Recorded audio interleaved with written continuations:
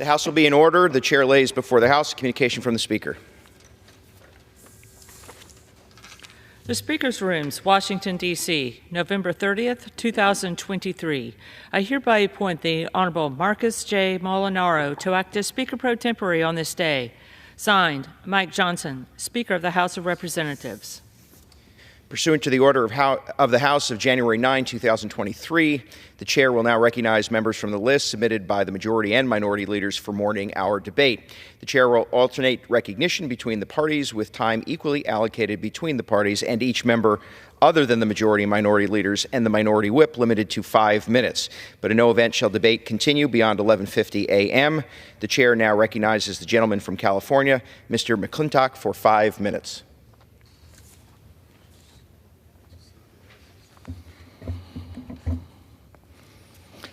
Mr. Speaker, the attack on Israel by Hamas on October 7th was an unprovoked act of barbarity and butchery that targeted innocent civilians and broke every rule of war dating back to medieval times.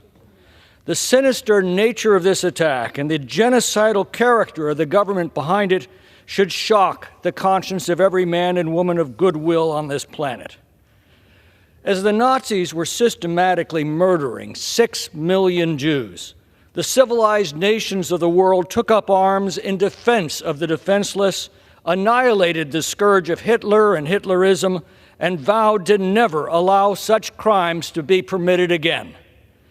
To assure this objective, these United Nations restored the Jewish state to the Jewish homeland, whose roots in Israel trace back to the dawn of human history. Never again. Israel exists today to maintain and uphold that sacred vow of mankind. Never again. The generation that survived those times knew how vital that declaration is and how essential the existence of Israel is to fulfill it. And yet the genocidal hatred that produced the Holocaust was never completely extinguished. It has now morphed into a more virulent strain of Nazism that came on full display on October the 7th, and shockingly, we are seeing support for that ideology in the riots unfolding on our streets and on our campuses, and it has even seeped into the halls of Congress. Now, I oppose punishing anyone for their opinions, even vicious opinions, but they should be denounced at every opportunity, and the destructive policies they advocate should be decisively defeated. Which brings me to the folly of the Biden administration. Now, Hamas is the popularly elected government of Gaza. When it attacked, Israel responded the only way it morally could, by waging war with all of its might and resources. And Gaza was not provoked by Israel. Quite the contrary. In 2006, Israel granted the people of Gaza the right of self-government, and they promptly responded by electing Hamas. Last week, a poll of Palestinians found overwhelmingly support for that government and the atrocities that it's committed. There is no moral equivalency here. Israel has practiced tolerance toward all its Arab neighbors, while Hamas is dedicated to the annihilation of Israel. War is hell on earth. A nation forced into it has a moral obligation to put all of its resources behind its soldiers and to achieve unconditional victory as quickly as possible, and then to resolutely destroy the government and culture that unleashed it. The demands for a ceasefire by the Biden administration, the provision of so-called humanitarian aid to Hamas-controlled Gaza, and demands for proportionality are utterly self-destructive to all involved because their practical effect is to prolong the conflict indefinitely. In war, you don't want a proportional response. You want the most disproportional response you can muster. The more disproportional it is, the sooner it's ended. Humanitarian aid is what you send after the enemy has unconditionally surrendered and not a moment before. Can you imagine sending food and fuel into Nazi Germany during World War II? That is lunacy. The foundational of this problem is Iran. It's funding the most extensive terrorist network in history. The sanctions against Iran were producing a growing popular resistance to that regime, yet each time it was about to boil over, Obama and later Biden took billions of dollars owned by the Iranian people and instead turned it over to their oppressors in Iran. Biden's refusal to enforce sanctions has meant an estimated $30 billion of revenues to Iran, and it was about to release another $6 billion when the attack on Israel embarrassed them into temporarily backing down. Now, when President Biden releases money to Iran or relaxes sanctions, he's funding the very terrorist operations unleashed against Israel. When he leaves our borders wide open, he's creating an open pathway for terrorists into our country. And when he sends aid to Hamas-controlled Gaza, he gives aid and comfort to the very forces that unleashed such terror upon Israel and aspire to unleash it against America. For our own sake and for the sake of humanity, America must stand unconditionally with Israel, cutting off any resources to its adversaries and providing the arms, ammunition, and moral support it desperately needs. This is the only way to restore the full force of civilization behind these two sacred words, never again. I yield back. Gentleman's time has expired. The chair recognizes the gentleman from Maryland, Mr. Hoyer, for 5 minutes. Thank you, Mr. Speaker. I ask unanimous consent to revise and extend my remarks. Without objection. Mr. Speaker, we have less than 3 weeks scheduled to the remainder of this year for us to act. We have less than 3 weeks to secure aid for Israel and Ukraine before we return to our districts in December. They cannot afford that time. Each day we wait, winter grows colder in Ukraine. Each day we sit on our hands, American and Israeli hostages in Gaza become more fearful that they have been forgotten, as do their families. Each day we idle, our allies sacrifice more lives in their fight against tyranny and terror. Each day we fail to act, America's reputation as the world's greatest defender of freedom and democracy decays. Inaction suggests to our friends and foes alike that our Congress chooses doubt over determination, reluctance over resolve, and contention over conviction. We embolden those assaulting democracy in Israel, Ukraine, and elsewhere to set their sights on the rest of the free world, including our own shores. We must not project uncertainty in our willingness to oppose despots and international terrorists. Securing this supplemental aid without condition and without delay needs to be this House's priority. I've served in Congress for over 42 years, including 28 years in the leadership. In that time, I've seen Democrats and Republicans work together to defend democracy and further freedom. Earlier this year, I went with former Speaker McCarthy to meet with Israeli leaders to reaffirm our vital U.S.-Israel relationship. I worked with him to preserve the overwhelming bipartisan support our Congress has had for Israel for the past 75 years, just as I did with past Republican leaders. Now, Mr. Speaker, we come together in solidarity on Vladimir Putin's threatens freedom, democracy, international law, and the lives of Ukrainians. A few years ago, I stood with Republicans in Kiev's Independence Square to lay wreaths for the pro-democracy protesters who were gunned down there during the Revolution of Dignity in 2014. Our Republicans also joined me on my codel to Ukraine's border just last year, when I met with President Zelensky and House leaders on both sides of the aisle in September in this House. We expressed our unanimous commitment to Ukraine's cause, to America's cause, to freedom's cause. We saw that same bipartisanship on the House floor in recent weeks when some 75% of us voted to approve additional funding for Ukraine, all 7 times, perhaps 8 times if you count a couple of bills, we came up for consideration 75% of us voted for Ukraine's funding. We ought to act on the strong consensus that exists in this body to deliver aid for Israel and Ukraine. Now, today, perhaps tomorrow, but certainly very soon. Neither dysfunction nor disagreement ought to undermine that effort. Victory is our objective. Delay is our enemy. I have spoken with Israeli and Ukrainian leaders. I have met with officials from NATO partners and other allies. I've talked with the families of American hostages held captive by Hamas in Gaza. Their question is the same. Is America still willing to pay the price of freedom? Our answer, ladies and gentlemen of this House, and the answer of America must be yes. Now. We must send a deafening message to our friends and to the enemies of freedom and democracy. We will defend our allies and our shared values, not only in the next few days, but in all the days to come. My friends, it is time to act. It is time to act without condition.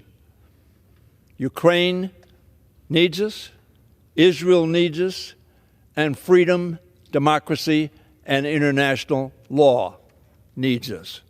Let us act now. Gentleman yields. Chair recognizes the gentleman from Texas, Mr. Keith Self, for 5 minutes. Mr. Speaker, I rise this morning to lay out that this House has passed an Israel supplemental bill, $14.3 billion. Today, I call on the Senate to pass this aid to Israel forthwith. Mr. Speaker, I rise this morning to recognize our veterans by honoring exceptional American heroes and their selfless commitment to serving our nation and their communities. It is a moment to acknowledge those who have sacrificed much and devoted all to safeguard our country.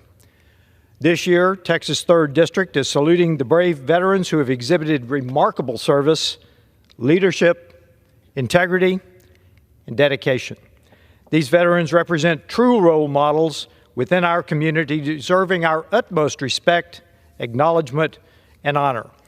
The veterans from Texas 3rd Congressional District receiving the 2023 Congressional Veteran Commendation Award are as follows. Lieutenant Colonel James Angelino, U.S. Army. Commander Paul Chabot, U.S. Navy. Command Sergeant Major Shane Chapman, U.S. Army. Sergeant Dave Cornett, U.S. Army. Colonel William George, U.S. Army. Colonel Larry Green, U.S. Army. Sergeant Michael Carson, U.S. Army. Lieutenant Colonel Sean Keefe, U.S. Marine Corps. Staff Sergeant Casey McEwen, U.S. Army. Sergeant James Owsley, U.S. Army.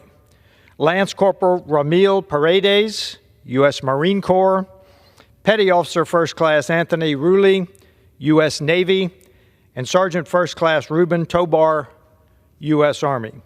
To these 13 veterans, I salute you. God bless you, and God bless America. I yield back. Recognizes the gentleman from California, Mr. Cardenas, for 5 minutes.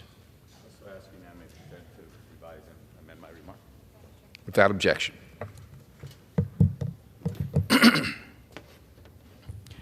Mr. Speaker, today I rise to celebrate the centennial of a beautiful neighborhood that has contributed to the rich culture of the San Fernando Valley, Toluca Lake.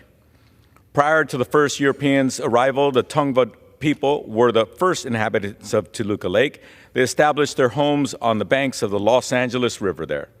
In 1889, General Charles Foreman purchased the territory in which modern-day Toluca Lake lies, and by 1893 applied for the first post office and named the town Toluca Ranch, which he claimed was a Paiute Indian word for beautiful and fertile valley. Just like the rest of the San Fernando Valley at the time, Toluca Lake was lined with crops of satsuma plums, cling peaches, and Moore Park apricots, and much more. The Lake and Toluca Ranch, which has starred in many movies, was very attractive for movie producers, which in turn resulted in the movie industry beginning to develop there. In 1915, Carl Laemmle built Universal Studios in the area, after which several other studios like Warner Brothers Studios and others started flooding into the community. After the general's death in 1919, the ranch was sold to a group of investors who tried to build a bedroom community around the studios and named the area Toluca Lake Park. And by 1923, another group of investors purchased the property and built a housing community, which is now called Toluca Lake. Toluca Lake has been home to many famous American artists and celebrities such as Frank Sinatra, Bob Hope, Bing Crosby, Betty Davis, Steve Carroll, Andy Garcia, Melissa McCarthy, Amelia Earhart, and many more. President Ronald Reagan and his wife Nancy Reagan even had their wedding reception in Toluca Lake. Today, Toluca Lake is a key community of the entertainment industry where working families can pursue the American dream and tell stories to the world. Toluca Lake is a place of work for many below-line workers such as hairdressers, painters, carpenters, and caterers. One person I'd like to acknowledge was an immigrant. He came from Mexico, Jalisco, Mexico, and worked at Toluca Lake's famous diner, Patty's, for over 10 years. His name is Santos Padilla, the father of our U.S. Senator, Alex Padilla. Like Santos, thousands of people can provide for their families there in Toluca Lake, and some even make it their home.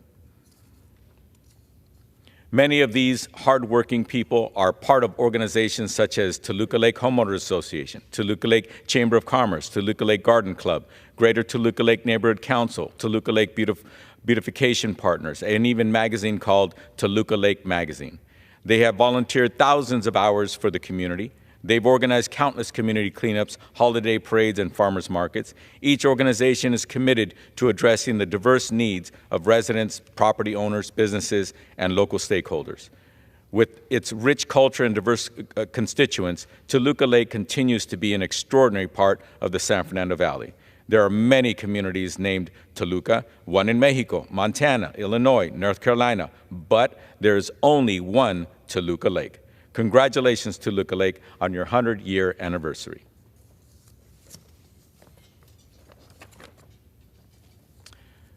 Mr. Speaker, I rise to honor Manuel Manny Figueras, an amazing public servant who spent his entire life improving the lives of many people from the city of Los Angeles and the San Fernando Valley. Manny was born on New Year's Eve in 1961 in Banes, Cuba. Just like many Cuban families, the Figueras left Cuba in 1968 to pursue their dream of liberty and freedom here in the United States. The Figueras immigrated first to Miami, Florida, then came to Los Angeles, California.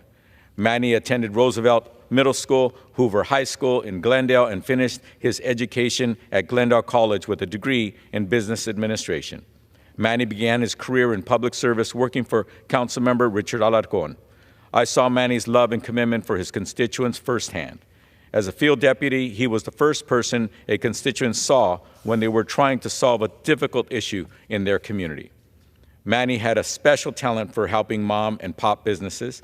His ability to listen compassionately and then develop a plan to cut through the red tape of government made a difference in the lives of many business owners and families. Even after Manny moved on from his life in the Los Angeles City Council service, constituents had personal phone numbers of his and would always call him, and he was always there to help. In his trademark calm and caring manner, Manny would advocate for constituents and communities in North Hollywood, Mission Hills, Sylmar, and beyond. We lost Manny on October 11th, 2023. He was surrounded by family and friends. Manny is survived by his mother, Ana Figueras, his brother, Juan Figueras, his sister-in-law, Dora Figueras, his nephew, Andrew Figueras, his niece, Ariana Laborico, and his nephew-in-law, Dylan Laborico. We miss you, Manny, very much. I yield back. Gentleman yields. The chair recognizes the gentleman from Georgia, Mr. Carter, for 5 minutes.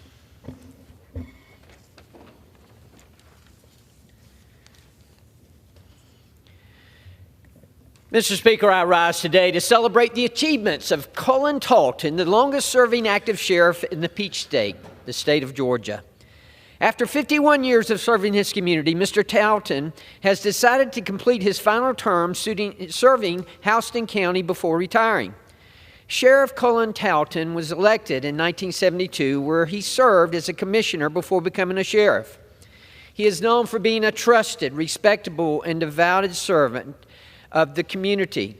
To honor his many years of service and dedication, local leaders, community members, and his family gathered at the Houston County Annex before the commissioners' meeting to celebrate the longtime sheriff.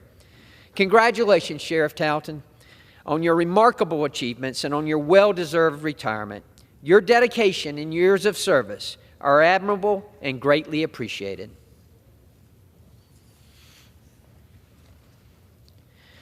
Mr. Speaker, I rise today to recognize November as National Homelessness Awareness Month. In Georgia, over 10,000 people do not have housing. This includes fathers, mothers, and nearly 700 veterans.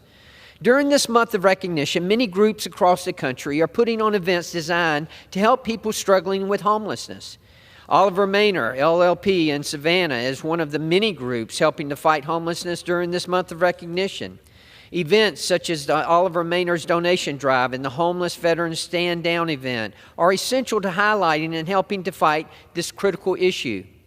This month is a time when we come together as a community and as a nation to reflect on the issue of homelessness and its impact on countless lives. By raising awareness, we can show our support and help those who need it the most, because every family, especially veterans, deserve a safe and stable home.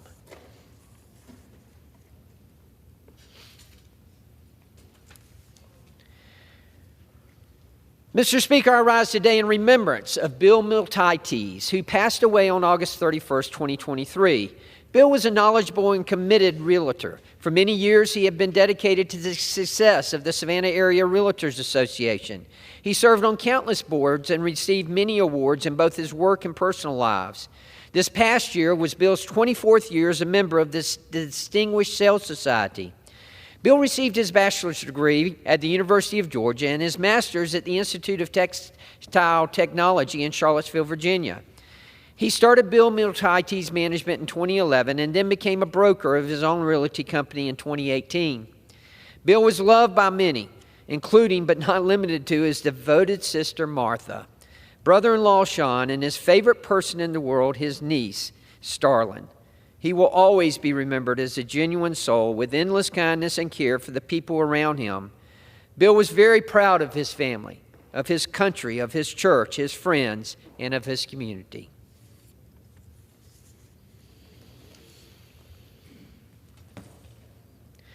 Mr. Speaker, I rise today to celebrate Connor Daniel, who won 6th place at the Junior World FISTAT Championship this summer.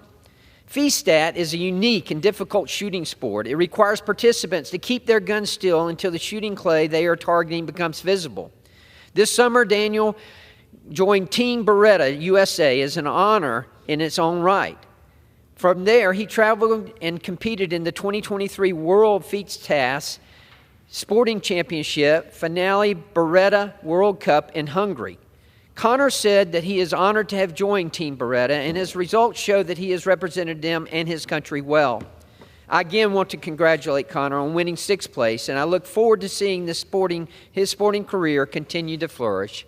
Thank you, Mr. Speaker, and I yield back. Gentleman yields. The chair now recognizes the gentlewoman from Michigan, Ms. Tlaib, for 5 minutes. I ask unanimous consent to address the House and revise. The gentlewoman is recognized. Thank you so much. We face a housing crisis in our country. In Metro Detroit, there are 3 extremely low-income renter households for each unit that is both affordable and available. In response, state and local public developers are using innovative policy tools to build new housing developments that are financially sustainable and affordable. That's why I co-led the introduction of the Public Housing for the 21st Century Act, which provides public housing authorities and housing finance agencies with the latest best practices for mixed-income public housing.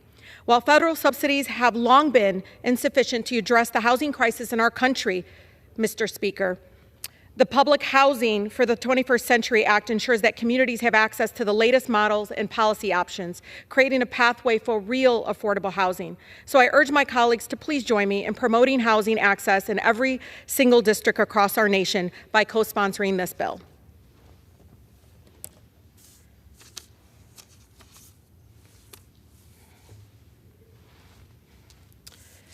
Hisham, Kenan, Tahsin are all Palestinian college students who were shot while wearing a keffiyeh and speaking Arabic on their way back to a family dinner in Vermont.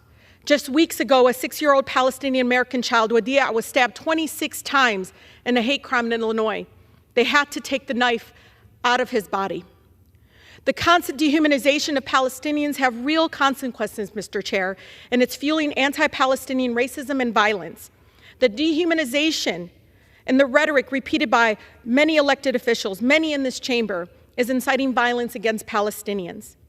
My heart goes out to every family affected by violence, Islamophobia, anti-Palestinian racism, and any form of hate. One of the Palestinian victims who was shot in Burlington, Hisham, he wrote that this hideous crime did not happen in a vacuum. As much as I appreciate and love every single one of you, I am but one casualty in this much wider conflict. Had I been shot in the West Bank where I grew up, the medical services that saved my life here would likely have been withheld by the Israeli army. The soldier who shot me would go home and never be convicted. Any attack like this is horrific, be it here or in Palestine. That's why when you say your wishes and light your candles today, your mind should not just be focused on me as an individual, but rather as a proud member of a people being oppressed. When I talk about Hisham, Kenan, and Tahsin, Mr. Chair, I think of my 2 Palestinian boys living right here in the United States.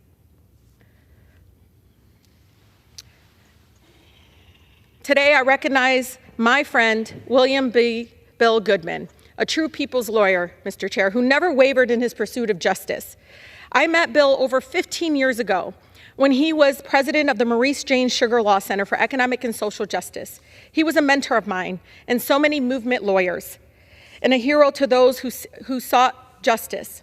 Over the course of his career, Bill sought to focus his work on protection of civil liberties, holding the powerful accountable to the Constitution, and fighting for the working class at home and around the world. He was always ready and willing to fight for the most vulnerable among us. Bill was a pioneer people's lawyer, both in private practice in Detroit and leading the Center for Constitutional Rights and the National Lawyers Guild. He was proud of representing the Attica prisoners, the Guantanamo Bay detainees, the Vietnam survivors of Agent Orange, and so many victims of police violence and corrupt persecution. It speaks to Bill's character that one of the most important lawyers in American history will best be remembered by those who, close to him, of his endless jokes and bottomless love for his children and comrades. Please join me in honoring Bill Goodman, remembering his life and legacy. Thank you.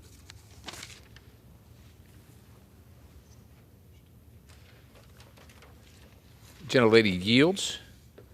The chair recognizes a gentleman from Tennessee, Mr. Rose, for 5 minutes.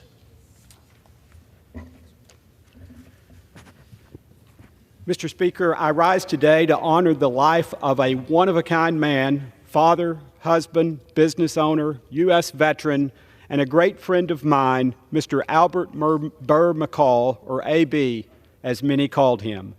Mr. McCall passed away on September 13, 2023, at the grand age of 94. Living to that age is obviously quite a feat, but in A.B.'s case, the real feat was the full life he lived and the accomplishments he achieved. A.B. was a man of faith, a loving and loyal family man, a proud and patriotic American.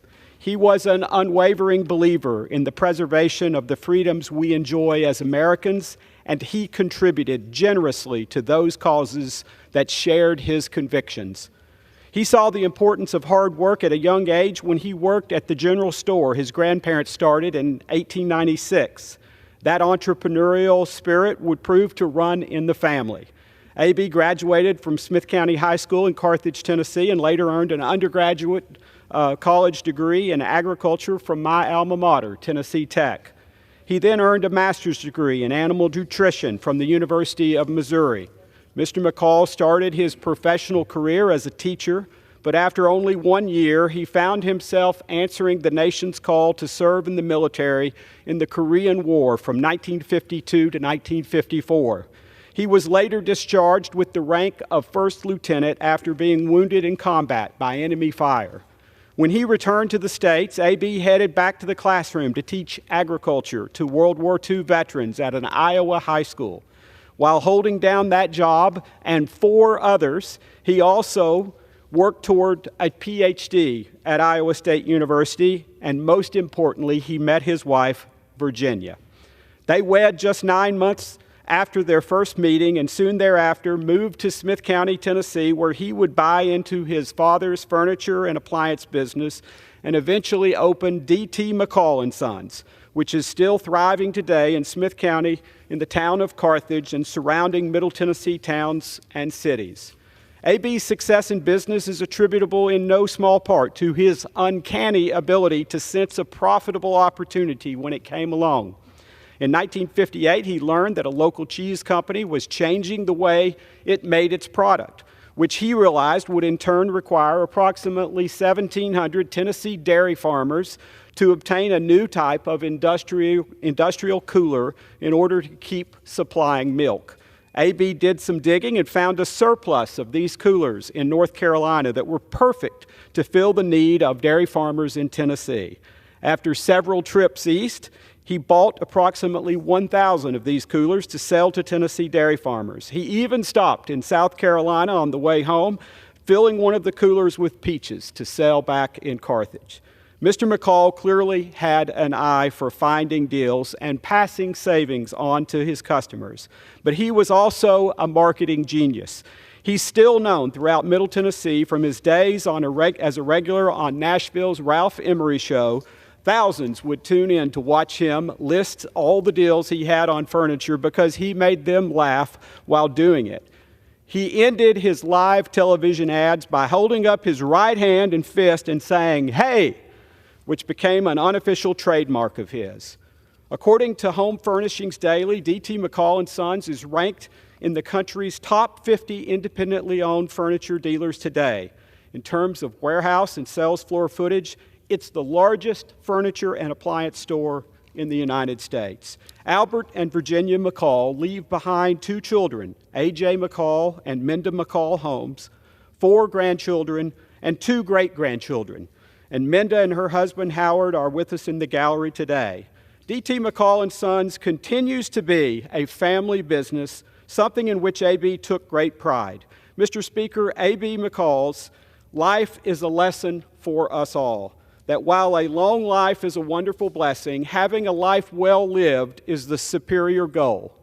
Albert McCall did both. My prayers go out to all of his family and friends as they continue to mourn the passing of their loved one and this great Tennessee man. Thank you, Mr. Speaker, and with that I say, hey, and yield back.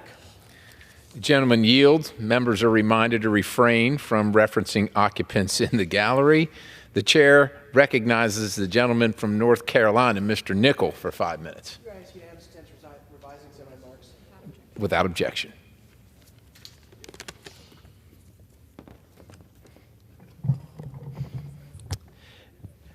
Thank you, Mr. Speaker. Today I rise to honor Dr. James West, a revered Wake County Commissioner and a true champion for the people of North Carolina. It's with deep sorrow that we mark his passing, but with immense gratitude that we celebrate his legacy. His journey from protesting segregation in the 60s along with Jesse Jackson to serving as a Raleigh City Councilman, a Wake County Commissioner, was marked by a relentless commitment to justice and equality. Dr. West's legacy is not just in the numerous programs he initiated or the pivotal policies he championed, but in the countless lives that he touched, myself included, the community leaders he inspired, and the unquantifiable impact of his vision and compassion. We remember Dr. West for his Dr. Wettisms, his wisdom, and his unwavering faith in the power of community. As we mourn Dr. James West's passing, we also celebrate his extraordinary life, a life dedicated to service, equality, and the betterment of Wake County and its people.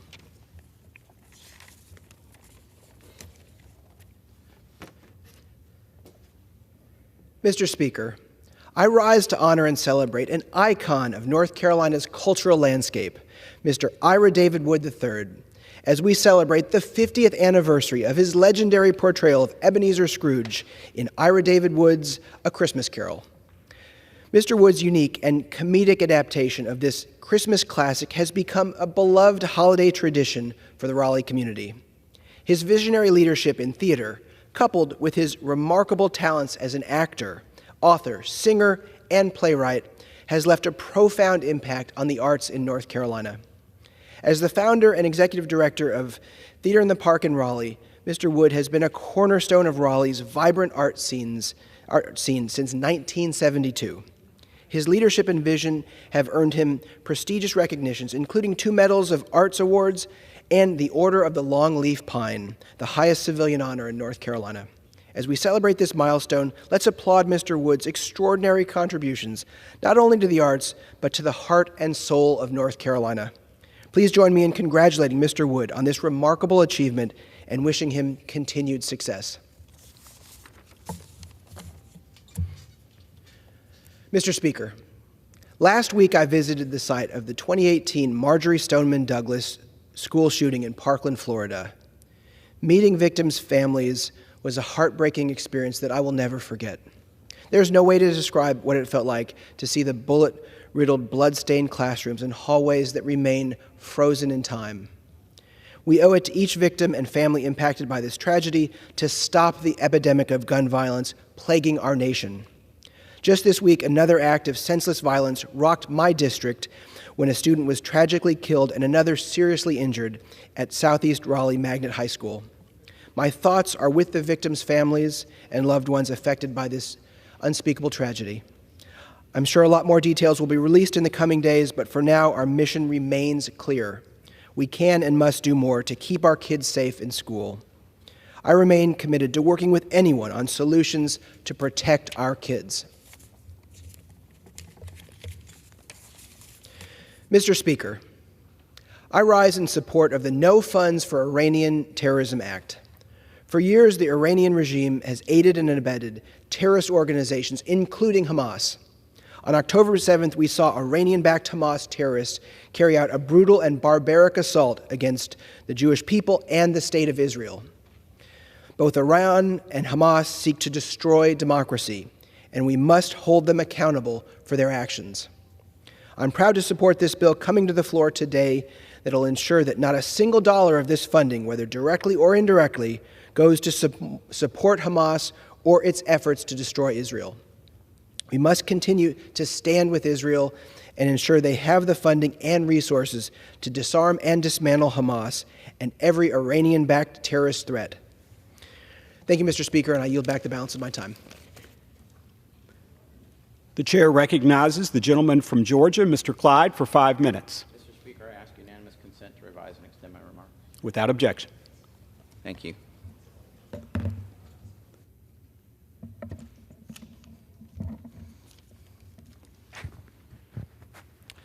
Mr. Speaker, today I rise to honor and celebrate the life of Dr. Ambrose Oliver Findley, Jr., affectionately known as Butch, who recently passed and is survived by his loving wife, Wanda, and his children, grandchildren, sister, nephews, and dear friends. Butch's life was filled with tremendous acts of service. After obtaining a bachelor's in psychology from the University of South Florida, Butch's commitment to the well-being of others led him to the U.S. Navy, where he selflessly served as a hospital corpsman. A man of diverse talents and interests, Butch then returned to the University of South Florida and obtained a bachelor's in biology and pre-med. Butch's devotion to the medical profession later led him to attend the West Virginia School of Osteopathic Medicine and complete his residency at the General Hospital in Pinellas Park, Florida. After this pivotal chapter, Butch once again answered the call of duty, this time as a physician in the United States Army, where he served at the rank of captain in Fort Stewart, Georgia. For 42 years, Butch then dedicated himself to the well-being of Georgians in Rabun County, leaving an indelible mark on the Northeast Georgian community that he served, first at Ridgecrest Hospital and later at MedLink Rabun. He was not merely a physician, he was a beacon of hope and healing, touching countless lives.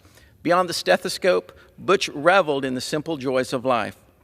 Whether exploring new adventures or finding solace in the comfort of home, he cherished precious moments with his family and friends.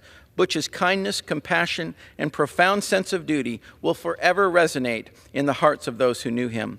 As we bid farewell to a beloved husband, father, grandfather, brother, and friend, we find peace knowing that he is now with our Heavenly Father. Georgia's 9th District will always remember and honor the incredible legacy that Dr. Butch Finley Jr. left behind.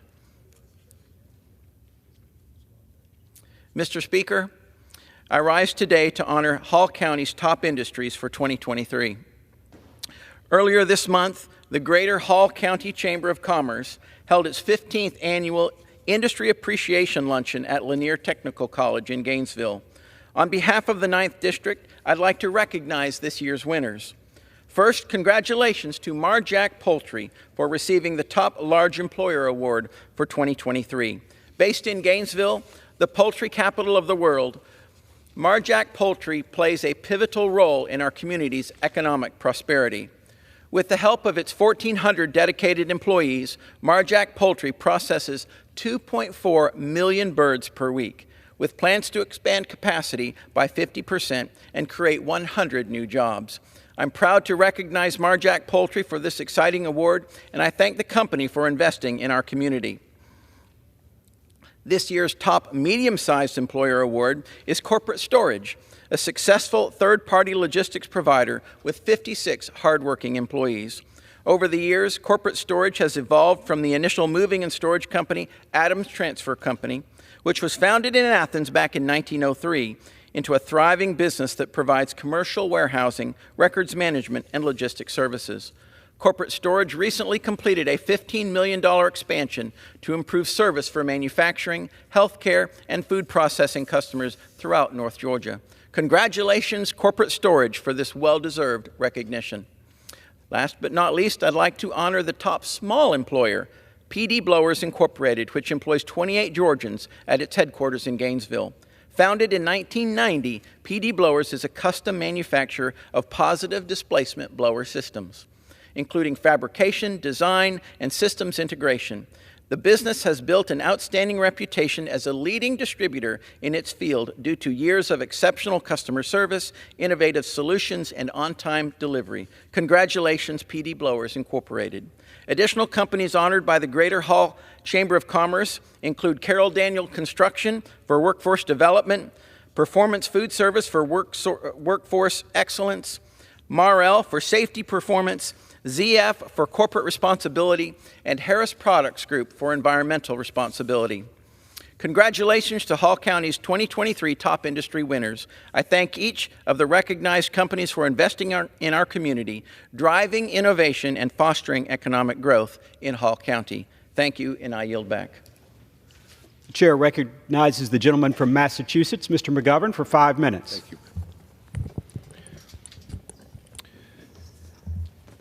Mr. Speaker, this holiday season, I am thankful for the Food Bank of Western Massachusetts for once again organizing a 43-mile march through Western Massachusetts to raise awareness about hunger and to fundraise for families in need. And I'm proud to announce that this year's march, the 14th annual, raised $500,000. I couldn't be more grateful to all the marchers, fundraisers, and community organizers who made this happen. I was so proud to join them on November 20th and 21st as we walk sun-up to sundown, traveling from Springfield to Greenfield. We stopped at crucial community centers that work hard to feed anyone who's hungry. And a huge thank you to our fearless leader, radio personality Monty Belmonte, who's been the inspiration for the march for the past 14 years. He pushed an empty shopping cart all 43 miles and stopped to pose with roaring crowds every chance he could. He's a true local icon and hero. We were joined by dozens of hunger advocates who marched on against freezing Massachusetts winds, but kept their heads up the whole way. We were fed by the brand new Holyoke Culinary Arts food truck, Wake the Dead Donuts, Berkshire Brewing, Richardson's Candy, and finally a hot meal from Pay What You Can Stone Soup Cafe. Of course, there were countless volunteers who made sure we had plenty of Dunkin'. We peeked into community action centers like Lorraine's Soup Kitchen in Chicopee, Kate's Kitchen of Holyoke, and the Amherst Survival Center. And I want to thank the rest stops set up by the MLK Family Services Center, Fame of Holyoke, and the WRSI and NEPM radio stations, Adventure East, Hawks and Reed, and Home Depot. But I want to thank Congressman Richie Neal for joining us at the kickoff. I want to thank Congressman Joe Kennedy for keeping me company for several hours on Route 116, and Governor Maura Healey for being the first ever governor to join this incredible event. I was proud of the many state legislators who joined the march, including State Senators Joe Comerford and Jake Oliveira, and Representatives Natalie Blais, Mindy Dome, Dan Carey, and Lindsay Sabadoza. Special thank you to Andrew Morehouse, the Executive Director of the Food Bank, Tim Garvin with the United Way, the Franklin County Chamber of Commerce, Dr. Dave, Jamie Hogue, and the amazing staff at Attorney General Andrea Campbell's office who marched with us, and as well as District Attorney Dave Sullivan and so many more. And although the march was hard, we all know being hungry is harder. Across the country, 44 million people are food insecure. In Massachusetts, 1 in 5 families don't have reliable access to affordable, nutritious food. That is a disgrace. As I say every week on this floor, hunger is a political condition. And in this Congress, we've seen House Republicans attack anti-hunger programs every chance they get, from advocating for onerous and, let me just say, ineffective work requirements to slashing programs that feed hungry moms, infants, and children. It appears this extreme MAGA majority will stop at nothing to turn the clock back on the progress we've made to fight hunger. And that's why the March for the Food Bank of Western Massachusetts is so critical. It is a display of care and generosity in spite of the fact that some here in Washington are hell-bent on taking food from people who need it most. With the $500,000 that these volunteers raise, the food bank will serve 1.5 million meals. But charity alone will not address the root causes that plunge people into hunger. Food banks are a Band-Aid, but we in Congress should be pressing for deeper, enduring solutions. People shouldn't have to turn to a food bank every month. They should just have enough money to be able to buy groceries. Programs like SNAP, the Supplemental Nutrition Assistance Program, keep hard-working families from having to choose between buying food and paying rent. SNAP gives participants the dignity of shopping for their own food. We ought to fund, not cut these programs. And by the way, even if you don't agree with me that ending hunger is a moral imperative, you ought to still get on board because it saves us money in the long run. SNAP lifted 2.8 million Americans out of poverty in 2021 and can generate almost double the economic output for each dollar invested in it. Why do so many on the other side insist on cutting it every chance they get? Let us instead choose to invest in SNAP, in WIC, and in our whole anti-hunger safety net. Instead of cutting services for those in need, we need to invest in our people and our communities and in our country. We can end hunger now. What we need is the political will. And the people who marched with me on November 20th and 21st have the political will. They are counting on us here in Congress to live up to the promise of our country and make sure that nobody, absolutely nobody, goes hungry. If we do that, we can end hunger now. I yield back. The gentleman's time has expired. The chair recognizes the gentlewoman from Illinois, Mrs. Miller, for 5 minutes. Mr. Speaker, I seek unanimous consent to address the House for 5 minutes. Without objection. Thank you. Mr. Speaker, the federal government's primary role is to protect the country by securing our borders. The Biden administration has allowed, even facilitated, an invasion of more than 8 million foreign nationals led by drug cartels, terrorists, and human traffickers. Joe Biden has created a fentanyl crisis, a national security crisis, and a child trafficking disaster, making the U.S. vulnerable in every way. And in addition, this invasion costs taxpayers billions of dollars every year. Cartels are bringing unaccompanied minors across the border, and these taxpayer dollars are being used to fly unaccompanied children across the country on secret flights. Secretary Mayorkas has lost track of 85,000 children, and he must be held accountable through impeachment. Americans miss President Trump. He made border security his top priority. In Congress, I will always defend children and fight for strong borders. Thank you, and I yield back. The chair recognizes the gentlewoman from Pennsylvania, Ms. Scanlon, for 5 minutes.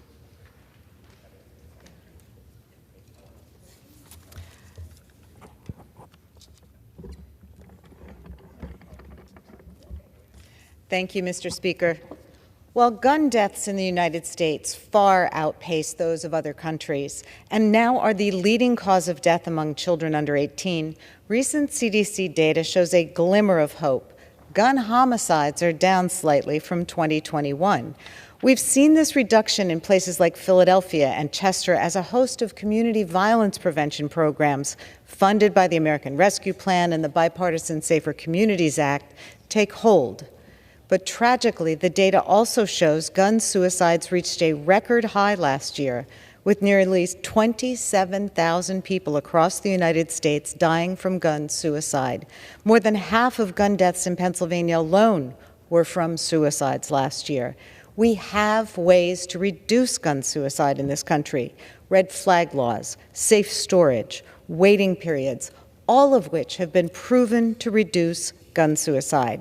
But the NRA and extremist Republicans continue to block these common sense, constitutional measures which can save lives. When we speak about gun violence, we often say there are solutions, research-based solutions. We don't have to live this way. So today, I'll add, in the case of gun suicide, we should also be mindful that people don't have to die this way. By creating legal space between a person in crisis and access to a firearm, more people will live. More families will be spared the immeasurable pain of losing a loved one. We need congressional action now.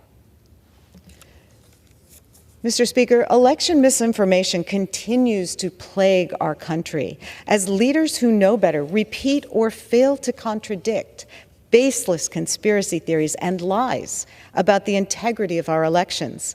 Not only do these lies and conspiracy theories undermine public faith in our democracy and elections, they cost taxpayer dollars.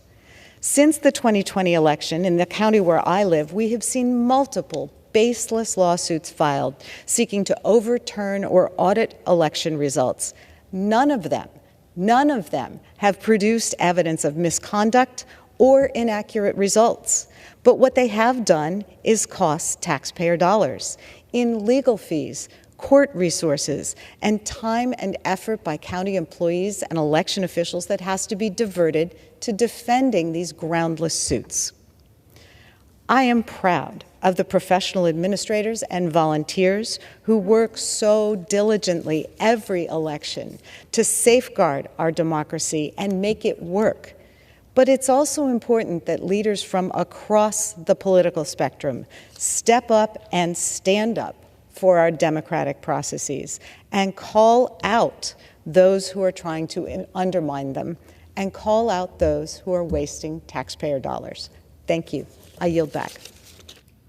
The chair recognizes the gentleman from Arizona, Mr. Ciscomani, for 5 minutes.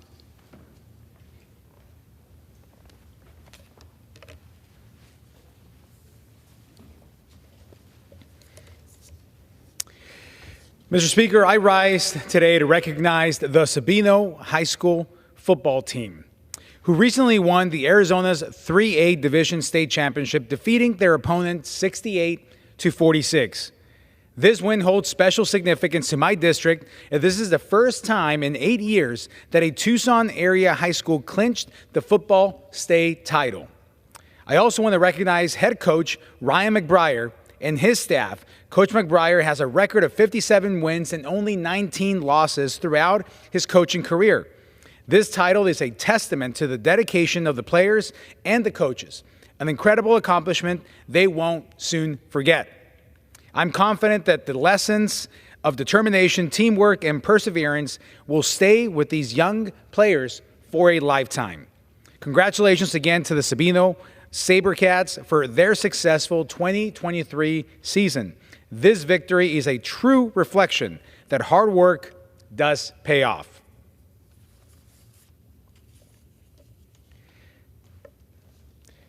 Mr. Speaker, Today, I rise to honor the remarkable efforts of Debbie and Mark Hall for their activism and their fight against Alzheimer's disease. Earlier this year, I had the privilege of sitting down and speaking with the Halls, as well as participating in this year's Walk to End Alzheimer's. Debbie, who spent 40 years as a nurse, was diagnosed with this devastating disease at the age of 65 in 2020. Her diagnosis spurred the couple's mission to raise money and support efforts to find a cure for Alzheimer's. Now they are known as tireless advocates in the fight to raise awareness, find the cure, and support those who suffer from Alzheimer's and their loved ones. I have to tell you, I've been around Debbie and Mark a few times, and the love for each other and the support for each other is unmatchable. It is lovely to see the way they look at each other and support each other, and yes, even dance with each other. So it is something amazing to see. And our community and the fight against Alzheimer's are stronger because of the work of the Halls in Southern Arizona. As we conclude Alzheimer's Awareness Month, I want to extend my heartfelt gratitude to them for their dedication and compassion that they bring to Arizona's 6th Congressional District.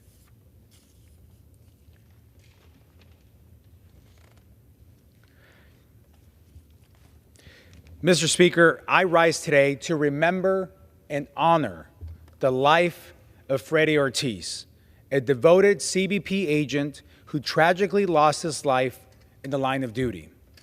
On November 13th, Agent Ortiz was responding to reports of illegal border activity when he was involved in a fatal ATV crash in Douglas, Arizona. Agent Ortiz dedicated his life to service to our country, serving in the U.S. Navy before spending the last 13 years in CBP. The loss of Freddie Ortiz underscores a harsh reality. Our law enforcement and Border Patrol put their lives on the line every day when they wake up and put on their uniforms. As we gather with family and friends this holiday season, I encourage you all to remember families like the Ortizes who will be missing a loved one at their table because they made the ultimate sacrifice. Freddie's service, sacrifice, and legacy will never be forgotten. It will never be forgotten. Thank you, and with that, I yield back. The chair recognizes the gentlewoman from Massachusetts, Ms. Presley, for 5 minutes. Mr. Speaker, I rise today to remember 3 generational leaders who have earned the honor of being eulogized in this great chamber and in perpetuity in our congressional record. Sandra Graham, Pearline James, and Mukia Baker Gomez, 3 incredible black women whose love for community was manifest in their historic achievements and the legacy they invite all us to aspire to. Mr. Speaker, I rise to mark the passing of Miss Sandra Graham. Sandra Graham's contributions to Cambridge and the Commonwealth far outpace her impressive and well-earned list of titles: first woman of color elected to the Cambridge City Council, the first woman of color to be the vice mayor, 6-term state representative, secretary to the National Black Caucus of Local Elected Officials, founder of the Massachusetts Child Care Coalition, co-founder of the Riverside Cambridgeport Community Development Corporation, among others. She truly was a trailblazer on a mission to do good along the way, and she wasn't afraid to make good trouble in the name of justice, both inside and outside of politics. She was a tenacious truth teller, and I count myself amongst those who will miss her righteous reprimands. Her impact is an indelible one which will endure throughout our Commonwealth and in her loving family, which I know was her greatest legacy, as she was a proud mom, mother, grandmother, great-grandmother, and great-great-grandmother. May she rest in peace and power. Mr. Speaker, I rise today to pay tribute to an incredible woman of faith, Pearline James. In church, I grew up singing a song, "They will know we are Christians by our love." And indeed, Mrs. James was God's love in action. Pastor Pearline James served God and her community as an associate pastor at Full Life Gospel Center in Dorchester. She did this with love, dedication, and compassion for all God's children. It's no surprise, as one of 21 siblings and the second eldest, that she was a mother and a nurturer to many. She brought life and love to every child and family that passed through she and her beloved husband Evan's child care center in their home, JP's Family Child Care, in the 1970s. She was passionate about education, and at the age of 60, she returned to school, earning a degree, graduating with a 3.8 GPA. While Miss James laid in hospice, the true impact of the love she imparted into the city was on full display, and nurses were quoted saying she had no less than 300 visitors. Her daughter Danella said her mother often would invoke the lyrics of "It Is Well With My Soul," a gospel hymn whose words include, "Whatever my lot, thou hast taught me to say, it is well with my soul." She is survived by the great love of her life, Evan, by her daughter Danella, Rosemary, Debbie, 10 grandchildren, and 15 great-grandchildren. And finally, Mr. Speaker, I rise to pay tribute to a woman, a leader, a mentor, a brilliant strategist, whose shoulders so many historic electoral firsts stand on, including myself, Mukiyah Baker Gomez. In 2018, I became the first person of color to represent the Commonwealth of Massachusetts in the House of Representatives' 230-year history.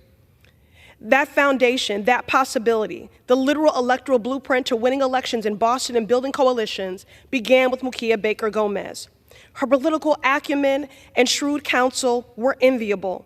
Her commitment to community, unwavering and unshakable, especially to Black people. Her every move and her impact outside of politics has been even greater. She played a key role in an inclusive economy, fighting to ensure that contractors of color would be prioritized.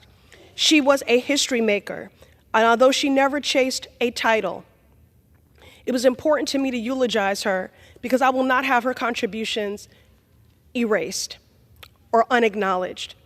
Mukiyah, thank you for everything. I love you and I miss you.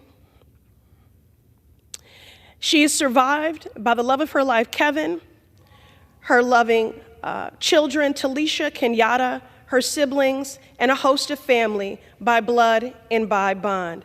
Thank you, Mukiyah, for your sacrifice, tenacity, and for always speaking truth to power. I yield the remainder of my time. The chair recognizes the gentleman from New York, Mr. Williams, for 5 minutes. Thank you, Mr. Speaker.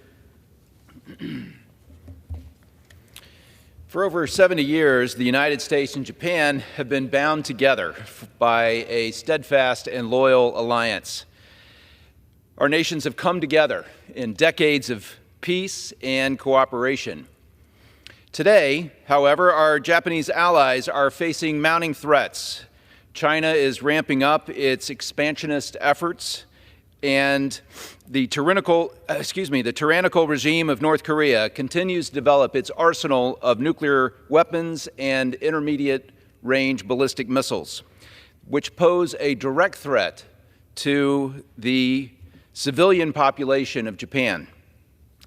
In this increasingly unstable and bellicose environment, it has never been more important for the United States to stand strong in support of Japan. North Korea, in particular, is guilty of grave human rights abuses against the Japanese citizens. Since the 1970s, North Korea has covertly abducted 17 Japanese citizens from the homeland islands, some while they slept in their beds. In addition to these 17 officially recognized abductees, there are numerous other cases of missing Japanese citizens for whom the possibility of having been abducted and taken to North Korea simply can't be ruled out. The agony of not knowing haunts these families, and the fear of this abductions in the night from the sea have haunted coastal communities in Japan for decades. Every single one of these abductions is a horrific tragedy that has caused untold suffering. Perhaps even more disturbing is North Korea's heartless and transparent deception concerning the status of these victims. For example, while North Korea claims 8 of these abductees have died from causes like suicide, heart attacks, and traffic accidents inside North Korea, the regime has never produced any objectively verifiable evidence of their deaths to the families that just want to know. The North Koreans have conveniently claimed that the remains of some of the abductees washed away in floods. They have even handed over alleged abductee remains to Japan only for the DNA testing to later show that these alleged remains do not match the identities of the abducted victims. It's unimaginably cruel. North Korea's treatment of Japan and its citizens is nothing short of evil and an inhuman crime. America doesn't allow its allies to be bullied. That is why I introduced House Resolution 620, a resolution that seeks to carry out justice for the Japanese citizens abducted by North Korea. This resolution accomplishes three major goals. First, it provides official congressional recognition of the horrific abductions of Japanese citizens by the North Koreans. This includes an acknowledgement that North Korea has violated basic human rights of these Japanese citizens and that only 5 of the 17 officially recognized abductees have been returned to Japan. Second, this resolution urges North Korea to take action on rectifying these abuses. It calls upon North Korea to release all foreign abducted nationals, including those from Japan. It also urges North Korea to return the remains of all deceased abductees, provide information about their demise, and make reparations for these crimes. Lastly, the resolution reaffirms Congress's commitment to our alliance with Japan and to American strength abroad. When America is weak, our enemies are empowered, our allies are endangered, and our national security is put at risk. When America is strong, we hold our enemies accountable for their actions, we defend our allies, and we keep our country safe. The alliance with Japan is the bedrock of America's influence in Asia and our security. Strong and unapologetic support for Japan is an essential component of American foreign policy. We in Congress must all speak as one and stand with Japan. We will not let such a faithful and crucial ally be pushed around by a tyrannical and rogue regime. I'm incredibly proud to introduce this resolution. I thank Congresswoman Tokuda for co-leading this bipartisan effort. Stop for a moment and remember the suffering of these families that have had their family members taken from them without any knowledge of their well-being. I yield back the balance of my time. The chair recognizes the gentleman from Illinois, Mr. Jackson, for 5 minutes. Today I rise to introduce my first piece of legislation, the JUST Act. When the United States Department of Agriculture was established by President Lincoln in 1862, it reflected a recognition of the strategic importance of agriculture in the nation's development. It aimed to address the needs of farmers, promote scientific advancements in agriculture, and contribute to rural development. However, racism, perpetuated by the rules and the laws of Jim Crow, remained strong. This was at the early years of the Civil War. 61 years later, we remember in 1923, the massacre, the removal of black prosperous farmers in the state of Florida, in Rosewood, Florida, where black farmers were taken off of their land. In the 1920s, 30% of America's families lived in rural America on farmlands. The USDA was created to provide a safety net for America's farmers, ranchers, and growers, which included assistance for struggling industries, disaster assistance, crop insurance, technical assistance, access to credit, and help producers implement conservation practices. Well, for decades, the USDA has had an unfortunate and checkered history regarding civil rights, manifesting most notably in discriminatory lending practices, violations, land loss, and limited representation. Reports dating back to the 1960s have found discrimination in the USDA in both program delivery and the treatment of its employees of African American descent. To date, USDA continues to be the subject of a number of lawsuits brought by minority farmers and ranchers alleging discrimination. This reputation is so pervasive that the USDA has been called on numerous occasions the last plantation. When Secretary Tom Vilsack began his tenure as Secretary of Agriculture in 2009, he promised a new era of civil rights at the USDA. For that, I applaud him for his recognition, his honesty, his candor, and his willing to confront a very hard truth, not fixing the blame, but trying to fix the problem to make sure that America's agricultural access and resources and industry would be open to all. At that time, there were over 14,000 unresolved discrimination complaints in the Department of Agriculture.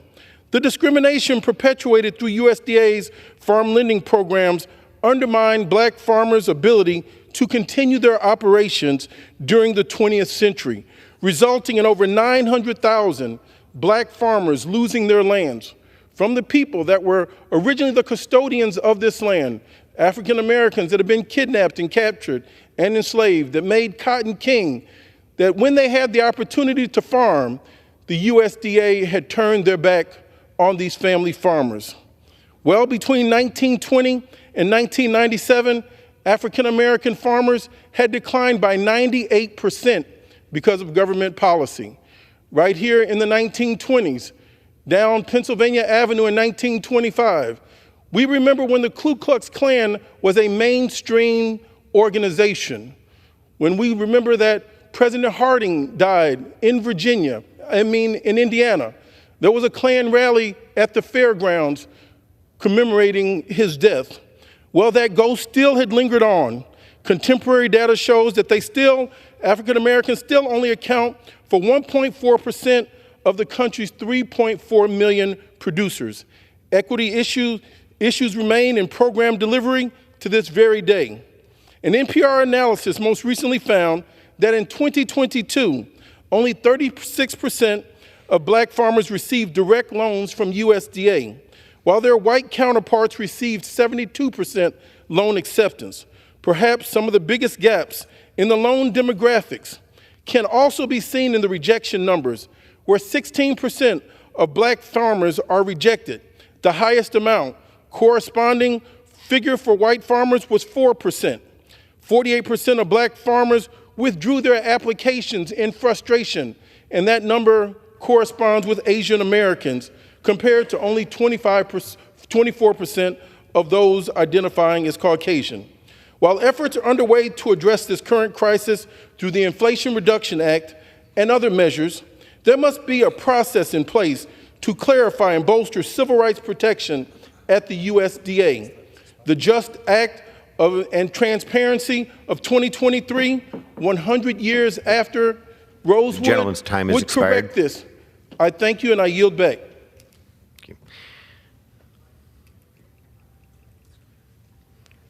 The chair recognizes the gentleman from Texas, Mr. Carter, for 5 minutes. The gentleman is recognized. As Christmas time approaches, I rise to share the history of one of the most beloved carols, and there are more to come. God rest ye merry gentlemen. The first line means, gentlemen, may God keep you in good spirits. It's a blessing.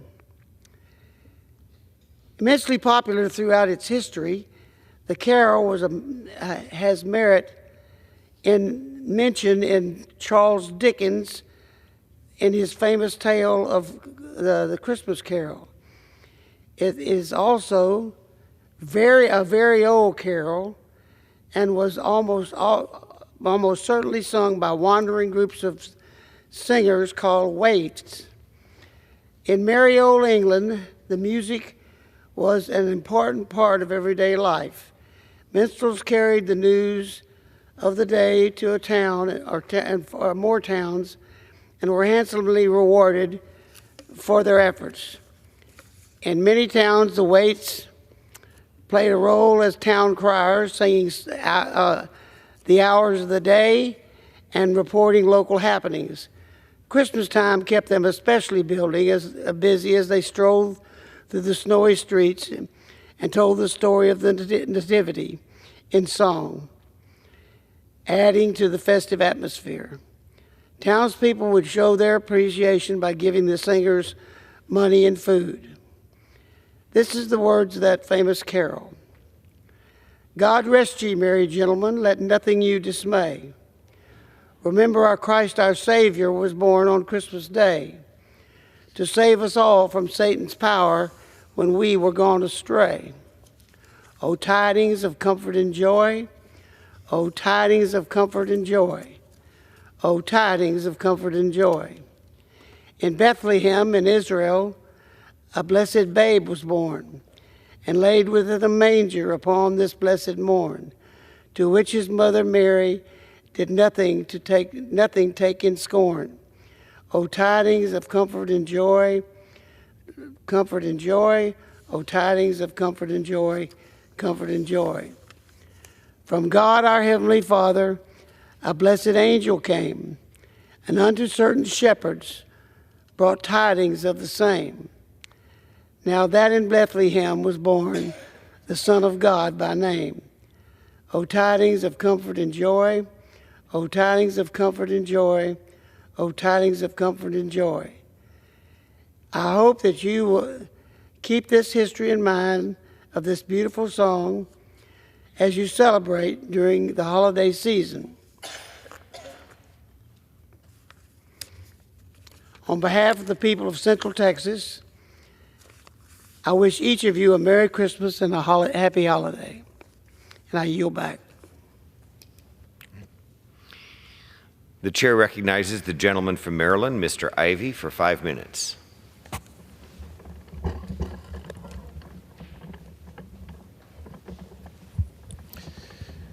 Thank you, Mr. Speaker.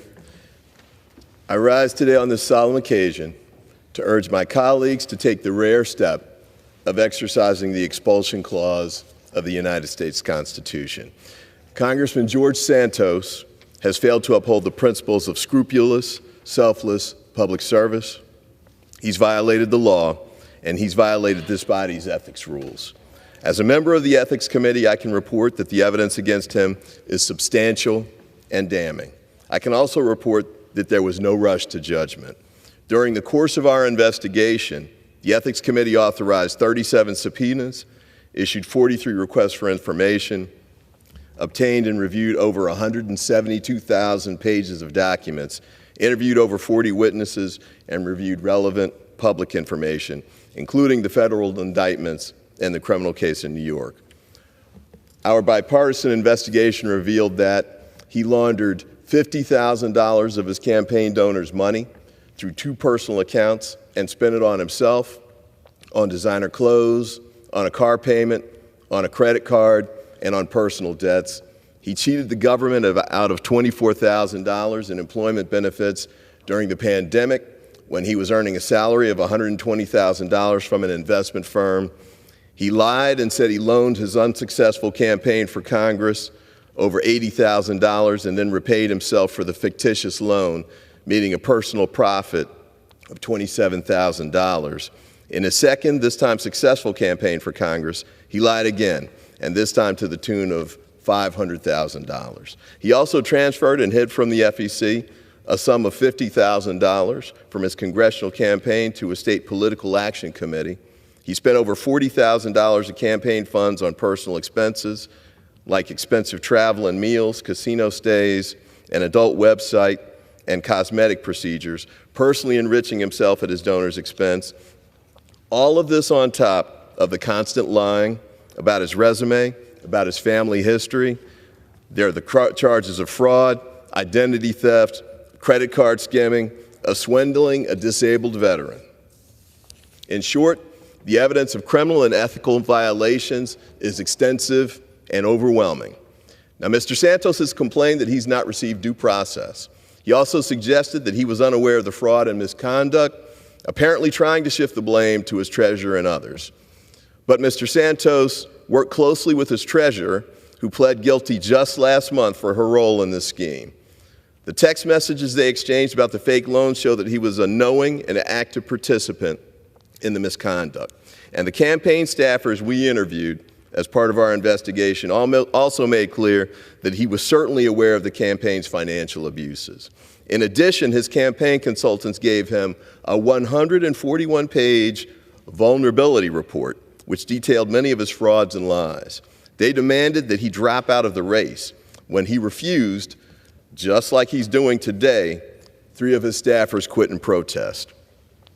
The Ethics Committee also offered Mr. Santos a chance to meet with us for an interview or a deposition to explain his side.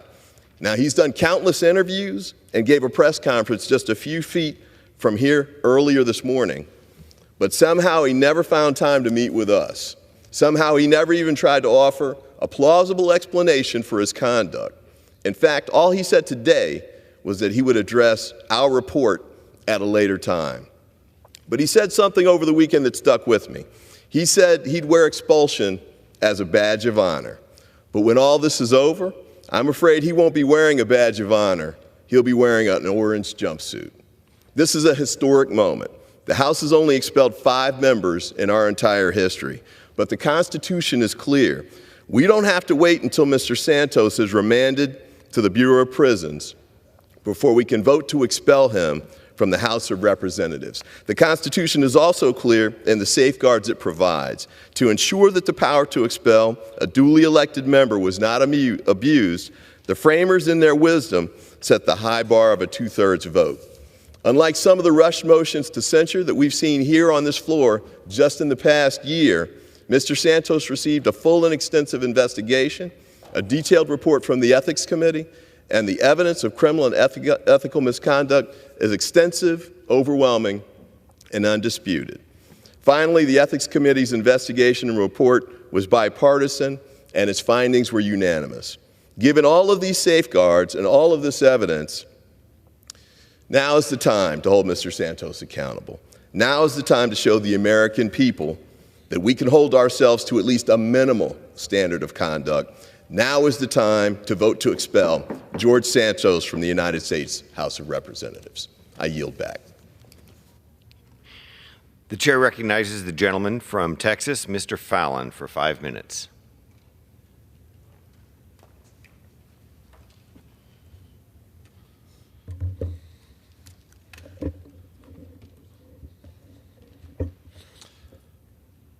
Thank you, Mr. Speaker. I rise today to commemorate the life and service of Mrs. Sue Nell Banker of Fort Worth, Texas, who passed away October 16th in 2021. Mrs. Banker was a dedicated mother, grandmother, and a stalwart Christian. She was married to a dear friend of mine, Al Banker, who's really one of the most magnificent human beings I've ever had the good fortune to encounter. Mrs. Banker was born on April 27, 1949, in Hot Springs, Arkansas. And on December 5th, 1970, she married Al Banker, and they lived together and had a very happy marriage for over a half century. Sue Banker personified the American dream. In 1998, she started her own all-state insurance agency firm and quickly became one of the largest firms in the state of Texas. And she continued to operate it successfully for many years. Without a doubt, she was an inspirational role for many people and many entrepreneurs in particular in the North Texas area and beyond. Ms. Banker was also an exemplary member of her community and a leader in the business world. She was a devoted woman of faith who never hesitated to pray for the health and well-being of others. She was very selfless, and those that knew her knew that she was incredibly gracious and very generous with her wealth, but also, and far more importantly, her time. And beyond that of a familiar nature, she was also dedicated to human service, and she will forever be remembered in the hearts and minds of those individuals that she cared for and served. I've requested that a U.S. flag be flown over our nation's capital to recognize a wonderful American life that Sue Banker led And she always put God first. She put her country first. She put her family first. She put her friends first.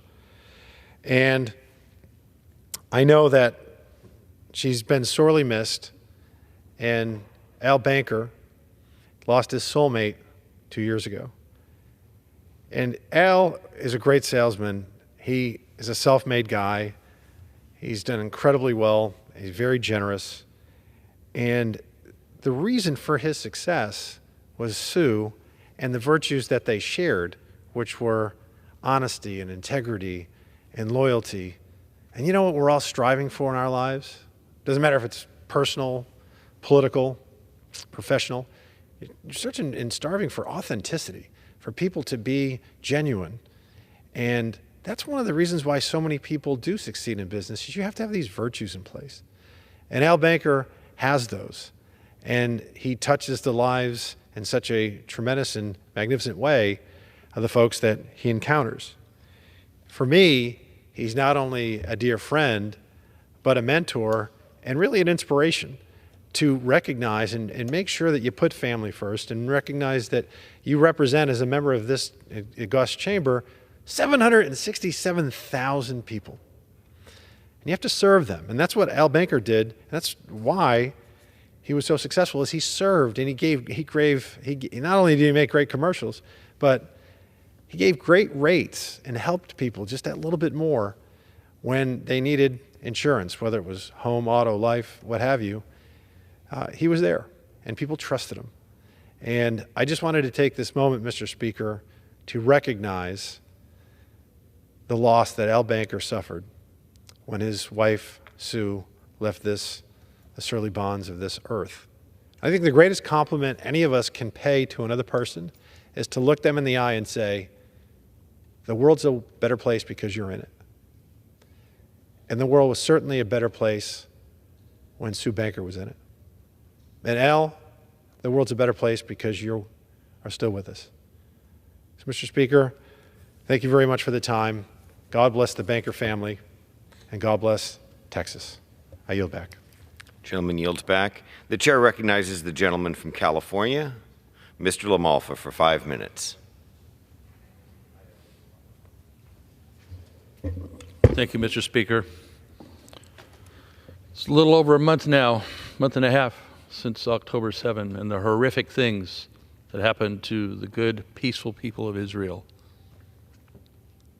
Many, many deaths and unspeakable demonic actions taken by Hamas against innocent Israeli citizens attending a festival or other things in their neighborhoods. I can't begin to speak about how ugly some of these things are. The rape, the murder, the beheadings. It's beyond polite company. But maybe we need to be a little less polite in talking about just what kind of horrific activity Hamas has been up to in Gaza. Subject to Gaza, even Gazan people are subject to the terrorism of not being able to make a move or make a change in that area they're trying to live in. But Israelis have bent over backwards for decades in so-called land for peace deals, so-called two-state solutions.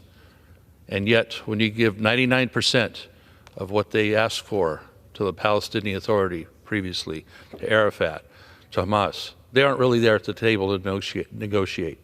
They are not there to acknowledge the state of Israel as a Jewish state or its right to exist. They want it eliminated. When they talk about from the river to the sea, there's no room for compromise with them for acknowledging a Jewish state, the Jewish people, the state of Israel. So why are we pussyfooting around saying, oh, ceasefire, more land for peace, more two-state solution? You do not want the existence of Israel. That's the first question you should ask any of them when you sit down. Okay, you want this solution, you want that solution? Do you agree that there should be the existence of the state of Israel as a Jewish state? They will turn away from the table because there's not a negotiation. There's not an agreement. They do not care to have peace. They care to wipe Israel off the face of the map. So what does that mean right now in the short term? Yes, it looks like a seventh day of ceasefire, at least in the Gaza area. But when you squeeze that balloon, you get other problems, like in the violence in Jerusalem on the West Bank, and others that will pop up. Whether it's Hamas here one day or Hezbollah in another area up north, we still know that Iran is sponsoring this terrorism, and Qatar is happy to help finance it. Well, it's time to get very real about this. So what Israel really needs to do is be able to root out the problems, the corruption, the deep problems that exist within Gaza. That means the many, many miles of tunnels that go sometimes 200 feet underground, and the shafts that go up inside houses, inside mosques, inside hospitals. All those areas that Hamas happily hides behind so that they can try and make Israel look bad when they surgically go in and try and remove these evil terrorists and use the innocent citizens there as the shields. No, there's a dramatic difference in the two sides, even though at our universities and on the media and our young people are getting duped by this, waving their Palestinian flags. There's a dramatic difference from the two sides. One seeks peace, one seeks existence, the other seeks to wipe another off the map. They don't want peace. They don't want existence. So I call upon the Biden administration to stand behind Israel in a real way, in a meaningful way. The IDF needs to be able to do what needs to get the job done in northern Gaza and finish the job of wiping out the existence of Hamas, who will continue to launch rockets and commit terrorism against Israel and even its so-called own people. Allow Israel to finish the job instead of us duplicitously saying, oh, we need to have a ceasefire, because there wouldn't be a fire to begin with, one to cease, had not Hamas started, really, with the first moments of deeding the Gaza Strip over to that side years ago, when the rockets were launched before the ink was even dry on the agreement. That's what we need to have done. The Biden administration needs to show it's firmly behind Israel and what needs to get done instead of these half measures. Israel has a right to exist. Israel needs us as a firm ally, and we need to get off our backsides and get the aid to them that they really need, that we've passed in this House. I yield back. Gentleman yields back. The chair recognizes the gentleman from Pennsylvania, Mr. Thompson, for 5 minutes.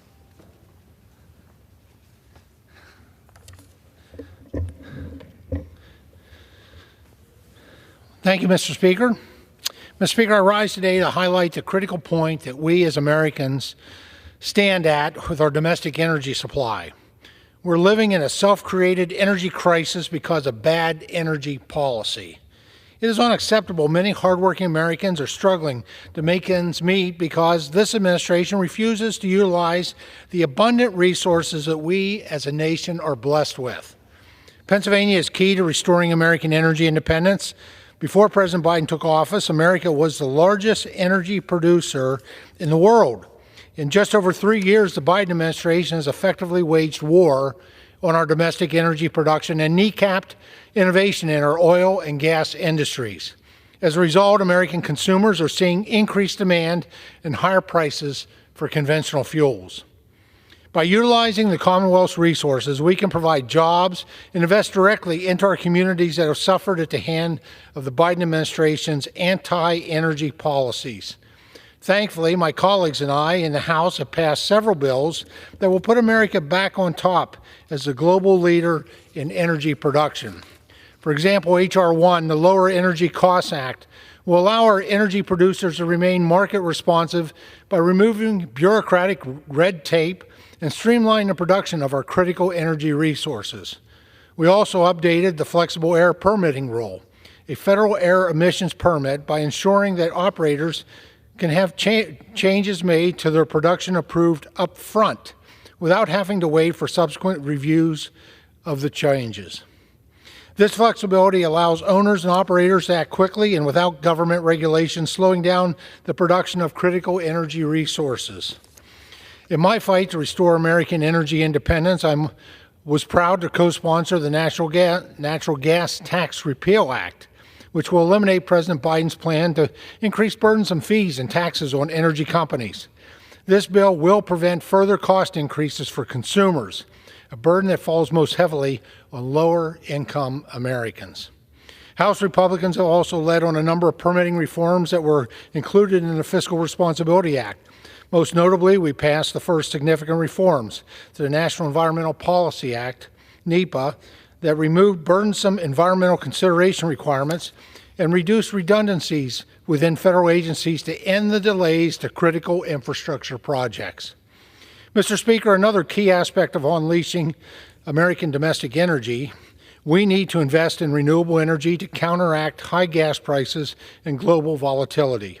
No amount of talk of electric vehicles or speaking in platitudes about a green economy will change the fact that everyday Americans are paying an unnecessary price at the pump.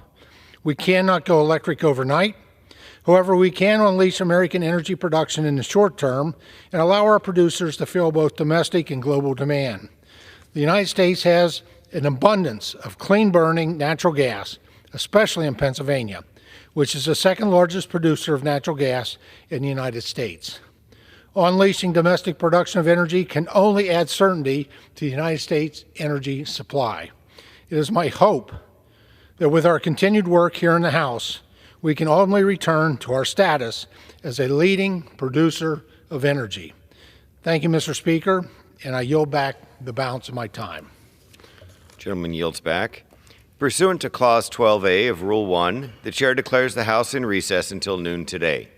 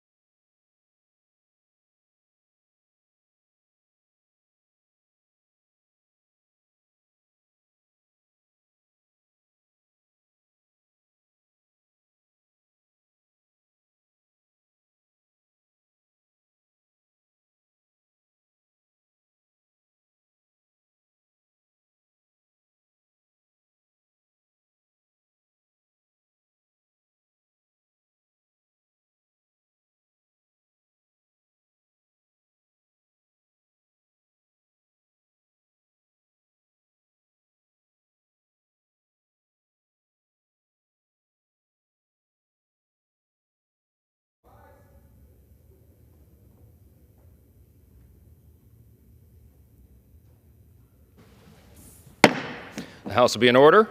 The prayer will be offered by Chaplain Kibben. Would you pray with me? Holy God, we approach your eternal light with humble hearts in hope that we will use the opportunities you give us this day to reflect your divine goodness. Shine forth in the work we do and in the words we speak the kindness, gentleness, forbearance, and love you offer to all people.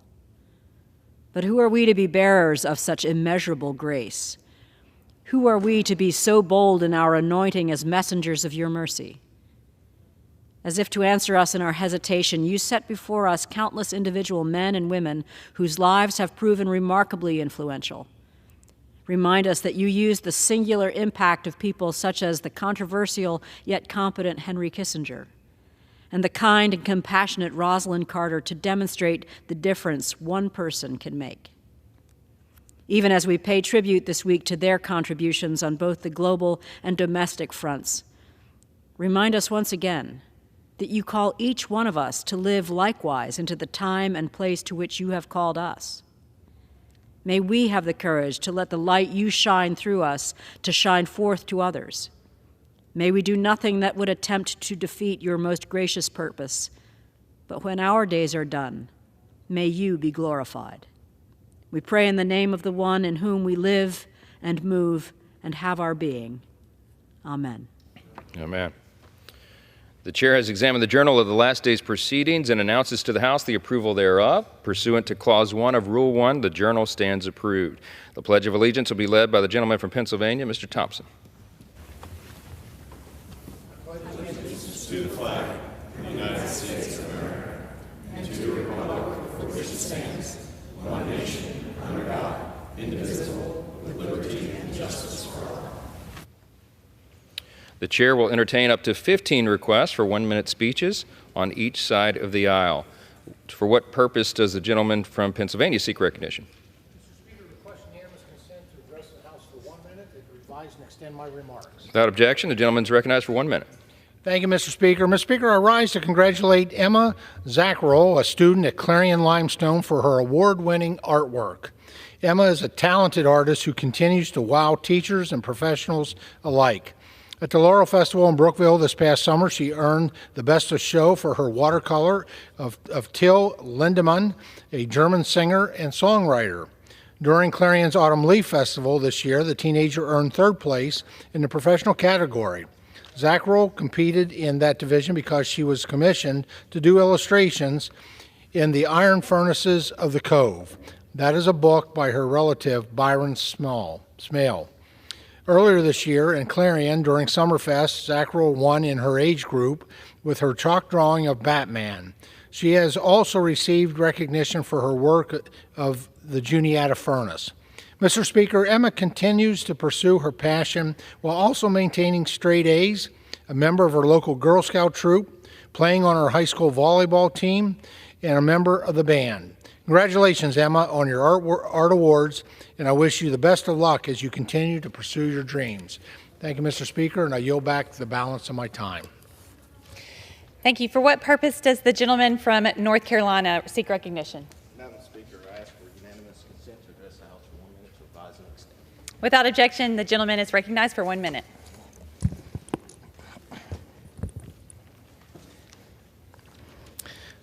Madam Speaker, I'm glad to join the residents back home in honoring the service of Milton Russ Bullock. Milton Bullock, born in Princeville, North Carolina, is widely known for his tenor voice as a singer in the legendary group The Platters, with Billboard hits like You've Got the Magic Touch and Only You. While he has captivated many worldwide, it's his impact in his hometown that I wish to applaud. After touring with the Platters, Milton Bullock returned to eastern North Carolina, where he ran for office and has been a dedicated community leader. As a commissioner on the Princeville Town Council, he has served as a role model for youth, helped with disaster assistance, and preserved the rich history of Princeville, which is the first African-American settlement in the nation. Milton Bullock has been on many stages. However, we're glad he didn't forget home. Milton, only you. I yield back. Thank you. For what purpose does the gentlewoman from Michigan seek recognition? I request unanimous consent to address the House for 1 minute. Without objection, the gentlewoman is recognized for 1 minute. Right. Guess it's as low as it can go. Madam Speaker, I rise today in recognition of the Ubly High School varsity football team for winning the Michigan Division VIII state championship. The Bearcats from Ubly High School took home their first ever state championship in football, winning 21-6 and capping off their undefeated season as champions. Congratulations to Coach Sweeney and all the young men on the varsity team for their remarkable accomplishment. You have made Michigan's 9th District proud, and I hope you cherish this memory for the rest of your lives. Congratulations again, Ubly High School, and go Bearcats. And with that, Madam, I yield back. Thank you. For what purpose does the gentleman from California seek recognition? Without objection, the gentleman is recognized for 1 minute.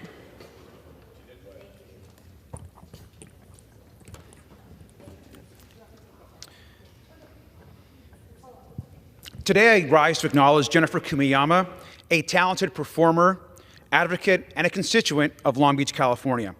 Now, I'm so proud that she was cast as a voice of Dahlia in the new Disney movie, Wish. Now, Jennifer was born with arthrogryposis and uses a wheelchair. She broke barriers when she became the first person in a wheelchair to actually perform on a Disney stage. Now, in addition to her career as a performer, she does vital work every day as the accessibility coordinator for the city of Long Beach. Now, in Wish, her character Dahlia is a courageous leader who also uses a wooden crutch to help her walk. This is a huge deal for representation. People with disabilities remain dramatically underrepresented in the media. And despite over 25% of American adults having some type of disability, movie and TV shows that feature people with disabilities or hire folks with disabilities is few and far between. I think we can all agree that this representation, especially for young people, is so important. We couldn't be more proud of Jennifer for her breaking barriers all across her life and for this latest performance. Thank you, and I yield back. For what purpose does the gentleman from California seek recognition? Without objection, the gentleman is recognized for 1 minute. Thank you, Madam Speaker. Earlier this month, we marked the 5 years since the 2018 Camp Fire struck Paradise and surrounding areas in Northern California. Indeed, the deadliest and most destructive wildfire in California history. Recovery has not been easy and will take continued coordination of all levels of government, and importantly, also the citizens. Sadly, one of the most instrumental people in the recovery efforts was Casey Hatcher, who passed away just days before the anniversary. I especially want to recognize Casey, who was a Deputy Chief Administrative Officer for Butte County. We're all grateful for her fantastic work. Ms. Hatcher served in Butte County's Emergency Operations Center during many activations, including the 2017 Oroville Dam spillway crisis, the Wall Fire, the Ponderosa Fire, the 2017 LaPorte and Cherokee fires, the 2018 Camp Fire, the 2020 North Complex Fire, and the 2021 Dixie Fire. You're getting a theme here of fire. She served Butte County diligently as the Camp Fire Recovery Director, working closely with the California Office of Emergency Services and FEMA. Her dedication, perseverance, and leadership have been paramount to recovery of the entire region. We would not have gotten this far without her or as timely. As remember the 5 years since the Camp Fire, I'm also remembering Casey Hatcher, her dedication, her caring and compassionate approach to helping her neighbors. God bless her, her family. I yield back. For what purpose does the gentleman from Iowa seek recognition? Thank you, Madam Speaker. I request consent to address the body for 1 minute and revise and extend my remarks. Without objection, the gentleman is recognized for 1 minute.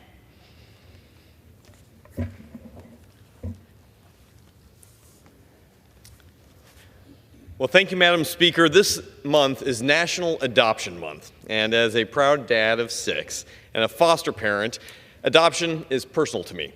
On the 5th of this year, my wife Kelly and I were blessed to adopt our 2 foster kids and our 2 youngest daughters, Jaina and Aaliyah. These 2 sweet sisters complete our family and bring us together so much joy. The journey of adopting opened my eyes to the challenges families across America face through the adoption process. And in honoring my daughters and so many Iowa families in the same boat, we are fighting to simplify the adoption process right here in America and make it easier for every child to join their forever family.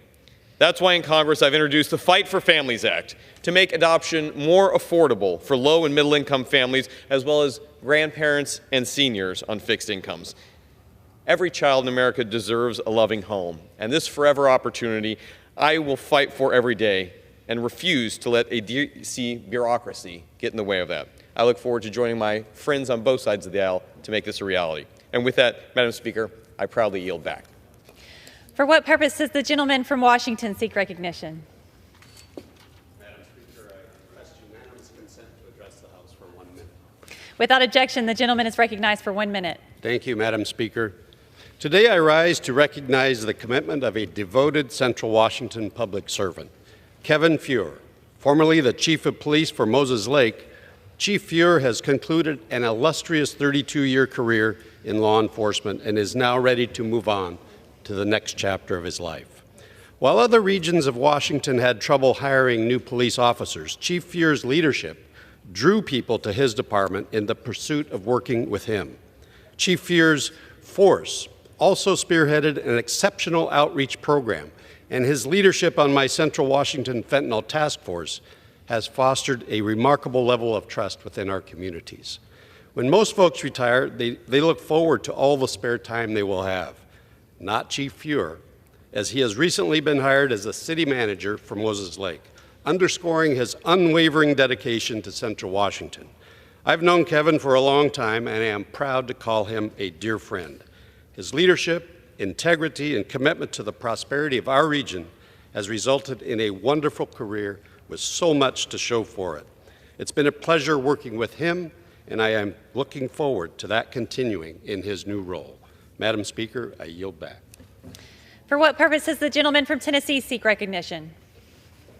I seek unanimous consent to address the House for 1 minute and to revise and extend my remarks. Without objection, the gentleman is recognized for 1 minute. Thank you, Madam Speaker. I appreciate you and the great work you do. I rise to honor my good friend Pace Robinson, who recently passed away at the age of 65. My buddy Stephen Rosen called me the other day and gave me the bad news. They'd been playing golf just the day before, and things seem to be going really well. Pace grew up in Knoxville and was a family man through and through. He worked with his dad, Mitchell, at the Modern Supply until Mitchell passed away, and Pace became the company's president until he retired in 2017. He met the love of his life, Karen, at the 1982 World's Fair, and they were married for 38 great years. They had 2 sons together, Eli and Asher, and he loved them dearly. He also had a granddaughter, Poppy, and he loved her with all his heart. Pace was a respected leader in his community. He helped lead the Knoxville Jewish Federation, the Knoxville Jewish Alliance, the Webb School of Knoxville, and many other groups over the years. He was also a great businessman. He was respected by his employees. He loved his regular poker game where for over 30 years the stakes were still a quarter a chip. I've known Pace for a long time, Madam Speaker, and he and his family have supported me through my career, even though they didn't always agree with me on every issue. And I wanted to give my condolences, especially to his wonderful wife, Karen, Eli, Asher, Poppy, and all the friends and family who knew and loved him. And I'll never forget what a good friend he was to me. And I know next year when I go to that first UT football game and I walk up to the tailgate and not see him there, it will be a big void there. He was quite a man. Thank you, Madam Speaker. For what purpose does the gentleman from South Carolina seek recognition? Madam Speaker, I ask unanimous consent to address the House for 1 minute, revise and extend my remarks. Without objection, the gentleman is recognized for 1 minute. Thank you, Madam Speaker. Sadly, under Biden, only 36% of voters said the American dream is achievable. That is, if you work hard, you get ahead, especially with equality and not be held back by forced equity sameness. This is according to a recent Wall Street Journal national opinion poll. This gruesomely indicates it's been reduced from 53% 10 years ago to where it is now, 36%. Even CBS News reports that the failing Biden economy, quote, the typical American household must spend an additional $11,443 annually just to maintain the same standard of living they had in January of 2021. That's before inflation even soared to 40-year highs. Republicans, led by Speaker Mike Johnson, will continue to fight and push for legislation to reduce inflation and create jobs. Our sympathy and appreciation for the life of Secretary of State Henry Kissinger, who served with President Richard Nixon. He is beloved in South Carolina because he became a naturalized citizen in our state at Camp Croft in Spartanburg. In conclusion, God bless our troops who successfully protected America for 20 years as the global war on terrorism continues, moving from the Afghanistan safe haven to America. With Biden open borders for terrorists, it is sadly clear that there will be more 9/11s across America imminent in our country. I yield back. Thank you. For what purpose does the gentleman from Wisconsin seek recognition? Madam Speaker, I ask unanimous consent to address the House for 1 minute. Without objection, the gentleman is recognized for 1 minute. Madam Speaker, I rise today to congratulate all the young athletes from Wisconsin's 7th District that took home the state championship title this fall sports season. These winners include Nora Gremben from Northland Pines High School in Eagle River, Autumn Mahalski of Shawamigan High School in Park Falls for girls cross country, the Rhinelander Hodags girls swim and dive team, the St. Croix Falls Saints girls volleyball team, and the Edgar, Florence, Stratford, and Rice Lake football teams. Congratulations to each and every one of these state champions, and I wish you the best of luck in your future seasons. I yield back, Madam Speaker. For what purpose does the gentleman from Ohio seek recognition? Madam Speaker, I ask unanimous consent to address the House for 1 minute and to revise and extend my remarks. Without objection, the gentleman is recognized for 1 minute. Thank you, Madam Speaker. I rise to recognize Vietnam War veteran Jim Hosel. Since 2016, Jim has served on the board of the Medina County Veterans Service Commission. Jim has spent 10 years as a member of the Honor Guard team for both VFW Post 5137 and American Legion Post 202. He also serves as a mentor in the Medina County Valor Corps, where he assists veterans who have run into difficulties with the law. Jim even serves the youth in Medina County, where he works closely with the Juvenile Detention Center, selecting opportunities for teens to provide community service. For the last 8 years, Jim has spent each summer at Buckeye Boys State mentoring high school juniors in local, county, and in state government. Jim's love and service to country has never wavered. His life and work for the people of my district, our district, the state of Ohio, and our country make a better America. Thank you, Jim Hosel, for your service. Thank you, and I yield back. For what purpose does the gentleman from New York seek recognition? Madam Speaker, pursuant to Clause 2A1 of Rule 9, I rise to give notice of my intention to raise a question of the privileges of the House. The form of the resolution is as follows. In the matter of Rep. Jamal Bowman from New York, whereas Representative Jamal Bowman is a member of the United States House of Representatives, whereas on September 30th, 2023, Representative Jamal Bowman knowingly and willingly gave a false fire alarm in the Cannon House office building, whereas on October 26, 2023, Representative Jamal Bowman pleaded guilty to 1 count of falsely pulling the alarm, and whereas Representative Jamal Bowman's actions caused the closing of the Cannon House office building and resulted in the disruption of an official proceeding in the Congress. Now, therefore, be it resolved that pursuant to Article 1, Section 5, Clause 2 of the Constitution of the United States, Representative Jamal Bowman be hereby is expelled from the House of Representatives. Under Rule 9, a resolution offered from the floor by a member other than the majority leader or the minority leader as a question of the privileges of the House has immediate precedence only at a time designated by the chair within 2 legislative days after the resolution is properly noticed. Pending that designation, the form of the resolution noticed by the gentleman from New York will appear in the record at this point. The chair will not at this point determine whether the resolution constitutes a question of privilege. That determination will be made at the time designated for consideration of the resolution.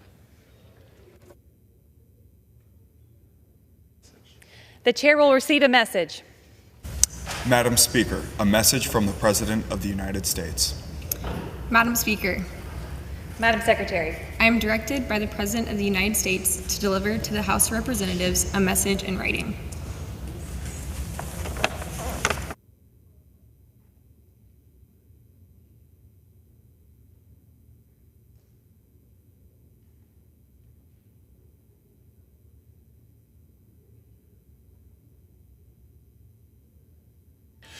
The chair lays before the House a communication. The Honorable the Speaker, House of Representatives, sir. This is to notify you formally, pursuant to Rule 8 of the Rules of the House of Representatives, that I, the Honorable Sui Tanadar, U.S. Representative for the 13th Congressional District of Michigan, have been served with a third-party subpoena to testify in litigation before the 36th District Court for the State of Michigan. After consultation with the Office of General Counsel, I have determined that the compliance with the subpoena is inconsistent with the rights and privileges of the House. Signed sincerely, Sui Tanadar, Member of Congress. What purpose does the gentleman from Texas seek? What purpose does the gentleman from Texas seek recognition? Mr. Chairman, Speaker, excuse me. I had wrong advice. Mr. Speaker, I ask unanimous consent that all members may have 5 legislative days to revise and extend their remarks and to include extraneous materials in the record for H.R. 5961. Without objection.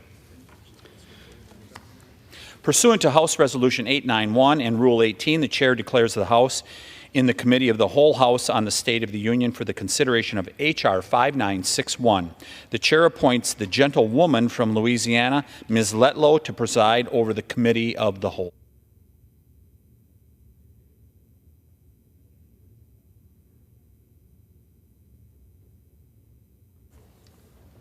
The House is in the Committee of the Whole House on the State of the Union for the consideration of H.R. 5961, which the clerk will report by title. A bill to freeze certain Iranian funds involved in the 2023 hostage deal between the United States and Iran and for other purposes. Pursuant to the rule, the bill is considered read the first time. General debate shall be confined to the bill and shall not exceed 1 hour, equally divided and controlled by the chair and ranking minority member of the Committee on Foreign Affairs or their respective designees. The gentleman from Texas, Mr. McCall, and the gentleman from New York, Mr. Meeks, each will control 30 minutes. The chair recognizes the gentleman from Texas, Mr. McCall. Thank you, Madam Chair.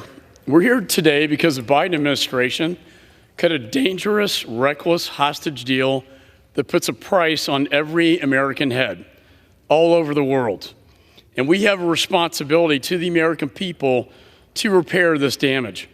First, let me say that I'm relieved that Americans held hostage by Iran are safely at home.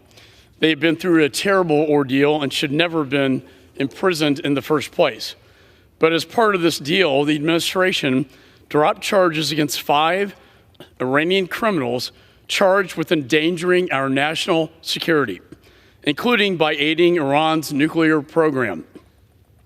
And at Iran's request, the administration waived sanctions on $6 billion of Iranian funds, which have been frozen in South Korea, to allow that money be transferred and funneled to a bank account in Doha, Qatar, an undisclosed bank, Madam Chair. Under this deal, Iran is getting access to $1.2 billion per blue passport, per American citizen. It is obvious that this agreement incentivizes more hostage taking. The administration is claiming this money can only be used for humanitarian purchases like food and medicine.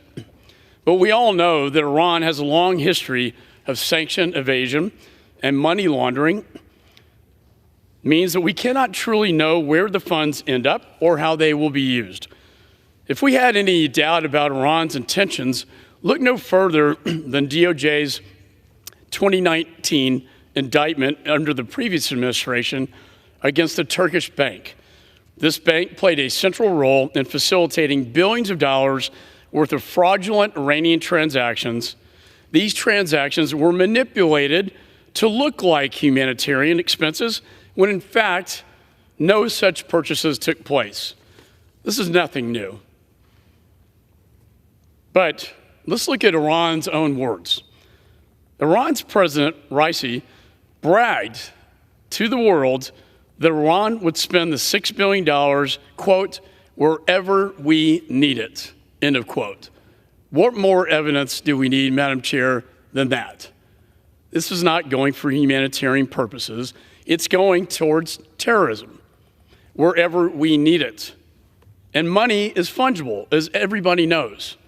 Giving Iran access to these funds for any purpose frees up money for its malign activities, including its support to proxies like we saw on October 7th to Hamas. Blocking money to Iran is the most consequential thing we can do here in this Congress to stop Iran's financing of terrorism to Hamas and other proxies to help keep our troops safe, who are now under fire from Iran's backed militias. After Hamas's brutal October 7th massacre of over 1,200 innocent people in Israel, the largest attack on Jewish people since the Holocaust, Madam Chair, and over 70 attacks on our forces by Iran's backed proxies this fall, no one can deny Iran's role as the world's leading state sponsor of terror. Put simply, the Middle East is on fire, and Iran's proxies are becoming more aggressive every day with increasing attacks, threatening to throw the Middle East into complete destabilization. And now Iran's destabilization influence extends beyond the Middle East. They continue to supply deadly drones to Russia, supporting their unprovoked war of aggression in Ukraine. Iran is going to keep funneling tens of millions of dollars to Hamas and other terror groups, propping them up with our adversaries like China, like Russia, and North Korea, with weapons. We need to take every measure possible to stop Iran from giving its proxies another dime. After the October 7th attack by Hamas, in which they took 240 hostages, and Madam Chair, we met with some of the families yesterday, and it was one of the most horrific experiences what their loved ones are going through right now in Gaza. Americans held hostage who we have still not been able to get out. They are in an absolute hell right now, in darkness. But it's absolutely undeniable that this hostage deal was a catastrophic mistake. The narrative was something before October 7th. Now they're trying to hide from this deal after October 7th because they know what they did was wrong, because they know what they're doing is funding terror in the Middle East. This body, this Congress, needs to repair that damage. And that's why my bill, the No Funds for Iranian Terrorism Act, imposes new sanctions to permanently prevent the transfer of $6 billion in Iranian funds covered under the 2023 hostage deal, which, by the way, Madam Chair, I haven't seen this deal. The administration says there's a deal. They have not provided that deal to me, nor to my colleagues, to my knowledge. But one thing is clear. This is a moment of moral clarity.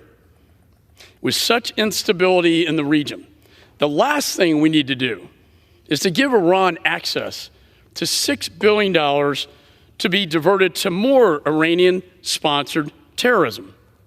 We must sanction anyone who enables the transfer or processing transactions of these funds, period. Put very simply and succinctly, I can't imagine how anybody could vote against this bill.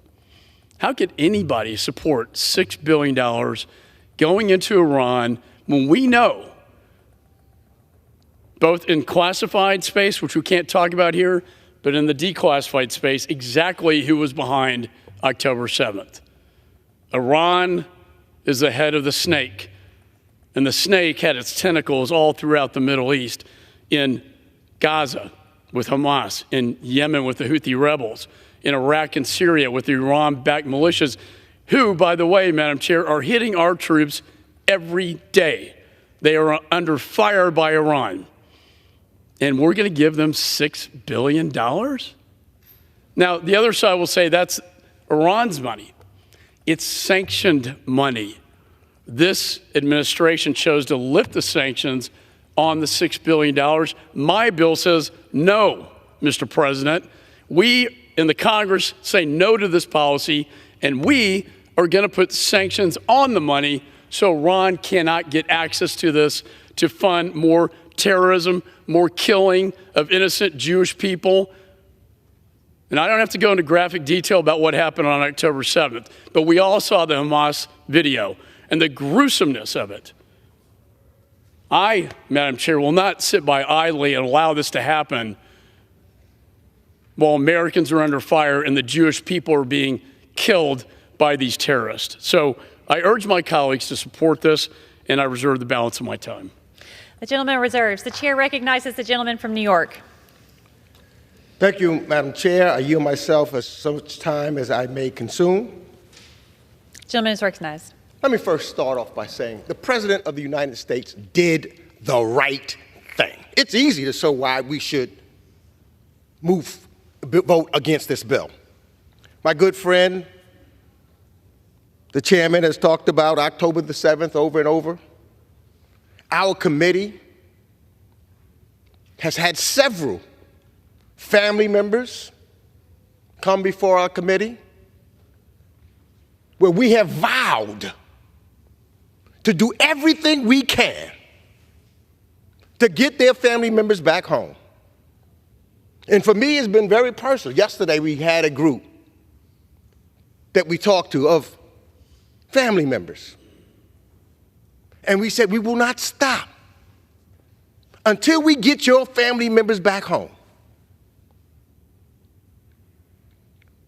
Because negotiating to bring our hostages home is hard because you have to do it with bad people. Guess what? Hamas committed the heinous acts on October the 7th. But who are we negotiating with to get the hostages home? Hamas. Not easy. But we vow in front of these witnesses. I would wonder what we would say to those 5 individuals, families, who are now safe at home before they were released. Would we have promised them, and didn't we promise them? We would do everything we could to get them back home. Yes, President Biden did the right thing. He brought 5 Americans home who were rotting in Iran's notorious Evin prison, and every member of Congress, I repeat, every member of Congress who was aware of these cases wanted our fellow citizens to come home. Now, they're saying they should not have come home. This was done wanting them to come home in a bipartisan voice. And President Biden thus succeeded in doing what his predecessors could not. He got them home. Iran, of course, as is Hamas, is a murderous and corrupt regime. They're not pleasant, and this isn't easy. But thanks to this agreement, 5 American families are now whole again. And Iran has lost the leverage of holding these American hostages. Now, H.R. 5961 would sanction parties that carry out the financial terms of the hostage agreement in question. These include 3 European commercial banks and the Central Bank of Qatar, who, by the way, has been very instrumental in working with us to get hostages home that were taken on October the 7th. But let's really talk about the facts. Yes, I've been in classified sessions and non-classified sessions and have heard it, as all of us have. So let's talk about the facts. Billions of Iran's own profits from oil sales were sitting in a restricted account in South Korea. It was there. It was done by the prior administration. It was established by the Trump administration for Iran to make approved humanitarian purchases. So this wasn't done by the Biden administration. It was sitting in South Korea by the Trump administration for humanitarian purposes. The United States had no control over that dollars while it was sitting there. The agreement moved that $6 billion from the restricted account in South Korea, converted it to euros, and relocated it into the restricted account in Qatar, which now the United States has visibility over. Not a single penny. Facts. Not conjecture. Facts. And I don't think anyone can refute the fact that not a single penny has moved into Iran. Not one. Not a penny, less known a dime. Not a penny has moved into Iran. Under the terms of the agreement, Iran can use the money in Qatar to make approved humanitarian purchases to acquire medicine, medical equipment, agricultural goods, and food. Iran's government physically will never touch this money. The entirety of the transaction occurs outside of Iran, and Iran only receives the vetted humanitarian goods. By the way, that's some of our values. And that's why we, in all of this, are talking about humanitarian concerns for people who are just victimized by bad people. And thus far, Iran has not made any requests of the humanitarian fund, and nothing has been gained by Iran. All of the money remains in the account, an account that the United States can watch. We have leverage over that account due to our relationship with the correspondent banks in Europe that would help process any transactions. In other words, we know we now have more control over this money than we did when it was sitting in South Korea. In fact, this account provides us with leverage, not the other way around. Furthermore, following the horrific attacks in Israel on October the 7th, the United States and Qatar froze the humanitarian fund. So it's frozen now in Qatar. No humanitarian purchases will be approved anytime soon. Again, nothing has changed. The money remains in the account, and we continue to have leverage. Nothing has changed from the money when it was sitting in South Korea. The only thing that has changed is 5 American citizens are no longer sitting in Iranian prison. They are back home with their families. Madam Speaker, if H.R. 5961 is passed into law, that leverage will be gone. It will disappear. We'll also lose our ability to conduct diplomacy with Iran and others in the future. If we blow up this agreement by passing this bill, we, the United States, will be the ones breaking yet another sensitive negotiated agreement. Our word and integrity will no longer be good in negotiations, whether it's with Iran or any other parties. The United States must continue to address, and here's where I think we agree. No one is saying that the United States needs to continue to address Iran's backing of groups like Hezbollah and Hamas. The Iranian-supported Hamas terrorists unleashed pure evil when they broke a ceasefire in the attacks on October the 7th. The population of Gaza would not be engulfed in war right now if it was not for Hamas. But we must also remain sober and serious about the challenge of Iran's nefarious nuclear program. None of the bad options we possess to stop Iran's nuclear ambitions are better than the diplomatic track, which has already proven successful. It was the United States who actually violated the JCPOA, not Iran. Pulling out of this hostage agreement will be the second time we violated an agreement with Iran's leaders. Passage of this bill would mean potentially slamming the door closed on future diplomacy, leaving us only with dangerous and highly risky options of confronting Iran's nuclear program. And we all agree, Iran must not ever have a nuclear weapon. But guess what? since we pulled out of JCPOA, they're closer to getting a nuclear weapon than had we been in there. Madam Speaker, the prisoner swap confirms to the Iranian regime that the United States is a reliable negotiating partner, just as we see taking place right now, as we bring the hostages home from Gaza. They have to deal with Hamas.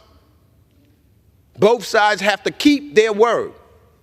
We have one, Israel, who is a strong, diplomatic, honest country, moving forward, fighting for its existence, but have to deal with Hamas. They made an agreement, and they're living by that agreement. And hostages are coming home. And we want that to continue to each and every one of them. And they're not just simply being released, Israel is giving something back in return. In our case, Iran is actually not getting anything because they're not getting a dime to be utilized for their nefarious purposes. So let me conclude with this. The agreement has freed 5 Americans. 5 Americans. I repeat, 5 American citizens who were suffering in an Iranian prison, who we all, in a bipartisan way, said we would do anything to get them home. We wanted them to be home. It shifted Iran's own money from an account in Korea that we did not control to one where we play a role and have control that we didn't in South Korea. Not a single penny has left the account. I don't think anybody can refute that. Not a single penny has left the account. Not a single penny has entered Iran. Not a single U.S. taxpayer dollars have been involved. And this fund remains frozen indefinitely by the United States and Qatar, who has been working closely with us and Israel. There is no reason to jeopardize future negotiations or further inflame an already dangerous situation by passing this bill. Fact of the matter is, I don't see why we would want to pass this bill. We know that diplomacy is the way to deal. That's the first thing that we need to move forward, and bringing our people home. Lastly, let me just say this, because I want to be absolutely clear. I don't want Iran's leaders to benefit from our actions in any shape, fashion, or form.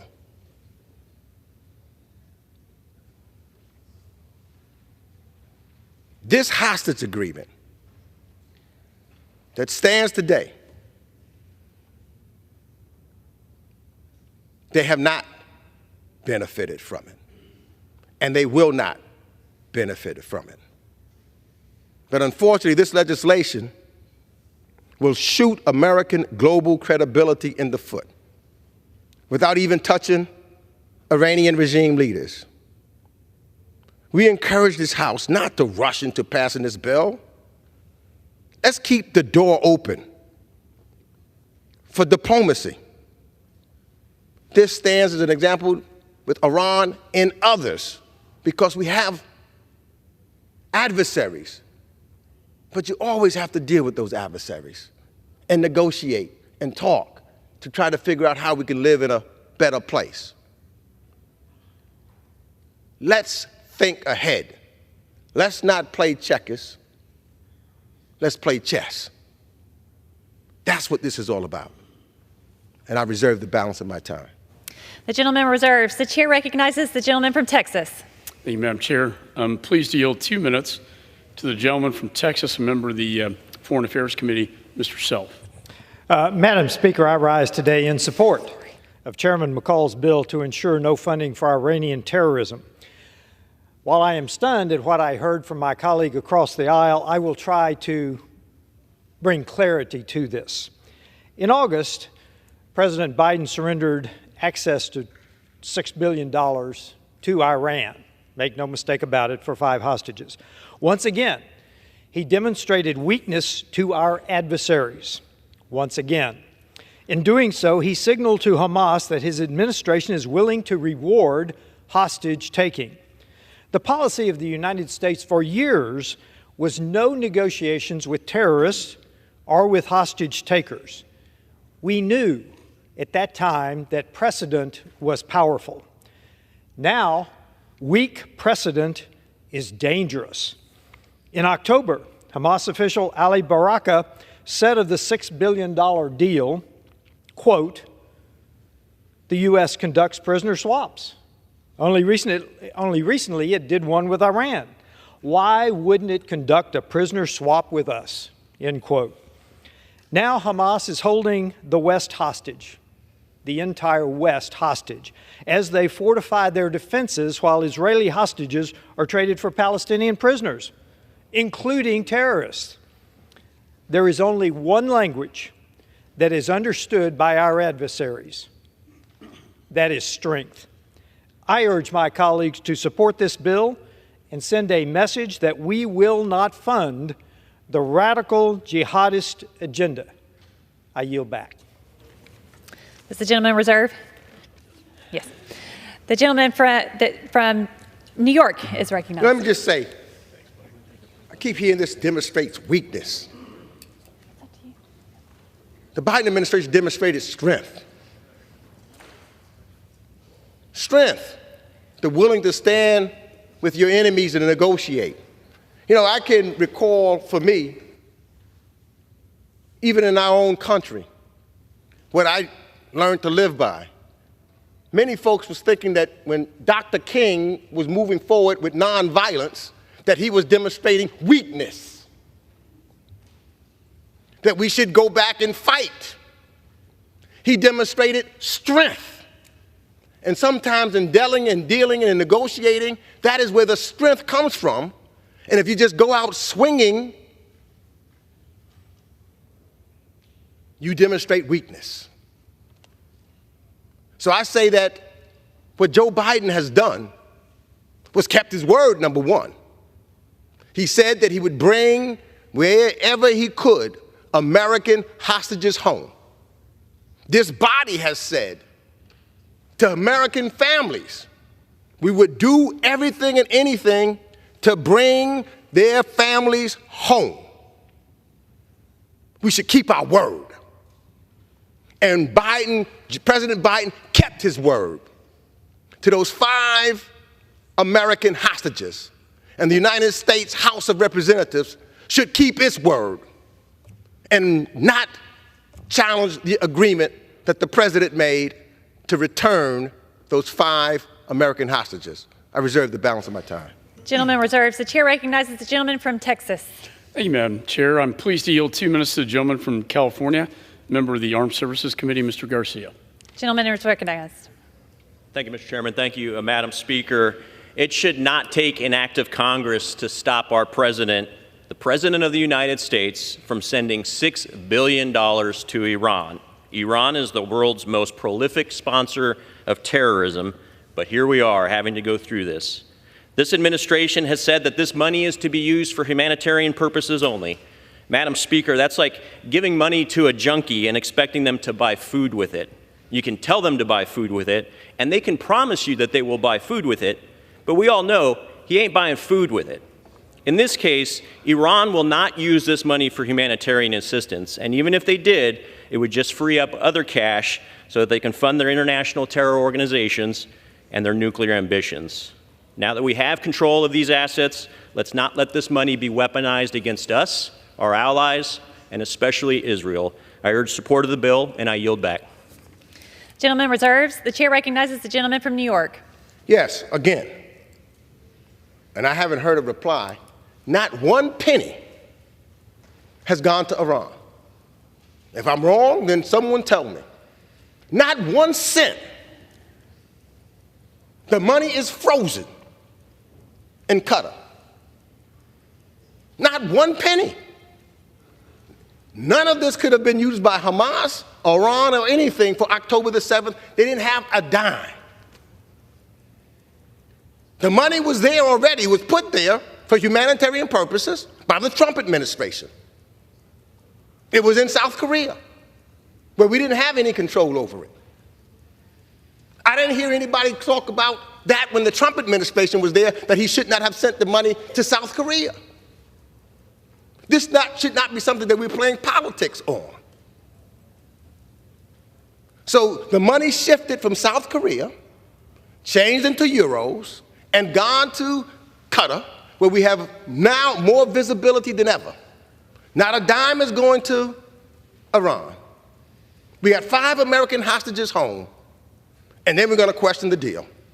I yield back the balance I reserve the balance of my time. Gentleman reserves. The chair recognizes the gentleman from Texas. Madam Chair, and please yield 2 minutes to the gentleman from California, Mr. LaMalfa. Gentleman is recognized. Thank you, Mr. Chairman. Appreciate it. So, this is a preemptive effort. Why the fight so hard? Yeah, if a single penny has not been cut loose yet, good. That means we're taking an action here that's going to prevent that. Had the Biden administration not cut loose the $6 billion in frozen assets to begin with, wouldn't have to do this. So why do we have a nonsensical effort to allow Iran to have the option? So that's why we need to head this off at the pass with H.R. 5961, No Funds for Iranian Terrorism Act. So we saw a sophisticated attack launched in Gaza by Hamas, and continuing this process to allow Iran to be the biggest state sponsor of terror in the world. We need to head it off at the pass, as I said. And this is ridiculous that we have to fight so hard to have this preemptive effort. I just don't understand. I don't understand a lot of things coming out of the Middle East with the pro-Palestinian efforts all over this country and all over the world, when Israel is simply a country that seeks peace. So, yes, we got 5 wrongfully detained American hostages in exchange for this frozen assets, but the president must impose sanctions on the foreign financial institutions who are involved in processing the transfer of these funds. Head it off at the pass. Don't allow it to happen. Why would we be in the business of helping Iran to help destroy Israel? I yield back.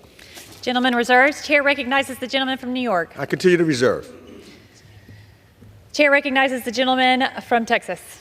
Thank you, Madam Chair. I'm pleased to yield 2 minutes to the gentlewoman from California, the chair of the Foreign Affairs Subcommittee on Indo-Pacific, Ms. Young Kim. Gentlewoman is recognized. Thank you, Chairman McCall, for yielding. I rise in strong support of H.R. 5967, the No Funds for Iranian Terrorism Act, to keep Iran from accessing the $6 billion in assets that were unfrozen in September.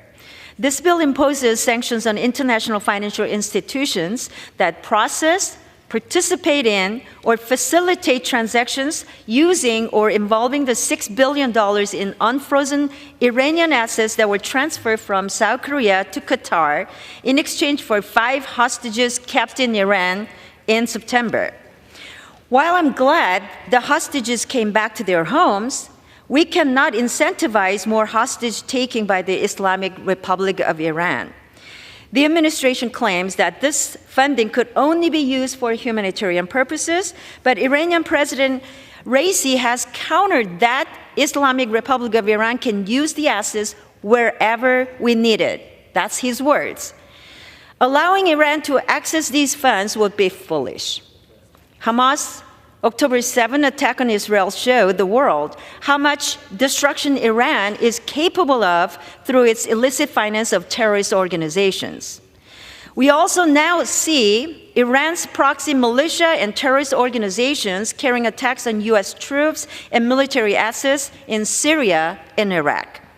Congress must take strong action to bolster our actions or sanctions policy and stop Iran from accessing assets that it can use to carry out its terrorist agenda across the Middle East.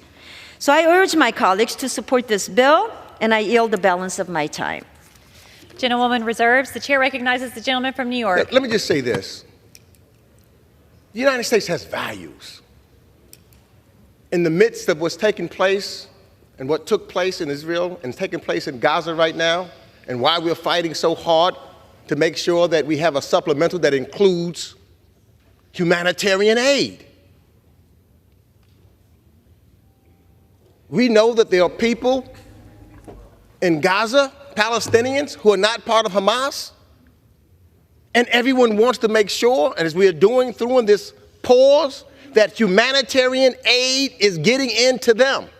It shows the best of who we are as Americans. And so it is in Iran. Every Iranian is not part of the regime. In fact, the regime, it's cruel. It does not provide humanitarian aid to many of its citizens.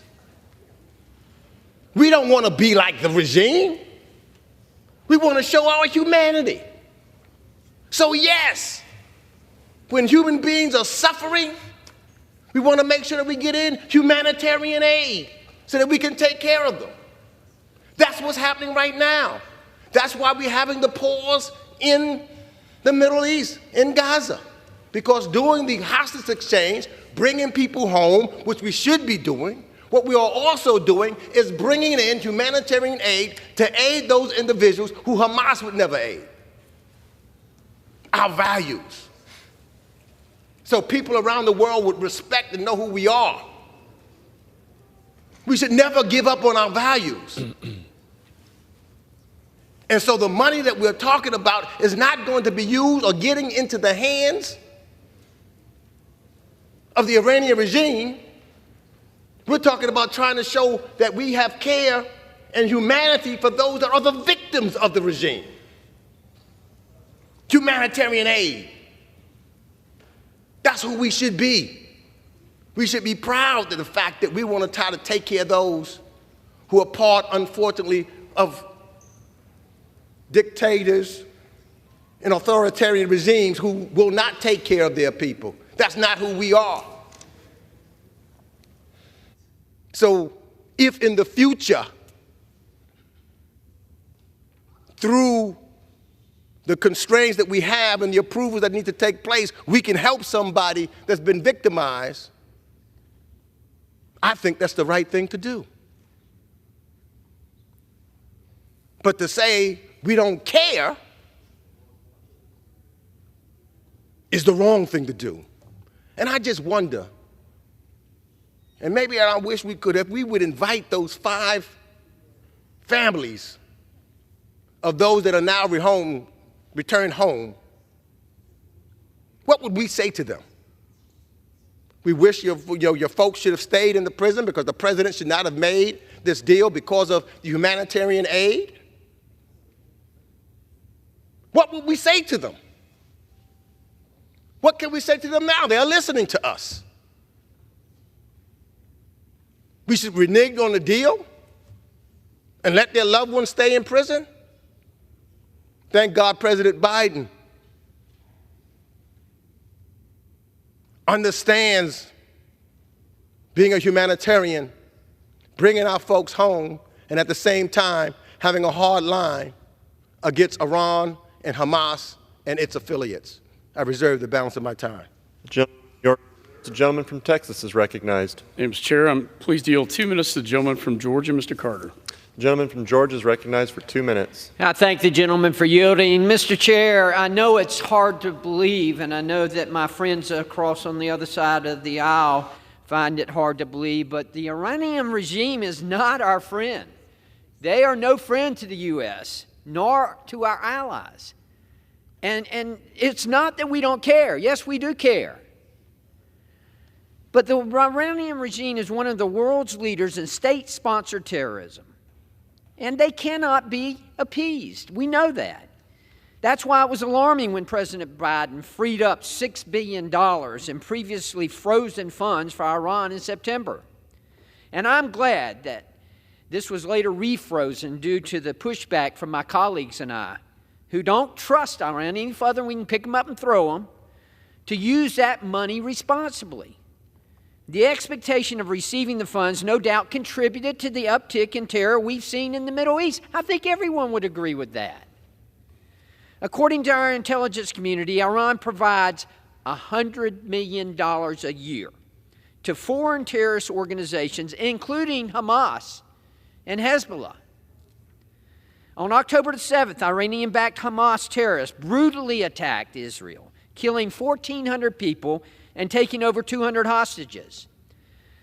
This legislation, the No Funds for Iranian Terror Act, places immediate and mandatory sanctions on foreign financial institutions that facilitate the transfer of the restricted Iranian funds covered under President Biden's deal. It's imperative that the $6 billion remains permanently off limits to the Iranian regime. So long as President Biden and his administration continue to weaken our country on the world stage, House Republicans stand ready to respond with strength. I look forward to voting for this legislation, and I urge my colleagues to pass this vital legislation, and I yield back. Gentleman from Texas reserves. Gentleman from New York is recognized. The one question that I think that remains unanswered to my colleagues on the other side: are you willing to go and tell the family members of those 5 hostages that were not home, that are now home, that they should still be in that prison? That we should not have worked out a deal with the $6 billion frozen for humanitarian concern, that we should renege on the deal.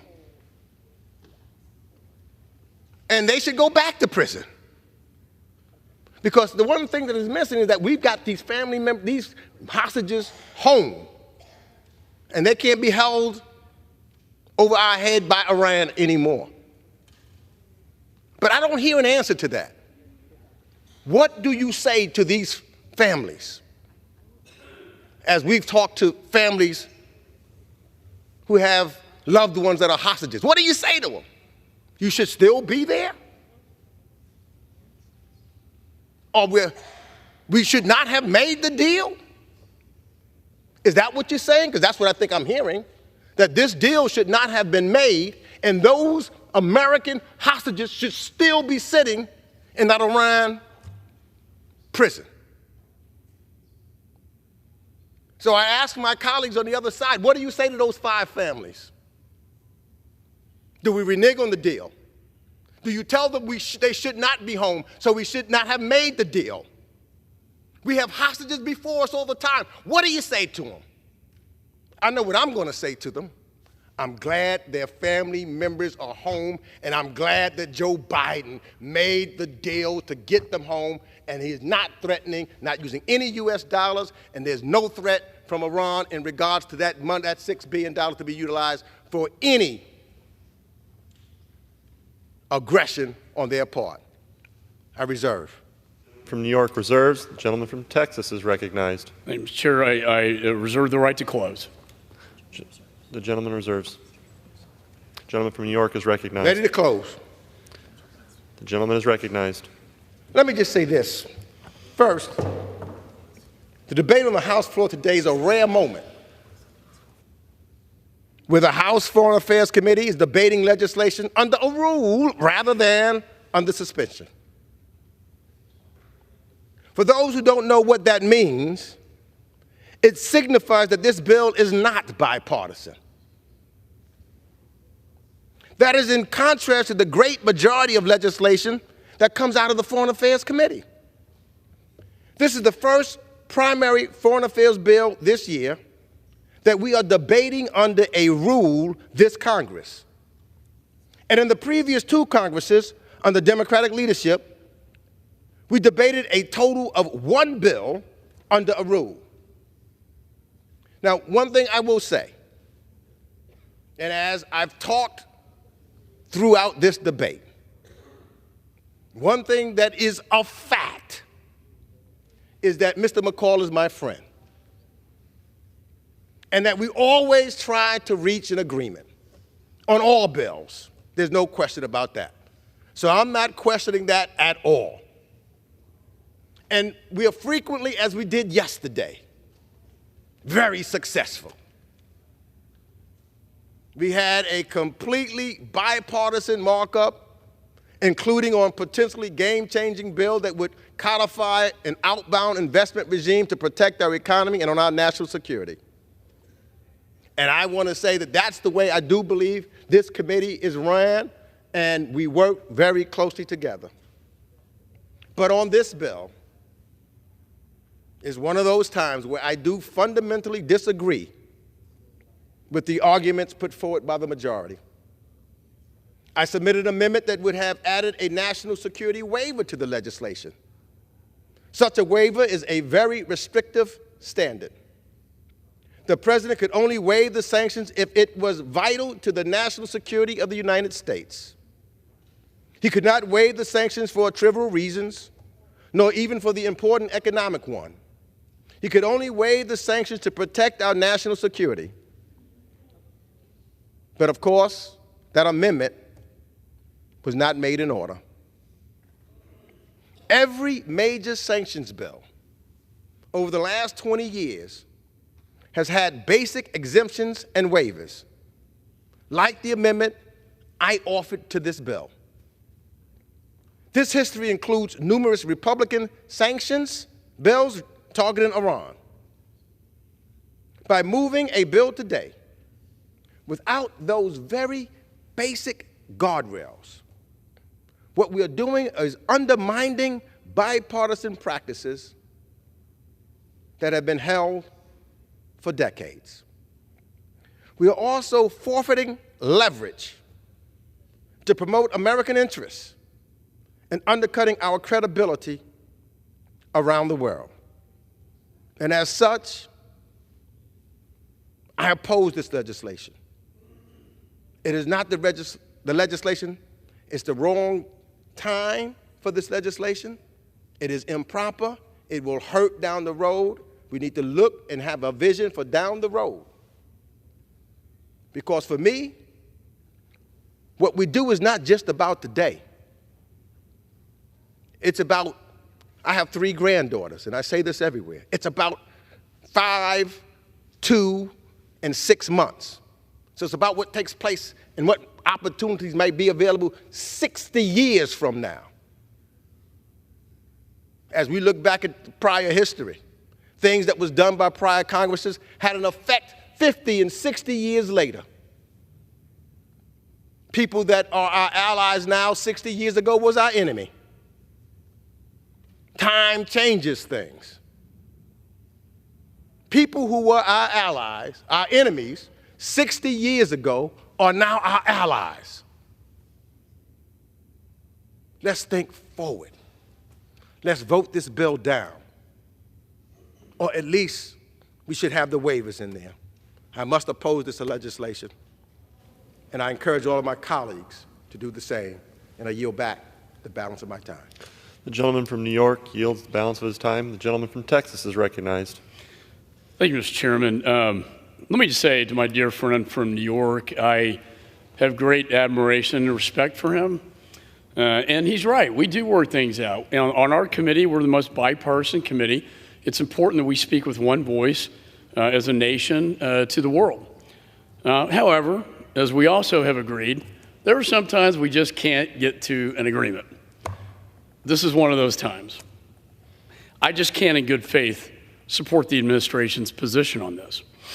The gentleman's asked a couple of questions about why didn't this pass on suspension, and that's always our goal. But the fact is that 5 members on his side of the aisle voted in support of this bill.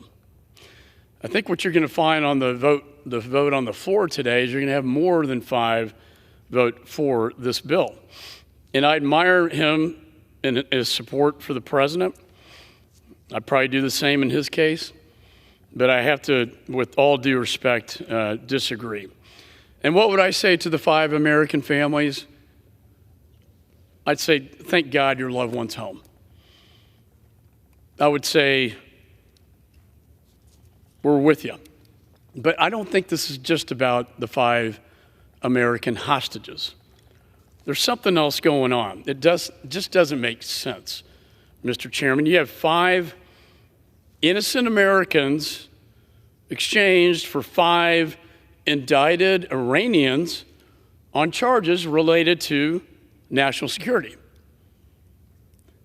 That alone is a bad deal. I mean, we talk about negotiations. That's not a good negotiation. But, Mr. Chairman, you throw $6 billion on top of this. What is that all about? I have to ask the question, why was this money that was frozen in a South Korean bank transferred to an undisclosed Doha bank account to then be made available for humanitarian purposes to Iran? Now, what they'll say is, well, it's still frozen. But then again, why was the money transferred to an undisclosed Doha bank account? If it was for humanitarian, why couldn't the South Korean bank transfer it? I'll tell you why it was transferred to the Doha bank account, and we don't even know the name of the bank, Mr. Chairman. It was transferred at the request of the Islamic Republic of Iran. And why did they want that? Because they know that they can get access to the Doha bank account. They know that in Qatar, they're going to be more friendly to them than the South Koreans. This didn't happen by accident. It happened by design. That is precisely why the money was money laundered to this other bank account to funnel into Iran. And for what purpose? Humanitarian, and I get that. I don't doubt the gentleman from New York's, my good friend's heart and his sincerity. He believes this. But the facts are stubborn things. You know, under the previous administration, a bank was prosecuted for the same scheme that this administration is perpetuating in the Turkish bank, and this is from the DOJ Public Affairs, facilitating transactions fraudulently to appear to be purchases of food and medicine by Iranian customers in order to appear to fall within the so-called humanitarian exception. But don't take my word for this. Take the president of Iran's word for this. I will do whatever I want with the money. Let's be clear-eyed and sober about this. Let's not be naive. Putting $6 billion into Iran at this critical time, Mr. Chairman, after October 7th, the bloodiest day of killing Jews since the Holocaust. This is why their narrative is changing. Now it's like, well, but the president of Iran hasn't asked for the money yet. Oh, and by the way, it's frozen. Well, then why did you transfer it to the Doha bank account? I'll tell you why. Because Iran requested it. And the idea that Iran's not going to ask for this money, I have to say with all due respect, is incredulous. Of course they want this money. Question is, why hasn't it been transferred already? And you know what? The answer is October the 7th. That's why it hasn't been transferred. They got caught with their pants down. Now they realize, oh my God, we can't transfer this money. Think of the optics here. This is going to look really bad. And there's another thing that's very nefarious going on here. There is some deal going on, Mr. Chairman, that we don't know about. And we have every right of oversight. They won't call things treaties because the Senate won't confirm it. They call them deals. But what is going on? It's not just about the hostages. And thank God they're home. And I would tell the families, God bless them. But there's something else going on here. There's an undercurrent of another deal going on. And it's the JCPOA, the Iran Nuclear Agreement. That is why the money was transferred, in my judgment, is to facilitate another deal with Iran. And the irony of all ironies, Mr. Chairman, is the special envoy for Iran is now under investigation by the FBI for violations of his security clearance. The very man negotiating the JCPOA, the Iran deal, get this, is under investigation by the FBI for violating his national security clearance. You can't make this up. You can't really make this up. He talked about the presidential waiver. We said the whole point of this bill is to ensure they cannot use the $6 billion unless they do two things. One, cease their support for international terrorism, and two, stop their nuclear weapons and weapons of mass destruction programs. This bill doesn't undercut our leverage. It turns this money into leverage to stop their most dangerous activities. You know, I think this is a bad deal. I think that the underlying intent is something more secretive. Mr. Chairman, I have to ask the question, has any member of Congress seen this deal that we're talking about? Has a gentleman from New York seen this hostage deal with Iran? I haven't seen it. I'm in the classified. I haven't seen it, classified or not. Where is the deal? Why won't the administration present the deal to the Congress pursuant to our oversight responsibilities? That is transparency. That is why we introduced the bill, because Congress has every right on behalf of the American people before $6 billion is transferred into Iran to see what the deal is. So in closing, we met with these hostage families yesterday, and it is brutal. Children. I was in the kibbutz in Gaza, the Gaza border in southern Israel, Kfar Aza, and the daycare center. They went into the daycare center and killed the children I saw there. They decapitated them, and they killed everybody I met in the kibbutz. I can't look at these, the families of the victims or the families of the hostages, in good faith. I cannot look them in the eye and say, you know what? I support your efforts to get your loved ones home, but guess what? I also support this deal that the president has decided to do to put $6 billion into the Islamic Republic of Iran, the largest state sponsor of terror, the very country responsible for the Hamas attacks, killing more Jews than I've seen in my lifetime. My father was a bombardier on a B-17 in World War II. He bombed the Nazis. He saw the Holocaust in his lifetime.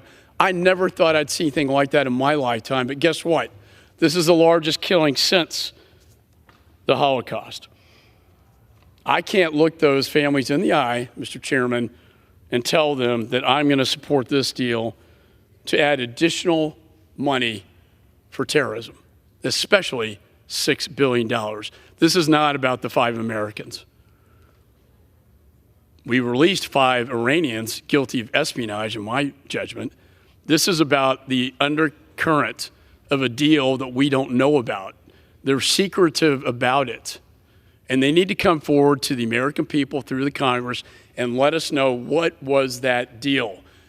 But I, for one, will not sit here in this chamber and allow this to happen. And that's why if they won't do it, then we will. And Congress will stop this money from going into Iran, not just for politics,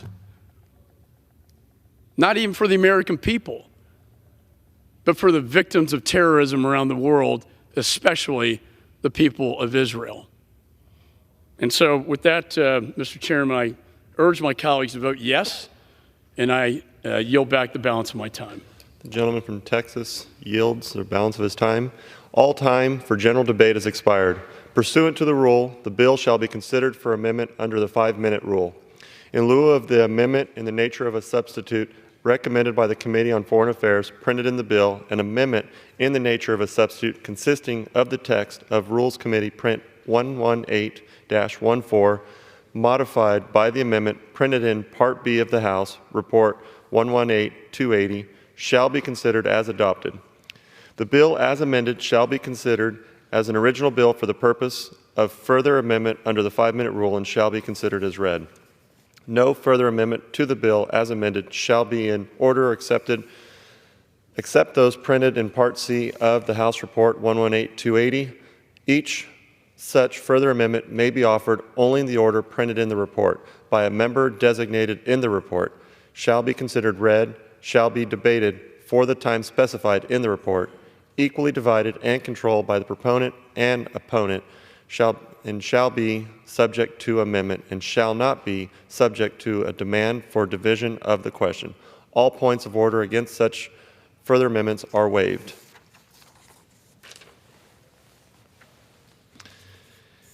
It is now in order to consider Amendment Number 1, printed in Part C of the House Rule 118-280.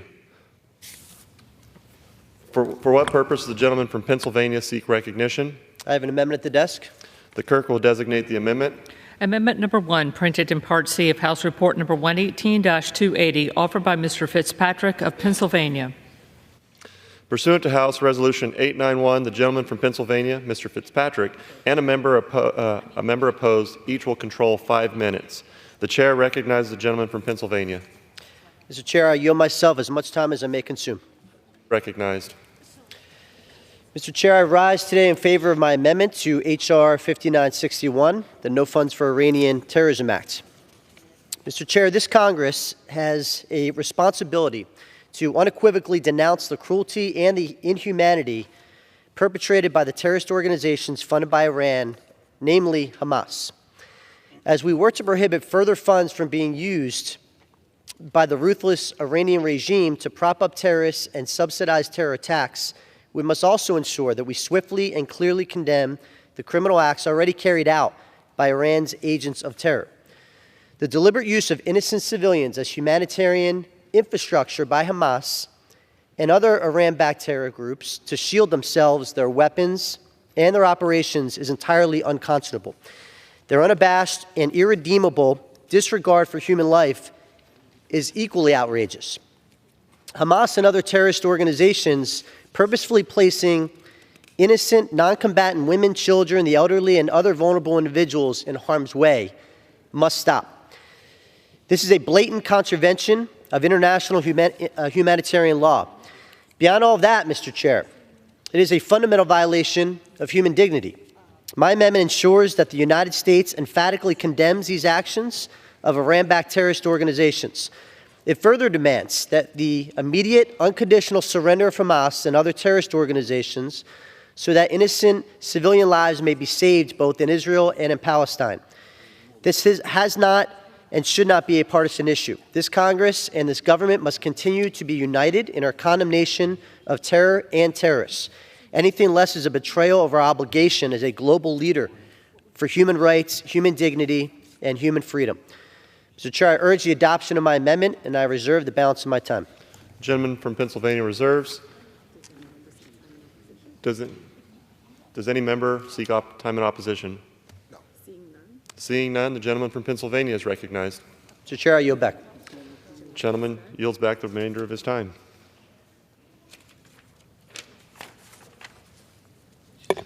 The question is on the amendment offered by the gentleman from Pennsylvania. Those in favor say aye. Those opposed say no. In the opinion of the chair, the ayes have it. The amendment. Does the gentleman request a recorded vote? Yes. Pursuant to Clause 6 of Rule 18, further proceedings on the amendment offered by the gentleman from Pennsylvania will be postponed. It is now in order to consider Amendment Number 2, printed in Part C of House Rule 118-280. For what purpose does the gentlewoman from Florida seek recognition? Mr. Chair, I have an amendment at the desk. The clerk will designate the amendment. Amendment number 2, printed in Part C of House Report number 118-280, offered by Ms. Sheriff McCormick of Florida. Pursuant to House Resolution 891, the gentlewoman from Florida, Ms. Sheriff McCormick, and a member opposed, each will control 5 minutes. The chair recognizes the gentlewoman from Florida. I yield myself as much time as I may consume. I rise today in support of my amendment. I'm offering my amendment to H.R. 5961 to reaffirm what I hope should be a bipartisan principle. Our problem lies with the Iranian regime, not the Iranian people. Innocent Iranians have suffered at the hands of cruel authoritarian leaders who have zero regard for human rights. The Ayatollah and his regime have racked up a laundry list of gross abuses. Iranian security forces and prison personnel torture and sexually assault detainees. The country sees a staggering level of repression without any room for peaceful dissent. Iranian authorities disable the internet during protests to mask their human rights violation. Women and girls are treated as second-class citizens without any form of basic dignity. We must cut off any source of funding for the terrorist-supporting, human rights-violating Iranian regime, but not at the expense of basic humanitarian assistance. The Iranian people are suffering enough.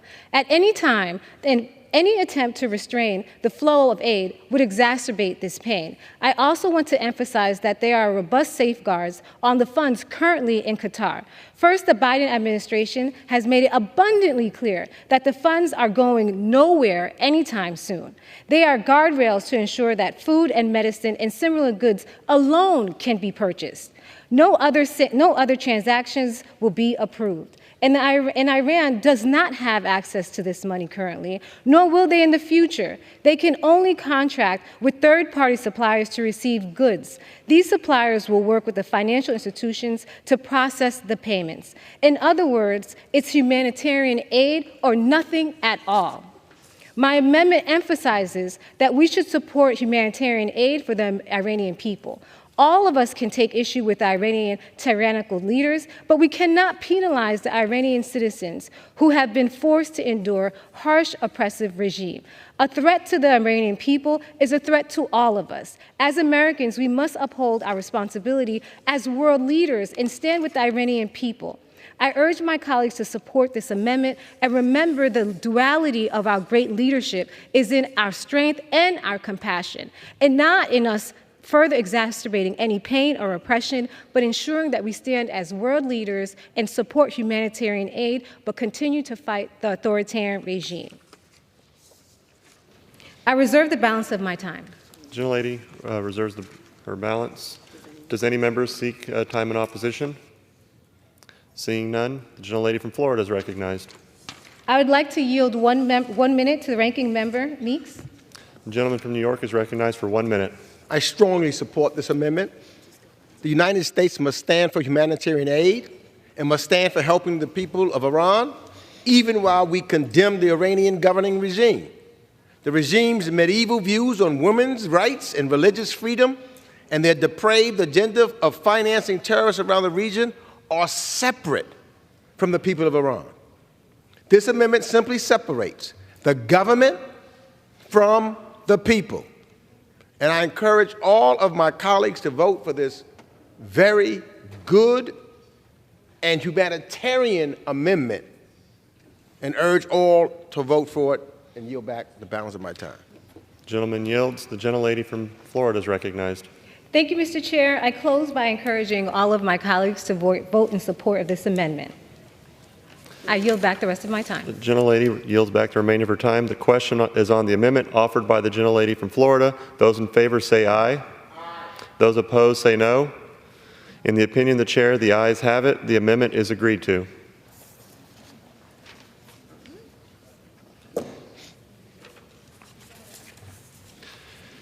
It is now in order to consider Amendment Number 3, printed in Part C of House Report 118-280. For what purpose does the gentleman from New Jersey seek recognition? Mr. Speaker, I have an amendment at the desk.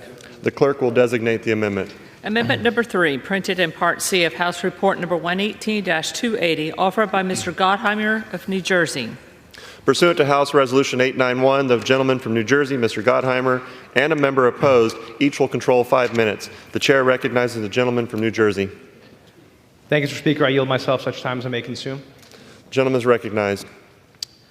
I rise today in support of my amendment to correct the number of hostages that Hamas terrorists took when they attacked Israel on October 7th.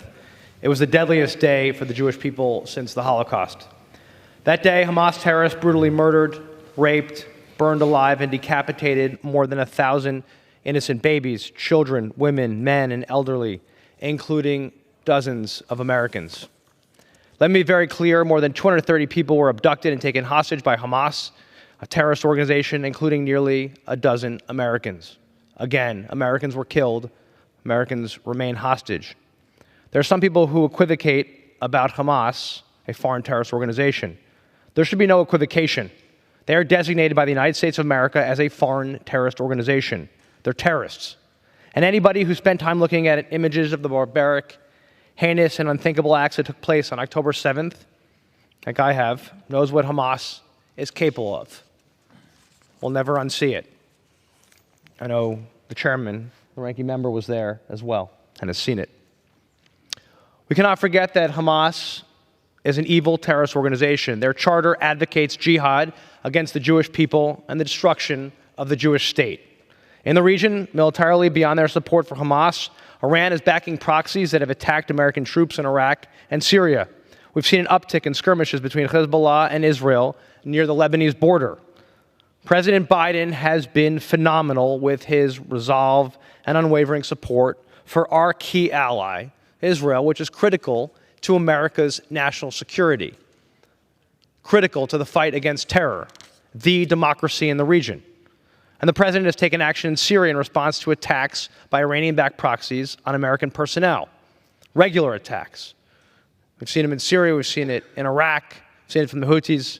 The president understands that you have to actually hold terrorists who commit atrocities against our country accountable, or they will strike again and be stronger. Hamas terrorists have even made it clear, their leadership, that they will not back down and are committed to, quote, a second, third, and fourth October 7th against Israel. The president has continued to demonstrate strength, resolve, and leadership to get hostages home. Thankfully, in recent days, groups of hostages have been rescued, including 4-year-old Abigail, an American citizen. As of today, there are still nearly 160 hostages, including Americans. 40 American citizens were slaughtered by Hamas and other terrorists, have been living in horrifying fear and uncertainty at the hands of terrorists for more than 50 days. It blows my mind that this isn't talked about every single day in our country, that Americans remain hostage. Americans were killed and are still suffering in Gaza.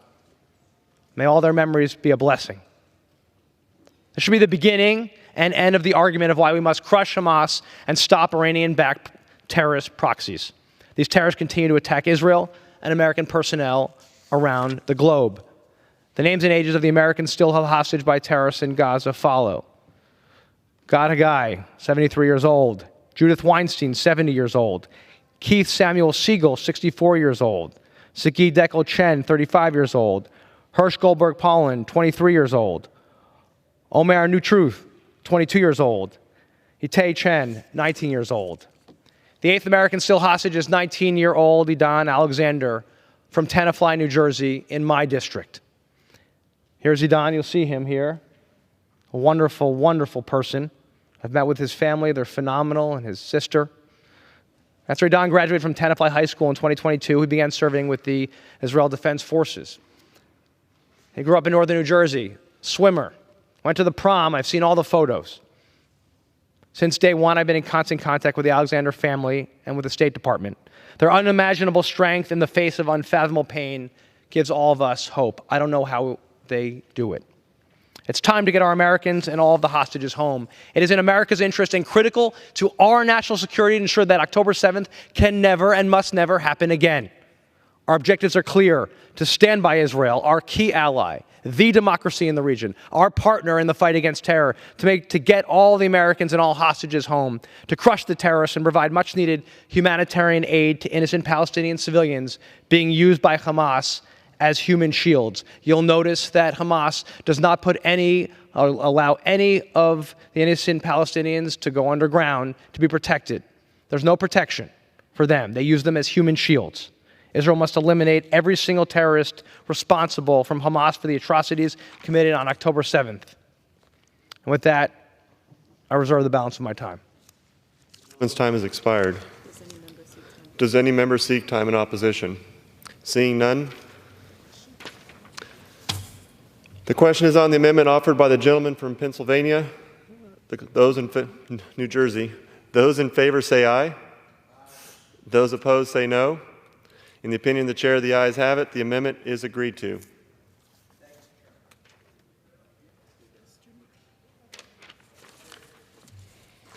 It is now in order to consider Amendment Number 4, printed in Part C of House Report 118-280. For what purpose does the gentleman from South Carolina seek recognition? Mr. Speaker, I have an amendment at the desk. The clerk will designate the amendment. Amendment number 4, printed in Part C of House Report number 118-230, offered by Mr. Norman of South Carolina.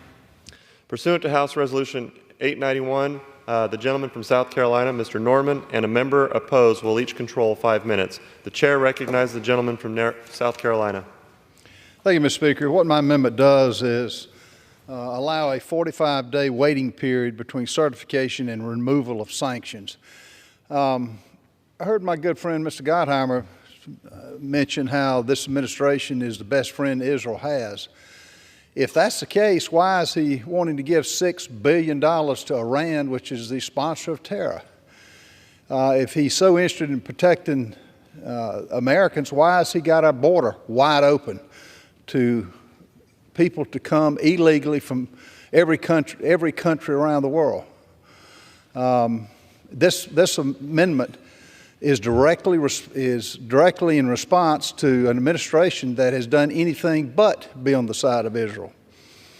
I want to applaud the work of Chairman McCall and the Foreign Affairs Committee for his commonplace legislation that effectively freezes the $6 billion of Iranian funds by imposing immediate and mandatory sanctions on financial institutions attempting to engage in transactions with these funds.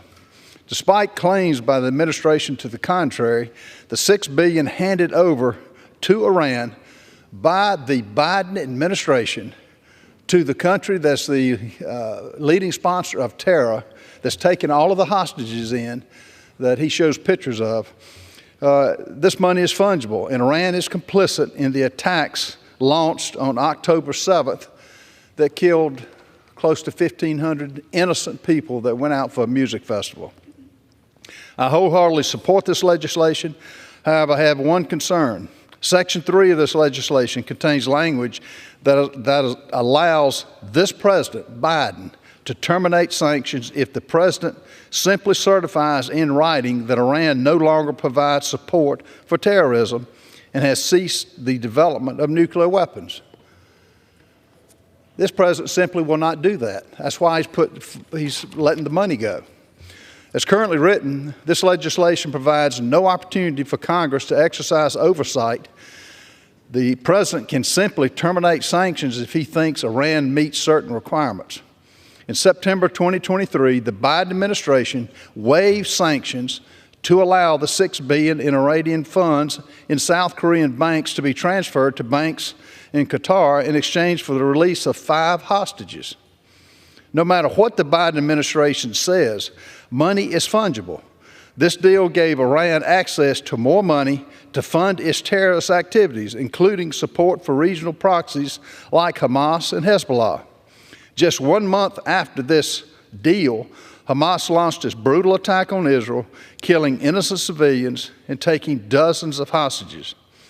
We've seen what happens when we give too much authority to this executive branch. Their actions speak louder than their words. I don't want this to happen again. This is why my amendment would require a 45-day waiting period between presidential certification and removal of sanctions to provide an opportunity for congressional oversight. The president shouldn't be doing this anyway. To have a 45-day waiting period to try to correct and let Congress deal with what his actions are is incomprehensible to me. I reserve the balance of my time. The gentleman from South Carolina reserves. Does any member seek time in opposition? Seeing none, the gentleman from South Carolina is recognized. In closing, let me say, I named some things that this president's doing. The purpose of my amendment is for the $6 billion that is going to the leading sponsor of terror that the Biden administration is okaying. And I will add another thing that has not been widely publicized. We have a sitting member of Congress, Corey Mills, from Florida, who had to charter his own airplane to rescue hostages. When he contacted this Biden administration, guess who gave him no support? The Biden administration, to rescue the pictures of the hostages that were shown by my good friend Josh Gottheimer. This is a wayward administration that is lawless. This amendment simply builds in additional time for Congress to conduct proper oversight of executive branch certifications. We should not continue to further delegate legislative authority derived from Article 1 of the Constitution of the executive branch. I urge my colleagues to support my amendment, and I yield back the balance of my time. The gentleman yields back. The question is on the amendment offered by the gentleman from South Carolina. Those in favor say aye. Those opposed say no. In the opinion of the chair, the ayes have it. The amendment is agreed to.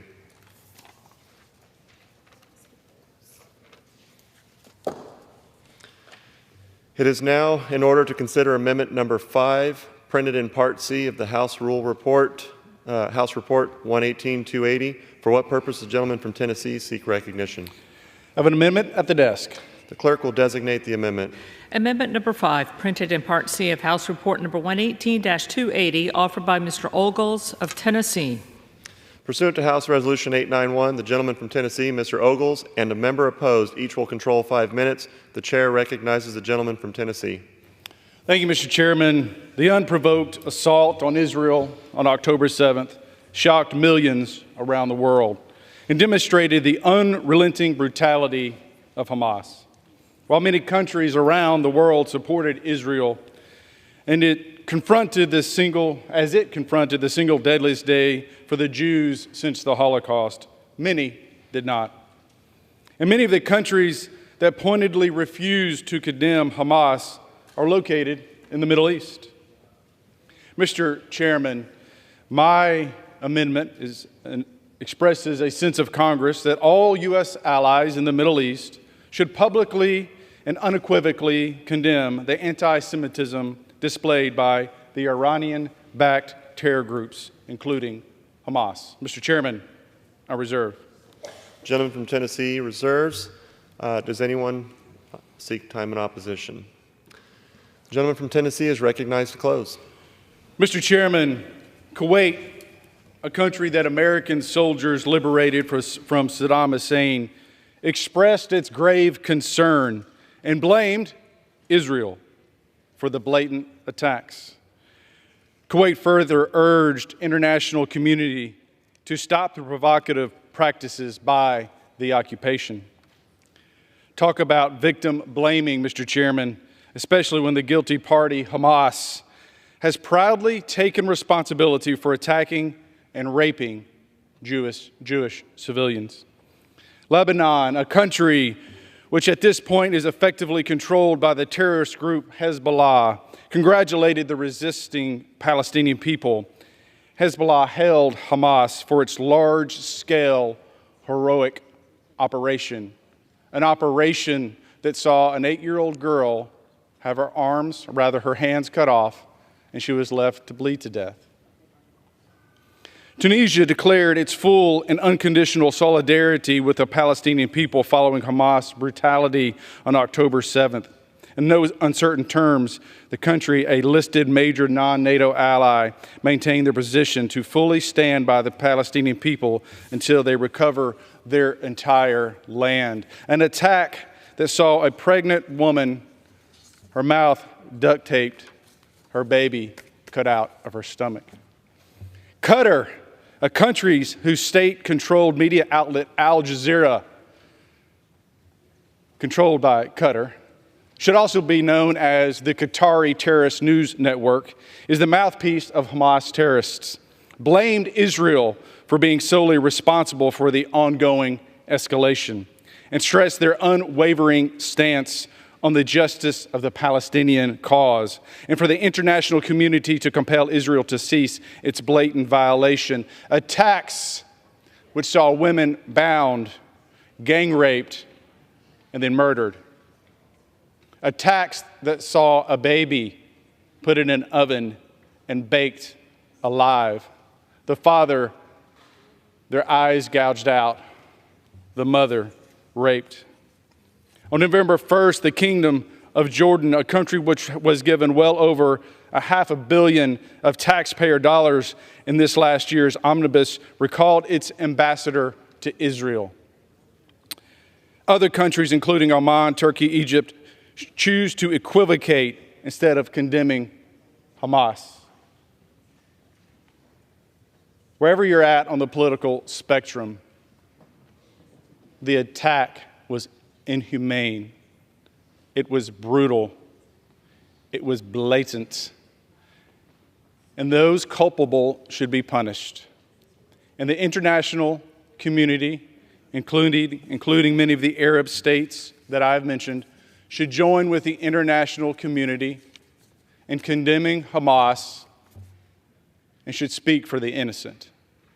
Mr. Chairman, I yield back. The gentleman yields. The question is on the amendment offered by the gentleman from Tennessee. Those in favor say aye. Those opposed say no. In the opinion of the chair, the ayes have it, and the amendment is agreed to. Request the yeas and nays. Does the gentleman request a recorded vote? Yes, sir. Thank you, Mr. Chairman. Pursuant to Clause 6 of Rule 18, further proceedings on the amendment offered by the gentleman from Tennessee will be postponed.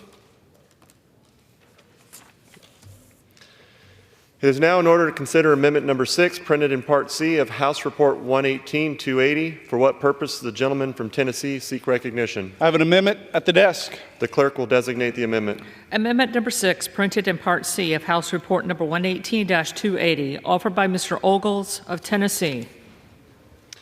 Pursuant to House Resolution 891, the gentleman from Tennessee, Mr. Ogles, and a member opposed will each control 5 minutes. The chair recognizes the gentleman from Tennessee. Thank you, Mr. Chairman. Most Americans would be surprised and disgusted to learn that Iran has been given approximately $50 billion in sanctions relief package by the Biden administration. More to the point, it was done in exchange for a promise from Iran that they wouldn't produce weapons-grade uranium. That's it. That's all we apparently got. More to the point, think about the implications of this deal. The Ayatollah who embraces and chants death to America and death to Israel can produce even more deadly long-range missiles, but that's fine by Joe Biden. How about highly enriched uranium? Somewhere in Foggy Bottom, Anthony Blinken is nodding his head, sure, why not? The Ayatollah can put his country on the cusp of the nuclear threshold and hold it as a constant threat. He can continue to pocket billions of dollars made available by the so-called adults in charge at our State Department, taxpayer dollars. Mr. Chairman, I reserve. The gentleman from Tennessee reserves. The gentleman from New York is recognized. Yes. For what purpose does the gentleman from New York seek recognition? Mr. Chairman, I rise to claim time in opposition to this amendment. The gentleman is recognized. Mr. Chairman, this amendment is counterproductive. The House has voted in a bipartisan manner to support general licenses to Iran to allow open internet access to the protesters against the regime of Iran. That could violate this vaguely drafted amendment. In the recent past, the United States has spent very small sums of money to promote civil society and democratic ideals in Iran, and that could violate this amendment. This amendment, I believe, with all due respect, is carelessly drafted and unvetted, and therefore I must oppose it, and I reserve the balance of my time. The gentleman from New York reserves. The gentleman from Tennessee is recognized. Civil. October 7th. Iran sponsored the murder, rape, and torture of innocent civilians. Civil. I do not trust Iran with nuclear material. Civil. They raped little girls. Civil.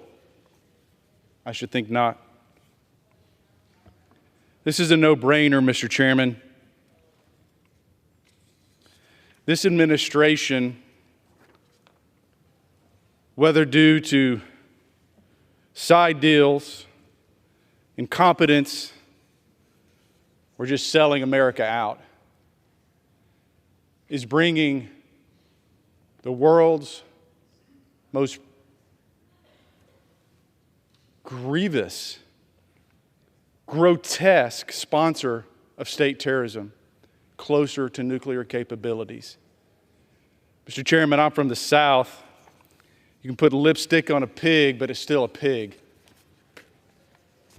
Iran should be punished for what happened in Israel. Hamas should be driven into the sea. And respectfully to my colleague, we should take extraordinary measures to send a message to the world that this will never happen again. Iran must pay, and pay dearly. This is but a first step. I reserve. The gentleman from Tennessee reserves. The gentleman from New York is recognized. Gentleman from New York. I yield. The gentleman from New York yields. The gentleman from Tennessee is recognized. Mr. Chairman, the world is in a precarious place. We see the CCP making moves in the Pacific against Taiwan. Russia has made a move against Ukraine.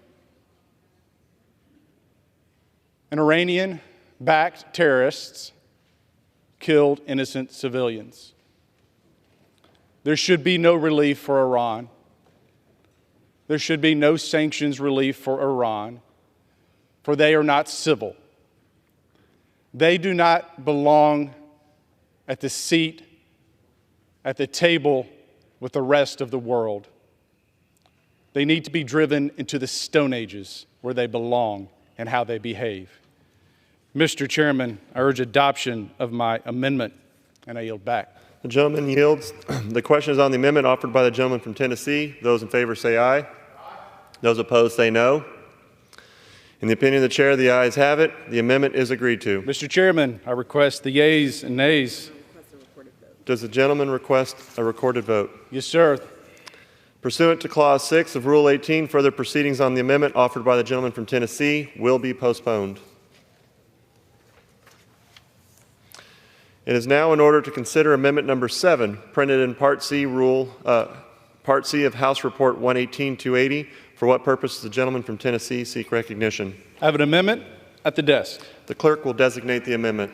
Amendment number 7, printed in Part C of House Report number 118-280, offered by Mr. Ogles of Tennessee.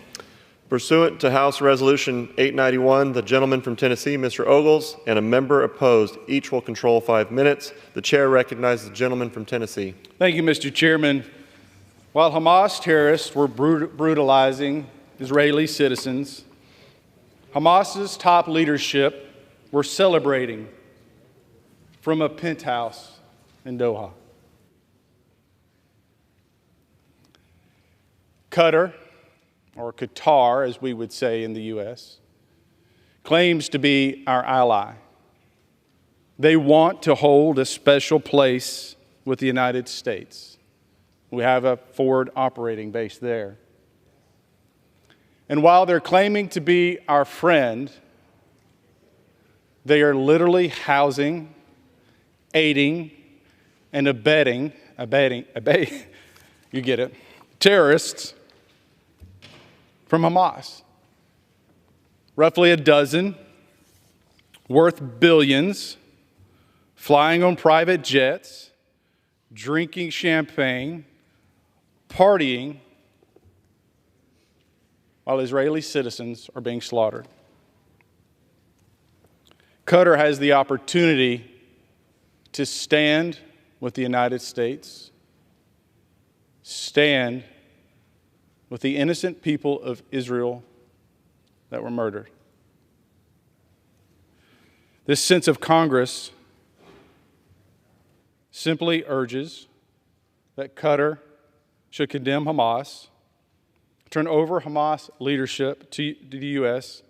and to Israel custody, and pledged never to facilitate the transfer of covered Iranian funds to Iran. Mr. Chairman, there's a direct link between the money that was wired to Doha and to terrorism. Iran has said they'll use the money however they see fit. It's time for our allies, or so-called allies, to be our allies. Mr. Chairman, I reserve. The gentleman from Tennessee reserves. For what purpose does the gentleman from New York seek recognition? I rise to claim time in opposition to this amendment. The gentleman is recognized. Mr. Chairman, this amendment targets Qatar, the most important partner of the United States in freeing Americans and Israeli hostages held by Hamas. Passage of this amendment, and to my opinion, this overall bill, would jeopardize sensitive, ongoing diplomacy related to the hostage crisis in Gaza and further endanger Americans and Israelis in harm's way. Israel's national security advisor publicly praised Qatar's role as crucial to ongoing efforts to facilitate humanitarian solutions. Furthermore, it was reported in late October that Qatar's emir told Secretary of State Blinken that his government was open to reconsidering the presence of Hamas in Qatar once the hostage crisis is resolved. I agree that Hamas' continued presence in Qatar and Turkey is problematic. These terrorist leaders are living a life of luxury while their people suffer in Gaza. They should be held accountable. But this is not the way to go about it. Let's free our hostages. Then we can talk and work with Qatar to hold Hamas's leadership in Doha accountable. This amendment is simply grandstanding and not the best way to deal with this issue, and certainly is being offered at the worst possible time. So I ask my colleagues not to damage our diplomatic channels. Diplomacy is very important. And if we challenge or damage these diplomatic channels, it further endangers Americans. So we can't pass this legislation. We should not pass this legislation. So I ask my colleagues to please join me in voting no on this amendment, and I reserve the balance of my time. The gentleman from New York reserves. The gentleman from Tennessee is recognized. Thank you, Mr. Chairman. You know, a thief that robs your house, then 2 days later mows your lawn, is still a thief. And so a country that houses terrorists is still an accomplice. It's a fact. So while they're giving over or assisting with the release of the hostages, they have the opportunity to give over the Hamas leaders who planned and orchestrated the attack. But will they do it? Of course not, because they're guilty. Qatar reportedly gives Hamas between $360 million and $480 million per year.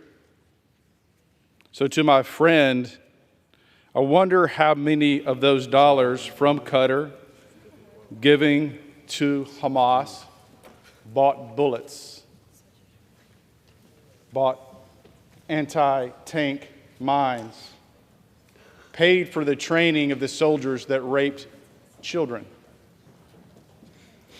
I wonder how many of those millions of dollars built the training camps in Gaza.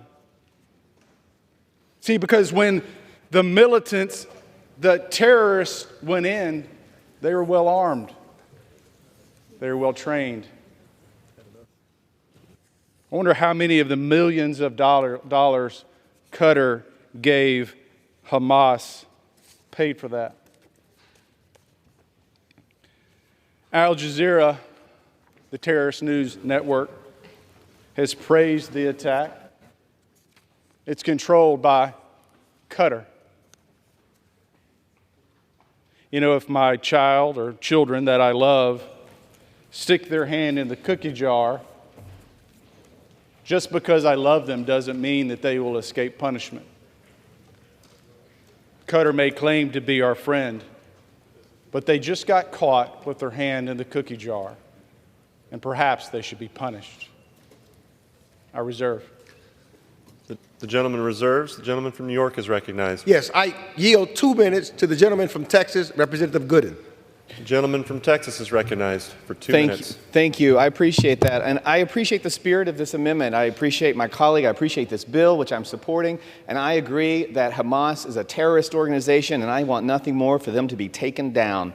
But what I've not heard from my colleague within my party is all the good that has happened thanks to Qatar's efforts in the last few weeks. Now, there's a whole lot of bad to talk about, but I didn't hear anything about the hostage negotiations that would not be happening without the people of Qatar, without the leadership there. I want to thank the Qatari leadership for helping us get those hostages out. A couple weeks ago, I had a family member of a 12-year-old boy in my office that said, "Congressman, will you do anything you can? We are trying to get these hostages out. The people of Israel want them out, and we're not making any progress. What can you do?" You know what I did? I went down to the Qatari embassy. I sent someone down and said, "I want to speak to you guys.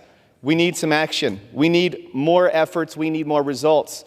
And in the last week, what we have seen are hostages coming out of the Gaza Strip. Now, there are those that say we shouldn't negotiate with terrorists, but the people of Israel, and I'd like to defer to the Israelis on this matter because they're the ones that are living among these folks. They're saying they want these hostages back. They're saying they want to work with the Qataris in bringing them back. They've thanked them for their efforts. The other thing I haven't heard from my colleague within my party, and frankly, I'm disappointed some of my colleagues within my party have not spoken up against this amendment in particular, is the great, fantastic United States Air Force base that we have in Qatar. If they're such accomplices to terror, if they're such bad folks over there running the Qatari government, why do we have an Air Force base there? Folks, this amendment is badly timed. I agree with the concepts in this amendment. I agree that I would love everyone on earth to condemn Hamas, but this amendment right now does not help us achieve our goal, and that is to bring these hostages back. That is what our friends in Israel want. They want these hostages back. If you don't want these hostages back, if you don't want a United States Air Force presence over in the Middle East, then go ahead and vote for this amendment. Because what you're saying is that to the Qataris, we want you to cease efforts. We want you to turn over whoever it is you've got that you're negotiating with. And by the way, the American government, we're the ones that asked them to keep this channel open with Hamas. We're the ones, the United States, said Hamas needs to be close and able to be accessible within the Qataris. And so I would ask my colleagues, I'd ask staffers that are watching this amendment debate back in the office, go back to your boss, especially if you're a Republican, and say, you know what, we got a member from our own party that's saying this is a bad idea because we've got hostage negotiations that are happening right now that will not be helped if this amendment is passed. Everyone in this chamber knows this amendment is going nowhere if it gets on the bill, but that doesn't matter. The concept of giving the middle finger to the one group in the Middle East that is actually helping us achieve some hostage release, and that's the Qataris, I think is a bad policy, and I urge opposition to this amendment. Yield back. The gentleman from Texas reserves. Gentleman from New York.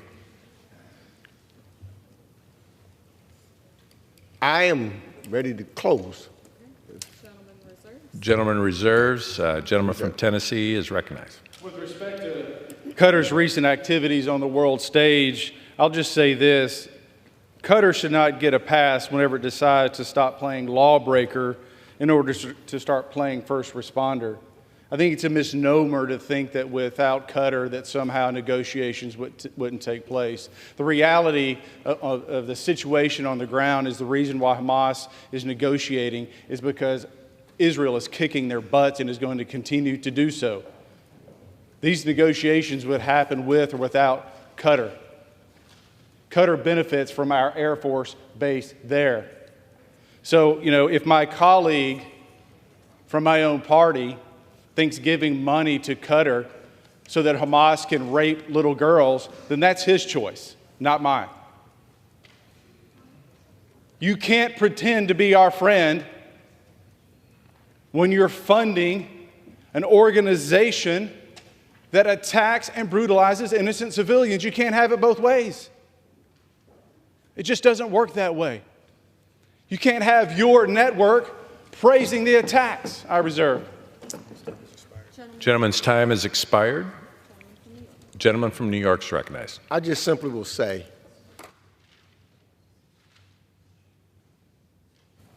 I will just simply say, very briefly, when you hear from Israel, its leaders, Israel's national security advisor, publicly praising Qatar's role as crucial. When I visited Israel and talked to the head of their defense, talked to Prime Minister Netanyahu, all said that Qatar was crucial to this negotiation. Let's not do this. It's the wrong time. I yield back. Gentleman's time has expired. The question is on the amendment offered by the gentleman from Tennessee. Those in favor say aye. Aye. Those opposed say no. No. In the opinion of the chair, the ayes have it, and the amendment is agreed to.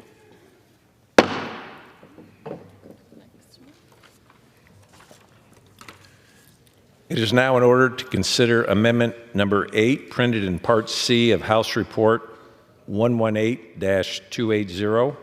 For what purpose does the gentleman from Tennessee seek recognition? Of an amendment at the desk. The clerk will designate the amendment. Amendment Number 8, printed in Part C of House Report Number 118-280, offered by Mr. Ogles of Tennessee. Pursuant to House Resolution 891, the gentleman from Tennessee, Mr. Ogles, and a member opposed will each control 5 minutes. The chair recognizes the gentleman from Tennessee. Thank you, Mr. Chairman. If I were to describe to you a group that has just seized a cargo ship in what Israel has since referred to as an Iranian act of terrorism, you might come to the conclusion that perpetrators can't distinguish between civilians and military targets. If I were to also tell you that the same group just earlier this week shot 2 ballistic missiles at a U.S. warship, you might come to the conclusion that these perpetrators are the enemies of the United States.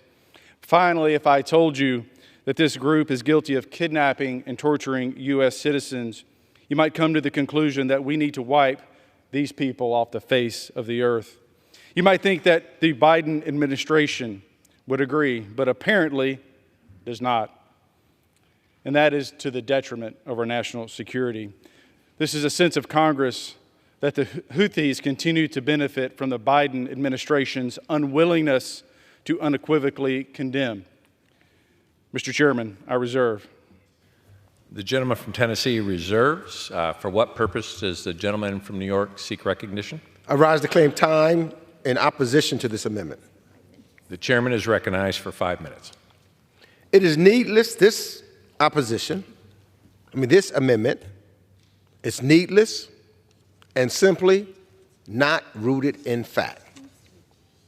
The sponsor bases his claims for this amendment on the assertion that the administration has not condemned Houthi militants for their violent actions and continued destabilizing behavior. This simply is not accurate. The Biden administration has repeatedly called out the violence of Houthi militants and that they have perpetuated against civilians, including recent missile launches toward Israel as well as our Gulf partners. In fact, as recently as this past Tuesday, November 28th, the State Department called out the violence of Iranian proxies across the region as well, and I quote, especially called on the Houthis to immediately cease attacks. The United States led other G7 nations in this public effort, which follows other similar statements. These statements include the State Department's condemnation of Houthi militants seizing the cargo ship Galaxy Leader on November 20th. Spokesperson Matt Miller called such actions flagrant violations of international law and demanded the immediate release of the ship and its crew. The administration made similar statements earlier this year and last, calling out Houthi abuses against Yemeni civilians, missile launches against Gulf partners, and more. I, along with many of my colleagues, have and will continue to call out abuses, escalatory actions, and violence throughout the region, just as the administration has. This amendment is an unnecessary and ill-conceived attempt to misrepresent the facts, so I must oppose it, and I encourage all of my colleagues to do so as well, and I reserve the balance of my time. The gentleman from New York reserves. The gentleman from Tennessee is recognized.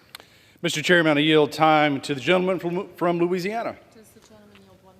Would the gentleman yield 1 minute? Yes, sir. Gentleman is recognized from Louisiana. Thank you, Mr. Chairman. I thank my colleague for yielding, support his amendment, and to support the underlying bill. And, Mr. Chairman, if you look at this piece of legislation, both the bill and the underlying amendment, if you go back to when this $6 billion swap for $6 billion in cash was initially negotiated earlier this year, many could argue, myself included, that it was an ill-advised negotiation back then. And this was prior to the invasion of Israel by Hamas. But I think it's important to understand the context. Anybody in the world knows that Iran is the world's largest state sponsor of terrorism, including funding Hamas. So the idea that you can just take Hamas and keep it separate from Iran has always been a farce. Iran funds Hamas, and everybody knows it. So the idea that you would be negotiating in August or September to help Iran get $6 billion boggles the mind prior to the invasion and attacks on Israel. After the attacks, the administration should be joining us in supporting this bill. We shouldn't even need the bill. The administration should be standing there saying we're not giving them the money anymore. And who's the money going to? The president of Iran has already told you what he's going to do with the $6 billion. You've got the Biden administration saying, don't worry, it's all about humanitarian aid. The problem is the people that are going to be getting the $6 billion aren't saying that. Mr. Chairman, the president of Iran himself went on TV, 60 Minutes, said this money belongs to the Islamic Republic of Iran, and we naturally will decide. The Islamic Republic of Iran will decide to spend it wherever we need it. They can give it to Hamas tomorrow if they got this money, and the president of Iran said so. I don't care what John Kerry says when he flies around over there, or what Joe Biden might even say, because once the president of Iran gets the $6 billion, it's his money. And he said he's going to do whatever he wants with it. Why would we give it to him today? We shouldn't have even thought about giving it to him prior to the attacks by Hamas in October. We surely shouldn't be thinking about it today. And thank goodness in this House we're going to take a vote. And we're going to pass this bill. And hopefully it's an overwhelming bipartisan vote to send it to the Senate and help wake up our Senate friends to say this is a position that we should be vocal on, as they still haven't figured out what to do with funding for Iran. We passed a bipartisan bill to help Israel get the funding that they need to push back on the attacks, to go get more hostages, as we're seeing. We're hearing senators talking about a permanent ceasefire or more conditions. We ought to be all coming together to support Israel in whatever tools they need. And this House has been vocal in a pretty bipartisan way, almost every step of the way, to do that. Today can be another one of those moments where we don't just stand up to Hamas, but we stand up to the group who funds Hamas as well. Everybody knows who funds Hamas. It's Iran. $6 billion going to the president, who said he's going to take the money for whatever purposes he wants. They shouldn't get the money. Let's keep it. Let's continue to support our great ally in that region at the time they need it the most. We will be there with Israel every step of the way with all the tools they need to be successful at destroying this terrorist organization, Hamas, and anybody else who wants to join with them. and helping embolden terrorism against Jews, against the anti-Semitism we see growing, not just in the Middle East, but here in this country as well. We all ought to be vocal with one united voice against it. It's wrong. Let's stand with Israel. Let's stand with our friends. And let's stand against anybody who wants to support terrorism around the world. Let's pass this amendment. Let's pass the bill. And let's get the Senate to put this bill on the president's desk. I yield back the balance of my time. The gentleman yields. Gentleman from Tennessee. I urge adoption of my amendment, and I yield back. Gentleman yields. Gentleman from New York is recognized. Let me just say this. Joe Biden has been one of the most staunchest Israel supporters of any president of the United States. And so you're going to take the word of the Ayatollah over the word of the President of the United States. The President of the United States has said not a penny will get to the Ayatollah. But yet you want to take the side or believe in that brutal authoritarian dictator. I think that the American people know better than that. I think that the American people understand better than that. I think that the American people can look at the facts and see that Joe Biden, as he stands and fights with and talks on a regular basis with the leadership of Israel every day since October 7th, just about, on what side he's on, I wouldn't trust or believe anything that the Ayatollah says. But I do believe in Joe Biden, and I yield back. Gentleman yields. The question is on the amendment from the gentleman from Tennessee. Those in favor say aye. Aye. Those opposed say no. No. In the opinion of the chair, the ayes have it, and the amendment is agreed to. Ask for a recorded vote. A recorded vote pursuant to Clause 6 of Rule 18, further proceedings on the amendment offered by the gentleman from Tennessee will be postponed. It is now in order to consider Amendment Number 9, printed in Part C of House Report 118-280. For what purpose does the gentleman from Texas seek recognition? Mr. Chair, I have an amendment at the desk. The clerk will designate the amendment. Amendment number 9, printed in Part C of House Report number 118-280, offered by Mr. Pfluger of Texas. Pursuant to House Resolution 891, the gentleman from Texas, Mr. Pfluger, and a member opposed will each control 5 minutes. The chair recognizes the gentleman from Texas. Thank you, Mr. Chair. I yield myself as much time as I may consume. So ordered. On October 7th, the world watched in horror as Hamas brutally attacked innocent civilians inside Israel. And I'm glad to see that we have bipartisan agreement on standing with Israel, standing firm against Hamas. However, I have major concerns when it comes to Iran, the world's largest state sponsor of terrorism. The fanaticism and extremism they use to stoke instability in the Middle East, to expand their influence, to threaten the existence of Israel, and to threaten the United States. So far, dozens and dozens of attacks since October 7th that have been carried out at the behest of Iranian proxies in the Middle East towards U.S. troops. The only currency that is recognized by the Iranian regime is strength, something that the administration has not shown. This attack and Israel's valid defense of its sovereignty in the wake of the barbaric invasion is a wake-up call to the threats of the Iran-backed terrorist groups that pose not just to the Middle East, but also to the rest of the world. This is a watershed moment, and it demands a resolute response. The United States must increase pressure on the Iranian regime by denying it the access to funds abroad. Deterrence is the name of the game.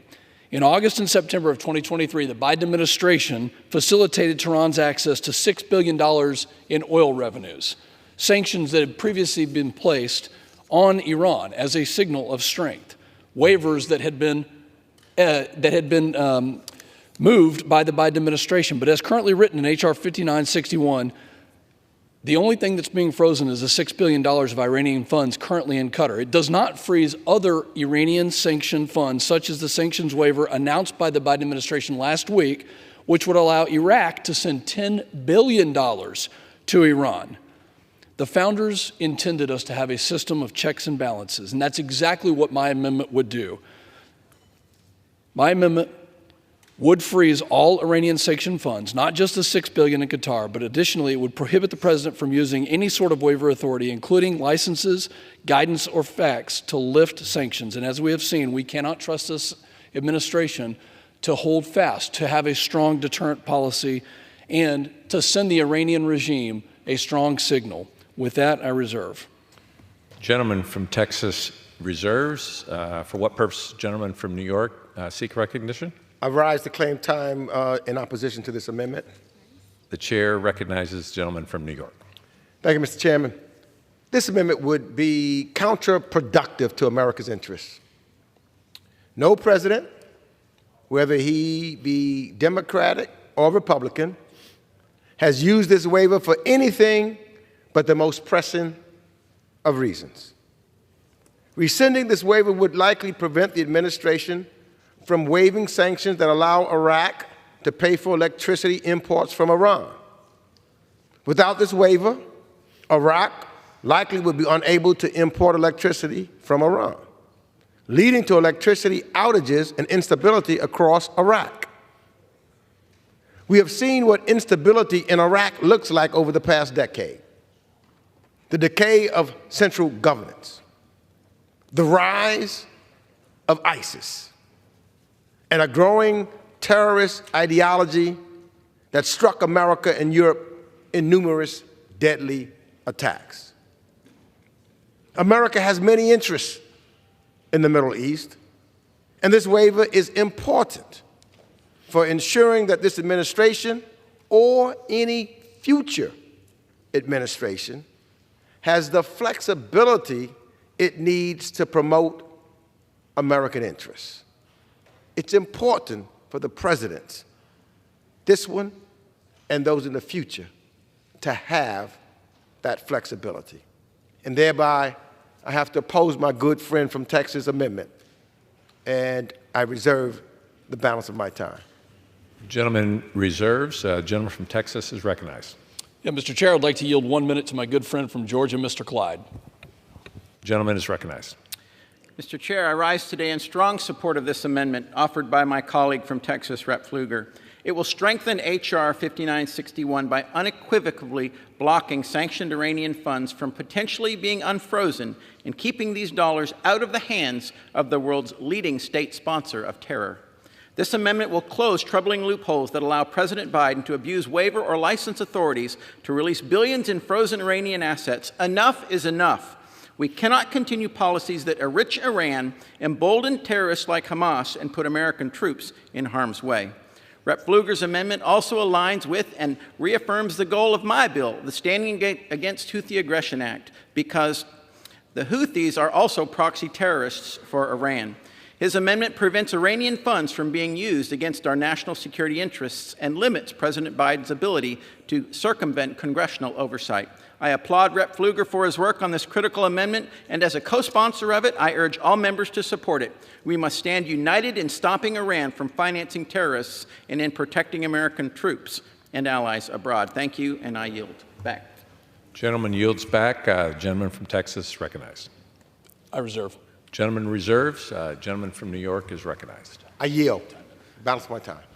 Gentleman yields. Gentleman from Texas is recognized. I yield 1 minute to my good friend and also fellow Air Force veteran from Iowa, Mr. Nunn. Gentleman from Iowa is recognized.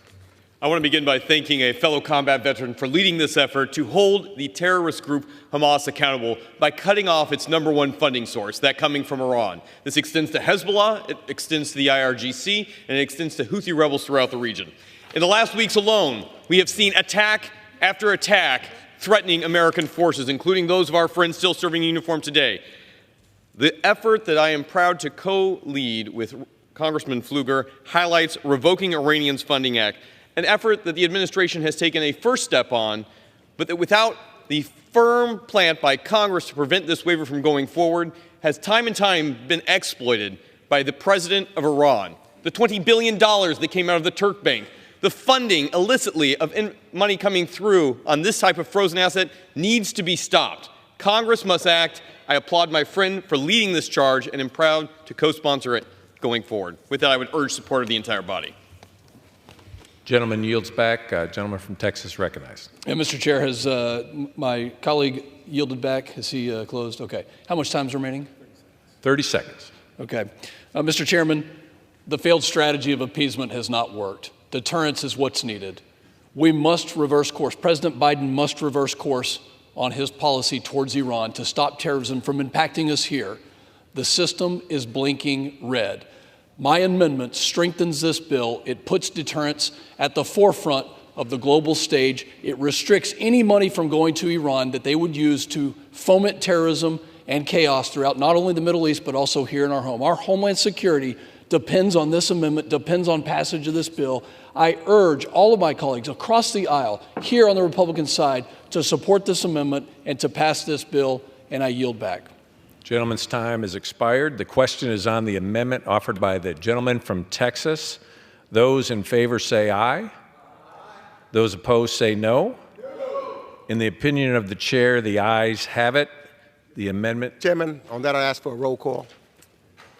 Pursuant to Clause 6 of Rule 18, further proceedings on the amendment offered by the gentleman from Texas will be postponed. It is now in order to consider Amendment Number 10, printed in Part C of House Report 118-280.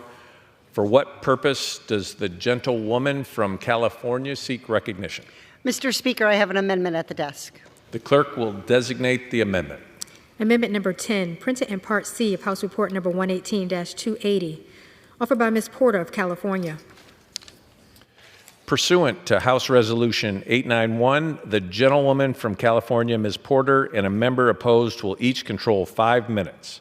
The chair recognizes the gentlewoman from California. The Iranian regime is a danger to international security and democratic order everywhere. The regime has funded terrorism across the Middle East for years, enabling groups like Hamas to attack Israel and commit other atrocities. And the Iran regime doesn't stop with supporting regional terrorism. It commits its own atrocities, consistently and brutally cracking down on its own citizens fighting for basic freedoms. If all that weren't enough, the Iran regime further refuses to abandon its pursuit of nuclear weapons, putting the world at risk. Challenges like these require Congress to make policy that meets the moment.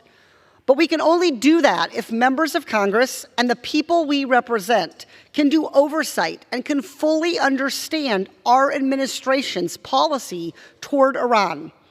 Americans will benefit from more information on how our nation is approaching preventing Iran from developing a nuclear weapon and ending Iran's support for terrorist networks. Congress will also benefit from this information so that we can better legislate on Iran consistent with the security interests and the values of the United States. Under President Obama's administration, the United States government issued periodic reports on its evolving policy in Syria. This set a model for the executive branch sharing information with lawmakers and the public regarding United States foreign policy toward countries of concern. In Congress, we know that the details of our nation's Iran policy are complex and they are fluid. But precedent exists for our administration to provide a more complete window into its foreign policy objectives in specific countries. This bipartisan amendment would commission a detailed report on United States policy with regard to Iran, with regard to human rights, nuclear proliferation, the ballistic missile program, and regional terrorism. Look, we don't need talking heads force-feeding us conclusions about this administration's Iran policy. Let's get an oversight report about what that policy is and let everyone draw their own conclusions. And then the lawmakers on both sides of the aisle can better make policy that addresses the challenges we face, operating from a shared platform of information. Let's trust the American people and each other with information. I urge my colleagues to support this bipartisan amendment. I reserve the balance of my time. The gentlewoman reserves. For what purpose? Does any member wish to claim time in opposition? Seeing none, the gentlewoman from California is recognized. Mr. Speaker, I yield back. Gentlewoman yields. The question is on the amendment offered by the gentlewoman from California. Those in favor say aye. Aye. Those opposed say no. In the opinion of the chair, the ayes have it, and the amendment is agreed to. I ask for a recorded vote.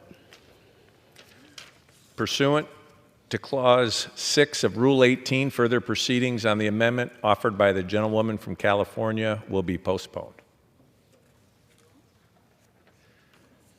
It's now in order to consider Amendment Number 11, printed in Part C of House Report 118-280. For what purpose does the gentlewoman from California seek recognition? Mr. Speaker, I have an amendment at the desk.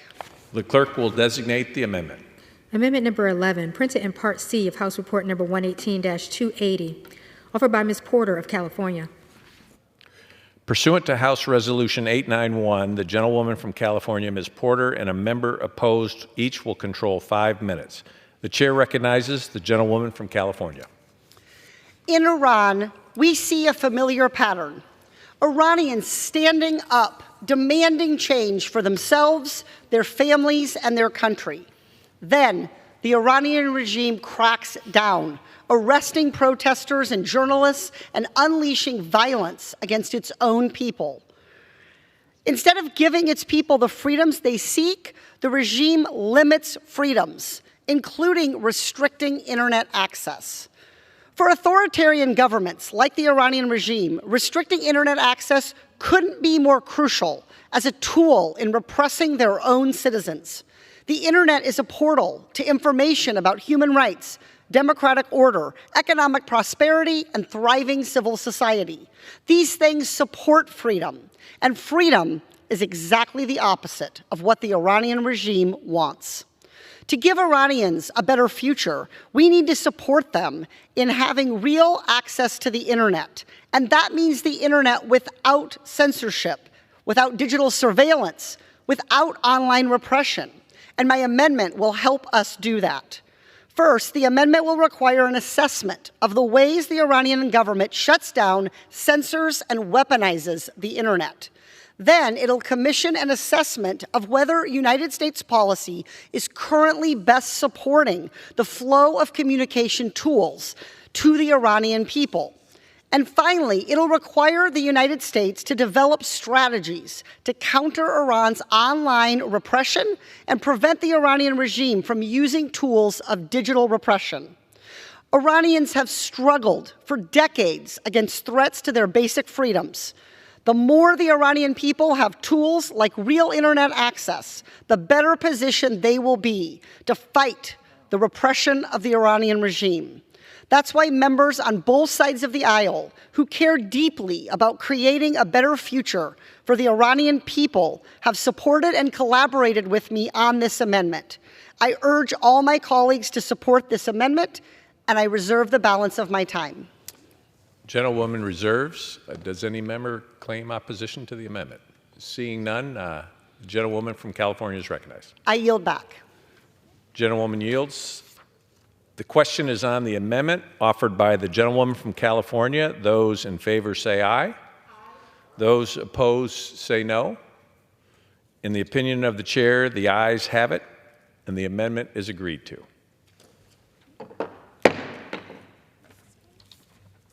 It is now in order to consider Amendment Number 12, printed in Part C of House Report 118-280. For what purpose does the gentleman from Illinois seek recognition? Mr. Chair, I have an amendment at the desk.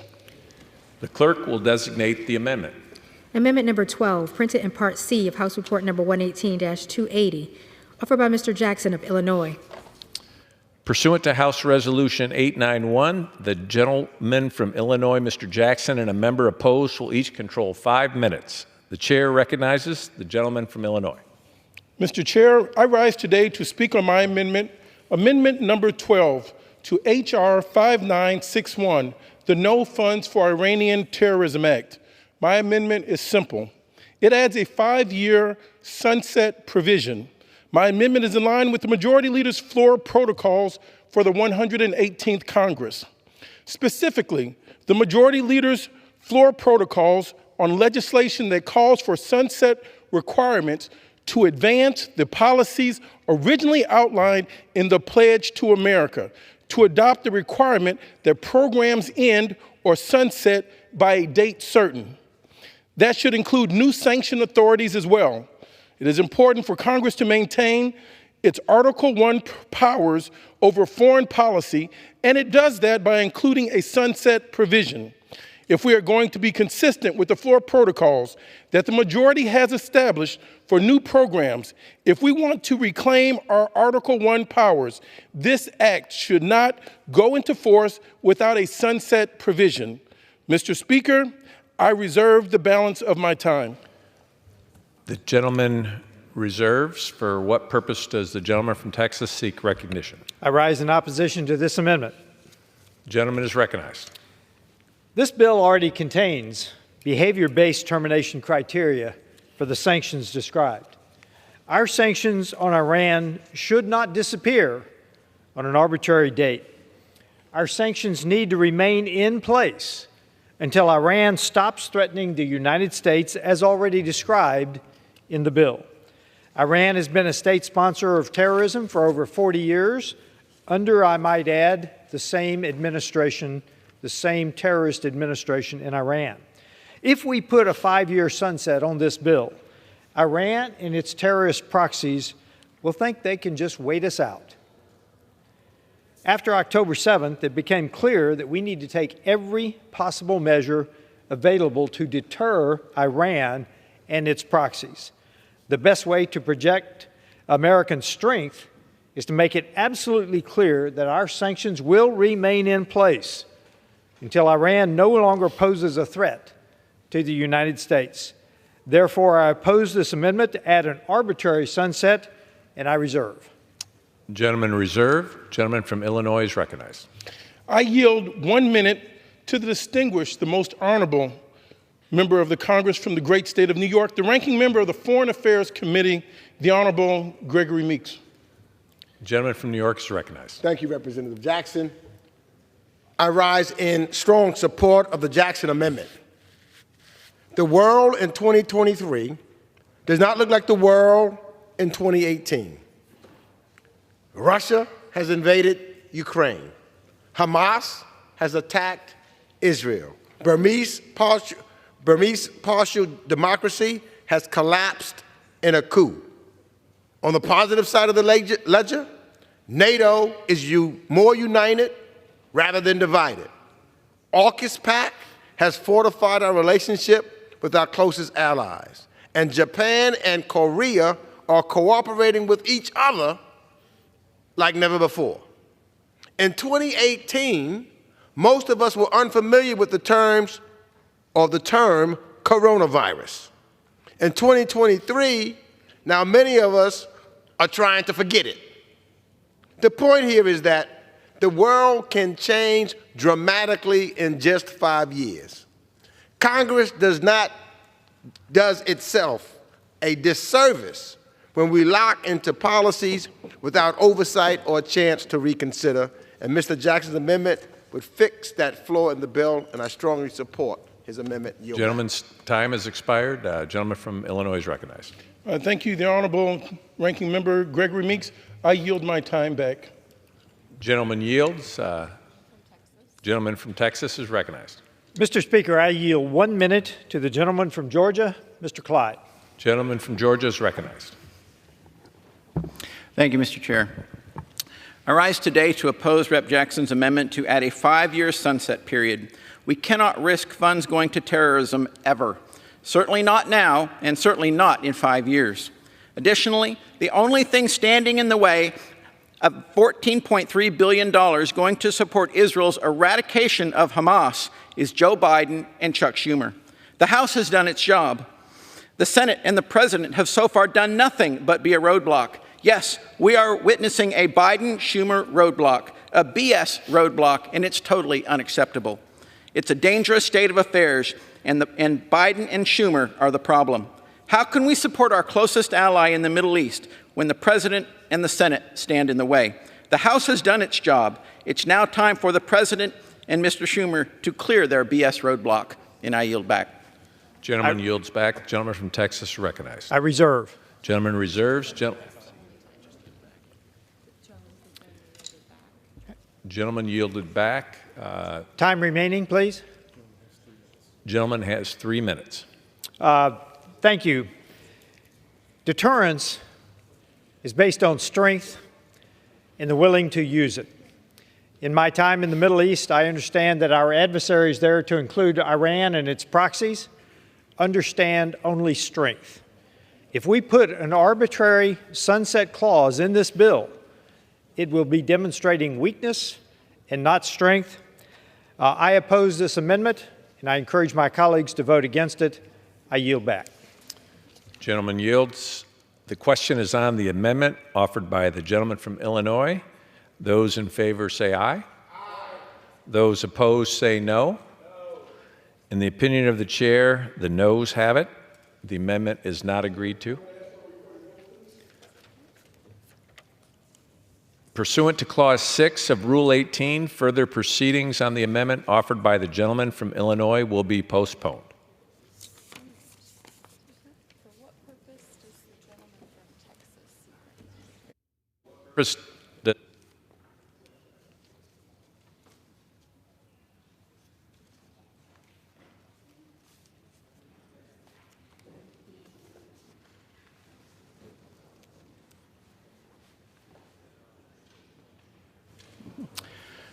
For what purpose does the gentleman from Texas seek recognition? Mr. Chair, I move that the committee do now rise. The question is on the motion that the committee rise. All those in favor say aye. Aye. All those opposed say no. The ayes have it. The motion is adopted. Accordingly, the committee rises.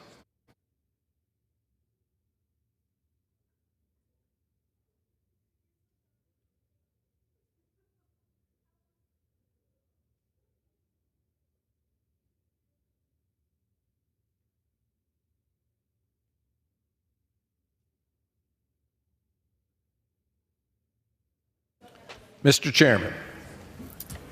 Mr. Speaker, the Committee of the Whole House on the State of the Union, having had under consideration H.R. 5961, directs me to report that it has come to no resolution thereon.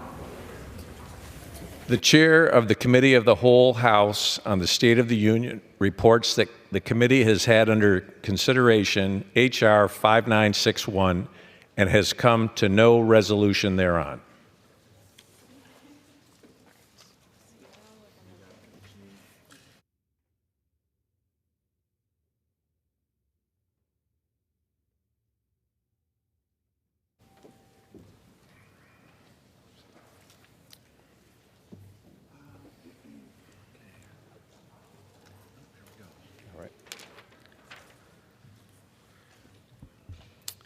For what purpose does the gentleman from New York seek recognition?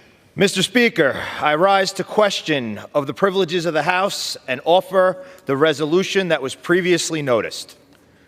The clerk will report the resolution. House Resolution 878. Whereas Representative George Santos is a member of the United States House of Representatives. Whereas soon after his election in November 2022, Representative Santos's background came under public scrutiny. Whereas on February 28, 2023, the Committee on Ethics of the House unanimously voted to impanel an investigative subcommittee, hereinafter in this resolution referred to as the ISC, to review whether Representative Santos may have engaged in unlawful activity with respect to his 2022 congressional campaign, failed to properly disclose required information on statements filed with the House, violated federal conflict of interest laws in connection with his role in a firm providing fiduciary services, and engaged in sexual misconduct towards an individual seeking employment in his congressional office. Whereas the ISC met 9 times and over the course of its investigation authorized 37 subpoenas and 43 voluntary requests for information, RFIs, leading to its receipt of over 172,000 pages of documents, contacted or interviewed over 40 witnesses, and reviewed materials received from the Office of Congressional Ethics and relevant court records. Whereas the ISC determined in its investigation that there was substantial evidence of violations of federal law, the rules of the House, and other applicable standards related to many of the allegations charged in the indictment, and substantial evidence of additional unlawful and unethical conduct not charged in the indictment. Whereas these additional violations relate to falsely reported loans reportedly received by his 2020 campaign and Leadership Political Action Committee, GADS PAC, improper loan repayments to himself, systemic reporting errors in his 2020 and 2022 campaign's Federal Election Commission filings, and substantial evidence that campaign funds were converted to personal use. Whereas the ISC also identified additional errors and omissions in his 2020 and 2022 financial disclosure statements, as well as violations of federal law and the rules of the House related to his unfiled 2021 and 2023 financial disclosure statements, which are not charged in the indictment. Whereas the ISC also found that Representative Santos failed to meet his duty of candor with respect to the ISC's investigation and instead presented the ISC with misrepresentations and delay tactics.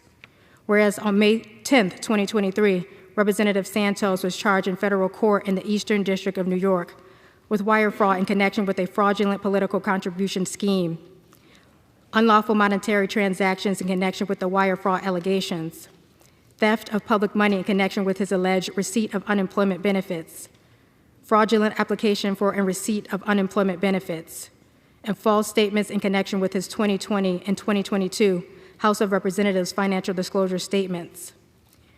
Whereas Nancy Marks, who served as treasurer to Representative Santos's campaign, pleaded guilty to conspiracy to commit wire fraud, falsifying records and identity theft in connection with the Santos campaign. Whereas a superseding indictment was filed on October 10, 2023, charging Representative Santos with additional violations related to his 2022 campaign, including allegations of falsifying Federal Election Commission reports in connection with a $500,000 personal loan that was never made, falsifying the names of contributors to his campaign, engaging in aggravated identity theft and access device fraud, and enriching himself through a fraudulent contribution scheme. Whereas Sam Miele, who served as a fundraiser to Representative Santos's campaign, pleaded guilty to a federal wire fraud charge after impersonating a senior congressional aide for the purposes of soliciting funds. Whereas the ISC that was established to review the allegations against Representative Santos adopted a report of its findings and submitted the report to the full committee. Whereas the Committee on Ethics of the House unanimously voted to adopt the ISC report based upon the investigation providing substantial evidence that Representative Santos, 1, knowingly caused his campaign committee to file false or incomplete reports with the Federal Election Commission, used campaign funds for personal purposes, engaged in fraudulent conduct in connection with Redstone Strategies, LLC, and engaged in knowing and willful violations of the Ethics in Government Act as it relates to his financial disclosure statements filed with the House. 2, was a knowing and active participant in the wrongdoing, and 3, was given an opportunity pursuant to Committee Rule 17B to submit a signed written statement responding to the allegations raised in a complaint filed by his fellow members, but did not do so. Whereas the ISC, 1, requested that Representative Santos provide all documents and information responsive to its request for information, but he did not do so. 2, asked Representative Santos to voluntarily testify, but he did not do so. And 3, provided Representative Santos the opportunity, pursuant to Committee Rule 19B3, to provide a statement under oath, but he did not do so.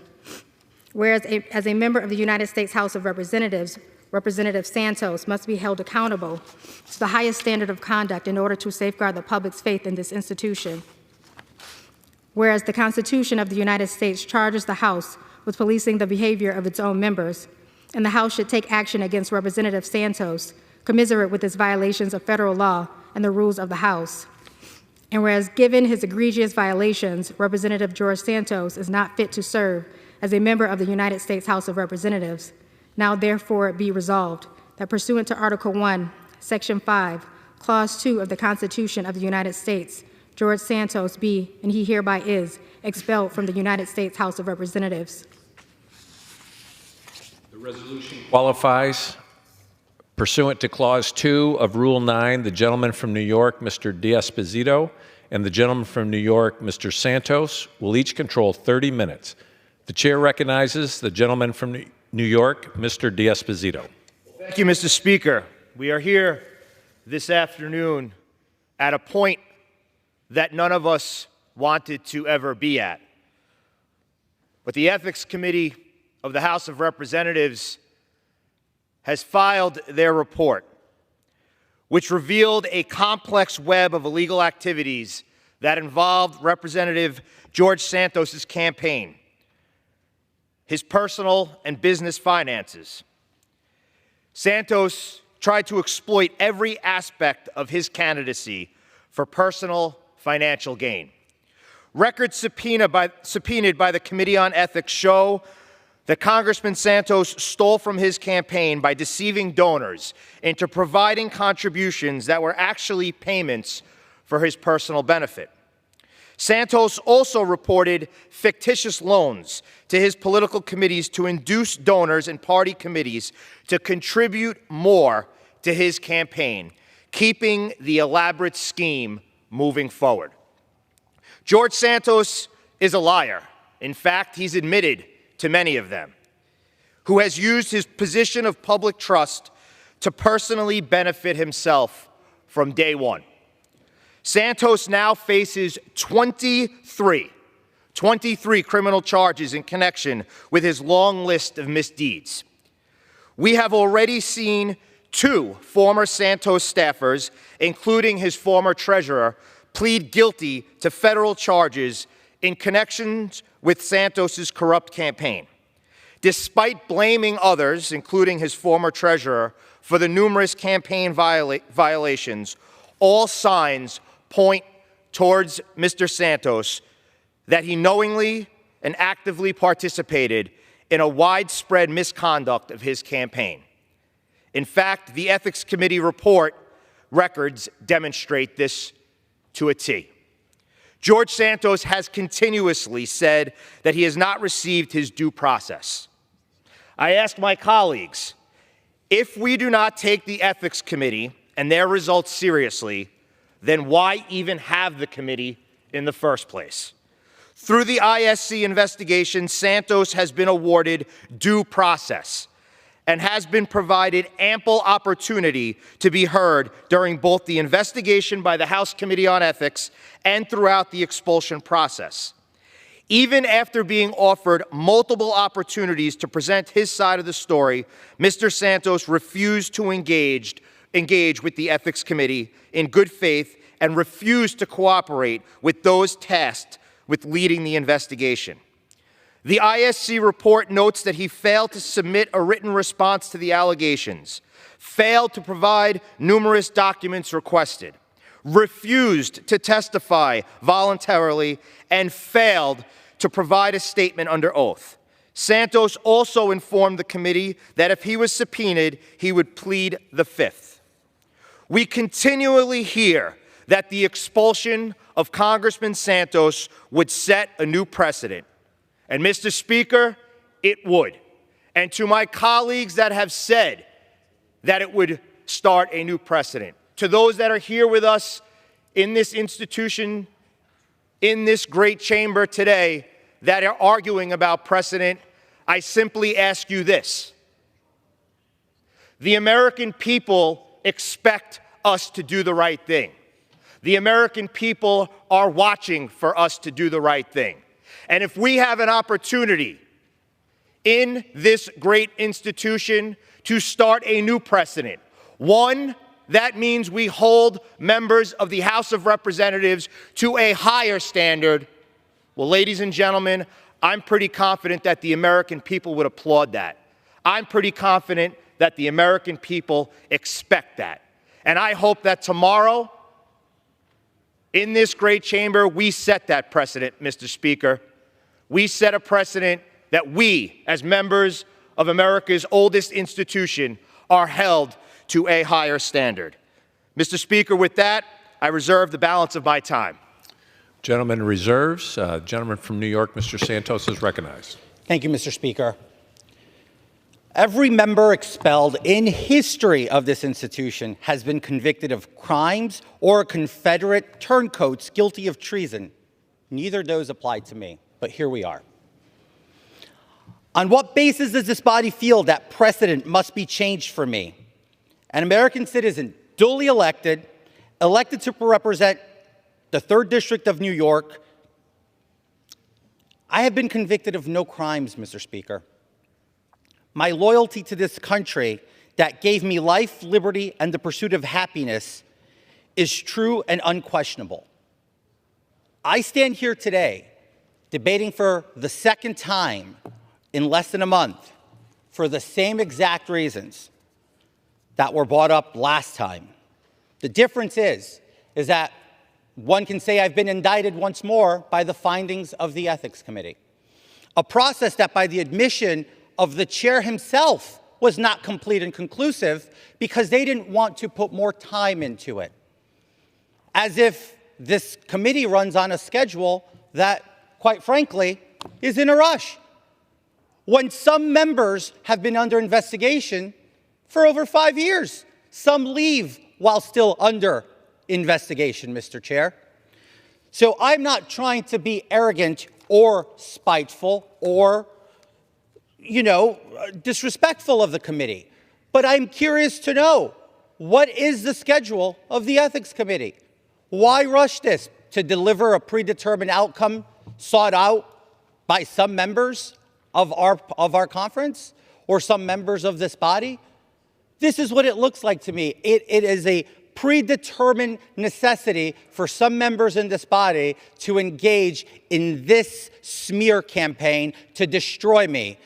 I will not stand by quietly. They want me out of this body. The people of the 3rd District of New York sent me here. If they want me out, they're going to have to go silence those people and take the hard vote. And with that, I reserve. Gentleman reserves. Gentleman from New York is recognized. Well, Mr. Speaker, I'm not sure how a predetermined outcome happens from a committee reviewing 170,000 pages of documents, numerous subpoenas, weeks and months of investigation. I'm not sure how a predetermined outcome is generated from that. With that, I'd like to yield as much time as he may consume to the chairman of the House Ethics Committee, my good friend from Mississippi, Mr. Guest. Gentleman from Mississippi is recognized. Mr. Speaker, George Santos has built his persona, his personal and political life, on a foundation of lies. Many of those lies are well documented. We know that Mr. Santos lied about his education, both graduate and postgraduate, claiming that he attended universities where he was never enrolled, claiming that he obtained degrees that he did not earn. We know that Mr. Santos lied about his employment when he claimed that he worked for 2 prestigious financial institutions, Citigroup and Goldman Sachs. We know that Mr. Santos lied about his religious faith when he said he was Jewish, and then later when called out said he meant to say he was Jew-ish. And we know that Mr. Santos lied when he said that he had 4 employees who were killed in a mass shooting in Florida. But, Mr. Speaker, those lies, while troubling, those lies did not justify his removal from this body. But these and other misleading statements reflect directly on Mr. Santos's credibility. In May, Mr. Speaker, George Santos said that he looked forward to seeing the ethics process play out, and that if the committee finds reason to remove him, then that is the process. Today, Mr. Speaker, George Santos would have you believe that the process that he endorsed in May is fatally flawed, and that he instead is the subject of a political witch hunt Mr. Santos has described the report issued by the Ethics Committee as slanderous. He said that if there was a single ounce of ethics in the Ethics Committee, they would not have released the biased report. He referred to the report as a political hit piece. Mr. Speaker, I want to remind you that in March of this year, George Santos promised to fully cooperate with the ethics investigation. That just weeks ago, Mr. Santos said, "I have been very cooperative since the investigation started, and that I have no plans to change that." But, Mr. Speaker, the record of the investigation reveals otherwise. The report of the Ethics Committee noted these things, Mr. Speaker. First, that Mr. Santos failed to submit a written response to the allegations filed by his fellow members. That Mr. Santos failed to provide many of the documents requested by the investigative subcommittee. That when given an opportunity to provide a statement under oath, that Mr. Santos denied to do so. That when asked to voluntarily testify, Mr. Santos refused. And the committee learned through his counsel that if the investigative subcommittee were to subpoena Mr. Santos, that he would plead the fifth and not give any testimony for fear that it may incriminate himself. And so while Mr. Santos has failed to speak with the committee, Mr. Speaker, he has spoken freely to the media. Just this past weekend, he was participating in a 3-hour live stream podcast with Monica Matthews.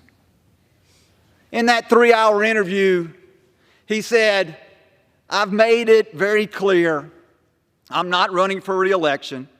It's not because it was a damning report. I'm not running because I don't want to work with a bunch of hypocrites. It's gross.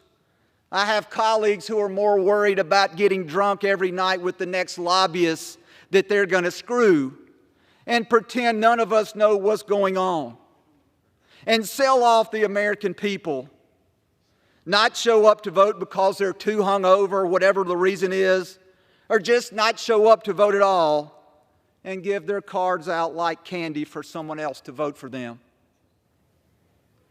He went on to say regarding the ethics report, he said it's flawed. It was designed to smear me. It was designed to force me from my seat. That was the intention of the report. This wasn't a finding of fact. So, Mr. Speaker, I want to talk a few minutes about the report of the investigative subcommittee, the report of the ethics committee, the work that they did over an 8-month period. And I will tell you that the findings of the committee were shocking. We know that the Ethics Committee authorized 37 subpoenas. They issued 43 requests for information. They interviewed 40 witnesses. They reviewed 172,000 pages of documents. And they issued a 56-page investigation report. In addition to this 56-page investigation report, Mr. Speaker, these are the exhibits that they attached to the investigative report. The 50-plus page report goes into great detail, and it paints a picture of the fraud committed by Santos. And in many cases, it also tracks the allegations for which Mr. Santos has been indicted in the Eastern District of New York. Mr. Speaker, if you look at the language of the report says this, that the investigative subcommittee revealed a complex web of unlawful activity involving Representative Santos's campaign, personal and business finances. It says that Representative Santos sought to fraudulently exploit every aspect of his House candidacy for his own personal profit. The report says that he blatantly stole from his campaign, that he deceived donors into providing what they thought were contributions to his campaign but they were in fact payments for his personal benefit. The report goes on to say he reported fictitious loans to his political committees, to induce donors and party committees to make further contributions to his campaign. And then later the report says that despite Santos's efforts to blame his former treasurer for the numerous campaign violations, the ISC records demonstrates that Representative Santos knowingly and actively participated in this conduct.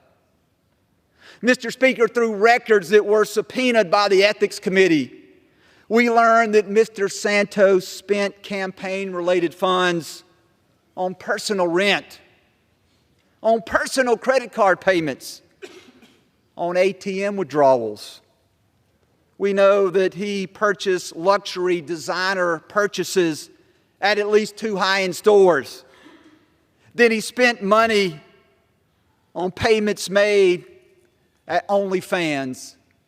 And that Mr. Santos spent almost $3,000 on Botox treatments. In addition to these questionable expenses, there were travel expenses, questionable expenses, involving trips to Atlantic City, Las Vegas, Nevada, and the Hamptons. Mr. Speaker, in addition to this, there was additional fraud that was uncovered and contained in this report issued by the Ethics Committee. The Ethics Committee found that in 2020, that bank records indicate that Mr. Santos was repaid over $29,000 for fictitious loans that he never made his campaign. The report goes on to say that in 2021, that he falsely reported loaning his campaign $580,000, and he falsely reported loaning an additional $25,000 to his leadership PAC. The report goes on to document that the committee found, according to bank records, that Mr. Santos transferred $200,000 from Redstone Strategies, an entity found to be an unregistered super PAC controlled by Mr. Santos, that he transferred in 2022 alone over $200,000 into his personal account. Mr. Speaker, I know that some members of this body have expressed concern about due process. They believe that Mr. Santos was not given due process, therefore that this should not go forward. And Mr. Speaker, I want to address the argument of due process. Mr. Speaker, you are well aware that due process is referred to in the 5th and 14th Amendment. In the 5th Amendment, it says, no person shall be deprived of life, liberty, or the pursuit of happiness, life, liberty, or property without due process of law. We know the 14th Amendment then applies the 5th Amendment to the states, where it says, no state shall deprive any person of life, liberty, or property without due process of law. And then, as you are also well aware, the 6th Amendment talks about criminal proceedings and the rights that attach to a criminal proceeding. Mr. Speaker, we're not here today on a criminal proceeding. The rights of the 6th Amendment don't apply, but due process under the 5th and 14th Amendment do apply here at this proceedings. And so it is important to talk about due process. The due process that are contained in the 5th and 14th Amendment. If you study due process, Mr. Speaker, you'll know that there are two subsections, two components, if you will, two legs upon which due process must stand. That first subsection, that first leg, is substantive due process. What is substantive due process? Substantive due process asks this question: is there a right to bring the action in question? Mr. Speaker, I say that there is.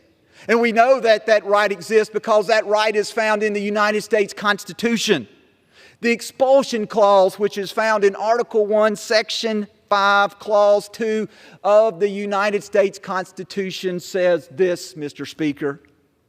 Says that each house may determine the rules of its proceedings, punish its members for disorderly behavior, and with the concurrence of a 2/3 vote, expel a member. So, Mr. Speaker, I tell you that as it relates to substantive due process, that clearly substantive due process applies in this case. But that second leg, the second stool of due process is procedural due process. Procedural due process is a process that it governs the fairness of the proceedings. And there are three primary requirements, three primary tenets of procedural due process. Those requirements are, first, was adequate notice given. And Mr. Speaker, I hold in this case adequate notice was given. Adequate notice was given in the fact that the investigative subcommittee notified Mr. Santos in February that the investigation was going to be ongoing. And it actually had contact with he and his office well before that, in January, shortly after he was sworn in. I would argue that Mr. Santos has notice of this hearing because the motion was filed 2 weeks ago. The resolution was filed to expel him from this body. So clearly, Mr. Santos has been given proper notice. The second requirement of due process says, did Mr. Santos have an opportunity to be heard? And Mr. Speaker, I will tell you that he has an opportunity to be heard. He had an opportunity repeatedly to be heard by the Ethics Committee. He had the opportunity to submit a written statement, which he refused to do so. He had an opportunity to submit a statement under oath. He refused to do so. He had an opportunity to come in and testify, and he declined to do so. Even when faced with the subpoena, he was planning to come in before the Ethics Committee and exercise his Fifth Amendment right not to testify.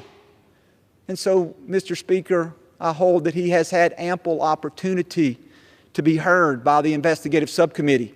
And he has once again presented the opportunity here today to, before this body, before the American people, he has the opportunity today to rebut the findings of the Ethics Committee.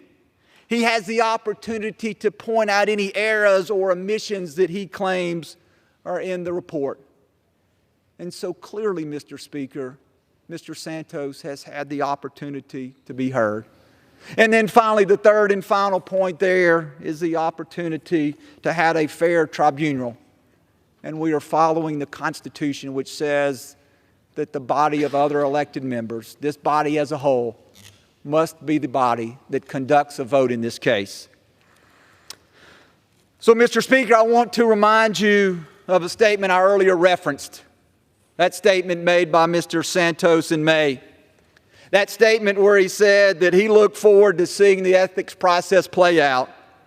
And if the Ethics Committee finds a reason to remove him, then that is the process. Mr. Speaker, the findings of the Ethics Committee. The Ethics Committee found substantial evidence, language taken directly from the report, substantial evidence that Representative Santos knowingly caused his campaign to file false or incomplete reports with the Federal Election Commission. The investigative subcommittee found substantial evidence that he used campaign funds for personal purposes. It found substantial evidence that he engaged in fraudulent conduct and connections with Redstone Strategies, LLC. And it found substantial evidence that Mr. Santos did knowingly and willfully engage in violations of the Ethics in Government Act. So, Mr. Speaker, I ask in accordance with Article 1, Section 5, Clause 2 of the United States Constitution, I would ask that all members vote to support the expulsion of Representative Santos, and I yield back. Gentleman yields back. Gentleman from New York. Gentleman reserves. Gentleman from New York, Mr. Santos. Mr. Speaker, we hear a lot about process. We hear a lot about findings. Before I yield some time to my colleague from Texas, I just want to point out, in the resolution that the distinguished chairman from Mississippi, Mr. Guest, filed, he states that I engage in sexual misconduct when his own report states otherwise. That's just a clear evidence of how this process has been skewed, how this process is sloppy, and how it is contradictory to the core. The fact that in the report it states that that was not the case, but they still bring it to the floor of the House of Representatives shows you the lack of respect for one's reputation. And with that, I would like to yield as much time as the gentleman from Texas, Mr. Nails, may consume. Gentleman from Texas is recognized. Thank you, Mr. Speaker. We are in uncharted waters, folks. The swamp water is very murky, it's deep. You try to navigate those treacherous waters. Every once in a while, you try to find that safe lily pad to land on. You try to find a lily pad to land on. But for George Santos, there doesn't appear to be a safe lily pad. The United States House of Representatives is attempting to expel a member of Congress who has not been convicted of a crime. In the history of our country, folks, only 5 members have been expelled from Congress. 1861, John Clark, John Reed, Henry Burnett were expelled on the grounds for treason for supporting the Confederate rebellion. In 1980, Michael Myers was convicted of bribery involving an FBI sting that led to the convictions of 7 members of Congress. 6 of them resigned, and Myers was expelled on a vote of 376 to 30. Then in 2002, James Trafficant was convicted on 10 counts, including bribery, conspiracy to defraud the United States, corruption, obstruction of justice. All 5 of these men had one thing in common, and they were all convicted under federal law and then rightfully expelled from Congress. Kicking out Mr. Santos is setting a very dangerous precedent. Never before has Congress expelled a member based on indictments. Indictments require nothing more than probable cause. An indictment is not a conviction. So why today would we remove a member from this House based on an indictment? It's never been done before. It shouldn't happen today. In this country, I thought everyone is presumed innocent until proven guilty in a court of law. I do not, and have not, and will not support the removal of Representative Santos, and I encourage my colleagues to agree. With that, I yield back. I reserve. Gentleman yields back. Reserve. Gentleman reserves. Gentleman from New York is recognized. I'd like to yield 1 minute to the ranking member of the Ethics Committee, Ms. Wild. Gentlewoman is recognized. Thank you. Mr. Speaker, as ranking member of the Committee on Ethics, I rise in support of House Resolution 878, which seeks to expel George Santos from the House of Representatives. One of our most basic obligations as members of Congress is to adhere to the principle that public office is a public trust. As the Ethics Committee's report lays out in thorough detail, Mr. Santos has repeatedly, egregiously, and brazenly violated the public's trust. Mr. Santos is not a victim. He is a perpetrator of a massive fraud on his constituents and the American people. In fewer than 9 months, and despite Mr. Santos's non-cooperation and numerous attempts to mislead the committee, the Ethics Committee compiled a staggering factual record against him. And my colleague, Chairman Guest, has already outlined all of the subpoenas and pages of documents and witnesses, and I'm not going to go through that again, but let me just say that the staggering factual record... It's expired. May I ask for 1 more minute? 30 seconds. Thank you. This achievement owes to the superb work of the committee's nonpartisan attorneys and investigative staff, who I would like to sincerely thank for their efforts and dedicated service to the House. And I just want to remind everyone that the Ethics Committee is the only committee in Congress that is completely bipartisan, an equal number of Democrats and Republicans, and this was a unanimous decision. Thank you. Gentlewoman yields. Gentleman is recognized. Mr. Speaker, I reserve. Gentleman reserves. Gentleman from New York, Mr. Santos, is recognized.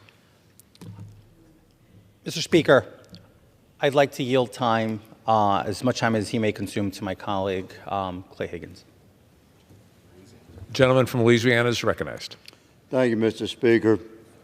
Mr. Speaker, many times in the course of my life as a military police officer and a civilian police officer, I've had occasion to say, calm down, son.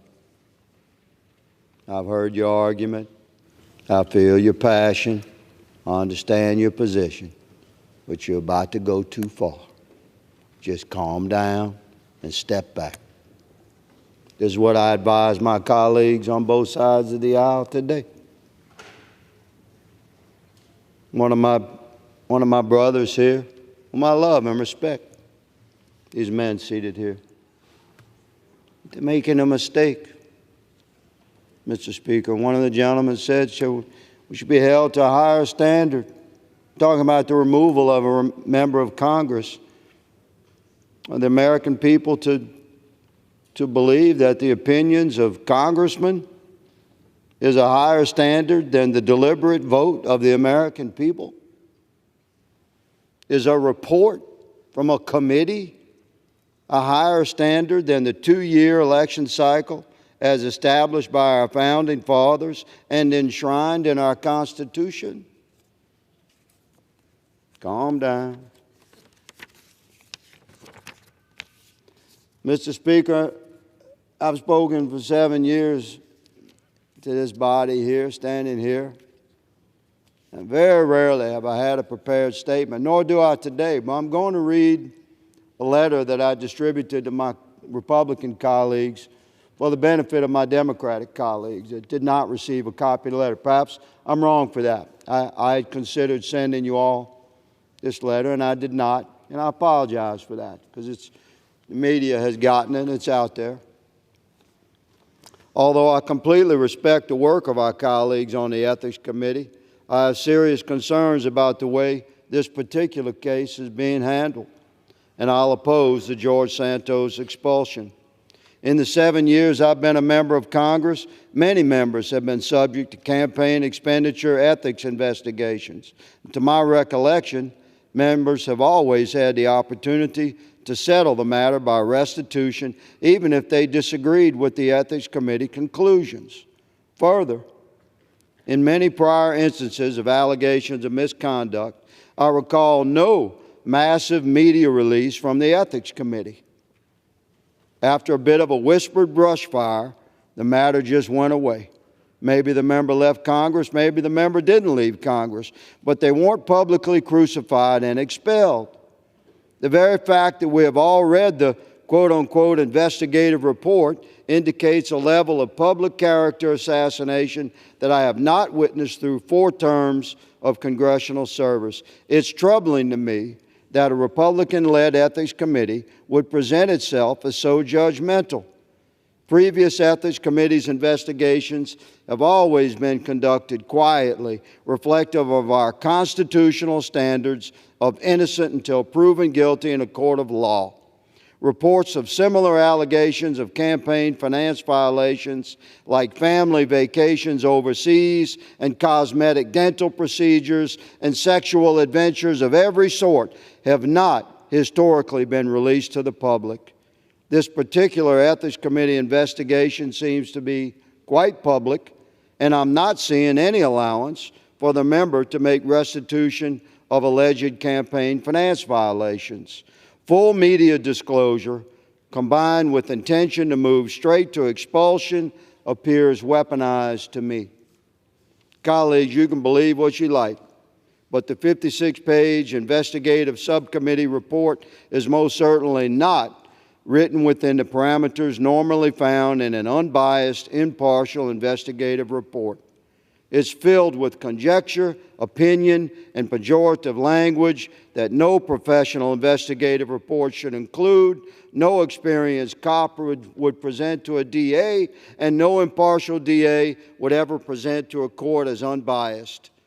You may accept this report as grounds for expulsion from Congress, but I say no. It's not right. The totality of circumstance appears biased. It stinks of politics, and I'll oppose this action in every way. Perhaps my colleagues should step back from expulsion, look in the mirror, reflect upon the long-established historical record of congressional behavior, consider the founders' intent, and let we, the people of New York, determine their representative.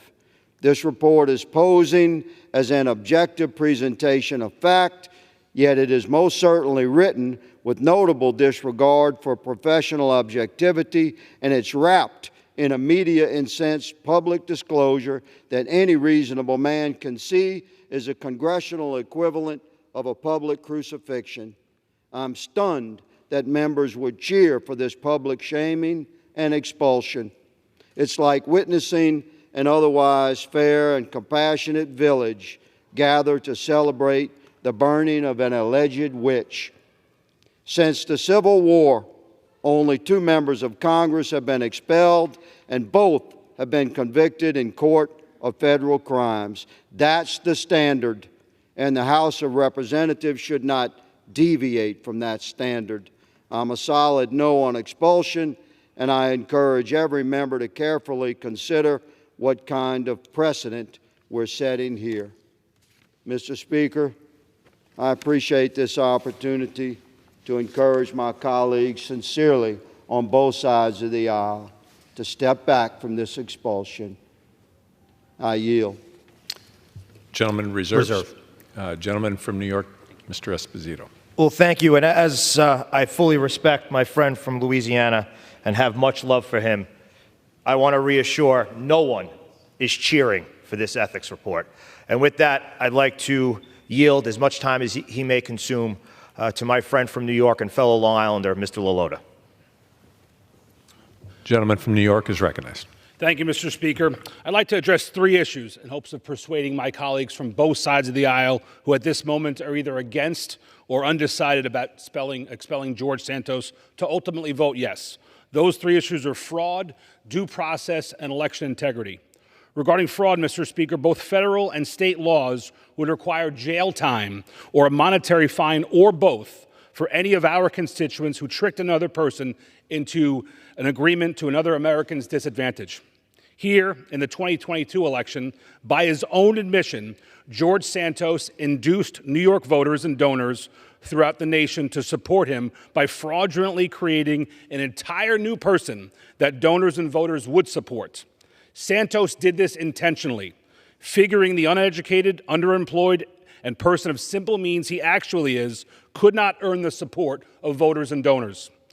The facts of George Santos's fraud are not in dispute. George Santos is not the person he offered to voters. He didn't work where he said he did. He didn't go to school where he said he did. He's far from rich. He isn't Jewish. And his mother was not in the South Tower during 9/11.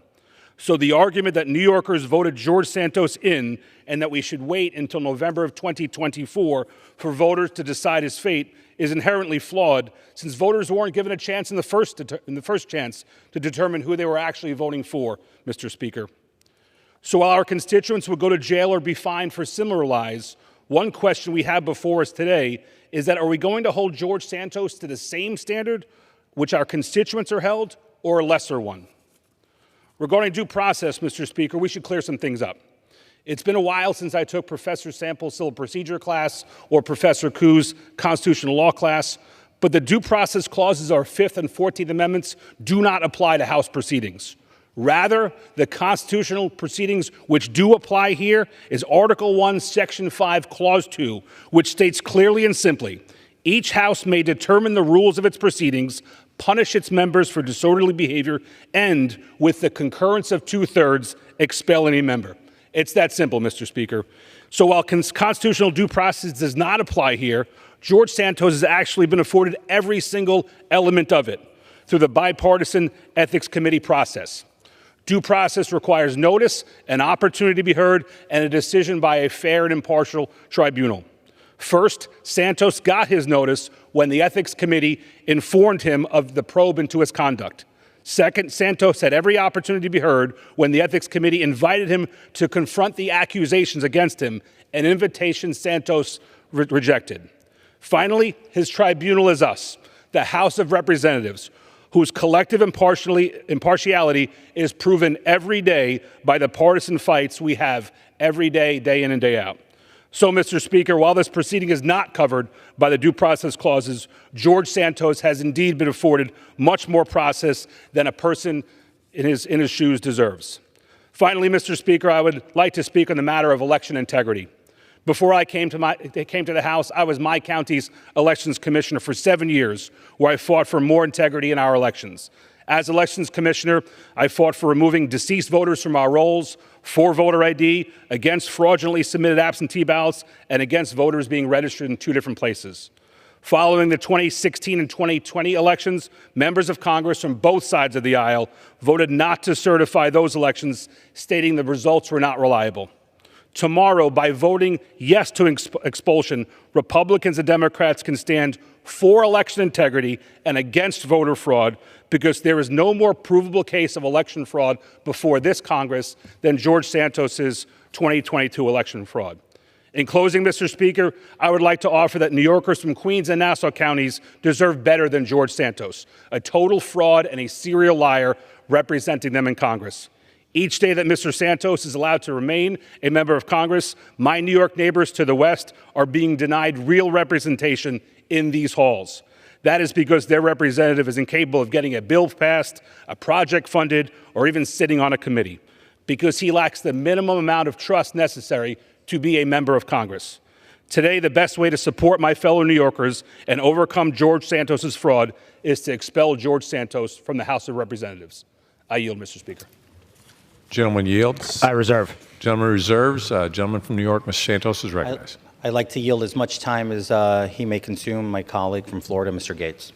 Gentleman from Florida is recognized.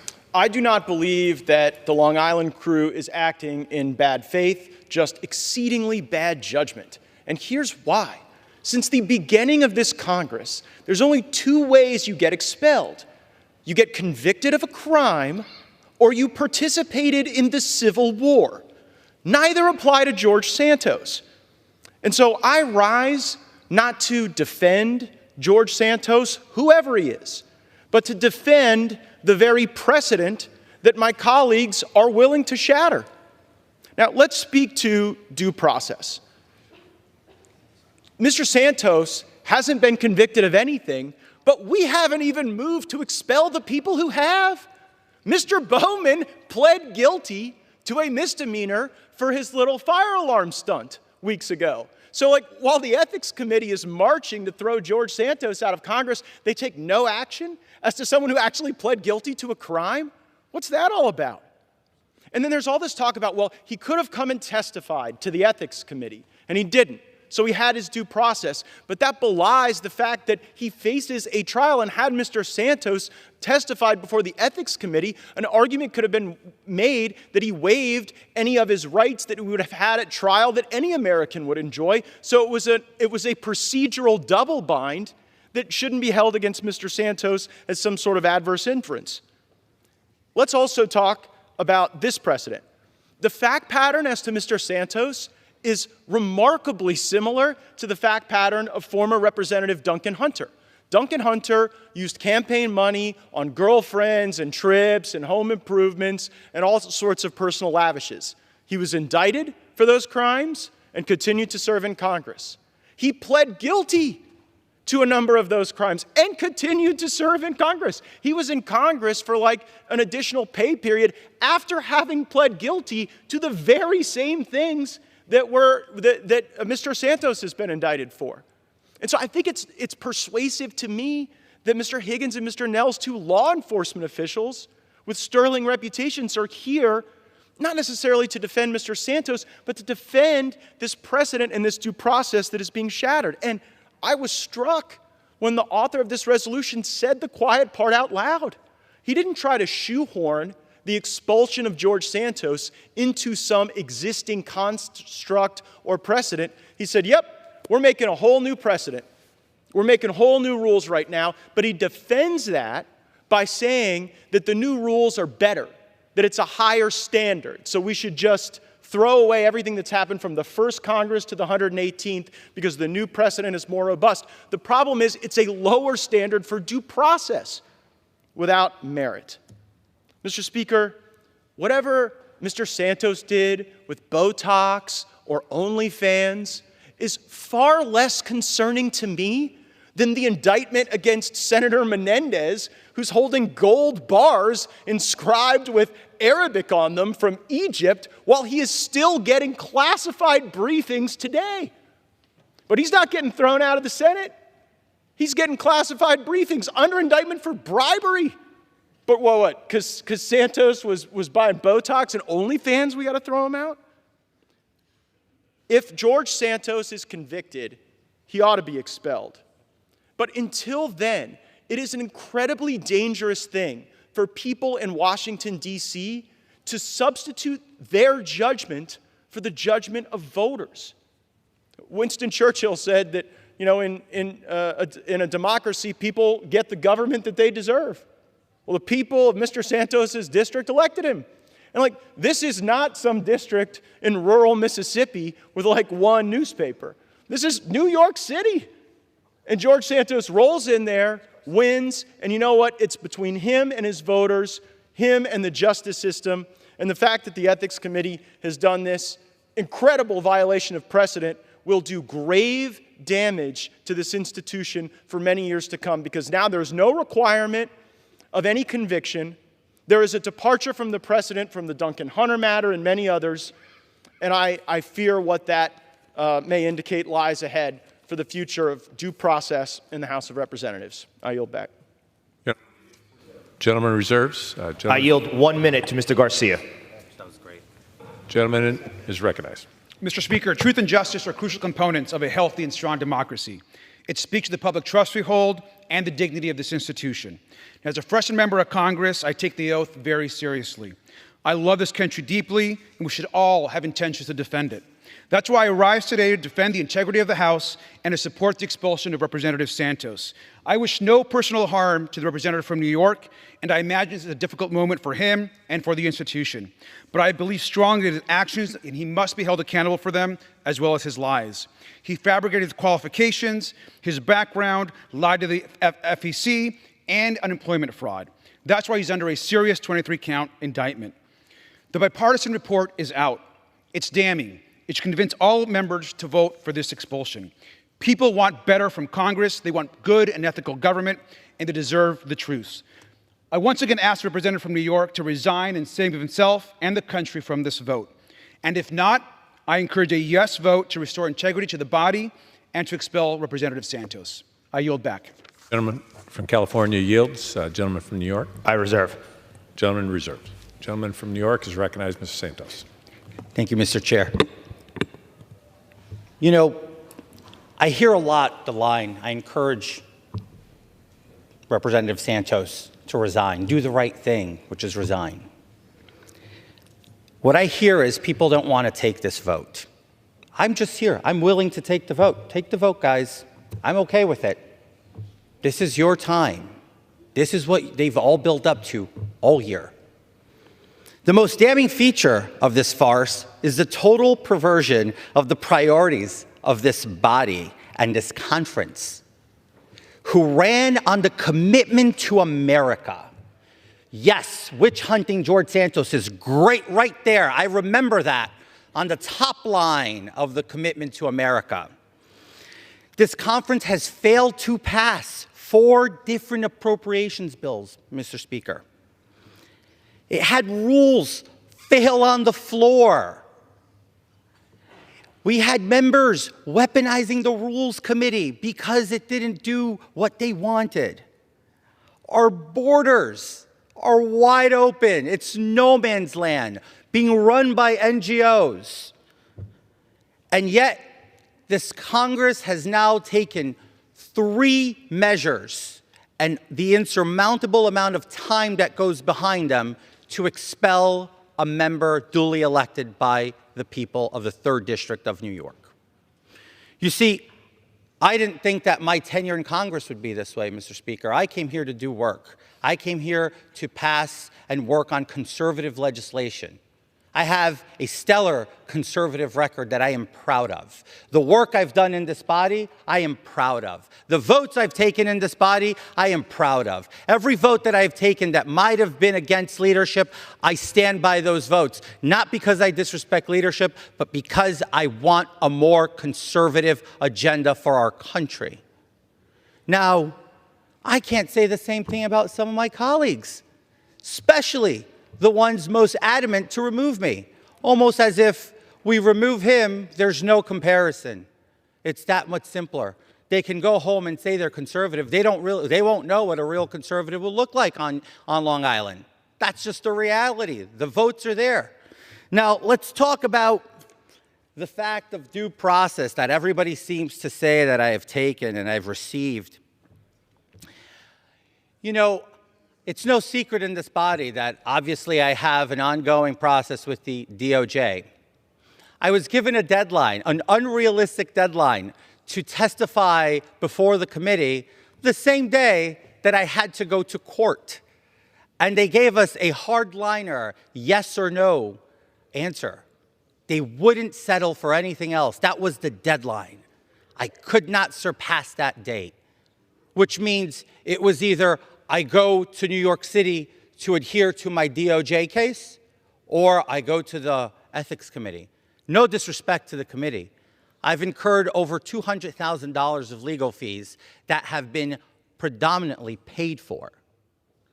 So to suggest that I have not complied with them is yet another lie.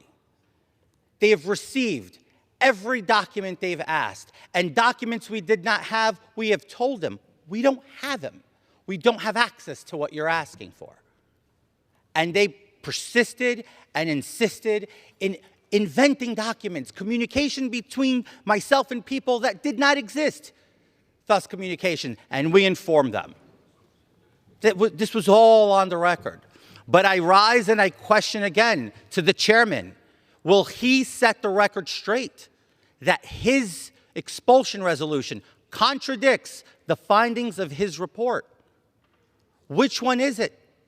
Am I guilty of a sexual harassment claim or am I not? The report says I'm not. His filing on this expulsion resolution says I am. That is a very serious allegation, one that I sought to see the end of, where the House, the Office of Congressional Ethics, sent a referral to the investigative subcommittee saying that they did not suggest further investigation into the matter because it lacked credibility. Yet it sits on their expulsion resolution.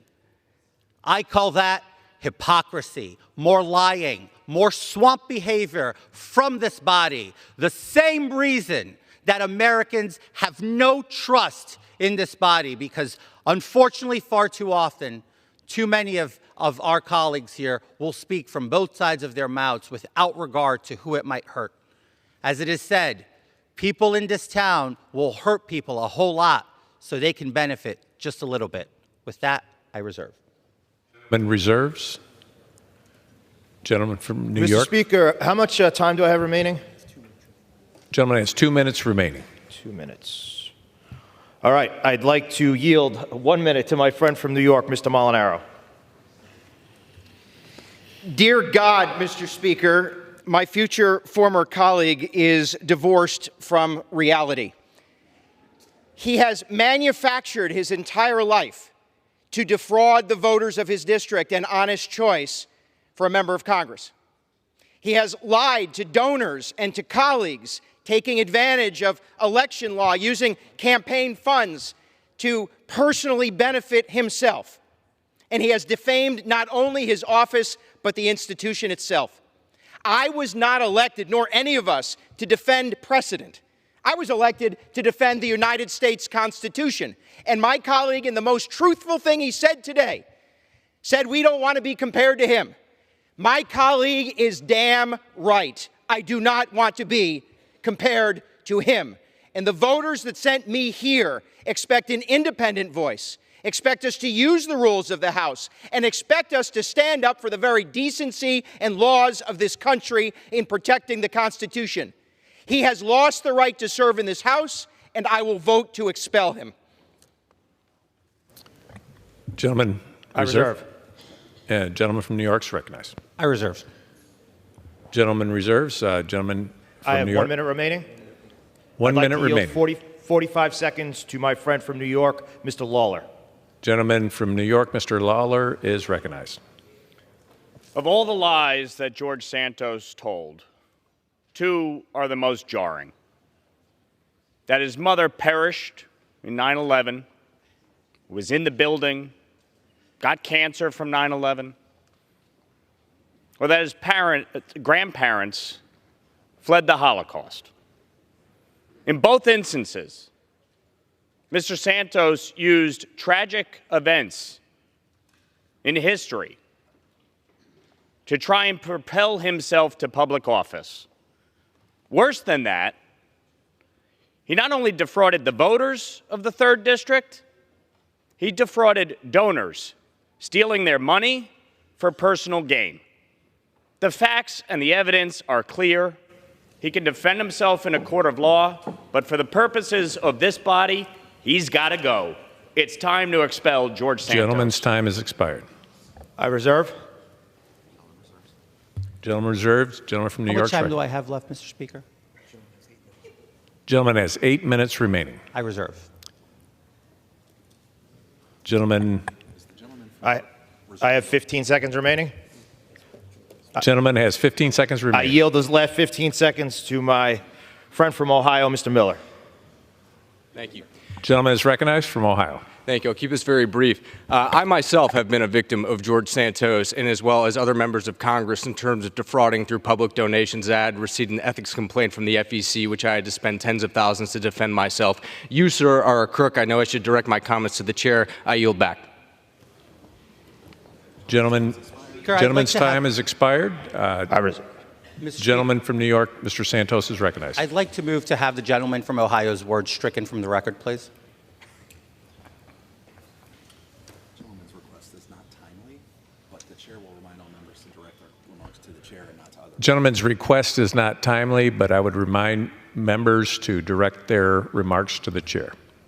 Gentleman is recognized. Mr. Speaker, hypocrisy, as I mentioned. My colleague wants to come up here, call me a crook. Same colleague who's accused of being a woman beater. Are we really going to ignore the facts that we all have passed and we all have the media coming out against us on a daily basis? Every last one of us has struggled with every little ounce of what happens within public service. I didn't come here. I can go and read about all my colleagues. I'm not going to stand here to smear them. I'm not going to stand here and use the time I have to say ill things about my colleagues. I refuse to stoop to that level. Well, the only thing I want to make clear is, if tomorrow, when this vote is on the floor, it is in the conscience of all of my colleagues that they believe that this is the correct thing to do, so be it. Take the vote. I'm at peace. I have accepted that whether I get expelled or I don't, I have accepted that I cannot control that faith, Mr. Speaker. I have done the best I can to serve in this body and to deliver the best I can in my campaign promises to vote as a conservative voice in this body. I stand by that. And with that, I'd like to yield as much time as my colleague may consume. The gentleman from Louisiana, Mr. Higgins. Gentleman from Louisiana is recognized. Thank you, Mr. Speaker. What I ask of my colleagues, again, very respectfully on both sides of the aisle, is to just step back from this moment and reflect upon the sacred right of the American people to determine their representation in our representative republic. This is not a right that has been enumerated for this Congress. The American people run this thing. I believe the people of the 3rd District of New York are quite capable of removing Representative Santos if they choose to do so. In the history of our nation, we have never done what we're poised to do. Since the Civil War, 2 members of Congress have been removed by expulsion, both having been convicted of federal crimes. The people of these United States own the sacred right to remove their representative. This is reflective of our oath, ladies and gentlemen. And I say this sincerely, my beloved colleagues, step back from this egregious act that you've threatened. Reflect upon the American people that we serve, the oath that we've sworn, and allow the people of New York to cast their vote as they see fit.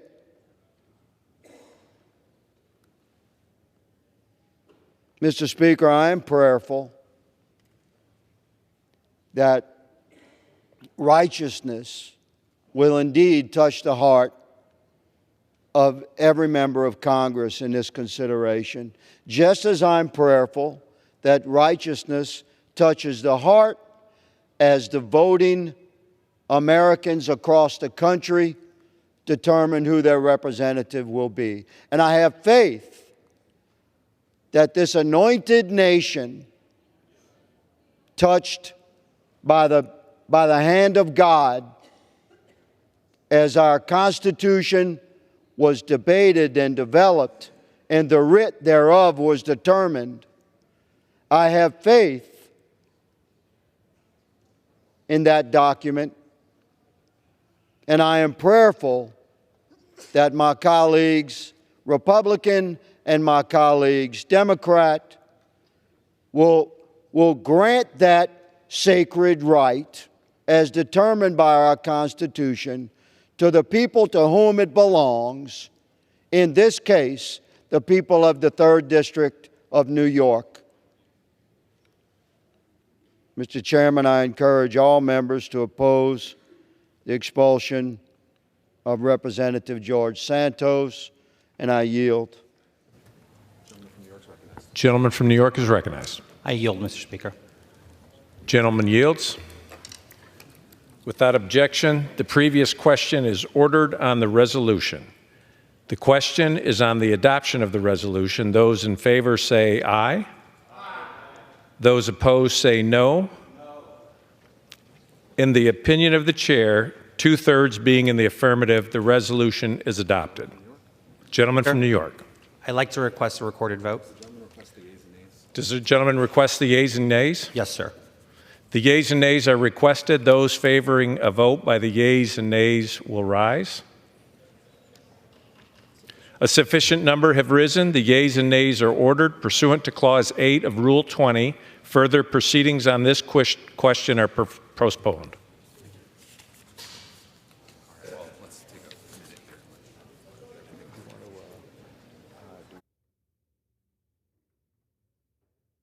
Oh, okay.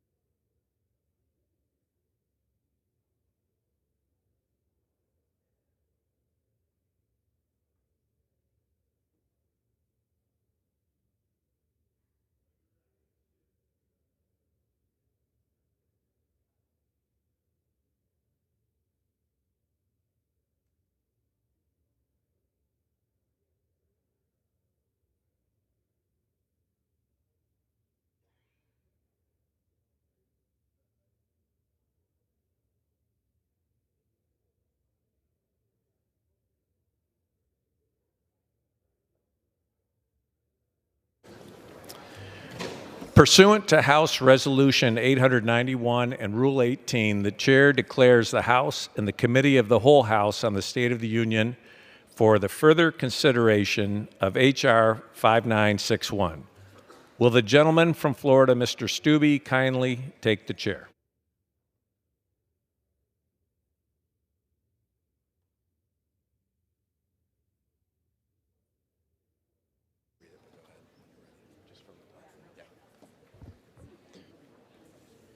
The House is in the Committee of the Whole House on the State of the Union for the further consideration of H.R. 5961, which the clerk will report by title. A bill to freeze certain Iranian funds involved in the 2023 hostage deal between the United States and Iran and for other purposes. When the Committee of the Whole rose earlier today, Amendment number 12, offered by the gentleman from Illinois, Mr. Jackson, had been postponed.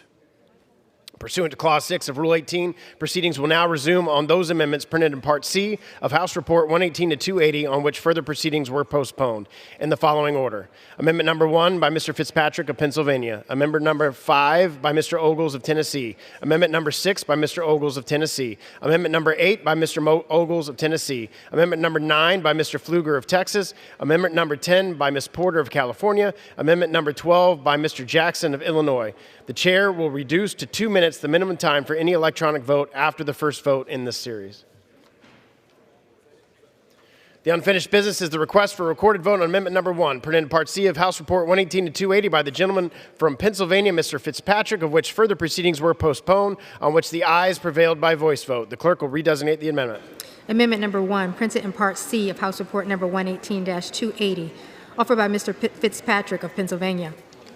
A recorded vote's been requested. Those in support of a request for a recorded vote will rise and be counted. A sufficient number having risen, a recorded vote is ordered. Members will record their votes by electronic device. This is a 15-minute vote.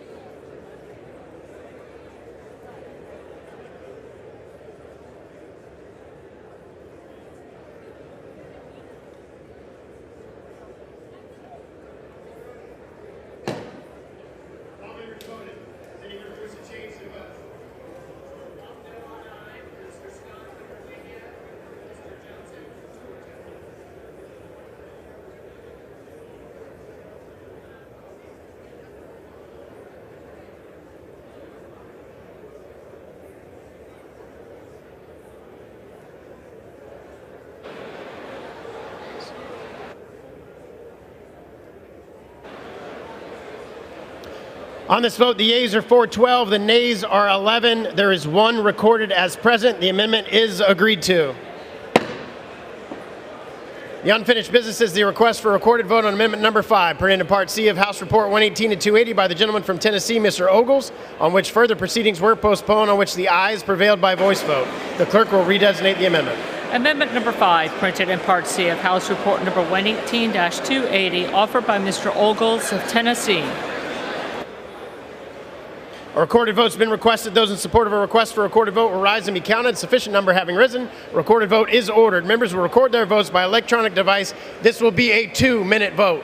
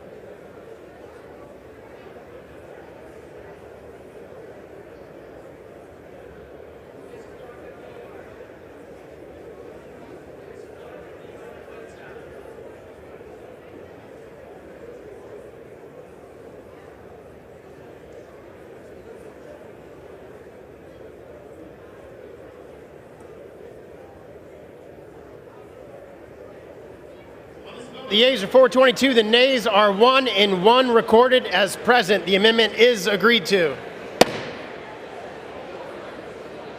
The unfinished business is a request for a recorded vote on amendment number 6, printed in Part C of House Report 118 and 280 by the gentleman from Tennessee, Mr. Ogles, of which further proceedings were postponed, of which the ayes prevailed by voice vote. The clerk will redesignate the amendment. Amendment number 6, printed in Part C of House Report number 118-280, offered by Mr. Ogles of Tennessee. A recorded vote's been requested. Those in support of a request for recorded vote will rise and be counted. A sufficient number having risen, a recorded vote is ordered. Members will record their votes by electronic device. This will be a 2-minute vote.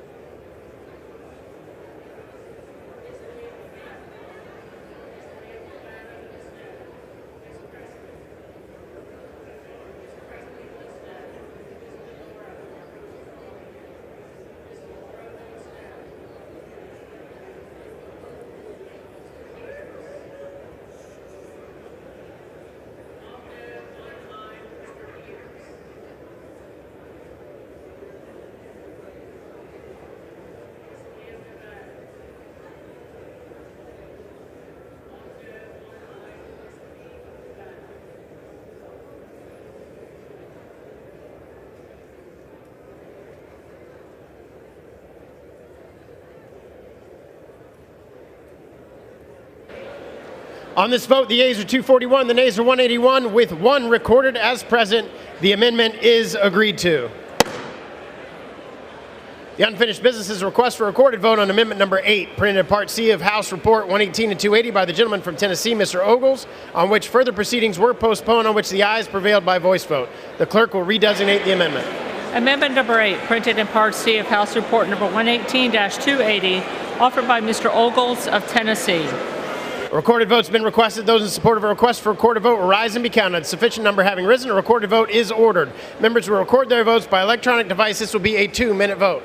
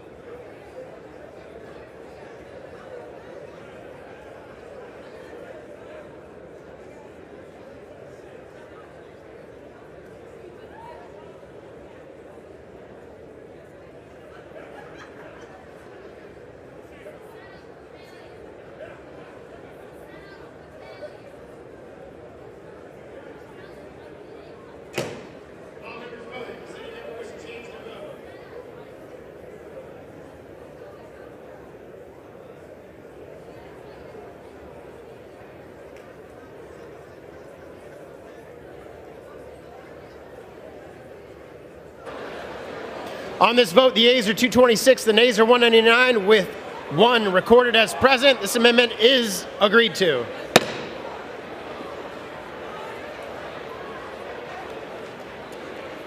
The unfinished business is a request for a recorded vote on amendment number 9, printed in Part C of House Report 118 and 280 by the gentleman from Texas, Mr. Pfluger, on which further proceedings were postponed, on which the ayes prevailed by voice vote. The clerk will redesignate the amendment. Amendment number 9, printed in Part C of House Report number 118-280, offered by Mr. Pfluger of Texas. A recorded vote's been requested. Those in support of a request for recorded vote will rise and be counted. Sufficient number having risen, a recorded vote is ordered. Members will record their votes by electronic device. This will be a 2-minute vote.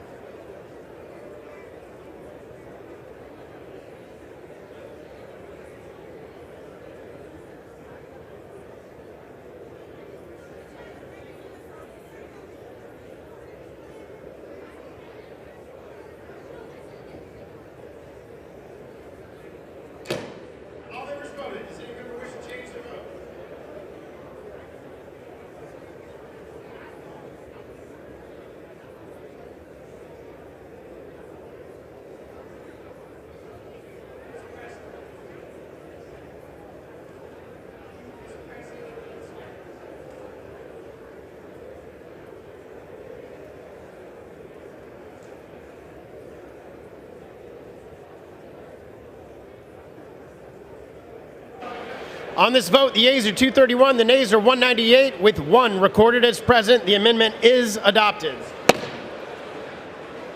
The unfinished business is a request for a recorded vote on amendment number 10, printed in Part C of House Report 118-280 by the gentlewoman from California, Ms. Porter, on which further proceedings were postponed, on which the ayes prevailed by voice vote. The clerk will redesignate the amendment. Amendment number 10, printed in Part C of House Report number 118-280, offered by Ms. Porter of California.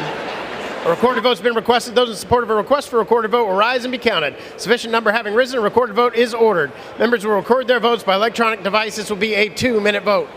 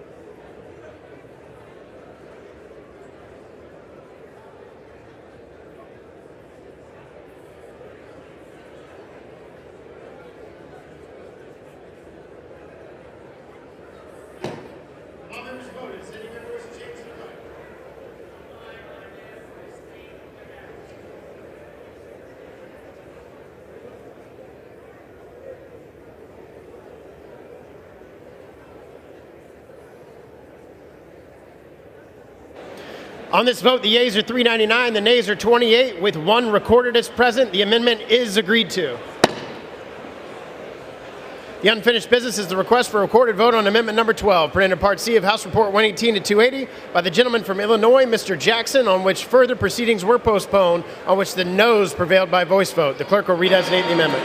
Amendment number 12, printed in Part C of House Report number 118-280, offered by Mr. Jackson of Illinois. A recorded vote's been requested. Those in support of a request for recorded vote will rise and be counted. Sufficient number having risen, a recorded vote is ordered. Members will record their votes by electronic device. This will be a 2-minute vote.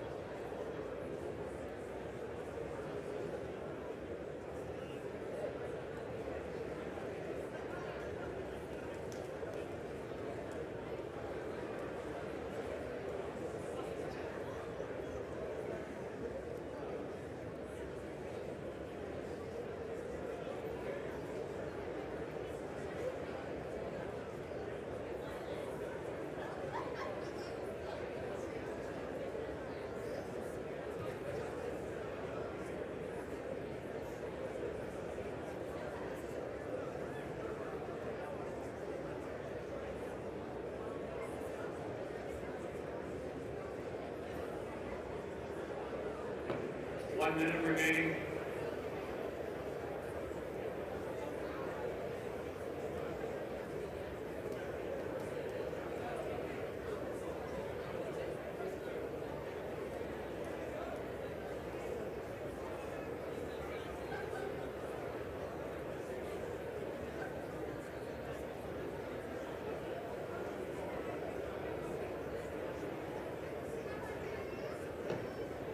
Seconds remaining.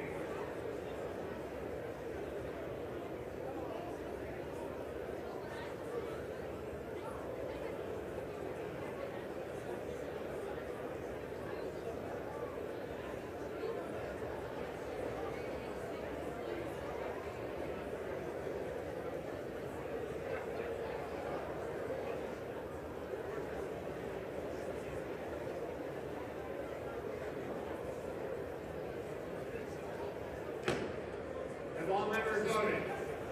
Does any member wish to change their vote?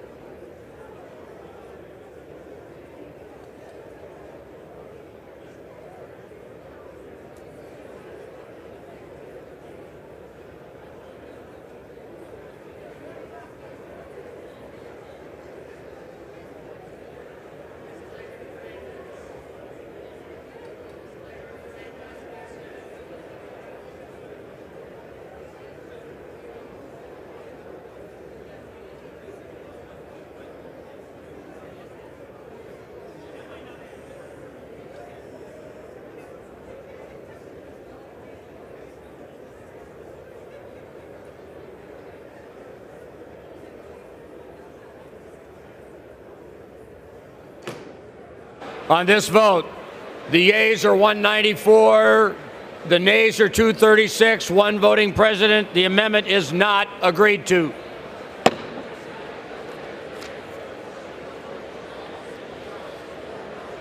There being no further amendment pursuant to the rule, the committee rises.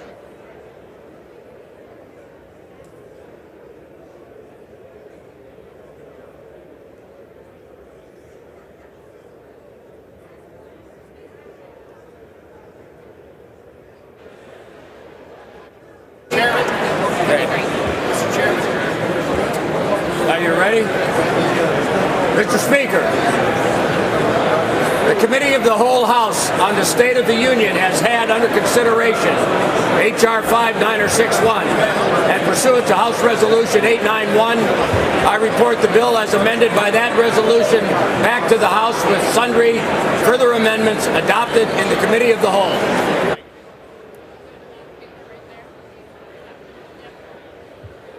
The chair of the Committee of the Whole House on the State of the Union reports that the committee has had under consideration the bill H.R. 5961 and pursuant to House Resolution 891, reports the bill as amended by that resolution back to the House with sundry further amendments adopted in the Committee of the Whole. Under the rule, the previous question is ordered.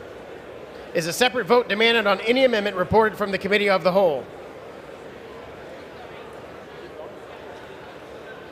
If not, the chair will put them in gross. The question is on the adoption of the amendments. Those in favor, please say aye. Those opposed, please say no. The ayes have it. The amendments are agreed to. The question's on engrossment and third reading of the bill. Those in favor, please say aye. Those opposed, please say no. The ayes have it. Third reading. A bill to free certain Iranian funds involved in the 2023 hostage deal between the United States and Iran and for other purposes. The question is on passage of the bill. Those in favor say aye. Those opposed say no. The ayes have it. Speaker, I request the yeas and the nays. The yeas and nays have been requested. Those favoring a vote by the yeas and nays will rise. A sufficient number having risen, the yeas and nays are ordered. Members will record their votes by electronic device. This is a 5-minute vote.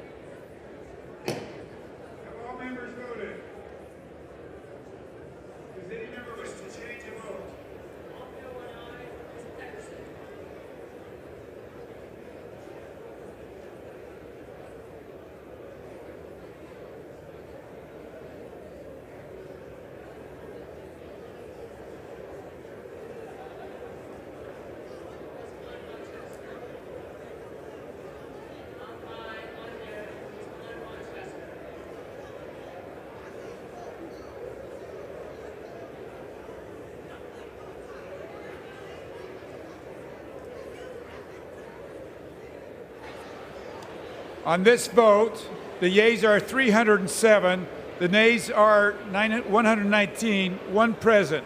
The bill is passed. Without objection, a motion to reconsider is laid on the table.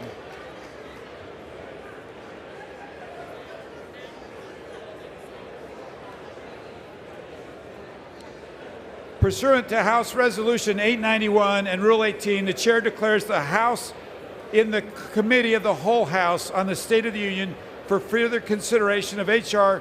5283. Will the gentleman from Florida, Mr. Stubbe, kindly take the chair?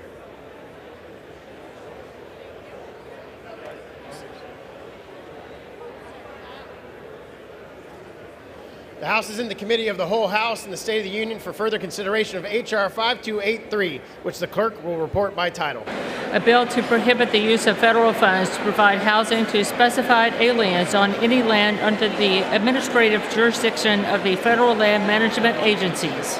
When the Committee of the Whole rose on Wednesday, November 29, 2023, a request for a recorded vote on Amendment Number 2, printed in Part A of House Report 118 to 280, offered by the gentlewoman from New York, Ms. Velasquez, had been postponed. Pursuant to Clause 6 of Rule 18, the unfinished business is a request for a recorded vote on Amendment Number 2, printed in Part A of House Report 118 to 280, offered by the gentlewoman from New York, Ms. Velasquez, on which further proceedings were postponed, on which the noes prevailed by voice vote. The clerk will redesignate the amendment. Amendment Number 2, printed in Part A of House Report Number 118-280, offered by Ms. Velasquez of New York.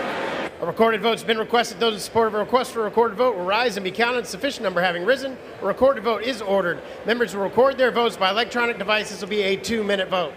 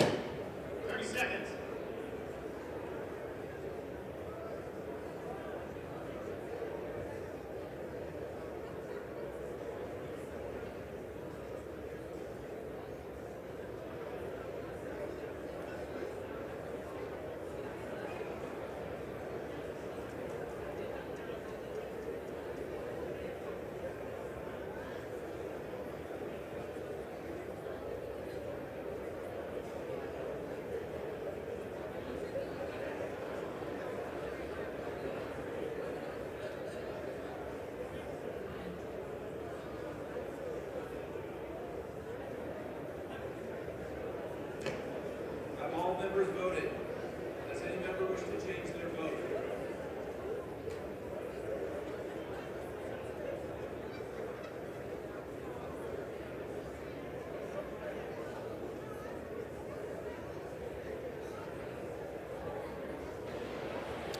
On this vote, the yeas are 206, the nays are 223. The amendment is not, and one answering present. The amendment is not agreed to. There being no further amendment pursuant to the rule, the committee rises.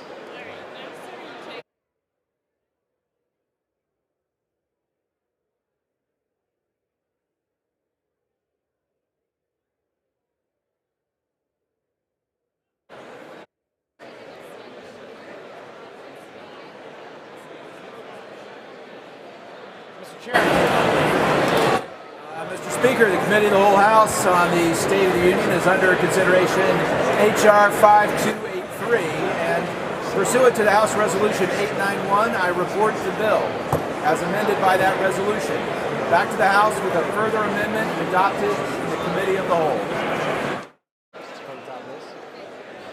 The chair of the Committee of the Whole on the State of the Union reports that the committee has had under consideration the bill H.R. 5283 and pursuant to House Resolution 891, reports the bill as amended by that resolution back to the House with a further amendment adopted in the Committee of the Whole. Under the rule, the previous question is ordered. The questions on the adoption of the further amendment reported from the Committee of the Whole. Those in favor, please say aye. Those opposed, please say no. The ayes have it. The amendments are agreed to.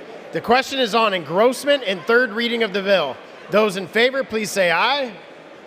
Those opposed, please say no. The ayes have it. Third reading.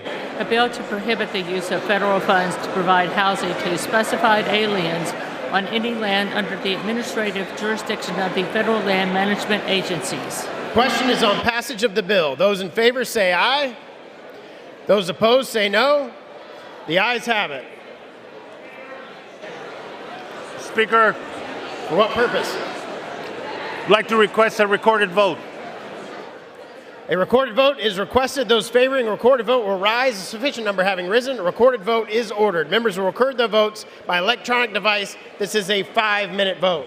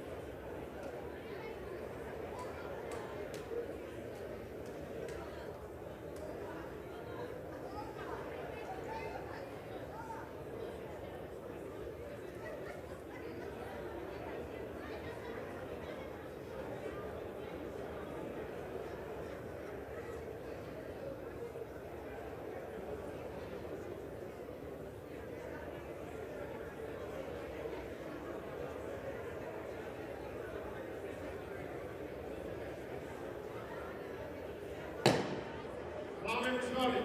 Does any member wish to change the vote?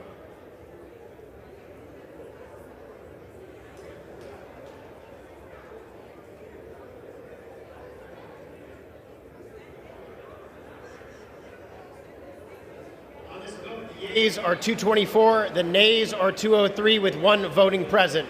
The bill is passed. Without objection, a motion to reconsider is laid on the table. Pursuant to Clause 8 of Rule 20, the unfinished business is the question on suspending the rules and pass H.R. 4666 as amended, which the clerk will report by title. H.R. 4666, a bill to require the Inspector General of the Small Business Administration to submit a quarterly report on fraud relating to certain COVID-19 loans. The question is, will the House suspend the rules and pass the bill as amended? So many as are in favor say aye. Those opposed say no. In the opinion of the chair, 2/3 being in the affirmative, the rules are suspended, the bill is passed, and without objection, the motion to reconsider is laid on the table. Pursuant to Clause 8 of Rule 20, the unfinished business is the question on suspending the rules and pass H.R. 4667 as amended, which the clerk will report by title. H.R. 4667, a bill to require the Administrator of the Small Business Administration to issue guidance and rules for leaders and the Small Business Administration on handling amounts of paycheck protection loans returned by borrowers and for other purposes. The question is, will the House suspend the rules and pass the bill as amended? So many as are in favor say aye. Those opposed, no. In the opinion of the chair, 2/3 being in the affirmative, the rules are suspended, the bill is passed, and without objection, the motion to reconsider is laid on the table.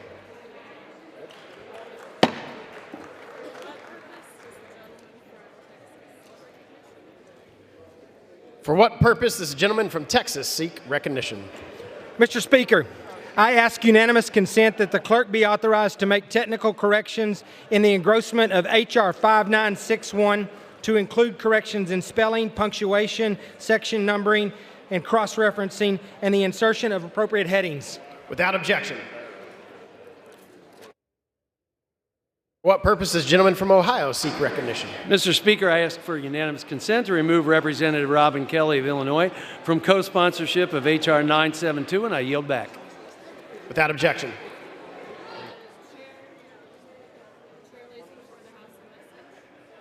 The chair lays before the House a message.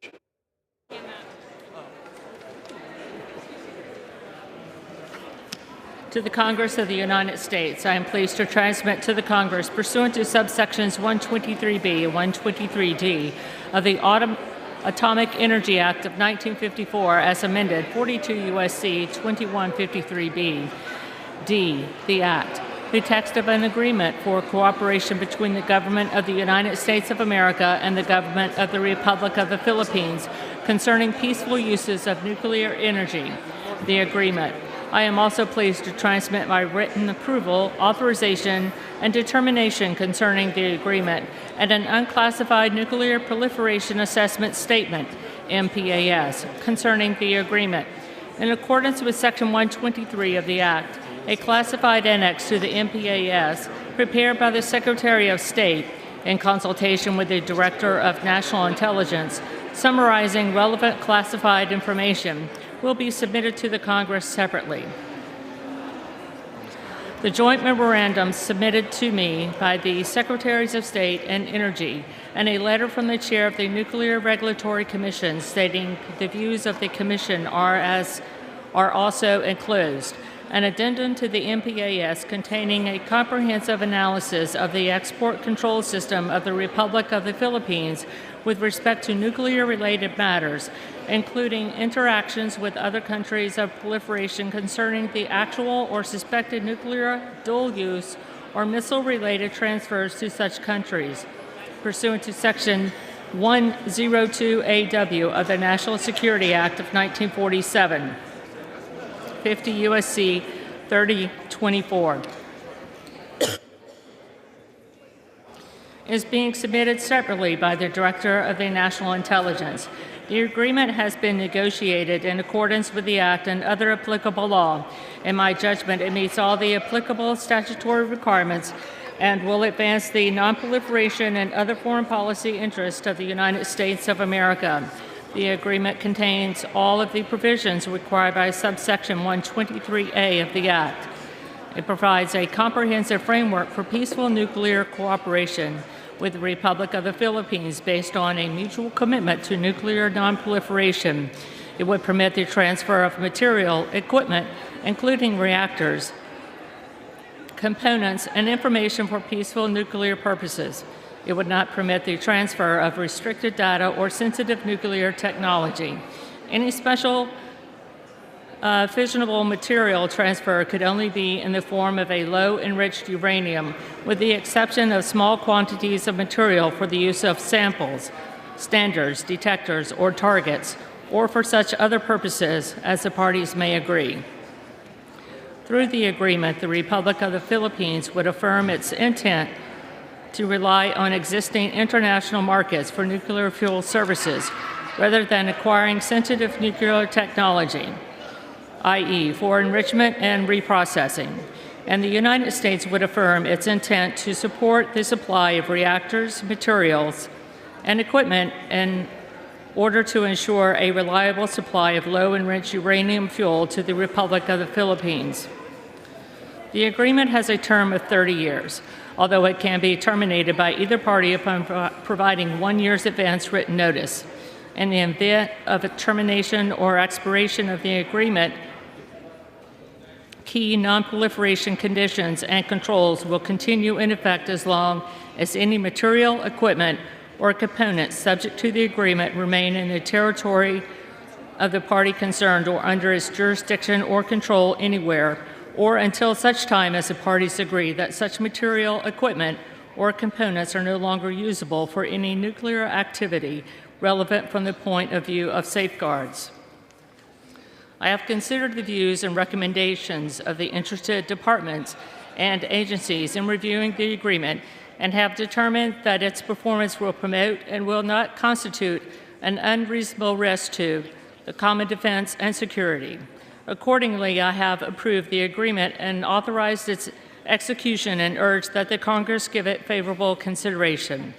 This transmission shall constitute a submittal for purposes of both subsections 123B and 123D of the Act.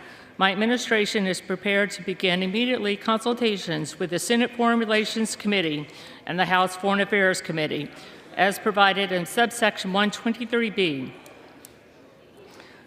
Upon completion of the 30 days of continuous session review provided for in subsection 123B, the 60 days of continuous session review provided for in subsection 123D shall commence. Signed sincerely, Joseph R. Biden, Jr., The White House, November 30th, 2023. Referred to the Committee on Foreign Affairs and ordered printed.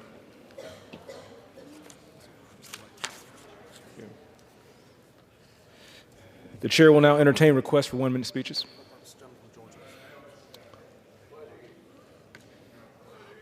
For what purpose does the gentleman from Georgia seek recognition? Ask unanimous consent to address the House for 1 minute and to revise and extend my remarks. Without objection.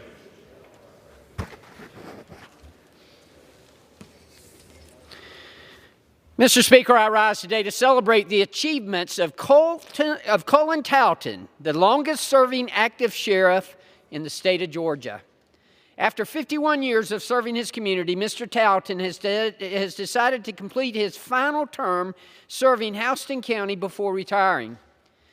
Sheriff Colin Towton was elected in 1972, where he served as a commissioner before becoming a sheriff. He is known for being a trusted, respectable, and devoted servant of his community.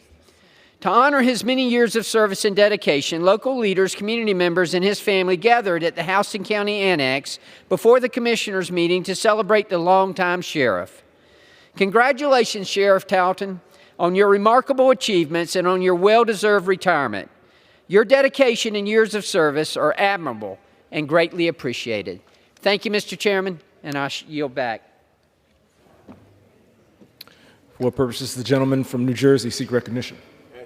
Consent to address the House for 1 minute and revise and extend my remarks. Without objection.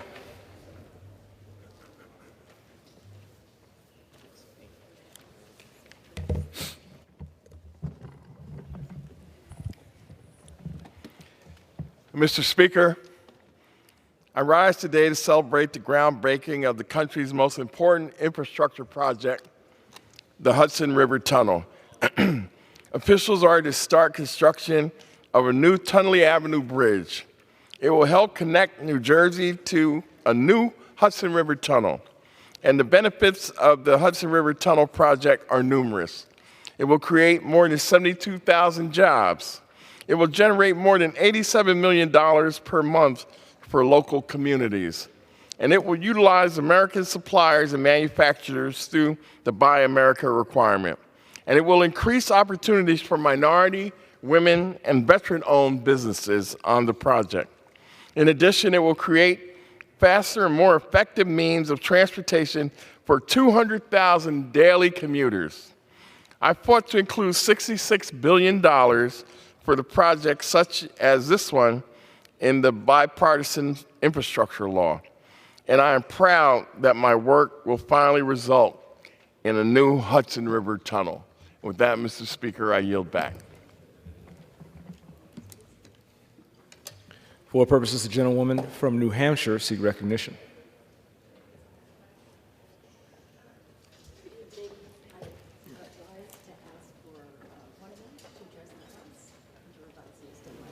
Without objection. Thank you, Mr. Speaker. I rise today to recognize the life and bravery of New Hampshire's own Bradley Haas, who was killed in the line of duty while protecting the staff and patients at New Hampshire Hospital on November 17th, preventing what likely would have been a tragic mass shooting in our psychiatric hospital. There's no doubt that Chief Haas's courage saved countless lives. Our community, our state, and our country owe him and his family a debt that can never be repaid. Throughout his life of service, Chief Haas always devoted himself to working for others. He will be remembered as many things: a hero, a patriot, a community leader, and most of all, a friend.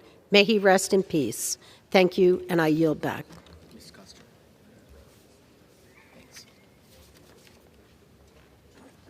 For what purposes the gentleman from Illinois seek recognition? I rise and ask for unanimous consent to address the House with your advisement. Without objection, sir.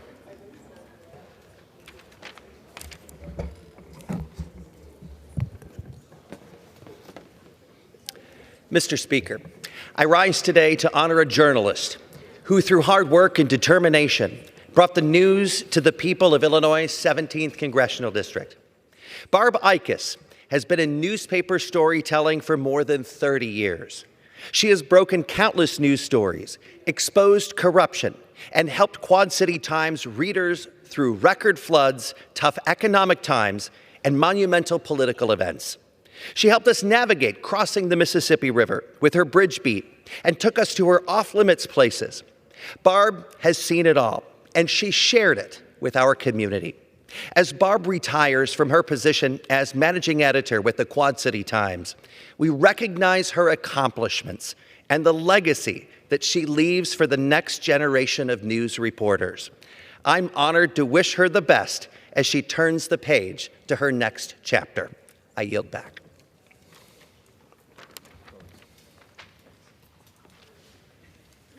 For what purposes the gentlelady from New Mexico seek recognition? Mr. Speaker, I ask unanimous consent to address the House for 1 minute. Without objection.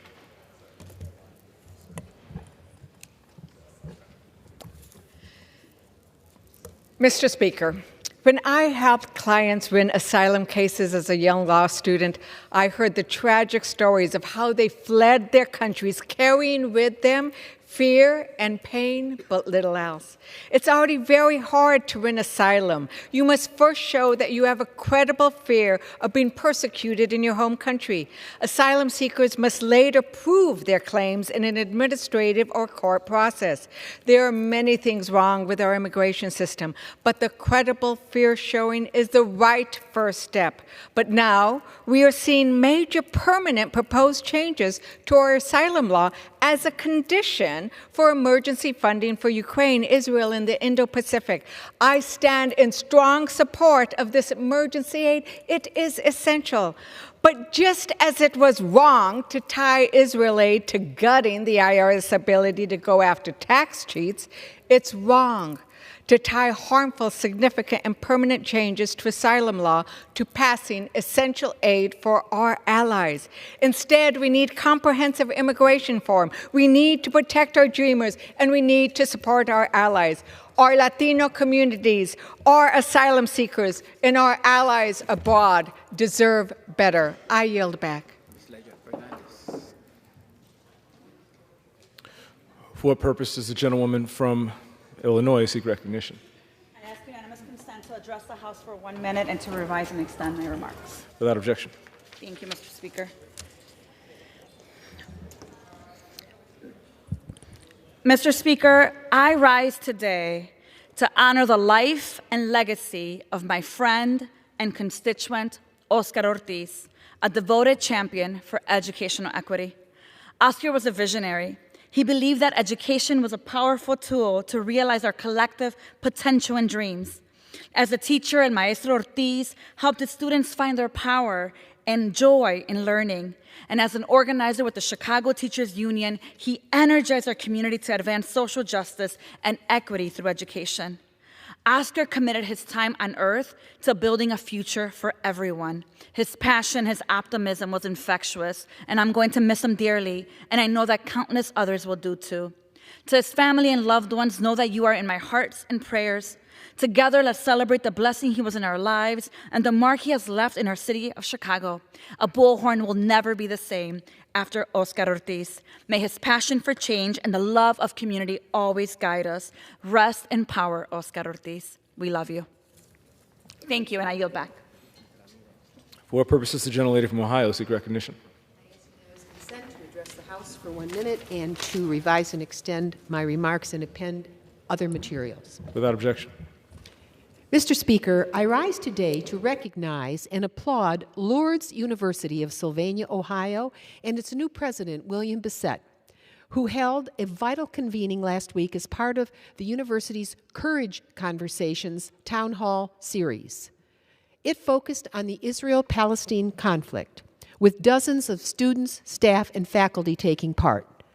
University President Bissett and Professor Mary Robinson, who chairs the History, Geography, and Political Science departments at Lourdes, said their goal was to offer an historical perspective to develop understanding of the past history of Israel and Palestine to help people grasp the full scope of what is taking place in that war-torn region. They hope the conversations will help provide a better understanding of a long-standing conflict in which world leaders have long sought a true path toward a lasting peace and a two-state solution.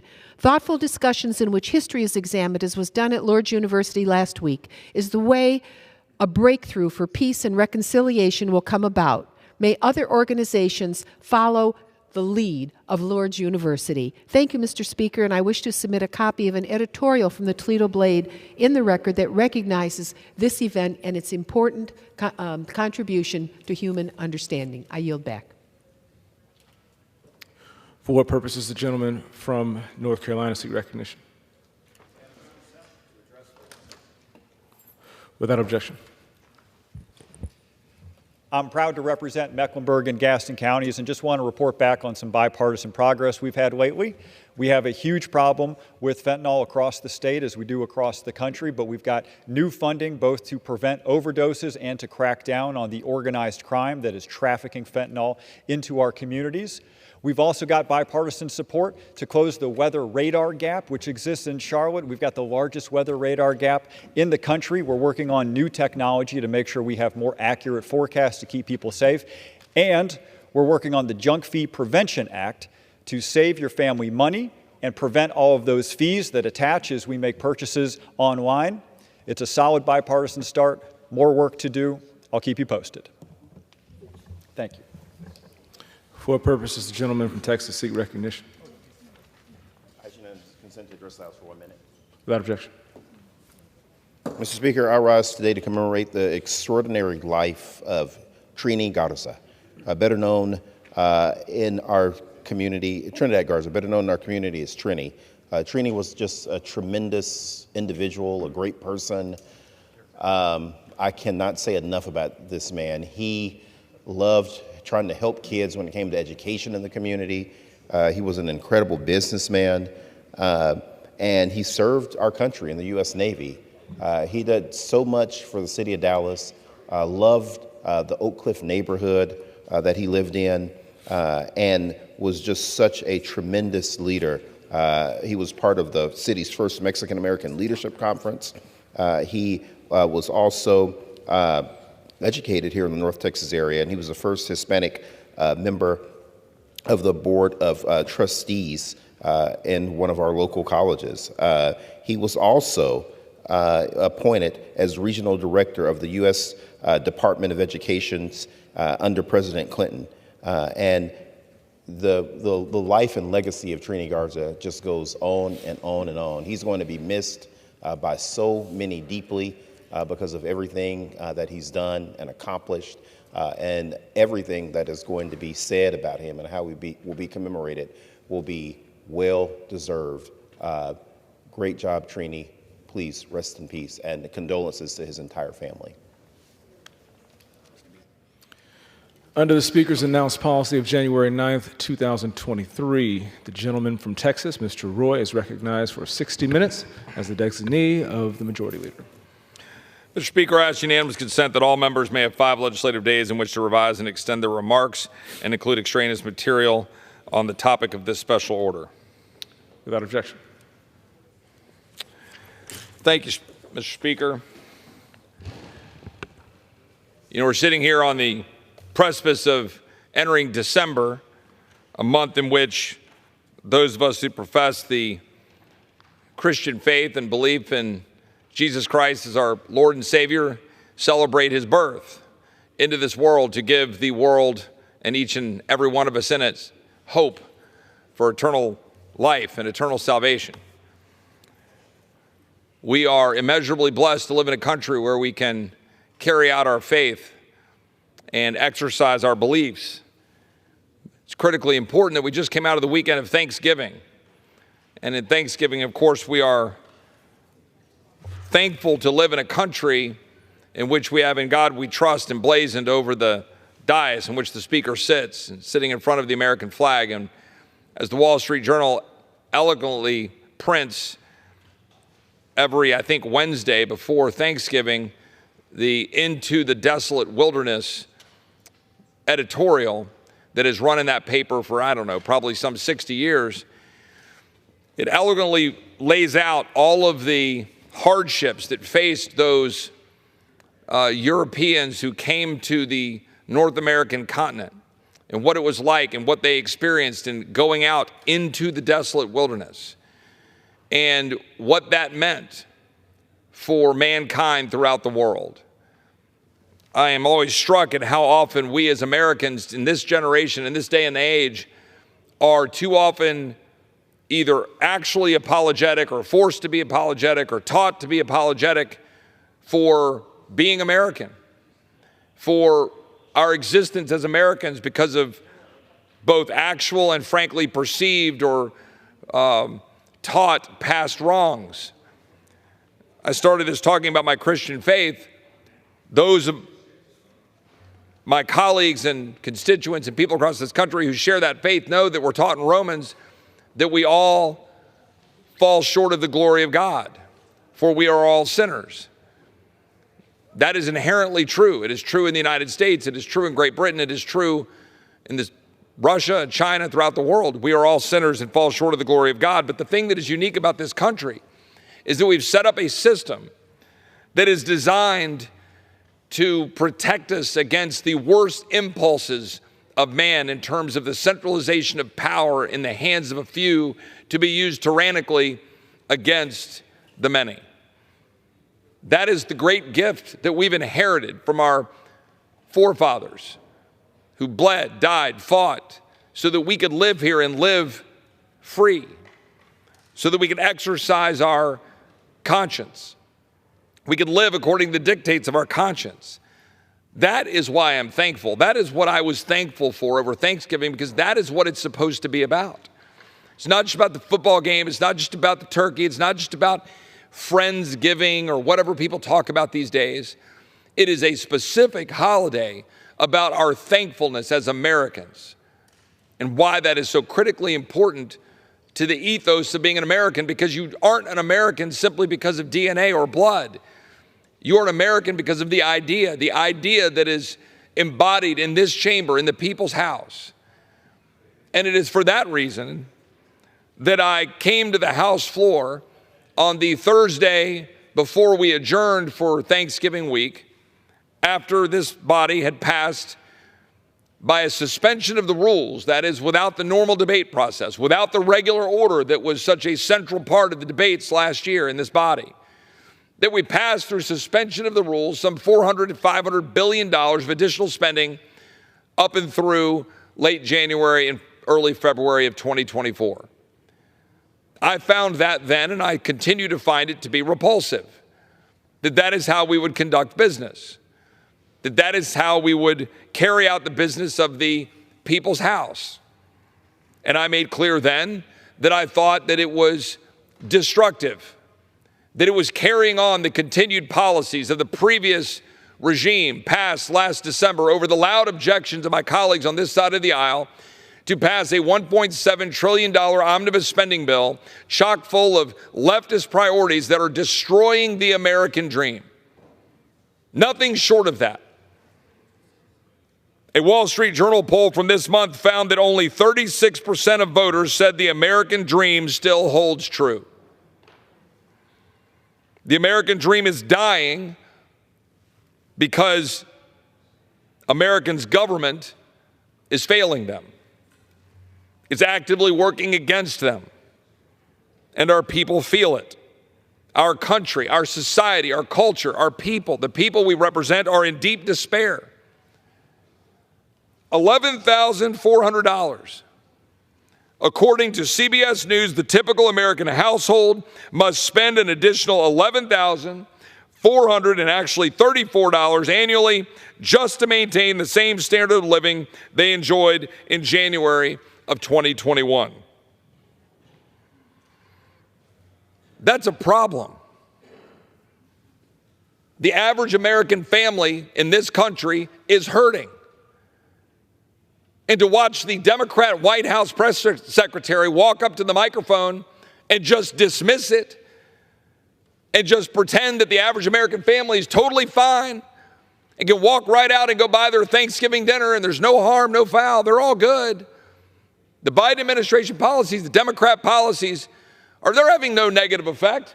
Ignore these numbers. Ignore the cost of goods and buying food. Ignore the cost of housing. Ignore the cost of car ownership. That's what this administration wants the American people to do. Our constituents are literally being priced out of the American dream of owning a home. My staff, making decent money relative to some people in the world, come to me and say, I don't know how to buy a house. I don't know how I can possibly ever buy a house, certainly not in the nation's capital. Housing prices have nearly doubled since 2010. In Q2 of 2023, the median home price was $416,100. In 2010, it was $219,500. In May of 2023, median mortgage payments hit an all-time high at $2,165 a month. According to the Wall Street Journal, the buyer of the typical home faces a monthly principal and interest payment of nearly $2,200, more than double the level of early 2021. Goldman Sachs Housing Affordability Index hit a new record low in August. And that's just homes. What about cars? Your kind of second biggest expense. Americans can't even afford to purchase a car because of the efforts of my colleagues on the other side of the aisle in this administration to ban the internal combustion engine in pursuit of unicorn energy policies that are going to do nothing to actually reduce CO2, but they are driving the American people into bankruptcy with an inability to afford an automobile to go about their lives and their jobs. A new car costs $50,000, nearly double the cost just 10 years ago. Electric vehicles are piling up on the lots of dealers across this country because the American people know they can't work for them. They can't afford them. They can't stop to charge like the Secretary of Energy did when she showed up and made a pregnant woman and her family get out of the way for a photo op while she charged her EV driving across the country. That's the truth. The truth of this administration and my Democratic colleagues is that they're perfectly content, as they have admitted to me in the Rules Committee and on this floor, driving the American family into bankruptcy so they can pursue climate change reform. That is absolutely a dereliction of duty on the part of the leadership of this country. When we have 250 coal-fired plants in this country, and China has 1,100, and they're building 2 a week, and we're building none, and we think we're going to dent CO2 by forcing American families into expensive electric vehicles, the batteries for which are produced by our enemies in China with elements that are mined by child labor across the world.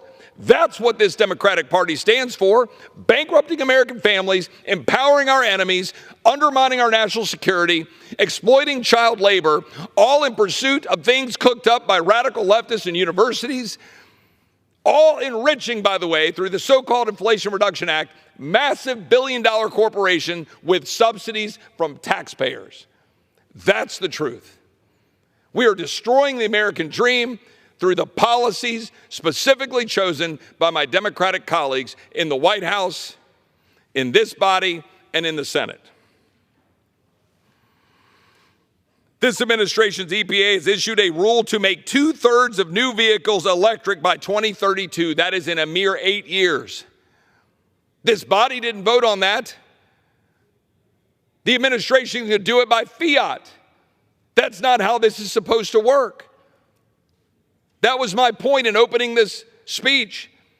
This country is designed to protect against the power resting in the hands of a few being exploited against the many. And there are 330 million people in this country whose lives are getting decimated, destroyed, while this administration tyrannically uses its power in the bureaucratic and executive branch to level the American dream. The average EV costs $16,000 more than an internal combustion engine equivalent. $16,000. And when I ask my colleagues on the other side of the aisle in the Rules Committee, well, do you think that's worth it? They say yes. They say yes. They want every American family to have to cough up another $16,000 for an imperceptible, ineffective, alleged reduction in CO2 production. Meanwhile, we haven't done anything to produce nuclear power, which is actually reliable.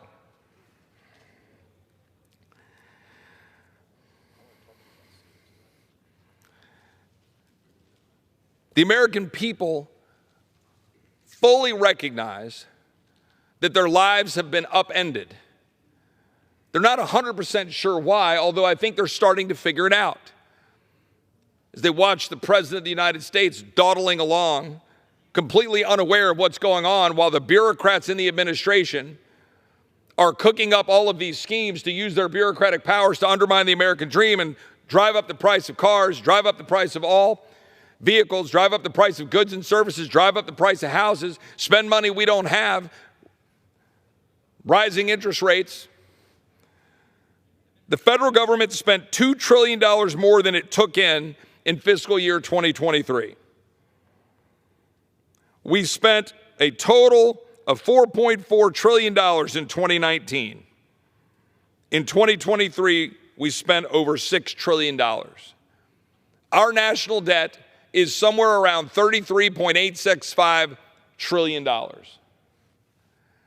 And we're doing nothing about it. Earlier this week, my friend Jody Arrington, the chairman of the Budget Committee, had a hearing on debt commissions.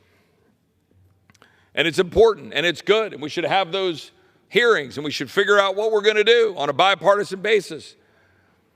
But I got to be very honest. If we cannot in this body figure out how to limit even just the discretionary spending being used to fund bureaucrats and laws and regulations that are undermining our freedom, driving up the price of cars, driving up the price of houses, funding a Department of Justice to go target a guy like Scott Smith, a dad in Loudoun County, go fund an EPA to go shut down people's livelihoods, arrest a guy on his ranch for building a pond, funding a DOJ to go after some of my colleagues. If we can't reduce that spending as Republicans, then how in God's green earth are we going to sit down and stare an elderly American in the face and tell them that we're going to do something with their Social Security benefits or Medicare benefits? We're not. Because I got to be honest, we have been profoundly unserious in this body on both sides of the aisle about spending and about the abuse of power that we fund with taxpayer dollars and borrowed dollars to fund a bureaucracy that is at war with the American people and at war with the American dream. That's the truth. In that Thursday speech, and I'm going to yield to my friend from Pennsylvania here in a second, but in that Thursday speech just prior to adjourning for the Thanksgiving recess, I noted fairly explicitly and pointedly that we had not produced a significant win for the American people in this chamber, this Congress. I asked the question, what have we done? And all my colleagues sitting around the complex, I asked then and I ask now, come to the floor and come tell me what we have been able to do through this body, the Senate, and the White House. What have we been able to do in the last year to make the lives of the American people better, to make them more free, to secure their border, to make their country more secure, to make their military more focused on its mission rather than social engineering? I know what we've done here on the Republican side. We've passed a lot of good stuff through the hard work of my colleagues, unifying around passing a strong national defense authorization bill that undoes the abortion tourism, the transgender surgeries, the DEI, the critical race theory that's destroying the mission and the soul and the culture of the United States military, driving down recruiting and making us less safe and secure. We've passed the strongest border security bill we've ever passed. We did that here, united as Republicans. We passed 7 appropriations bills. We're on the precipice of passing more appropriations bills to take the power out of the hands of a few and return it to the body. We have done a number of great things fighting here as Republicans, but they don't mean a thing if we are not willing to sit down at the negotiation table and look at our Democratic colleagues in the Senate and look at the President of the United States and tell him this is how it's going to be done, or you're not going to get your funding. This is how it's going to be done, or don't even think about another dollar for Ukraine.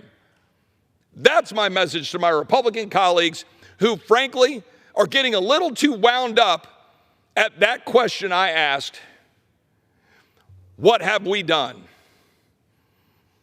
Because the simplest solution to your frustration about that question being asked is to have an answer.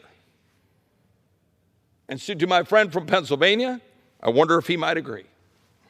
Well, I do agree. Whether it's in your personal life, your business life, your family life, anything at all, your family, the people, your colleagues around you, the people that you work around, demand some deliverable. Deliverable might be showing up on time with a good attitude, but at least you delivered something. The American people, I remember that speech because I watched it from my good friend, the gentleman from Texas. He started out and he said, what the hell is wrong with this country?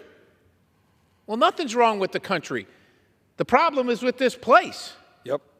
And there's a lot of good people on this side of the aisle, and maybe we haven't produced a deliverable, but I would also say this. There's been no help at all from the other side of the building, the other side of the aisle, or down the street at the White House. No help at all. I've got car manufacturers now, they're coming to see me and they're saying, well, we're forced to build these electric cars. Nobody wants them. And then when they don't have anything else to buy, they buy them. And then they don't work, and then they bring them back in and they trade them in for something else, and then they sit there, we can't sell them. Congressman, what are you going to do for me? My goodness. Joe Biden's the president. The regulators, every single day, another rule, another regulation. They just keep coming and coming. Members of Congress, I don't know that we're irrelevant, but if we're not willing to stop funding these agencies that keep on prevailing against the American people, well, that's what we're going to be. The founders made each body to jealously guard its own power. And instead of jealously guarding our power, we've given it to bureaucrats, nameless, faceless people that got an agenda that pass rules with the force of law. And these rules that spend all this money make your holiday, your Thanksgiving dinner more expensive. My mom went out to get a turkey for our family. My mom makes the turkey for our family, and we'll all get together, and she called me up. She called her son up, and she said, it's $70. Mr. Speaker, from lettuce to lumber, people can't afford in America just to live their lives. They can't afford their bills. They can't afford their groceries. They can't afford gas in their car. They can't afford their credit card payments while they try and just live the life that they had lived. Because as the slide or the poster over there shows, their bills have gone up that much. They're paying the government, between the government and increased costs, an extra month of their pay every year, an extra month for things that they didn't have to just 3 years ago. And this body is the only one that has the power of the purse. This is the only body that can control the spending that is driving up every single cost. Every single cost. It starts here, and if we don't have the courage, we can have the conviction. People vote for the member, they say, well, this guy said when he goes to Washington, he's going to fight the swamp, he's going to fight this bureaucracy, he's going to fight this spending. But when the bill shows up on the floor, we see the bill up there or the amendment up there, oh my goodness, every single time you get 100 votes, 150 votes. Mr. Speaker, it takes 217 to pass these amendments to cut spending. And if you said you're going to cut spending at home, then your opportunity happens right here on the floor. And if you're not going to do it here, if you're not going to vote that way, don't go home to your constituents and say, I'm sorry you can't afford lettuce and a holiday turkey and your bills, your car payment, your home payment, your insurance payment, your heating bill. I'm sorry you can't afford it because I didn't do anything to help you. Your opportunity, the leverage, the moment is here. It is now. We've been working on spending bills for months. And the reason that we can't pass them here is because we're spending too much. And oh, by the way, that's a fight among this side of the aisle that actually some of us want to do something to save our constituents from this overbearing weight of the federal government and the regulatory agencies. And I got to say this to my good friend from Texas, with no help whatsoever from over there. No help. Well, my friend from Pennsylvania is 100% correct. And this was a point that I made in the remarks I made right before Thanksgiving, which is what is it that we are going to say that we have accomplished other than to say that we're less bad than Democrats? And that's my question here for my Republican colleagues. When we're getting zero help from our Democrat colleagues who are intent on spending money we don't have to fund bureaucrats, to undermine our freedom, our way of life, our ability to afford our lives, our ability to have jobs, our ability to have a secure border, our ability to have secure streets, our ability to have education that is controlled by parents and not by leftist bureaucrats, our ability to have a military that can defend our country rather than being woke and socially engineered. We get zero help from our colleagues on the other side of the aisle, which means what? It means that this Republican majority has to unite and ensure that we're going to force Senate Democrats and the president to come to the table using the leverage that we have for the things that they want. The Senate Majority Leader has professed a desire that we continue to fund a proxy war in Ukraine. It's very well documented. The President of the United States, the Senate Majority Leader, Chuck Schumer, our colleagues on the other side of the aisle in this chamber want us to continue to fund a proxy war in Ukraine. Now, we can have that debate on the floor of the House. We can debate the merits of it. We can debate how much it should be lethal aid versus not. We can debate how to make it more transparent, debate how to make it more focused, or whether to do it at all. But a fundamental and core question that ought to be asked: why would we ever debate giving another dollar to Ukraine when our borders are wide open, Americans are being killed and endangered by cartels and fentanyl and violence and terrorists and gang members that come across our border, and this administration refuses to do a thing about it? Why, to my friend from Pennsylvania, would we even utter the word Ukraine on the floor of the House ever again until we have H.R. 2, the strong border security bill that we passed, signed into law by the President of the United States, metrics guaranteeing and demonstrating that we do not have continued flow and automatic entry and releases into the United States? Why would we do that? There's no reason that we should do it. There's not a person in this chamber on that side of the aisle or this side of the aisle that agrees with Vladimir Putin, the Russian Federation, the invasion of Ukraine, the atrocities that have been committed there. There's not one person that agrees with it. At the same time, our country is under assault.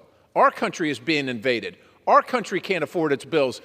And so before we have the audacity, the temerity to demand under force of law that our citizens get up in the morning, go to work, and pay their taxes to pay for the pensions and the salaries of workers, government workers in Ukraine.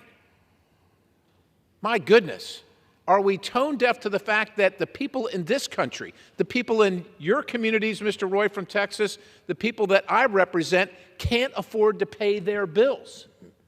Can't afford to pay their bills. None of us agree with what's happening overseas in regard to Ukraine.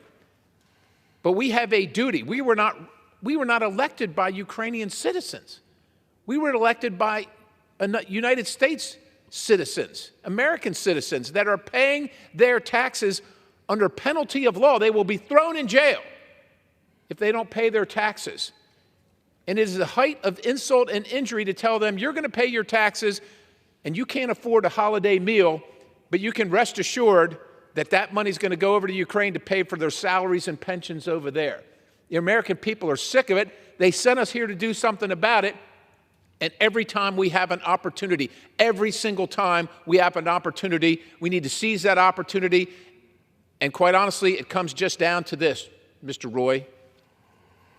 When the Senate demands this, when the President demands it, Speaker of the House, this Republican majority respectfully just says no. I agree with my friend from Pennsylvania. I believe you might need to, you have a yeah, soon enough. Event you need to get to, but I'll just, while you're still on the floor, I'll just close with this with a couple of questions. I assume that the gentleman from Pennsylvania, my friend, I assume when he ran for Congress and when he has run every term since, that you ran under a promise to fight to reduce, cut federal spending. I assume that's correct. That is correct.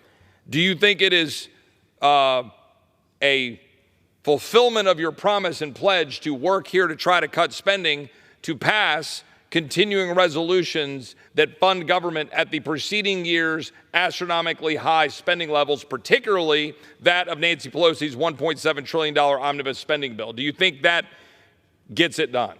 Of course not. My constituents, my bosses, just like your bosses, were vehemently opposed to that last December, that cram down of all this money to all kinds of things, omnibus spending, everything in there. They didn't want it, and as a signal to what we would do if we governed, Republicans, every single one, voted against it. And now, 9 months later, 10 months later, we're supposed to act like, well, we didn't get our work done, so we're just going to continue that. Don't worry about it. Forget about what has happened 9 or 10 months ago. The American people have not forgotten. And you know how I know they haven't forgotten? Because I was at the grocery store on Monday before I came here. And a woman came up to me with her grocery cart. She recognized me and she said, don't the people that you work with grocery shop? Don't they know how much this costs? Right. She knows. And she demands that we do better and that I be accountable and not vote for things I voted against 9 months ago and just act like they're okay. They're not okay 9 months later. because that woman, your constituent, recognizes the impact on the policies of this current administration, and frankly, I must say, the policies that are perpetuated by this body, including some on both sides of the aisle, that have resulted in this, that has resulted in families having to spend $11,400 more just to break even to where they were at the beginning of this administration. And the question is, what are we going to do about it? Right? I mean, I think that's the fundamental question. Did your constituents send you here to file bills, to file amendments, to simply vote and then go say, oh, isn't it so great that we voted and passed something out of committee? Do your constituents know when we pass something out of committee as a general matter? Do they know how many bills you filed? Do they know whether or not you got some amendment inserted, whatever, unless you tell them? Or are they looking for results? Do they want the border to actually be secured? Do they want spending to actually go down so there's less inflation and they can afford to live? Do they want us to have a military that's focused rather than woke? Do they want us to deliver results? Or do they just want us to sit up here and pound our chest at how we got certain bills introduced and I got some vote on some measure on the floor of the House? I imagine in my district, just like yours, I visited a local construction company, 400 hardworking Americans. Men and women come in, they got steel-toed boots on, jeans, jackets with stains on them. They come in out of the cold, and they don't have time. They don't have time to worry about what amendment, what bill. You got to pass through the House, but there was no signatures. Here's what they worry about, to my friend from Texas, and I think your bosses feel the same way. We sent you to Washington to make our lives better. My prices are going up. My selections are going down. My choices are going down. The government is imposing itself on me, whether I want to install a gas stove in my home or whether I want to speak out about my political views and not end up on some list, or if I want to go deer hunting today and worry that I got the wrong ammunition or that my gun isn't configured so that the federal government doesn't come arrest me. And they say, we're counting on you to do this. So don't come home and talk to us about amendments and bills and I had a meeting with, because it doesn't affect my life. All the things that are happening to me every day from this administration are affecting my life, and I'm sick of it, and I'm sending you down there to stop it. And I assume your constituents, like mine, totally understand that we don't have both chambers, we don't have the White House. They know that we can't move all the mountains. However, they nevertheless want us not to just shrug and give up and shrug and send a bill over to the Senate and say, sorry, we don't have the Senate. Blame Chuck Schumer, and then go campaign. They don't expect us, because I'm guessing that the gentleman, like me, has heard, even when we had the majority in the House, had a majority in the Senate, and had the White House. How many times did you hear the excuse, oh, I'm sorry, Congressman Perry, we don't have 60 votes in the Senate? Did you ever hear that one? There's always some excuse, right? When we are in a position, when we have the House or we have the Senate or we have both and we have the presidency, there's always some excuse why it can't be done. But I will tell you this, there is no excuse for the radical march of the left creeping into everybody's life, into every decision that you make, into everything you do. It just keeps happening. And our bosses, they're not down here in Washington, D.C. They don't understand committee rules and the process here on the floor. What they understand is they're getting up in the morning, it's dark outside, they're packing their lunch, they're kissing their kids goodbye before they get on the school bus, and they don't know why this is happening to them, but they sure know it's happening. They think about the extra cost every single week that they're trying to manage their budget, and they're like, well, we're making more money, but we still can't even afford to live the way we did. We can't afford our food. We can't afford, heaven forbid, the car breaks down. No, they don't understand why. What they demand to the good gentleman from Texas is results, is some product. They don't care about why it can't be done. And they're not asking for everything to change overnight. They know we didn't get here overnight, but they want something, some win. Show them some light at the end of this tunnel. But there isn't any. I haven't seen one yet. Well, I think the gentleman from Pennsylvania is a good friend, and I'm honored to serve with him. I agree with him. And, I'll just say that our constituents don't send us to Washington to campaign. They don't send us to Washington to run around trying to figure out how we're going to score some political victory and set up votes so that we can run against our colleagues. Our constituents do recognize that our colleagues on the other side of the aisle are continuing to leave them behind and ignore them in pursuit of fantasy energy policies and woke ideology and radical leftist views of open borders that empower our enemies and endanger Americans. They fully get that. But they expect us to stand up and fight for them. They expect us to do the right thing and then let the voters decide. And I would submit that it is a critical junction of this country that we are facing existential threats, that it is critical that the 200 and however many Republicans we have right now unite together and go over to the Senate and tell the Senate that we've got to solve problems for the American people, secure borders, strengthen our military, reduce spending, get inflation down, make the American people believe that the American dream exists again. Before I gotta go, I do want to say this because the gentleman from Texas is right. We have to unite so that we can be effective against these forces of evil that are destroying the American dream. But it's not uniting for the sake of uniting. Correct. It's uniting around a purpose. And our bosses, they are very forgiving. They are very gracious. They understand if you fight and the good fight and you lose. But what they will not accept, what they cannot accept, and what they should not accept is not fighting at all or surrendering before the fight even begins. I know that the gentleman from Texas. Well, and I appreciate that. I know he's about to leave. I know that he appreciates and we share our faith in the good Lord and our faith in Jesus Christ. And he will appreciate the words of Paul in 2 Timothy, that I have fought a good fight, I have finished my course, I have kept the faith. Henceforth there is laid up for me a crown of righteousness, which the Lord, the righteous judge, shall give me at that day, and not to me only, but unto all them also that love his appearing. And that is obviously a spiritual reference, and he's speaking in spiritual terms. But it's the kind of words that I think my friend agrees with me should be inspiring us as members of this body, regardless of party, that we advance, that we move forward, that we defend this country. That's our job. Our job is to defend this Constitution. I carry my constituents, my bosses know I carry one with me every day. It's a piece of paper, Mr. Speaker. It cannot defend itself. It relies on the integrity, the fortitude, the courage, and the conviction of good people willing to come here and serve and fight on its behalf, like the good gentleman from Texas. Well, I thank my friend from Pennsylvania. When I started this speech, I talked about the Wall Street Journal poll from this month, finding that only 36% of voters said the American dream still holds true, and that our country, our society is in deep despair and it needs help. I talked about the $11,400, according to CBS, that the typical American household must spend additionally every year just to maintain the same standard of living that they enjoyed in January of 2021.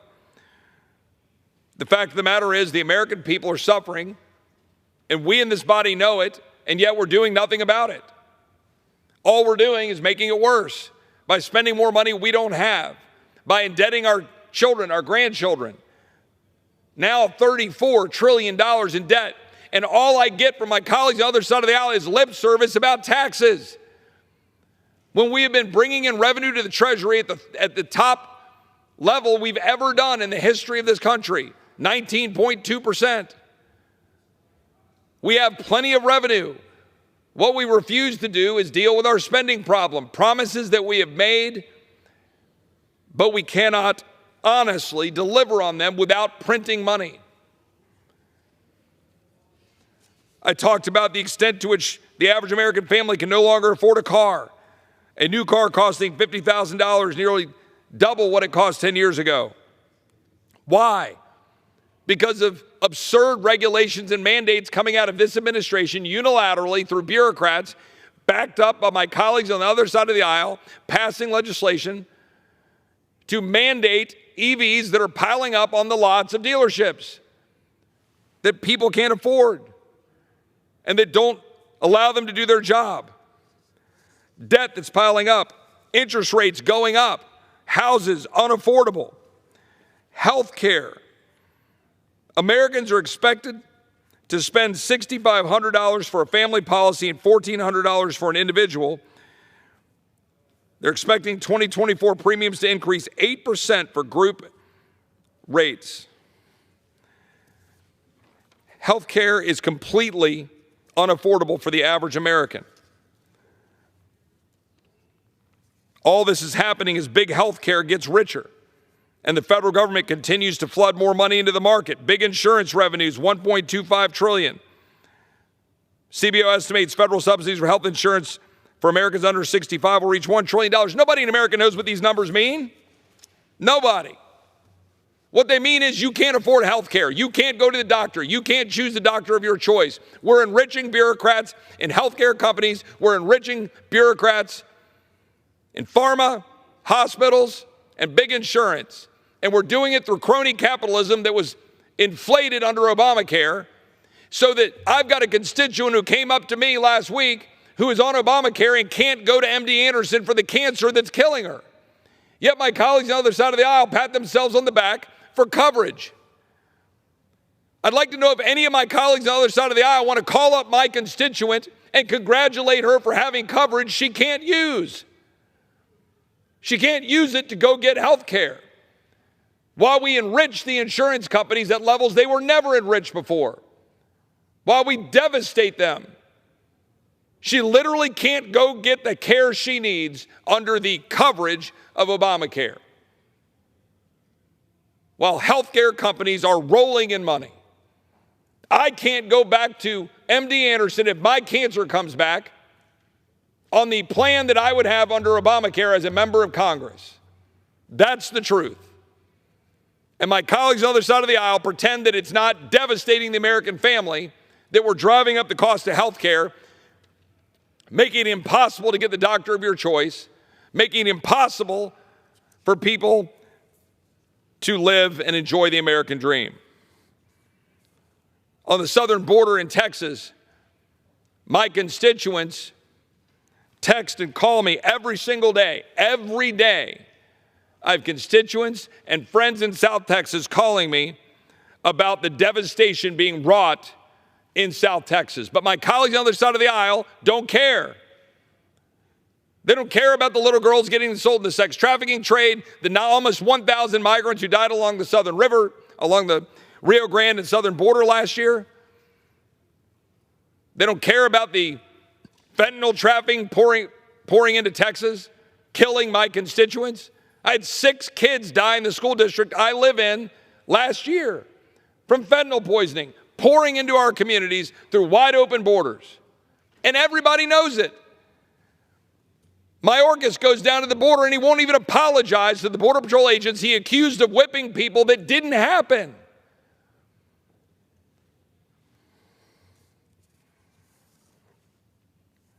$6.6 million illegal aliens since January of 21.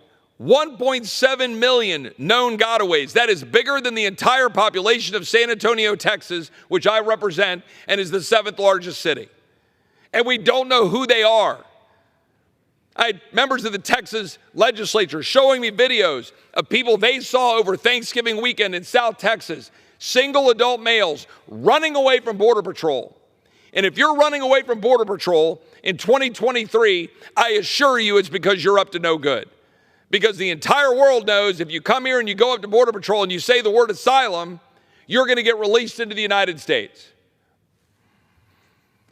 Texas is under siege. We've spent $12.5 billion of our own money to do the job the federal government refuses to do, while my colleagues on the other side of the aisle, while Secretary Mayorkas, while President Biden, while Senate Democrats and Chuck Schumer ignore the crisis and pretend that sending more money down to process more people will make a damn difference. And it won't. Texas would be well within its rights to tell this federal government to go straight to hell, stop sending any tax receipts, and do what we need to do to secure Texas. And frankly, Governor Abbott should do that. Shut off the flow across the border. Because this federal government refuses to do it. And my colleagues on the other side of the aisle don't care. The fact of the matter is,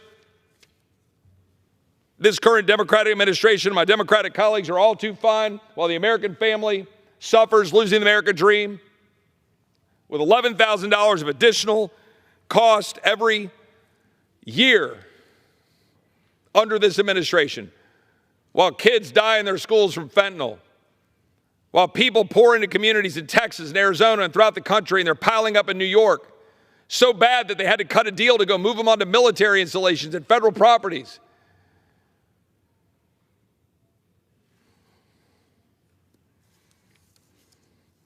All while our streets are unsafe because DAs refuse to enforce the laws, funded by George Soros. DAs, including in Texas, throughout this country. Literally, the DA in San Antonio, it was just reported, has dismissed more than 6,000 criminal cases in the first 3 months of 2023. A 50% rise in dismissed cases. One of these dismissed cases led career criminal Michael Kirkland to be free to shoot at police officers and motorists in San Antonio while evading arrest, leading to an officer being injured this last August. That's the policies of this Democrat regime, of Democrats across this country. Violent crime surging, borders open, fentanyl pouring into our schools, inflation up, interest rates up, life expectancy down.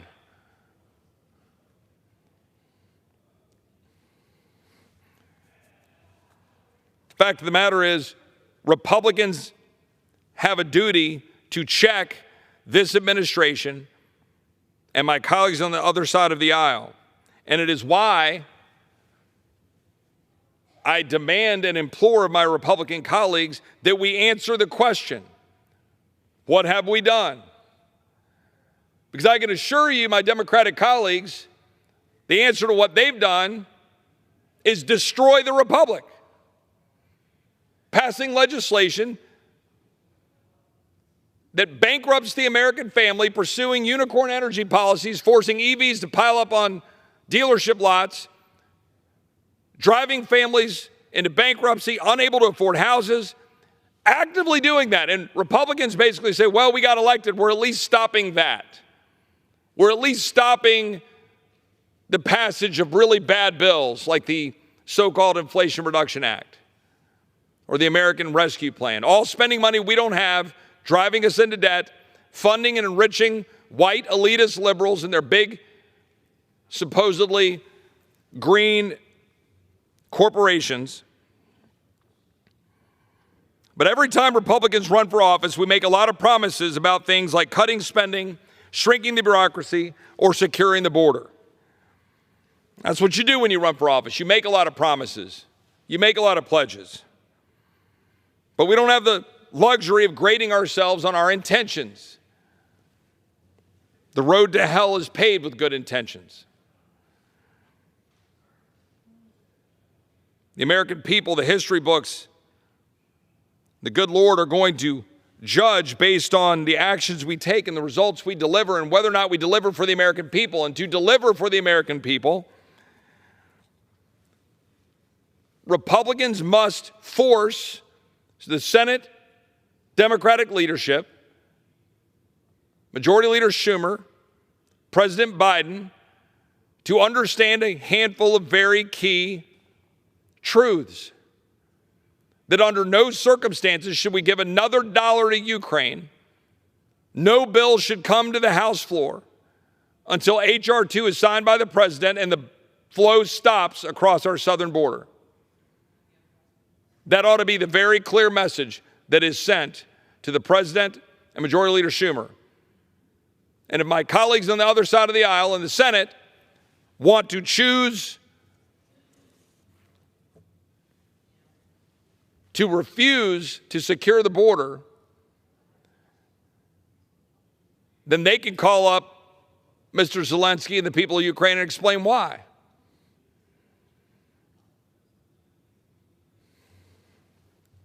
That it's more important to keep open borders in America and undermine our sovereignty and our security and our well-being.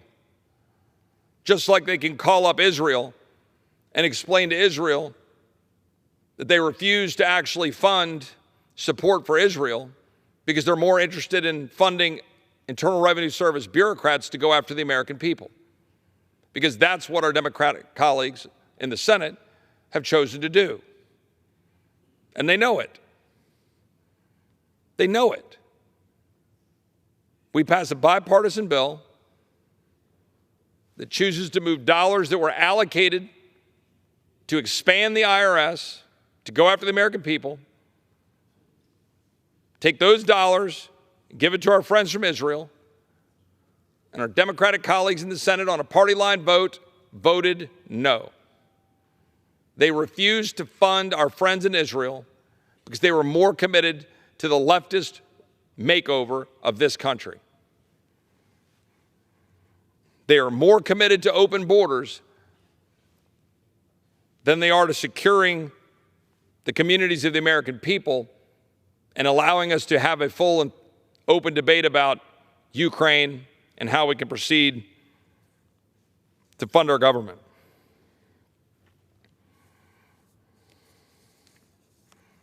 Mr. Speaker, the American people are sick of excuses. They want us to do our job. I understand the difficulty of dealing with a razor-thin majority with colleagues on the other side of the aisle who have no interest in doing the things that we want to do to secure the United States, secure our border, reduce spending, reduce inflation, focus the military on what it needs to be focused on, and to do our job under the Constitution and our limited powers. I understand the difficulty of that.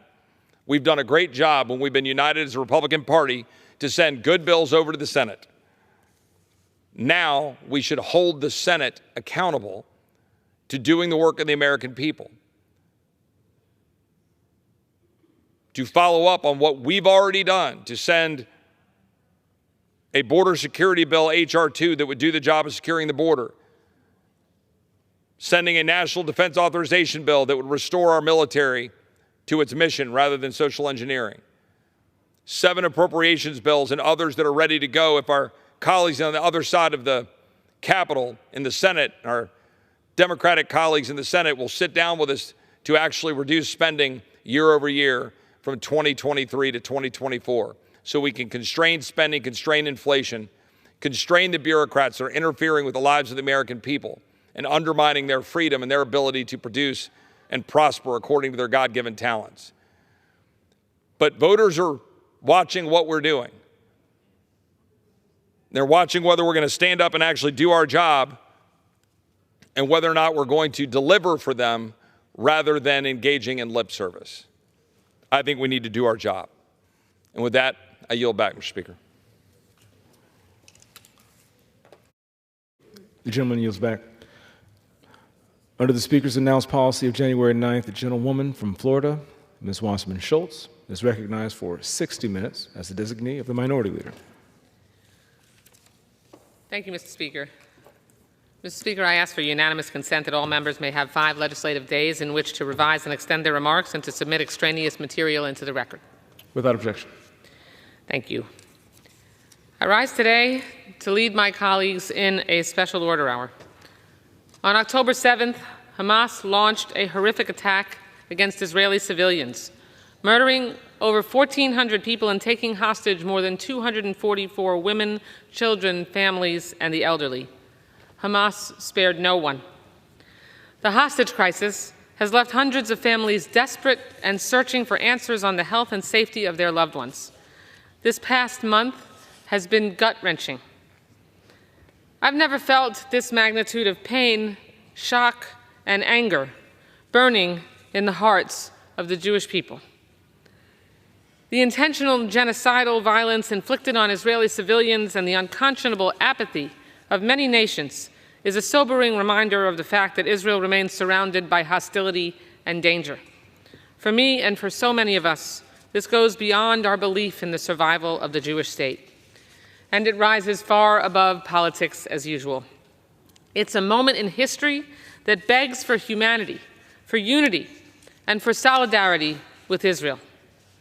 I am wrecked by how quickly people in this country have forgotten the hostages still being held in Gaza by Hamas. I find myself having to reiterate over and over again that Israel was attacked by a terrorist organization whose mission is the eradication of Israel and the Jewish people.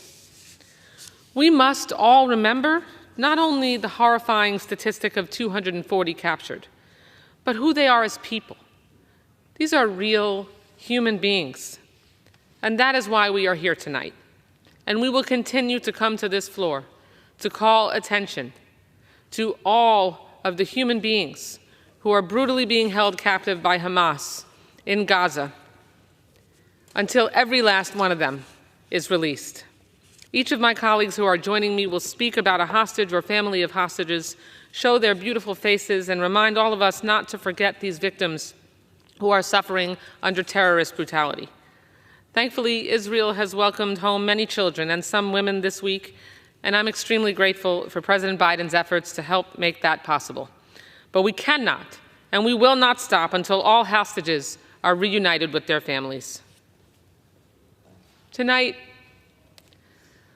I'll be sharing the story of the Bibas family. Parents Shiri and Yarden, 4-year-old Ariel, and 10-month-old Kafir from Kibbutz Nir Oz. Look at this beautiful family. Kafir, the youngest hostage, was just 9 months old on October 7th. He had just learned to crawl when he was abducted.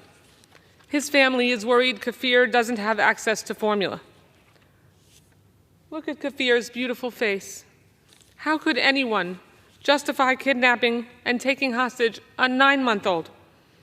As a Jewish mother, I remember when my babies were just that age. I remember nursing them, holding them in my arms, being joyful about their first crawling, their first steps, looking forward to the beauty of their lives unfold. And looking at Kafir and Ariel's faces is heartbreaking, and it's deeply personal. Many of us have had the opportunity to meet with families of these hostages. Yesterday, Hamas claimed that Shiri, Ariel, and Kafir were killed in Gaza. I pray with all my heart that that is false. The barbarism and cruelty of Hamas knows no bounds. The Bibas family would never have been in harm's way in Gaza if Hamas did not launch its murderous attack on Israel and take children as leverage. Thank you. Take children as leverage on October 7th. On that fateful day, Shiri, Yarden, and their boys were hiding in a safe room when militants fired semi-automatic weapons outside the family's window as Yarden texted relatives, "I love you all." A half an hour later, he texted, "They're coming in," just before communication ceased. Since then, the world has seen a distressing video of Shiri holding her 2 young boys wrapped in a blanket close to her chest, while surrounded by Hamas militants, with another video depicting Yarden with a head injury, forcibly being taken away on a motorcycle. On Monday, the IDF announced the Bibas family was transferred by Hamas to another Palestinian terror group in Gaza, as if they were a commodity to give leverage to another terrorist organization. While we know the facts of October 7th and we've seen the family's pictures and videos, it's important to remember the light and the love of this family. Shiri is described by loved ones as a woman who touches everyone's heart, gentle and full of tenderness, which you could clearly see when she was trying to shield her children in the terror on her face. She was reborn with her 2 little sons. They were the light that filled her life. Under her loving wing, they were growing up happily. Ariel loves anything with wheels and a motor. He dreams of superheroes and dresses up as Batman. Yarden is a sensitive and loving father and husband. His brother, Ofri, says that while his brother looks big and strong, inside he's the most sensitive and gentle person he knows. Shiri's cousin, Yafar, said in an interview about her family, "I can only hope they are together. I hope they didn't separate her from her children. I try not to think about the worst. This is the only thing that keeps me going. But every day that goes by, we can't go down the same path anymore. Things need to be changed. Israel is going to be changed after this. We are all traumatized. This touched every family that is involved in Israel," unquote. My heart goes out to Ofri, Yifar, and their whole family. Make no mistake, Hamas will be held responsible. With that, Mr. Speaker, I now yield to the gentleman from Maryland, Mr. Hoyer, for as much time as he may consume.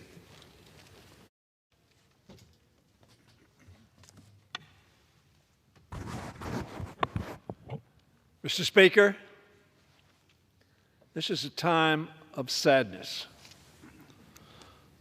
of wrenching pain, of anger, and of determination. It is my solemn duty, Mr. Speaker, to speak on this floor today about a courageous, talented, and generous young man, Itai Chen. His family is in the gallery. I had the opportunity to speak to them just a few minutes ago. As any family, knowing that their child is at great risk and not knowing his present welfare, they're grieving, but determined. Itai is an American-Israeli dual citizen bravely serving his nation in the IDF. That's probably incorrect. This is his nation. IDF is the land of his forebears and of his ancestors, and a land that offers sanctuary and safety to the Jewish people who have been savaged, hated, killed, maligned for millennia. On October 7th, Itai was taken hostage during Hamas's brutal, criminal, and savage attack on Israel and on innocent civilians in the land that is not contested by anybody. Itai is only 19 years old. And Mr. Speaker, I have not met Itai, though I hope to do so in person in the near future. But I've met with his father, Ruby, who is with us in the gallery today. As I said, his mother, Hagit, is joining us as well.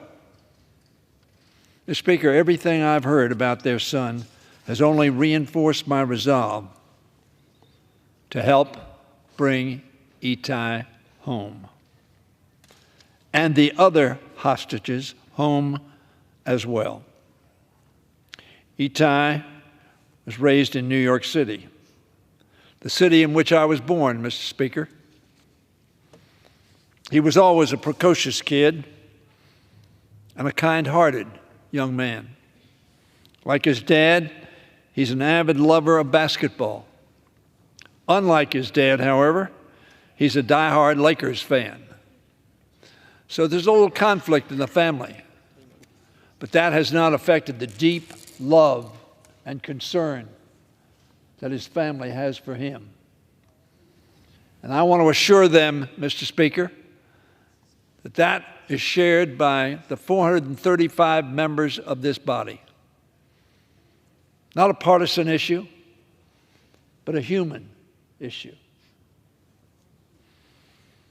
Itai may not have inherited his father's basketball loyalties, Mr. Speaker, but he did inherit his New York grit. Itai also developed a calling for service at a very young age, participating in Boy Scouts and serving his community. That commitment to serving others drove Itai to join the IDF. I know his experience in captivity.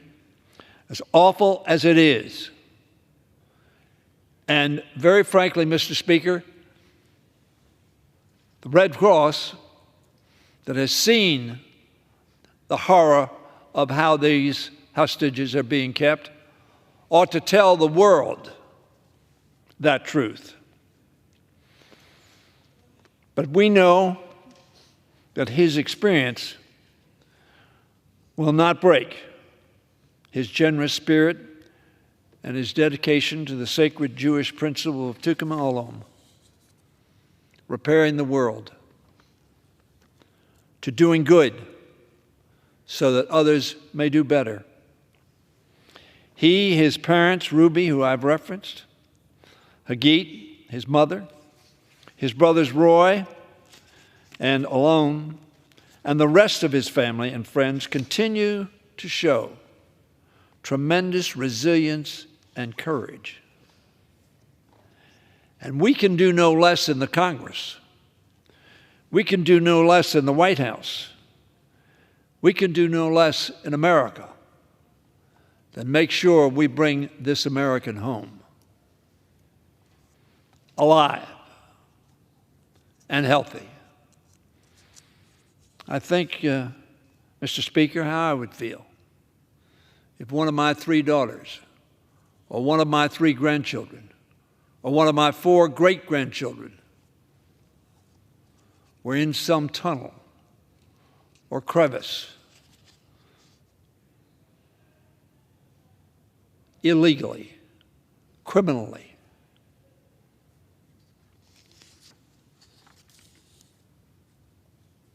I would do everything I could to get them back. And we must do everything to get not only Itai, but all those pictures that we will see of innocent people killed, maimed, and taken hostage by a criminal group we call Hamas. I want Itai and his loved ones to know that we're going to make sure this Congress does everything it can to bring him and the other hostages home as quickly as possible. Mr. Speaker, as a symbol of that promise, I'm wearing a dog tag that Ruby gave me just weeks ago. Until they return safely to our shores, we'll continue to stand strong with their families. Their grief is our grief. Their hope is our hope. And that hope grows as hostages are relieved or released. But it will not end until they are all home, safe, in the arms of their families and loved ones. I thank the gentlelady for taking this special order and for yielding me this time. And I yield back to the gentlelady from Florida. Thank you. I thank the gentleman for his poignant remarks. And now I'd like to yield such time as he may consume to the gentleman from New Jersey, Mr. Gottheimer. Thank you, Debbie, and thank you for doing this. I rise tonight, Mr. Speaker, because on October 7th, Hamas terrorists attacked Israel and abducted more than 230 people, including many Americans. Hamas brutally murdered, raped, burned alive, and decapitated more than 1,000 innocent babies, children, women, men, and elderly. The deadliest day for the Jewish people since the Holocaust. 40 American citizens were slaughtered by Hamas, and 9 have been living in horrifying fear at the hands of terrorists for more than 50 days. It blows my mind that this isn't talked about every single day in this country, that Americans were killed and Americans remain hostages. Hamas killed Americans, and terrorists still hold American hostages inside Gaza. That should be the beginning and end of the argument as to why we must crush and kill Hamas. Thankfully, because of President Biden's resolve and strong leadership, groups of hostages have been rescued, including 4-year-old Abigail, an American citizen.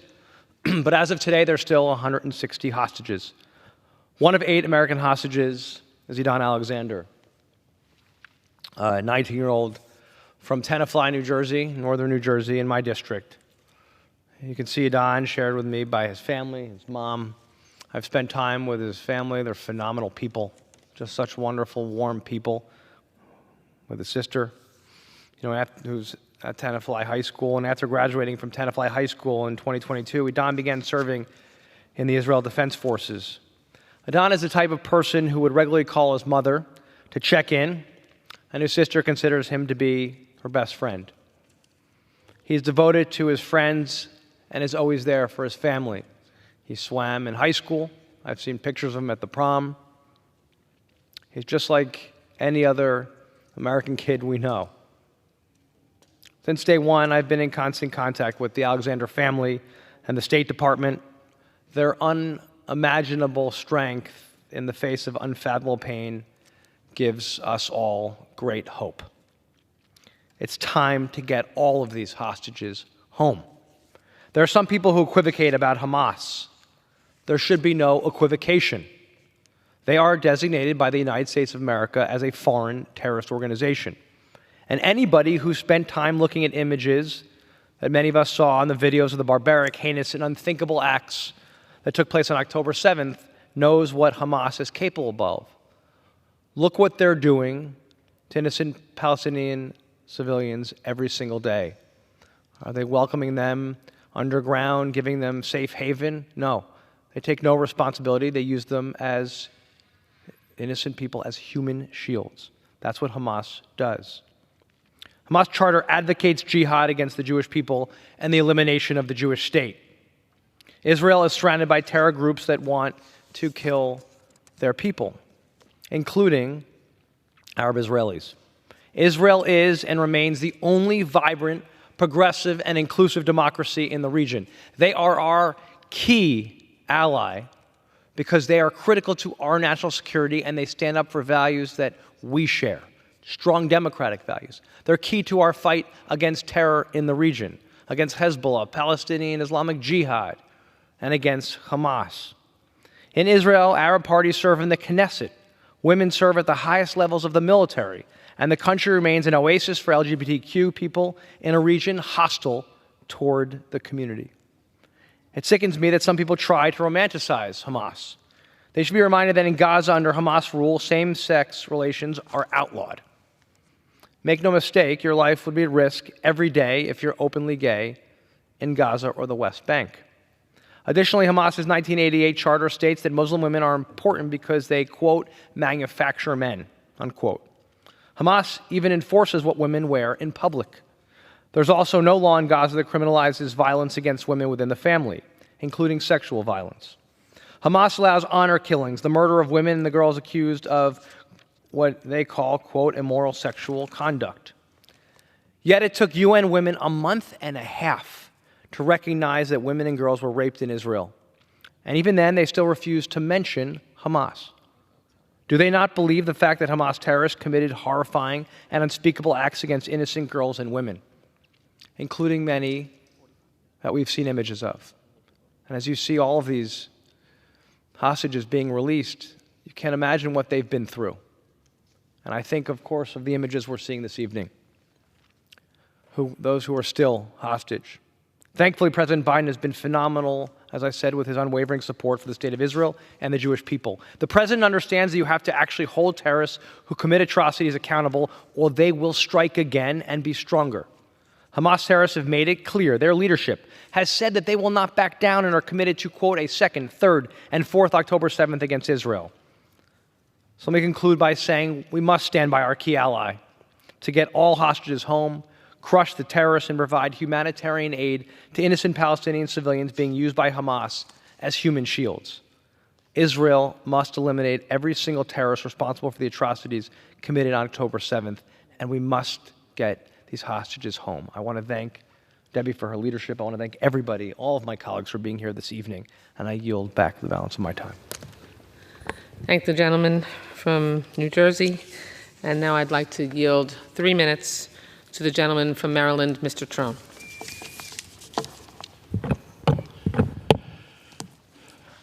Thank you, Mr. Speaker. I rise today to call for the release of Abraham Munder, who who was taken hostage by Hamas during the brutal attack on October 7th. Mr. Munder was a 78-year-old father and grandfather. Who does that? And has been in captivity for 54 days and counting. Abraham and his wife Ruti lived and raised their family in Kibbutz Nir Uz for nearly 60 years. They built a home. They built a life. It's all gone. Nir Uz, one of the hardest hit by Hamas on October 7th, almost a quarter of their population was murdered or kidnapped. The Munder family has endured unspeakable hardship and tragedy in these weeks. That day, Abraham and Rudy's daughter, Karen, was visiting with her parents with her son, Ohad. They all were taken hostage by Hamas. Ohad spent his 9th birthday as a hostage in Gaza. A few weeks ago, I had the solemn honor of meeting with the hostages' family members in my Capitol office, including Karen's cousin, Maruv, and their son, Itay. All they wanted was for the hostages to be brought home, for the world not to forget about their loved ones. Many of us here in Congress took these meetings, and we all pledged we'd do all we could to bring them home. For the last 54 days, Abraham has been held separately and was feared dead by his family. For the last 54 days, he hasn't known that his son was murdered in the attacks. For the last 54 days, he hasn't known that his wife and his daughter and grandson survived and were taken hostage. As a grandfather and a parent myself, I can't begin to imagine the nightmare. By the grace of God, Rudy, Karen, and Ohad were returned to Israel on November 24th as part of a negotiated ceasefire and hostage exchange. Today we call for Abraham to be brought home. Let him grieve and heal with his family. We continue to call for Hamas to release all the hostages. We must bring them all home. I yield back. Thank the gentleman for his participation, and now I'd like to yield 3 minutes to the gentleman from New York, Mr. Nadler.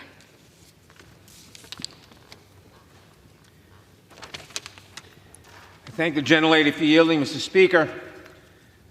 On October 7th, the state of Israel was treacherously attacked by the terrorist group Hamas. They murdered 1,200 peaceful people, many of them at a music festival, some from kibbutzim near the border. They kidnapped 250 people, illegally of course, and took them into Gaza. We know that some of them have been released in a deal that was made. One of them was an American Israeli named Abigail, and she turned out 4 years old. She was kept with 3 other hostages together and was given 1 piece of pita, Middle East bread, for the 4 of them per day. And when they came home, they had to be deloused. Their hair and their clothes were full of lice. And they said that if they had to go to the bathroom, they had to wait 2 hours. Mr. Speaker, Hamas has said over and over again, they have said, we will attack over and over again and again, until Israel is no more. And when people demand a ceasefire, we should think, what would we have thought about people demanding a ceasefire 7 or 8 weeks after Pearl Harbor? And a ceasefire would simply permit Hamas to regroup and to attack Israel again and again and again, which they have told us they would do. And by the way, there have been ceasefires. There have been 4 ceasefires, every one of which Hamas broke, including breaking a ceasefire on October 7th. One of the hostages who was taken was a fellow named Danny Elgarat, brother of Yitzhak Elgarat. And I want to read what Danny said about that. He said, my name is Danny Elgarat. Around 10:30 a.m., my brother calls me, my brother Yitzhak Elgarat. He lives in kibbutz Nir Uz. He tells me that his hand is crushed, flushed with blood. He was hysterical and stressed, and I didn't quite understand what was going on with him. And I tried to guide him how to apply a tourniquet to stop the blood. Suddenly, while I am still trying to guide him, I hear screams in the background and shouts. Then Itzik, my brother Itzik, shouts, Danny, it's the end, and our call is cut off. Afterwards, we checked the Matovich's phone, the location of the phone. We found out that his phone is located in Gaza, the center of the city of Gaza. When he would come back to us, we would sit in the porch with a good glass of whiskey, and we would say it was just a bad dream, unquote.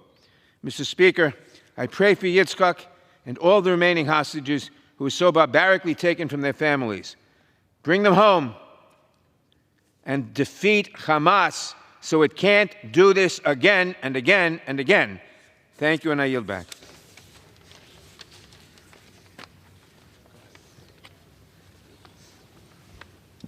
Thank you.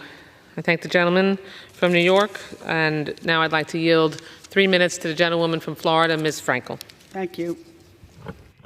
Mr. Speaker, on October 7th, the deadliest day for the Jewish people since the Holocaust, Hamas terrorists took over 200 hostages from Israel, men, women, children, elderly, the young, including dozens of IDF soldiers who Hamas refused to release.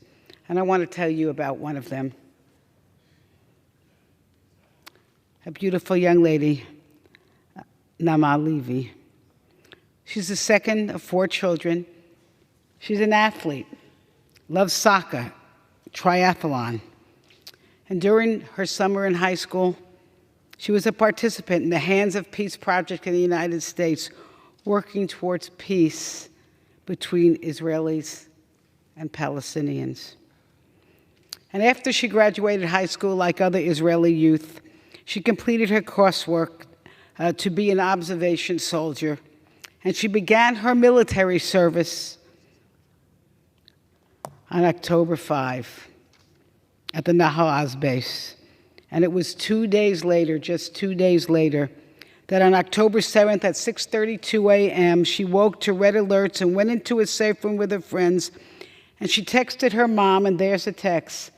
Mom, we're in the safe room. I've never seen anything like this. And her mother says, what's happening, my darling? And what her mother then saw on a video loop over and over was her daughter being dragged off by her hair by Hamas into the back of a video. And her mom lives the same nightmare as the other families of the hostages. She thinks about every day, where is her daughter now? What kind of life is she living? Where does she sleep? Does she have water? Does she have air? Is she being treated well? Look at this young lady, just starting her life with hopes and dreams. Let's bring her back. And I yield back. I thank my friend from Florida. Now I'd like to yield 3 minutes to the gentleman from New Jersey, Mr. Norcross. Thank you, Debbie, and to all my colleagues for being here today. Mr. Speaker, I rise today to speak on behalf of Avi Azili. I was supposed to be here speaking about him being held hostage by Hamas and the need to bring him home safely and without delay. Instead, I'm sadly here to speak about his memory of Avi, a dedicated family man who just hours ago it was confirmed that he was killed by Hamas.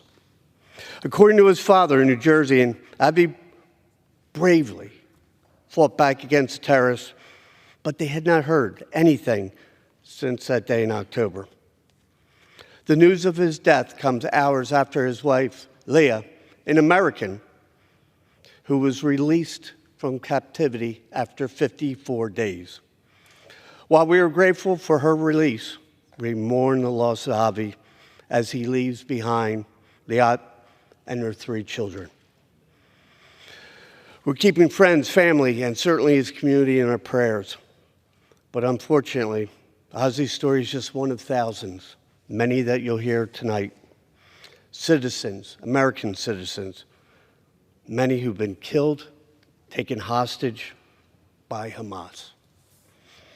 When I traveled With Debbie and a bipartisan group, just 2 days after the attack, when we were in Israel, we heard the stories from the families. We listened to 2 children talk about how their mother and father hid in that shelter until they broke through and took her father away while she hid. And we're still waiting to hear what happened there. It's impossible to try to fathom exactly the pain that they are going through, to watch and to hear what happened as they're hiding. Many Israelis continue to live that dark day, and they're waiting to hear about those who have been taken away. It's time to bring them all home. The images, the videos of the reuniting children and families brings that joy to our heart in such time of pain. And it is a reminder that we must bring all the remaining hostages home without delay. And I'm proud to join with my colleagues here today to highlight our commitment to bring every single one of them home.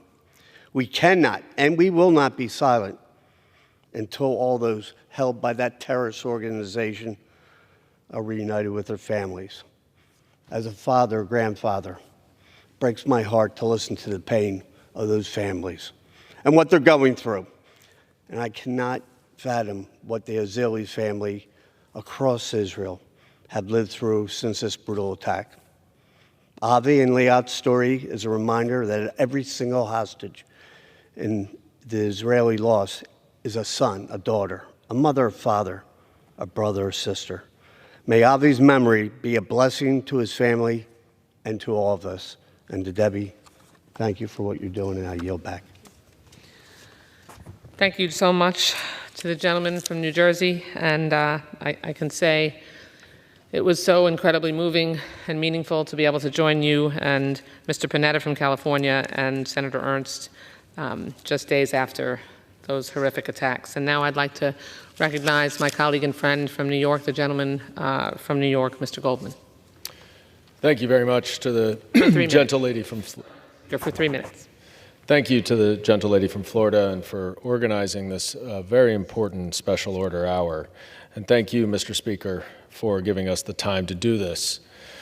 I rise tonight to shine a light on the Metzger family from Kibbutz Nir Oz, which suffered the unimaginable loss of 38 members of the kibbutz, and from where a shocking 75 innocent people were taken captive by Hamas. That is almost 1/3 of the innocent hostages who were abducted by Hamas on October 7th. 2 of those abducted were Tamar Metzger, age 78, and her husband Yoram, age 80, grandparents. Mrs. Metzger was released 2 days ago after 52 days in captivity. My family had an opportunity to spend some time with the Metzger's son, Nir, and his 2 children, Ron and Omer, this week in New York.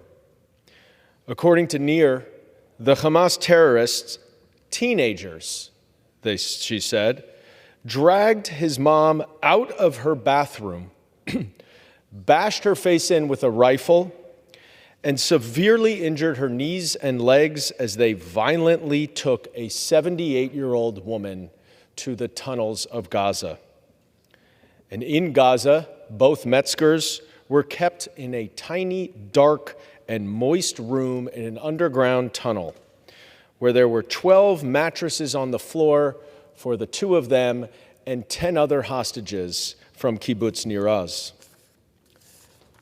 There was essentially nowhere for them to walk or move. They were not allowed to speak. And if they did speak, the terrorists would beat them. And this happened to a number of them, including 78-year-old Mrs. Metzger, at least one time. Yoram remains held captive in that dank darkness underground, unable to move, unable to speak, under constant fear of being beaten by the Hamas terrorists. We cannot allow another day to go by before these innocent civilians are released back to their homes in Israel. We cannot stop pushing and pressing Hamas to release them and putting pressure on allies and other countries in the Middle East, in Qatar, in Egypt, to put pressure on Hamas to release the illegally abducted civilians who are kept captive in the tunnels of Gaza without any light, without food, and without any ability to move around. It is time to bring them home. It is time to bring them all home. I yield back. The gentleman from New York, and now recognized for 3 minutes, the gentlewoman from Michigan, Ms. Stevens, who is the co-chair of the Congressional Task Force on American Hostages Wrongfully Detained Abroad. Thank you to my colleague from Florida, and thank you for her incredible leadership in the House of Representatives during this incredibly sobering and trying moment. When the Task Force for American Hostages and Americans Wrongfully Detained Abroad was created, we never envisioned a moment like the one that we found ourselves in on October 7th. And we as Americans, we as members of the House of Representatives, don't just call for the release of the American hostages in Gaza, but we call for the release of all of the hostages. For what took place on October 7th was an attack on innocent people. It was an attack on all of humanity, an attack on those living freely and peacefully, going about their daily business in free society.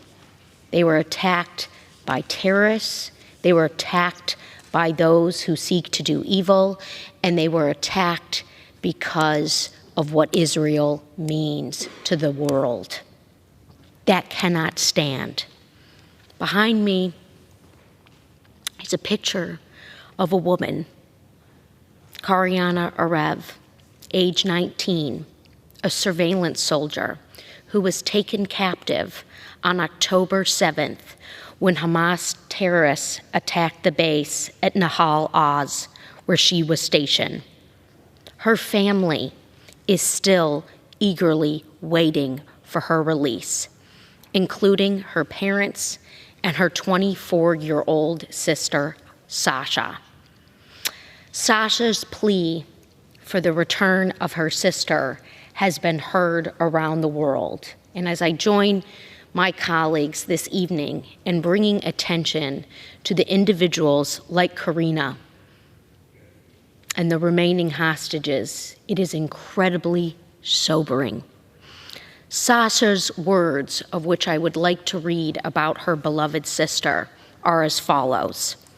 She called us in the morning of October 7th, and she said that the base had been raided and attacked. She basically called all of us to say goodbye.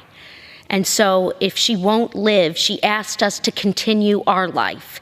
The last message was, the terrorists, they are here. A few hours later, we identified her in a video.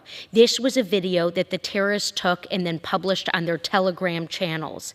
This is our last confirmation that she is alive. She is alive on the video, but we do not know what is going on now. We know they probably took her. She was in a Jeep with other girls. We went to the police to show them the video and to say that we identify my sister so they can do something. The same evening, military officers came to our door and they said to us that my sister Karina is held in the hands of a terror organization. From this moment, we do not know any other information. We sit, we watch TV, and we hope for the best. She continues, she's all I have, you know. I love my parents and all, but she is the one my heart belongs to. She's the only one I love in this world and the only one I want to be with me. She always comforts me. Even though she's my little sister, I can always come to her, and she'll always be logical and make me come together. She is so lovely. She is so innocent. She is so childish, although she is just a teenager. She likes to decorate her room. She likes stickers and the fluffy dolls of the animals. She loves to paint. She loves cosmetics, and she's always doing my makeup. I do not understand anything about it. I remember the day she was born because the gap between us is 5 years. I was in the hospital and I saw her. All this life, since the moment she was born until now, is just rolling in my head like a film. Hamas, release the hostages now. Bring Karina home to her family. I yield back. I thank the gentlewoman for her poignant remarks and her dedication to this cause. I'd now like to yield 2.5 minutes to the gentlewoman from California, Ms. Torres.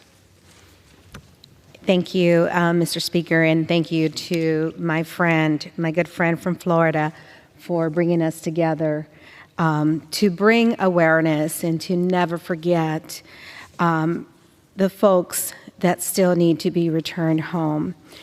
Mr. Speaker, I rise to demand the immediate release and safe return of the remaining hostages in Gaza held by terrorist Hamas. I am grateful for President Biden's leadership that has led to the release of hostages. However, many remain captive, including 22-year-old Omer Nutra. Omer was born in the United States and is the son of Rowan and Orna, and now has spent over 50 days in captivity. He grew up in Long Island, where he was the regional president of the United Synagogue Youth and captain of many sports teams. His friends and family describe Omer as a natural-born leader who is compassionate and for seeing the best in people and for bringing communities together, a peaceful soul. His kindness and sense of duty led him to defer his future at the university to defend his grandparents' land with the hope of bringing communities together. Putting his future on hold to serve others, that's Omer. His drive to lead and to serve now puts him last in line to be released from captivity. Last in line. His family, who are with us here this evening, have been in agony for the past 7 weeks with no word. Is Omer alive? We will continue to pray for him. As a mother of an Air Force veteran, I can only imagine their agony. This is something that no parent, no mother, no father, no grandparent could ever imagine that could happen to their loved one. I join my colleagues in calling for the immediate release of hostages held by terrorist Hamas. And I urge the administration to continue to do everything in their power to help free hostages like Omer and ensure their safe return home. Thank you, Mr. Speaker, and I yield back. You're welcome. I thank the gentlewoman from California. And now I'd like to recognize for 2 minutes the co-chair of the Bipartisan Task Force for Combating Anti-Semitism, the gentlewoman from North Carolina, Ms. Manning.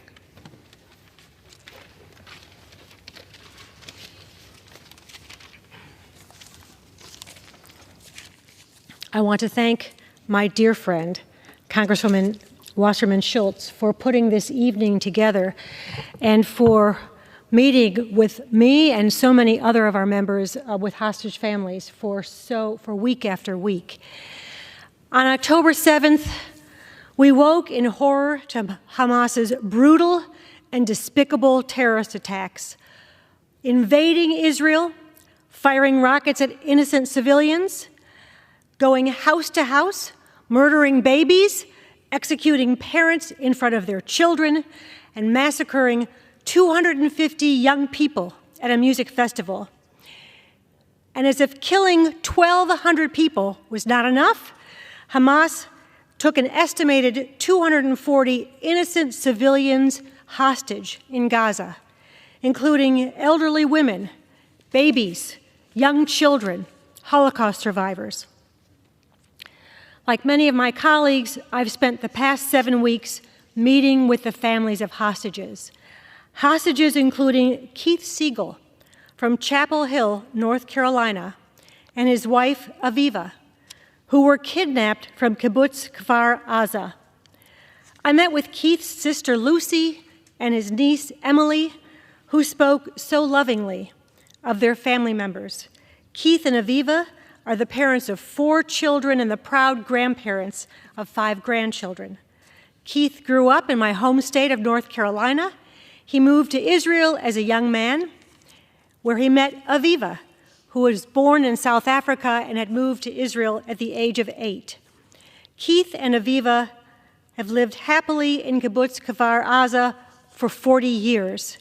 On the morning of October 7th, Keith and Aviva were having a quiet day at home when they were brutally attacked and abducted by Hamas terrorists who drove them into Gaza in their own car. After 51 days of grueling captivity, Aviva was finally released earlier this week as part of the temporary ceasefire. Keith is still being held hostage, and I can't even imagine what Aviva has gone through or the agony the entire family is going through, waiting for their beloved Keith to be freed from captivity. I've met with other hostage families and learned about their loved ones, and I realized that just like the stories of Holocaust survivors, each story about a hostage is unique.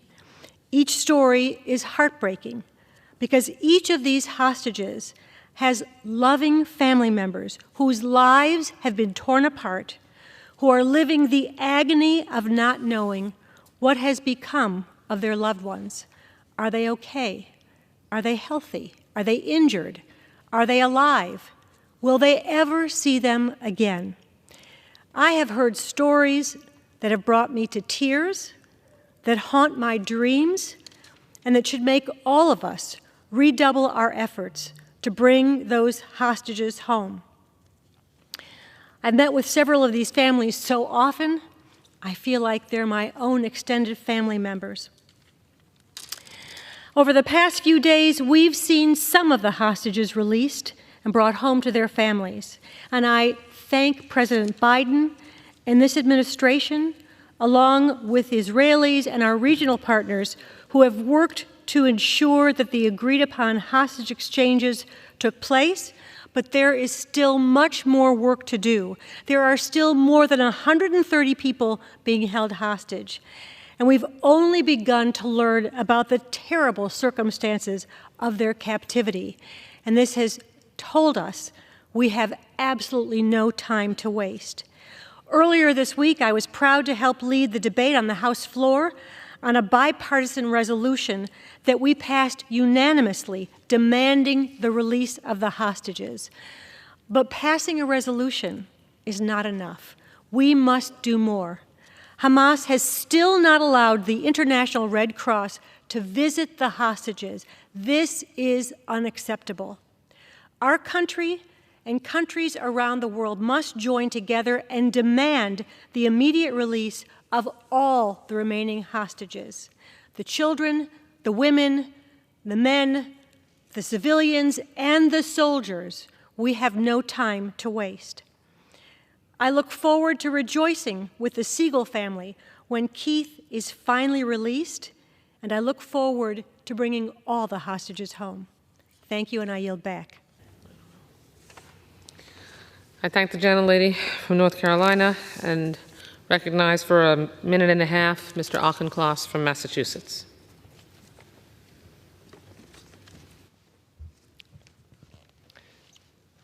thank you to my colleague from Florida for her leadership on this issue.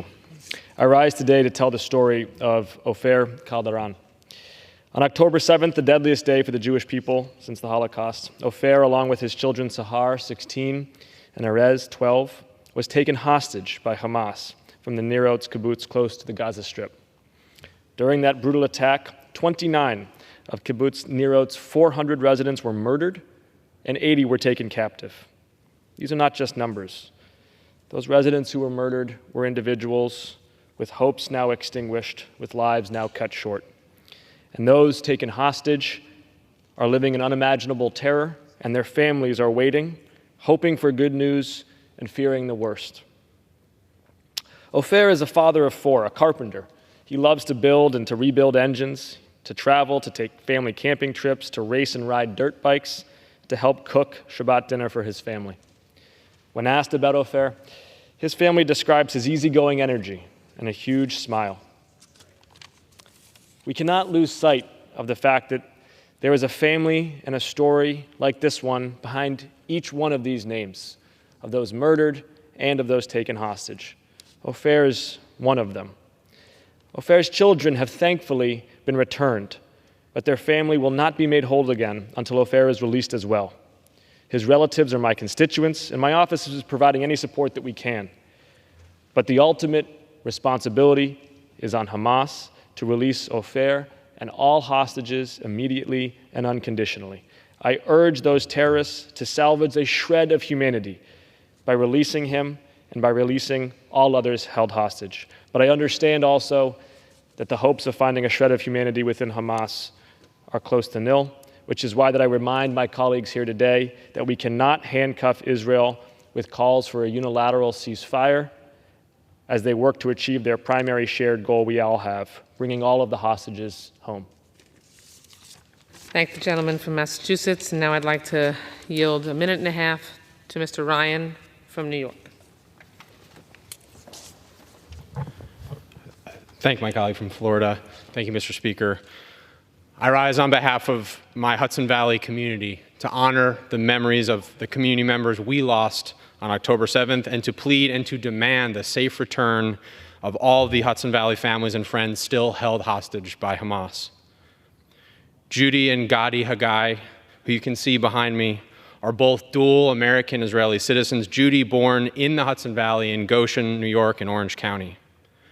On October 7th, Judy and Gadi were on their usual morning walk around kibbutz Nir Oz when they were ambushed by Hamas, shot, and the last location of their phone traced to Gaza.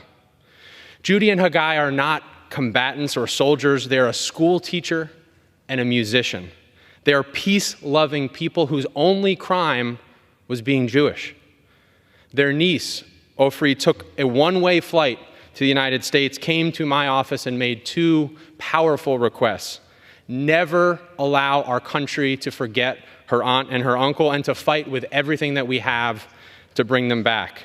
I promised her I would do that, and I stand here today to honor that commitment.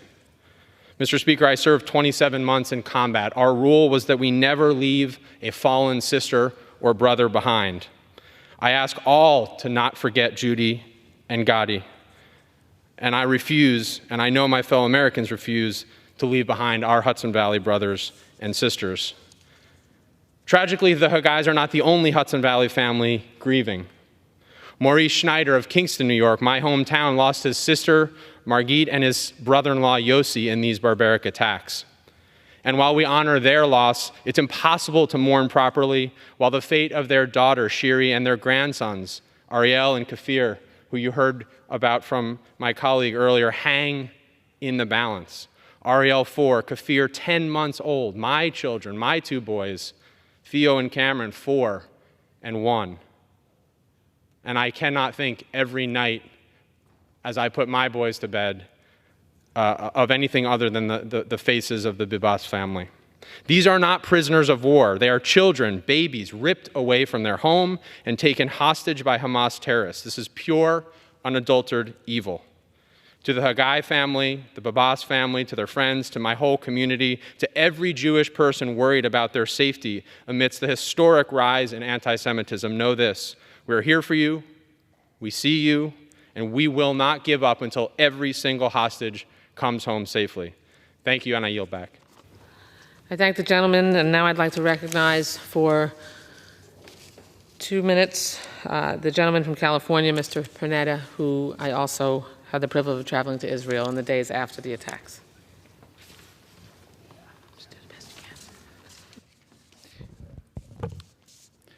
Mr. Speaker, Representative Wasserman Schultz and I were in the Middle East on October 7th of this year. We were part of a congressional delegation trip led by Senator Joni Ernst, and we went there to talk about peace, but unfortunately, due to the bloodthirsty attack by Hamas, we left the region talking about war. But despite the change in the tone of our trip, we became the first congressional delegation to visit Israel in the immediate aftermath of the October 7th attack. While we were in country, though, we met with family members of victims of that attack, including David and Noam Perry, a brother and sister whose 79-year-old father, Chaim Perry, was kidnapped by Hamas from his home in the kibbutz Naraz, a peaceful agricultural town whose name means meadow of strength in Hebrew. A town whose 400 citizens probably could be seen prior to the attack taking to the streets to peacefully protest the Prime Minister's right-wing government. Yet on the morning of October 7th, that town was anything but peaceful, as the Hamas attack left it smashed up and smoldering, with one of four of its residents either murdered or kidnapped. That day, Hamas lived up to its definition as a genocidal terrorist organization, as it attacked Israel to kill Jews, to kill the Jewish society, and to kill peace. As part of that goal, Hamas attacked Naroz and murdered 27 of its inhabitants and took 73 hostages to Gaza. At the time of the attack, Chaim was not only the leader in that community, he was also a longtime peace activist for the Israeli-Palestinian issues. He's the type that would drive sick Palestinians from Gaza into Israel and be cared for at Israeli hospitals. But now the father of 5 and grandfather of 13, Chaim is most likely isolated in the dungeons of the Gazan tunnels. Although Noam Perry describes her father as strong and brave, she also admits that he is not young. A metal worker by trade, Chaim has had 2 heart surgeries and now has been without his heart medication for 7 weeks. I'll never forget when we met him, all that Noam was concerned about was that he didn't have his medication to survive. Mr. Speaker, it's going to be tough going forward. We hope that the hostages are released and that there are more pauses in conflict. We hope to pass and provide meaningful support and humanitarian assistance so that Israel can continue to defend itself from the existential and constant threat of Hamas. Mr. Speaker, although things may never be the same for Naraz, for Chaim, and for the family, we do know that because of its determination to survive and succeed, the same determination it has shown for over 75 years in its existence, Israel will continue to be that meadow of strength in the Middle East for peace, for prosperity, and for democracy. Thank you, Mr. Speaker. I yield back. I thank the gentleman for his poignant words. And, Mr. Speaker, I'm not sure how much time is remaining. The gentlelady's time has expired. If there is time following remarks, then Mr. Speaker. Under the Speaker's announced policy of January 9th, 2023, the Chair recognizes the gentleman from Michigan, Mr. Bergman, for 30 minutes. Yeah, Mr. Speaker, I would like to yield a few minutes to my colleague, Ms. Wasserman Schultz, to complete her testimony. The gentleman yields. The gentlelady from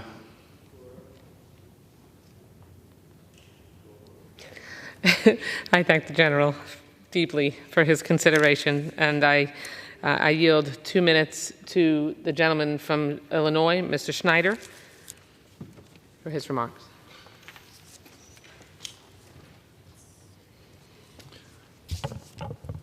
Thank you. I want to thank my colleague, Deborah Wasserman Schultz, for organizing this hour.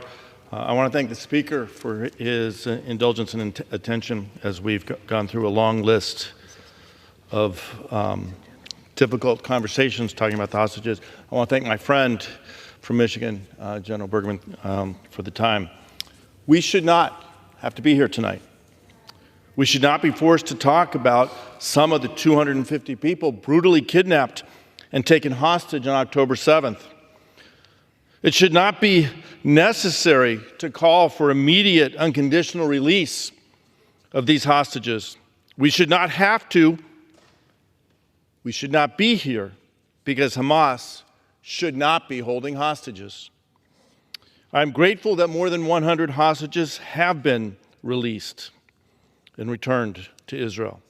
But 143 hostages remain in captivity, held by Hamas, by Palestinian Islamic Jihad, and by others in Gaza. The families don't know the status of their loved ones. They don't know where their loved ones are. They don't know when they will be coming home.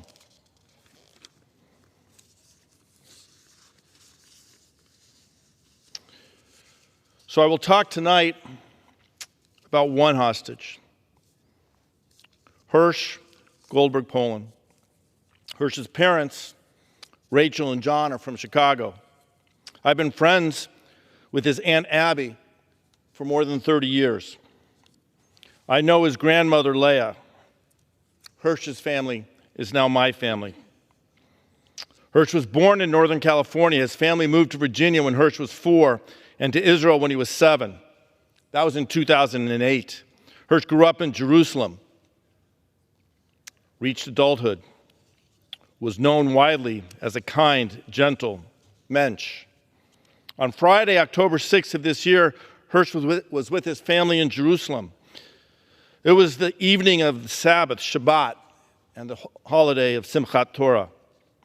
The family went to synagogue and then went to dinner at a friend's house with 2 other families.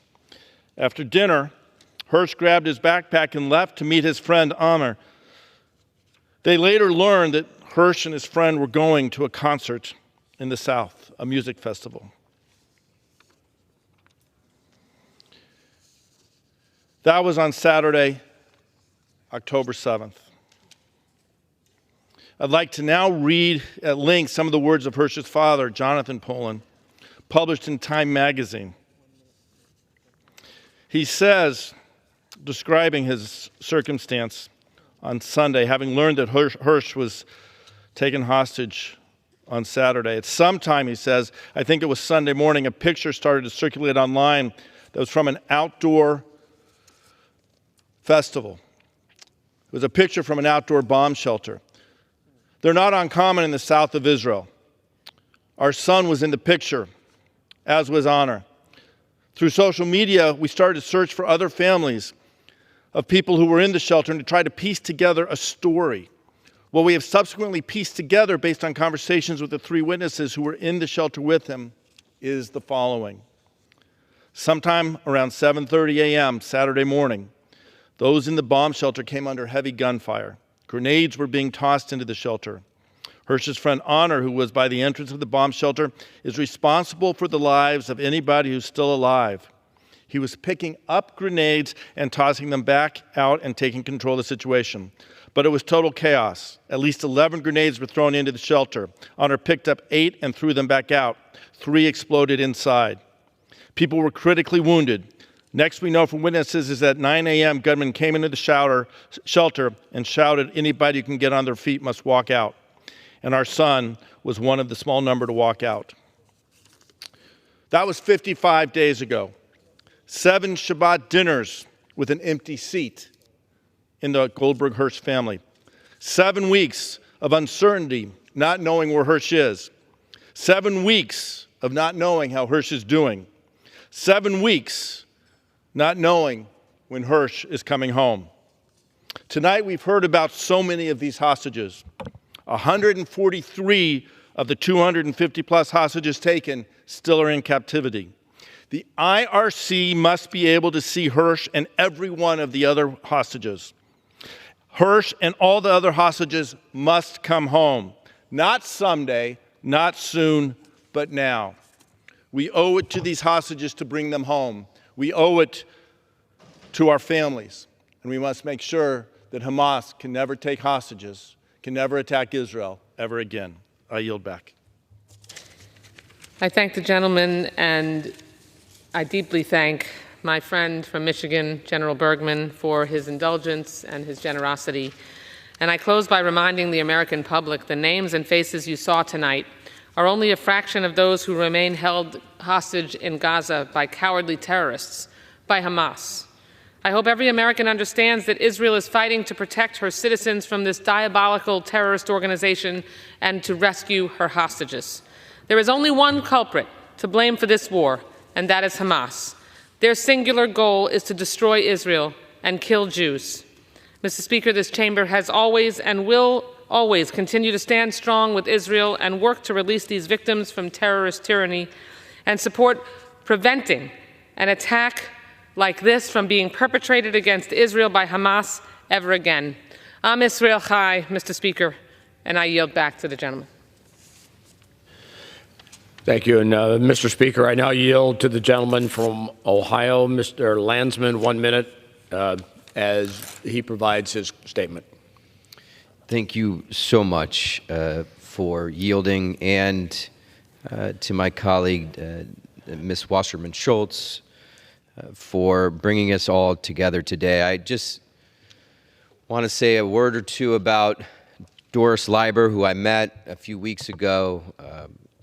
She came to the Capitol with other families who have loved ones who were taken hostage. Her son, Guy, was taken hostage by Hamas on October 7th, 26 years old.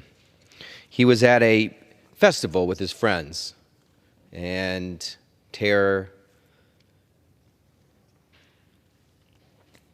took over. He was shot in the arm and called his mother.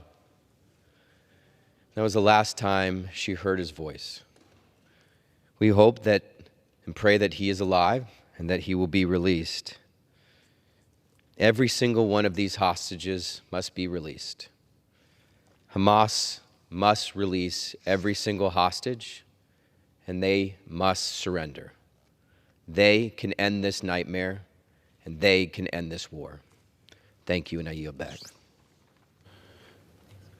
Thank you, Mr. Speaker. May I ask how much time remains?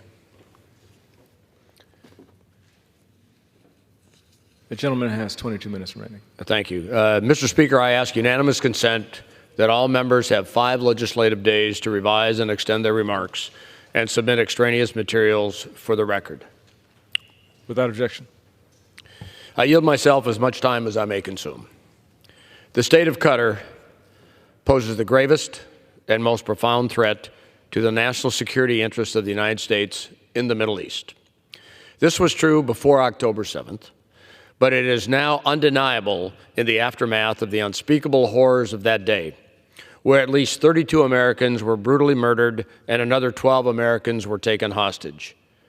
Qatar poses a threat to the U.S. not through its military, nor does Qatar threaten the U.S. by training and directly equipping terrorist groups the same way that the Ayatollah and the mullahs from Iran do.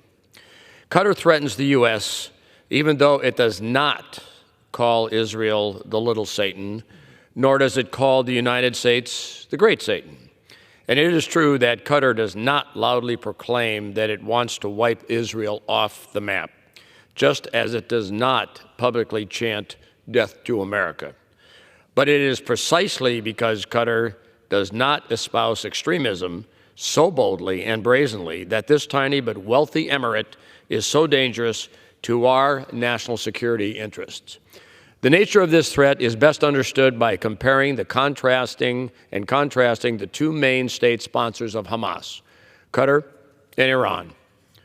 Qatar has access to the corridors of power and the ability to mingle with world elites. Iran, on the other hand, simply does not have the ability to influence or glad-hand Western leaders. Iran does not get involved and invited to the G20. Qatar does. Iran does not attend Davos. Qatar does. Iran does not host the forward headquarters of CENTCOM, Central Command.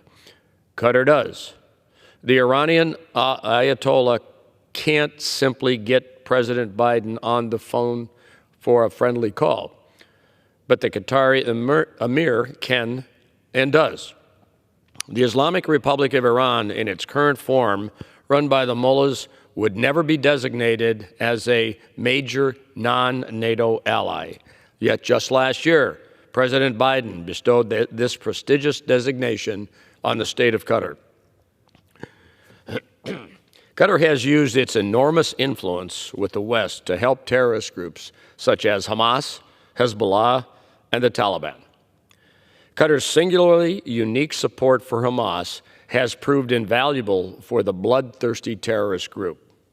Hamas leaders not only planned the unprecedented terror campaign from luxury villas and penthouse suites in Doha, provided to them by the state of Qatar, but on Al Jazeera, the propaganda outlet owned and ultimately controlled by the Emir of Qatar, Sheikh Tamim bin Hamad Al Thani. For years, and continuing to this day, Qatar has promoted and whitewashed Hamas, Hezbollah, and the Taliban, among other terrorist groups, including with fawning coverage on Al Jazeera. Qatar also effectively serves as the diplomatic arm for these terrorist groups, including when they claim to act as mediators with the terrorists from the West. And of course, Qatar also funds these and other terrorist groups, sometimes overtly and sometimes quietly. But Qatar has also provided direct and material support to Hamas here in the United States, such as aggressively protecting the terrorist group by successfully killing legislation that was intended to enact harsh sanctions on the state sponsors of Hamas. And I will soon explain in more detail that the state of Qatar was single-handedly responsible for killing the Hamas sanctions bill, which was first introduced in 2017 by my friend and colleague, Congressman Brian Mast. The state of Qatar not only killed the Hamas sanctions bill in the 115th Congress, but after it was reintroduced in 2019, the emirate once again killed the legislation in the 116th Congress. And while it is impossible to know for sure, it is distinctly possible that if Qatar had not gone to such extraordinary lengths to protect Hamas from sanctions, that the atrocities of October 7th might never have happened. Also, the entire Beltway foreign policy establishment, not just Democrats, but also Republican, have gotten Qatar wrong for the past 25-plus years. The establishment's conventional wisdom is that although almost all outward indicators show that Qatar is firmly aligned with Iran, Islamists, and jihadists, the supposed truth is that they are secretly moderate and pro-America. Unfortunately, our foreign policy elites have chosen to cling to the illusion of who the Qataris privately claim to be, while ignoring the harsh reality of who they actually are. It is simply not true that the Qataris are reluctantly close with Iran, Islamists, and jihadists, engaging with these malign actors out of necessity or to help the United States and the West. The overwhelming evidence shows that, in fact, the Qataris are true believers. Qatar's apologists claim that the emirate only has dealings with Iran because they jointly own the North Field, the world's largest natural gas reserve. Yet time and again, Qatar acts in sync with Iran across the Middle East, where both regimes just so happen to try and destabilize the same governments, especially those that are strong allies of the United States. And Qatar and Iran both sponsor some of the same terrorist groups, including Hamas and Hezbollah. But there is no support for Ambassador Al Thani's allegation. The most generous interpretation for the emirate is that Qatar wanted to serve as the home for Hamas headquarters and its leaders, and that it convinced the Obama administration to allow them to become joined at the hip with this bloodthirsty terrorist group. Similarly, Qatar is also no reluctant supporter of Hamas. Qatar's ambassador to America, Mishaal Al Thani, implied in a Wall Street Journal op-ed earlier this month that the United States essentially requested Doha to host Hamas world headquarters and to provide sanctuary to the terrorist group's leaders. The best evidence that Qatar genuinely supports Hamas and shares the same worldview and goals as the terrorist organization is what you see when Hamas leaders such as Ismail Haniyeh or Khalid Mashal meet with the Emir of Qatar, Sheikh Tamim bin Hamad Al Thani. As you can see in the photo of their meetings, the Emir warmly embraces Haniyeh and Mashal and terrorists with blood on their hands.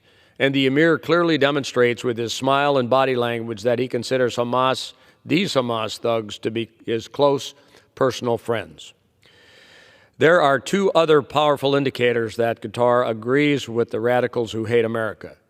The first is the ruling Al Thani family's close relationship with the longtime spiritual leader of the International Muslim Brotherhood, Yosef al-Qaradawi. The other is something available for anyone to see for themselves, the stomach-turning content on Al Jazeera, the Qatari state-owned propaganda outlet. Until Qaradawi died last year at the age of 96, he was not only the top religious cleric for the Muslim Brotherhood, but also the ruling Al Thani family. The Qatar Foundation, which is actually a private company owned by the Emir of Qatar and his parents, worked closely with Qaradawi for decades, spending hundreds of millions of dollars to export and promote Qaradawi's deranged brand of Islam. To understand just how much of an extremist Qaradawi was, all you have to do is watch the old broadcast of his show on Al Jazeera. Over the years, Qaradawi used his Al Jazeera platform to endorse violent jihad against the West, and he specifically advocated for terrorist attacks on Israel, as well as attacks on U.S. soldiers in Iraq. Qaradawi also praised the Holocaust and repeatedly used his show to promote the mass murder of Jews. On his Al Jazeera show in 2011, Qaradawi proclaimed that Allah used Adolf Hitler to wreak the Holocaust upon the Jews as divine punishment, and he praised Hitler for putting Jews in their place. Qaradawi was also well known for praising Hamas during the Al Jazeera broadcasts. Unfortunately, the entirety of Al Jazeera is now well known for praising Hamas. Al Jazeera has served as an unabashed cheerleader for Hamas for years, and especially since October 7th. The broadcasts of state-owned Al Jazeera have been rife with explicit cheerleading for Hamas and spreading blood libels about the Jewish state. Not only does Al Jazeera reveal its repugnant bias in hailing Hamas as the resistance and casting Israel as the occupiers, but among its earliest reporting on Hamas' October 7th terrorist attack was a story praising the brutal kidnapping as humanitarian under the headline, "Activists praise the resistance's humanitarian treatment of an Israeli woman and her children." In the time since, Qatar's propaganda outlet has continued to interview top Hamas leaders, often in studio in Doha, allowing them to promote dangerous falsehoods designed to incite viewers against not just Israel, but also America and the West. For years, Hamas has tried to sell the West a fiction, the idea that there is an armed wing and a political wing of the terrorist organization. Well, it is safe to say that since October 7th, Al Jazeera has become the media wing of Hamas. If someone wants to know about Qatar's true foreign policy positions, all they need to do is check out Al Jazeera's Arabic language coverage. That way, it wouldn't be a surprise to anyone that Qatar's Ministry of Foreign Affairs issued a statement on October 7th that holds Israel solely responsible for the mass murder of 1,200 innocents and the kidnapping of another 200 plus.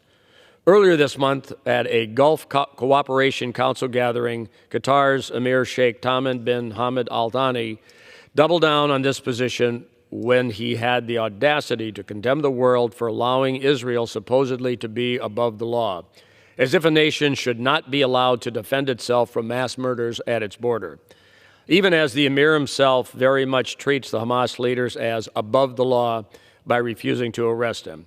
And now I would like to yield time to my colleague from Tennessee, Mr. Ogles. I would like to yield, 5 to 7 minutes to the gentleman. I'm sure he will utilize the time wisely. Thank you, General. Mr. Speaker, if Americans knew that the Biden administration was treating a state sponsor of terrorism like a major ally, they would be infuriated. But that's exactly what's going on with Qatar, or Qatar, a tiny but very wealthy country in the Persian Gulf. Qatar is a friend to anti-Semites, and as the general stated, clearly they must hate Israel and the Jewish people. They're one of the largest sponsors of state terrorism in the world. They regularly play host to leaders of Hamas and the Taliban. In fact, Qatar provided Hamas leadership with a venue to celebrate the horrific atrocities on October 7th.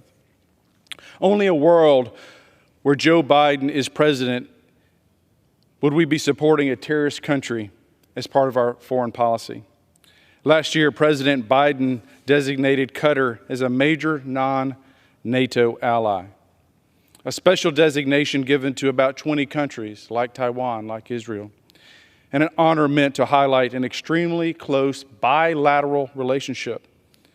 In a sense, we do have a close relationship with Qatar, far too close. Qatar has given over $5 billion, that's B as in Bravo, to U.S. colleges, which makes them the #1 foreign donor to our very own educational institutions. Research at the Institute for the Study of Global Anti-Semitism and Policy have presented a strong link between the funding of U.S. universities by Doha and the active presence of anti-Semitic groups on those campuses.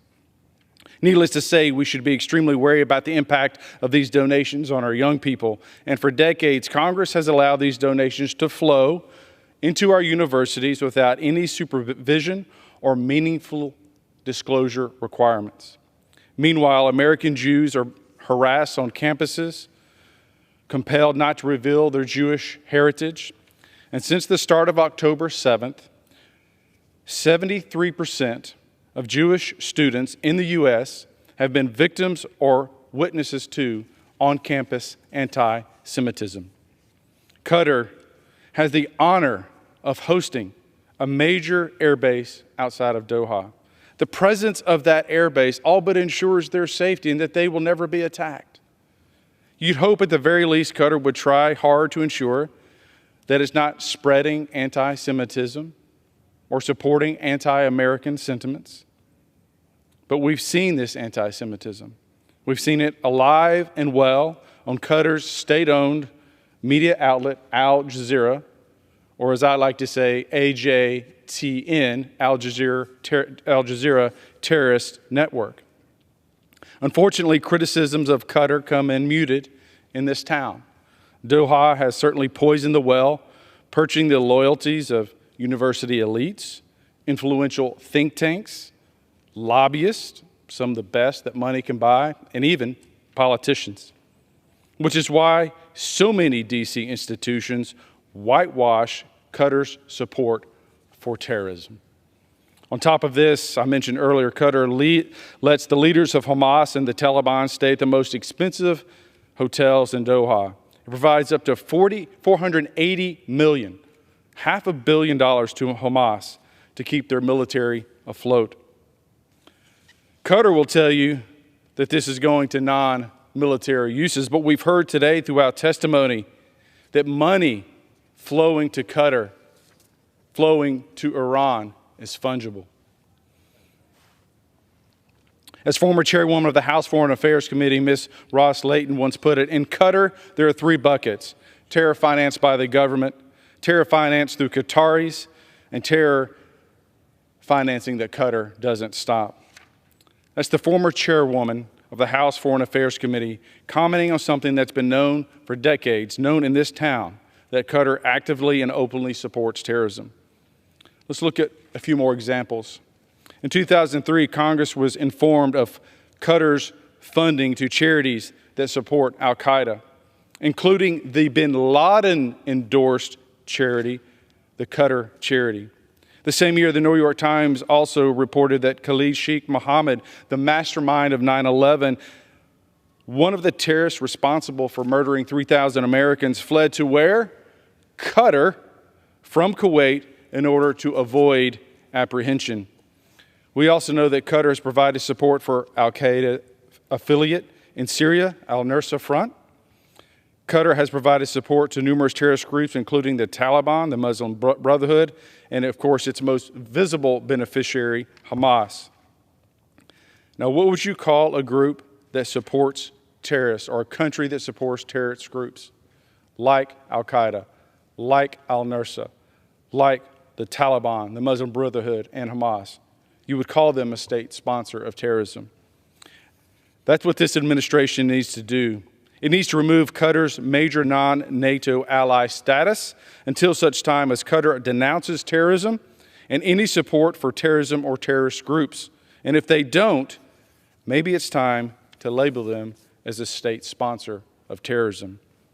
Earlier today, this House passed in unanimous fashion my amendment to call on Qataris to condemn Hamas, turn over Hamas leadership to the U.S. or Israeli custody, and prevent Iran from receiving any funds.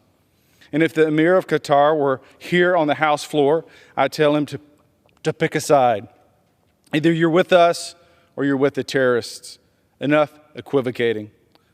Let me be clear. I do not wish ill on Qatar. In fact, I'm open to dialogue. To the people of Qatar, I wish them well. But I must wish to ensure or want to ensure that my country has partners it can trust.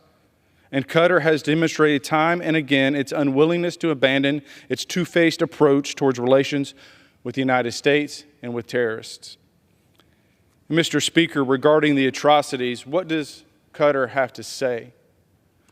When a mom and her 10 to 12-year-old daughter were brutally raped, left naked, and murdered in their home. What does Qatar have to say when a baby was put into an oven, the father murdered, the wife brutally raped? What does Qatar have to say? When women were being gang raped, their breasts cut off, and the terrorists were playing with them, tossing them around like toys. What does Qatar have to say? When they were sexually abusing men and cutting off their genitals, what does Qatar have to say? And when the mom, pregnant, her mouth gagged, was being held, and they cut the baby out of her womb, what does Qatar have to say? They blamed Israel. They need to pick a side. And for too long, they've been on the wrong side. I want to make one final note on Qatar, and it's reference to a comment made earlier by my colleague from Texas.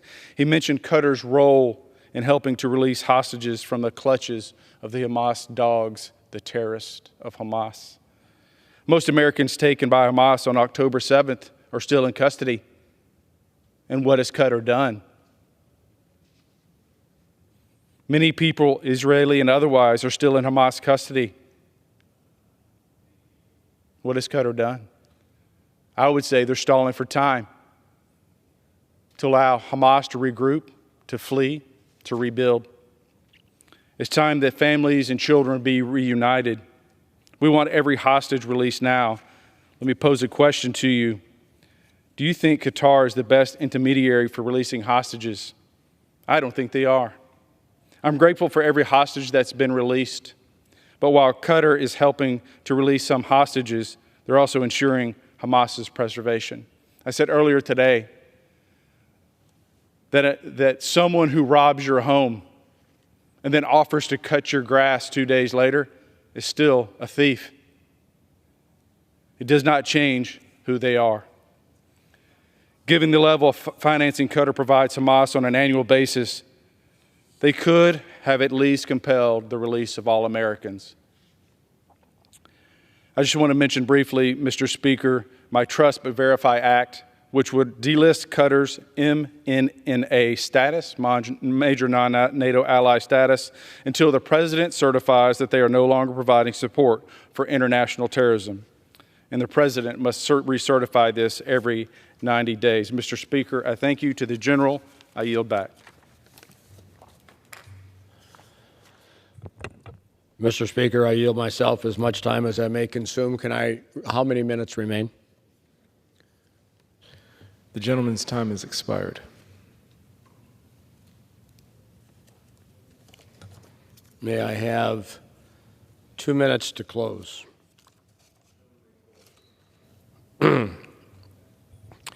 You know, when you're generous with your time, which it is, but time is finite because once a minute is gone, it's lost forever.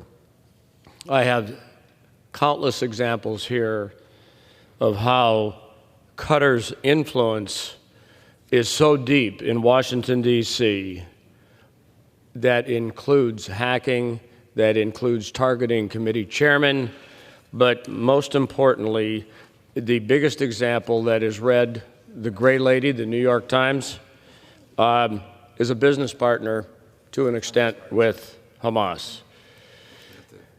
You know, it's time that we stop treating Hamas as benefactors and the government as an ally. The time is now for the U.S. to force Qatar to choose between the U.S. and Hamas. They cannot embrace both. And if they choose to continue embracing Hamas, we must treat them as we treat any other state sponsor of terrorist groups that murder Americans. And with that, I thank you and I yield back. Does the gentleman have a motion?